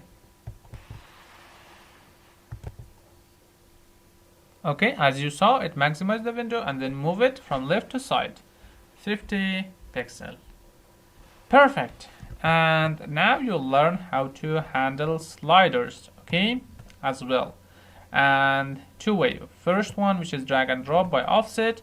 You already learned that, how to drag something and drop it somewhere else in this lecture. And also the new method is here to click and hold something and pause and then move it by some offset and then release it, and that is all. Okay, thanks for watching and see you in the next. Hi friends, welcome back to one of the most important part of Selenium, and that is weights. Okay, so what is weight? Before in our script we were using time.sleep, okay, but that is not really very efficient. Okay, and after this time we're going to use weights instead of time.sleep. Okay, because these weights are very important and very efficient while we're creating or while we're writing our script and while we're testing it. Okay, so in Selenium there are 3 types of weights. Okay, first you may ask, what is the weight itself? It is a bunch of time, okay, a little time that you specify it into your script, and if the script finds something into that specific time, it will do that. Okay, if it don't find it, then you give, for example, 10 seconds, so it will wait for 10 seconds, or it will search for 10 seconds, and then the timeout will be occurred. So in Selenium we have 2 kind of weights. The first one is explicit weight. Okay, the second one is implicit. Come on, implicit weight. Okay, this is the second one, and the third one is fluent weight. So these two, the two first two, okay, this one and also the explicit weight, these two are dynamic. Okay, so you need to understand that these two are dynamic. You may ask, what is dynamic? So let me tell you. The dynamic is like this. For example, you give 10 seconds of explicit. Okay, you give it 10 seconds, and it have 10 seconds to wait or search for something. For example, it is searching for username element in a website. So if it found that before that 10 seconds, for example, if it find it in 5 seconds, so it will not wait for 10 seconds because the element already found it. So it will go for the next level. Okay, but it is dynamic. So that is how dynamics work. So these two, explicit and implicit, is dynamic. So it is why it is these two are very important and beneficial.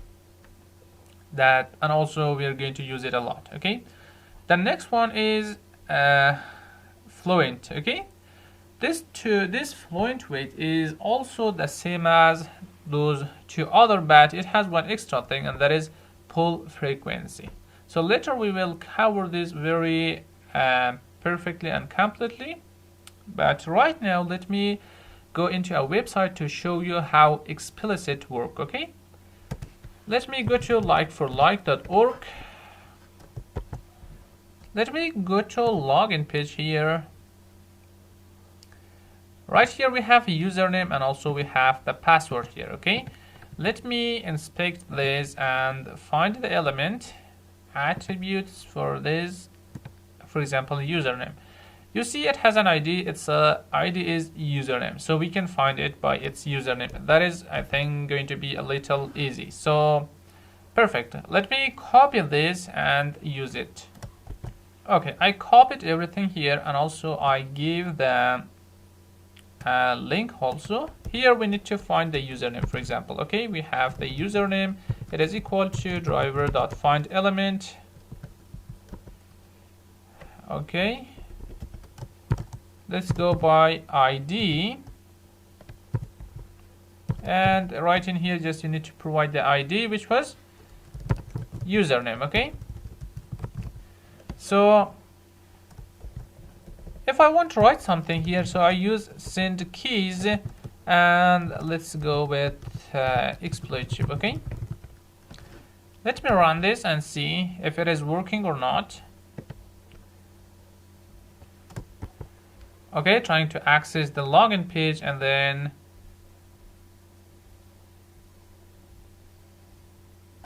it happened very fast and we were not able to see that. Okay, so let me time.sleep this for 10 seconds right now, and we will be seeing that better. Okay, let me run this again.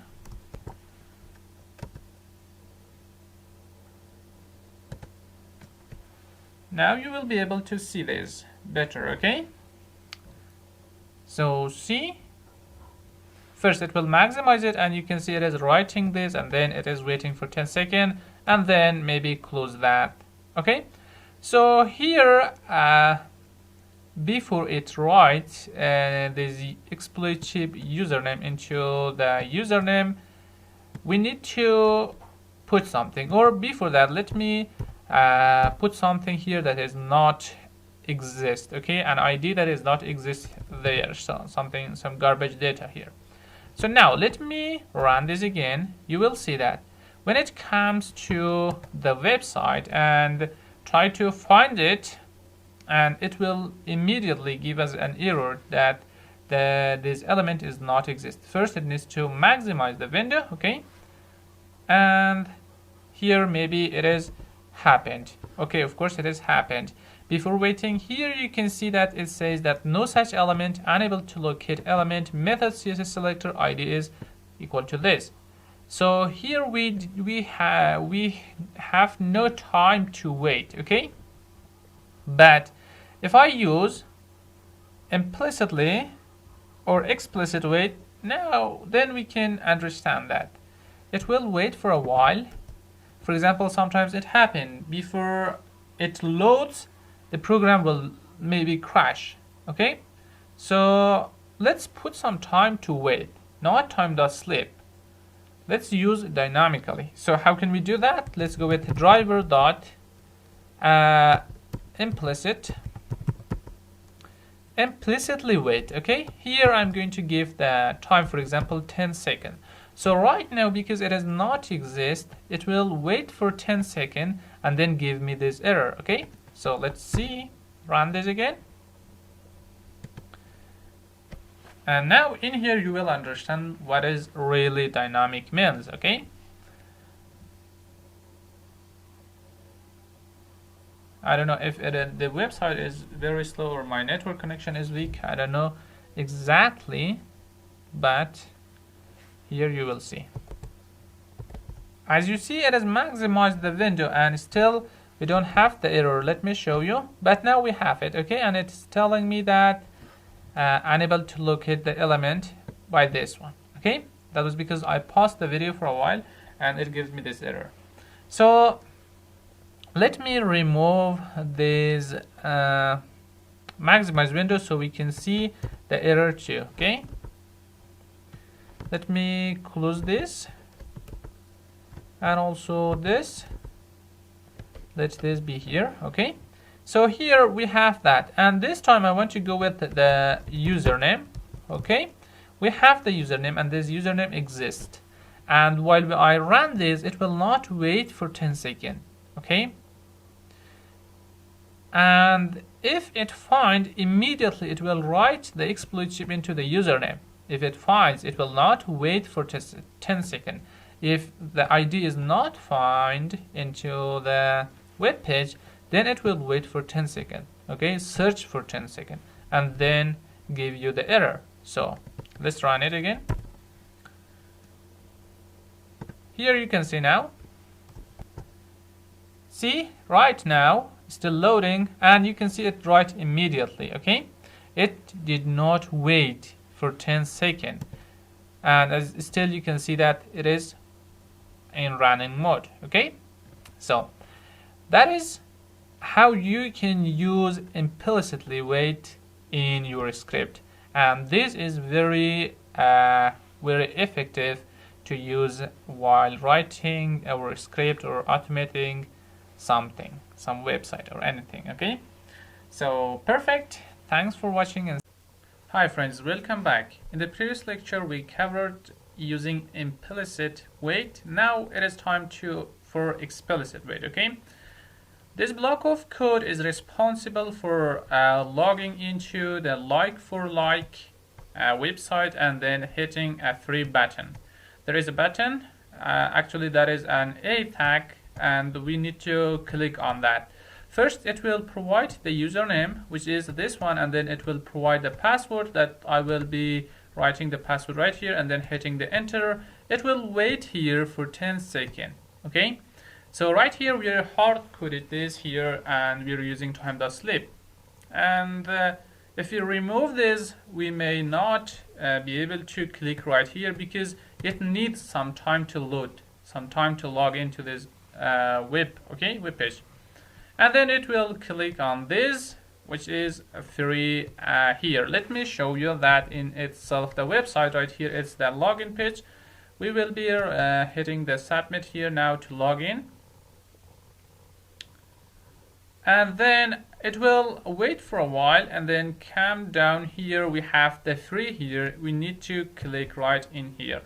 So using this we are going to learn how to use explicit wait. Okay, so right now let me run this, but before that let me provide the password here, so I will not show you the password. Okay, I will be running this like this. Okay, so you will see that. Okay, I write the password in right there. Now let's run this. Okay, first it says that exe wait, but okay, we have a function here and that has an error. Let me fix that. Okay, I fix it. Now let me run it again. Now you can see here it is trying to log in into the like for like website. Okay, providing username and password, hitting enter, and then coming back here trying to click on free because we have 10 seconds to wait, and after that wait it will click right here. As you saw, it clicked and then close the window. Now let me remove this little time from here, time.sleep. Before clicking I want to remove that. Now let's see if it is able to click on that web or not. Okay, trying to log in, and as you saw that here it says that no such element, unable to locate element, method XPath selectors. As you see that it is equal to text is equal to free, that means it is that button that we were trying to click. Okay, so perfect. Now we have this error, and let's go handle this with explicit wait. First, what is explicit wait? Explicit wait is used for some specific web element. Okay, there are some cases that part of your project or your automation project needs to have some time to be loaded, so you add some explicit wait on that part so you have the time, okay, to be loaded and then do the next job. And implicit wait is not like that, it is for the whole project. So here this part needs some time to be loaded, not all the other part. Okay, so for this one we will be adding some time, and that is explicit wait. For that, let me come to here and then to the Selenium. Let me go to explicit wait and show you something here. Okay, this one, it is telling that the first thing you need is to import this thing. It is called WebDriver wait. Okay, first you need to import this from support wait to use it. And also it is telling that, let's go to option, and you can use .until and then some condition here to use. And here these are the function that you can use, some condition. And here it is also needs something called expected condition. Let me go inside and see what is that. As you see here, we have selenium.webdriver.support.accepted condition is something we need that. Okay, and right here it has too many functions that we can use. For example, alert is present, all off, any off, all this thing. Okay, if you need more, you can come right here and find and solve your problem very easily. Okay, so if I come back here, you can see that I already imported WebDriver wait from this support.wait, and also I imported expected condition as EC or aliasing. Okay, I alias this and as EC because it is very easy to write EC instead of expected condition. Okay, now right here I am going to use that. Okay, first let's create a variable called wait. Wait is equal to WebDriver wait, and right here you need to give that driver and then some time to wait. For example, I'm going to give 10 seconds, so it have the time. Okay, the maximum time is 10 seconds. It will wait 10 seconds, but if it finds the free button in 5 seconds, so it will continue. Okay, it will not, it is not necessary to wait for 10 seconds because in the 5th second it found this free and then click on that. So after that we need to specify that wait dot until. Here we have the EC, okay, that we just imported this dot. Here we have all those functions that I showed you in the documentation, and the thing we need is the element to be clicked. Okay, to be clickable. As you see, this was a button that we could click on that. So for that we need to use the element to be clickable. So, and here we need to specify that we need to use by dot xpath. Again, I want to find that element, and that xpath for that element is already provided right here. So I copy this and then come here, paste it. Okay, so perfect. Now we have this, and let me put a click function here. Okay, and now we don't need this one. Okay, let me comment this. So let me remove some little extra space from here. Okay, no problem. I think that is it, no problem.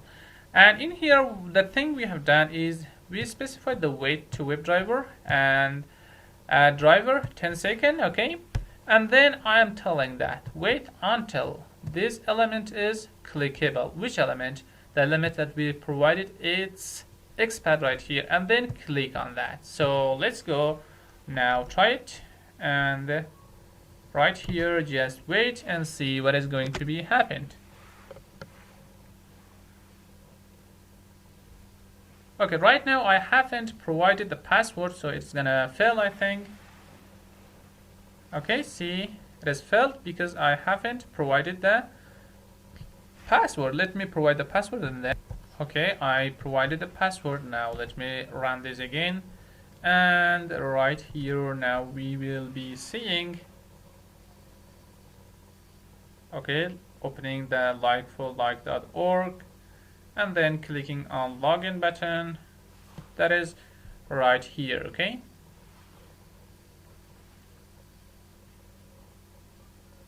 Perfect. Now it is providing username and password. Let's see. Okay, now it clicked on submit button. Perfect. Now it has 10 seconds to wait.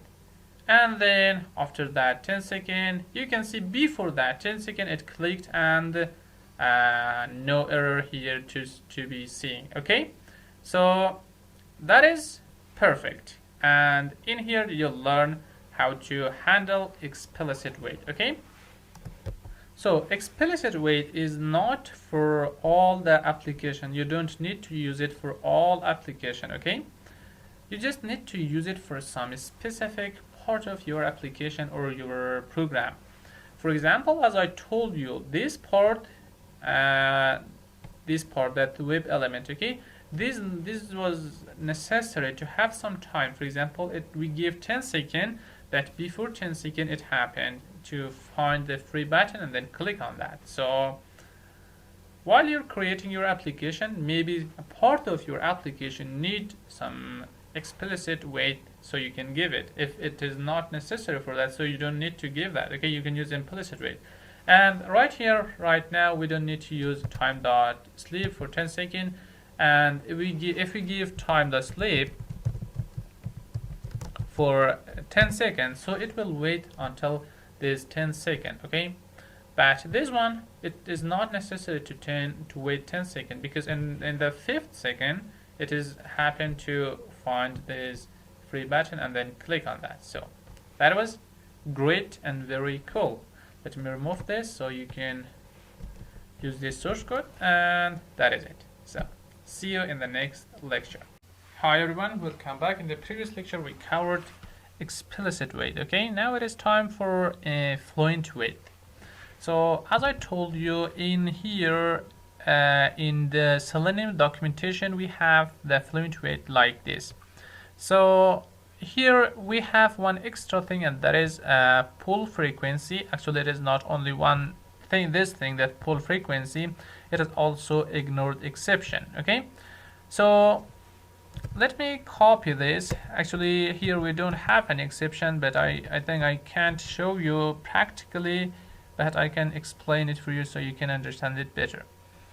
So this is the explicit wait, okay, that you learned how to use it, and by default it is checking for some default second that if this element exists or not. But if you want to ignore that, so this ignore pull frequency is for that. So if you want to ignore that default wait, you can give that here. For example, I am telling that do not check until for each 2 seconds. Okay, after 2 seconds check for this element if this exists or not, and then I can use the ignore exception here, and right here I can specify the exception. And there is 2 kind of exception that may occur sometimes. One of them is element not selectable exception, and also not visible exception. You can use each of them, okay, anyone you want, and that is it. So the first thing you need to give the driver, and the second one, it is the timeout. For example, I give the 10 second, and then you can give the frequency, pull frequency. It could be 1, 2, 3, anytime you want. And then you can use the exception, ignore exception, to not to see the exception, okay, error. And then all the others are the same as other. And right here, if I just copy that so you could use it, let me come here and then copy and just paste here. Just it is for test to element not visible exception. Okay, sometimes maybe it occurs for you to give you an error, such an error that element not visible exception, and it will be ignored now. Okay, and if now I run this, it is going to work, but I'm not going to do that because I don't have the password right now here, and I have the username here, and that is it. Okay, so thanks for watching, and hi friends, welcome back. I never talked about this deprecation warning. Executable path has been deprecated. So if you want to solve that, if you don't want to see that, you need to use the services. Okay, this warning is because of the Selenium version. Okay, so before it was supporting while you're passing just a path, but now you need to use the services as well. So if you want to solve that, here right from selenium.webDriver. Right here you need to provide the services. Okay, so this service come from Chrome dot service. Let's see. Okay, we have it. From in here you need to just import that. Okay, so let's use import and then use service, and then right here into the path again you need to specify that as well.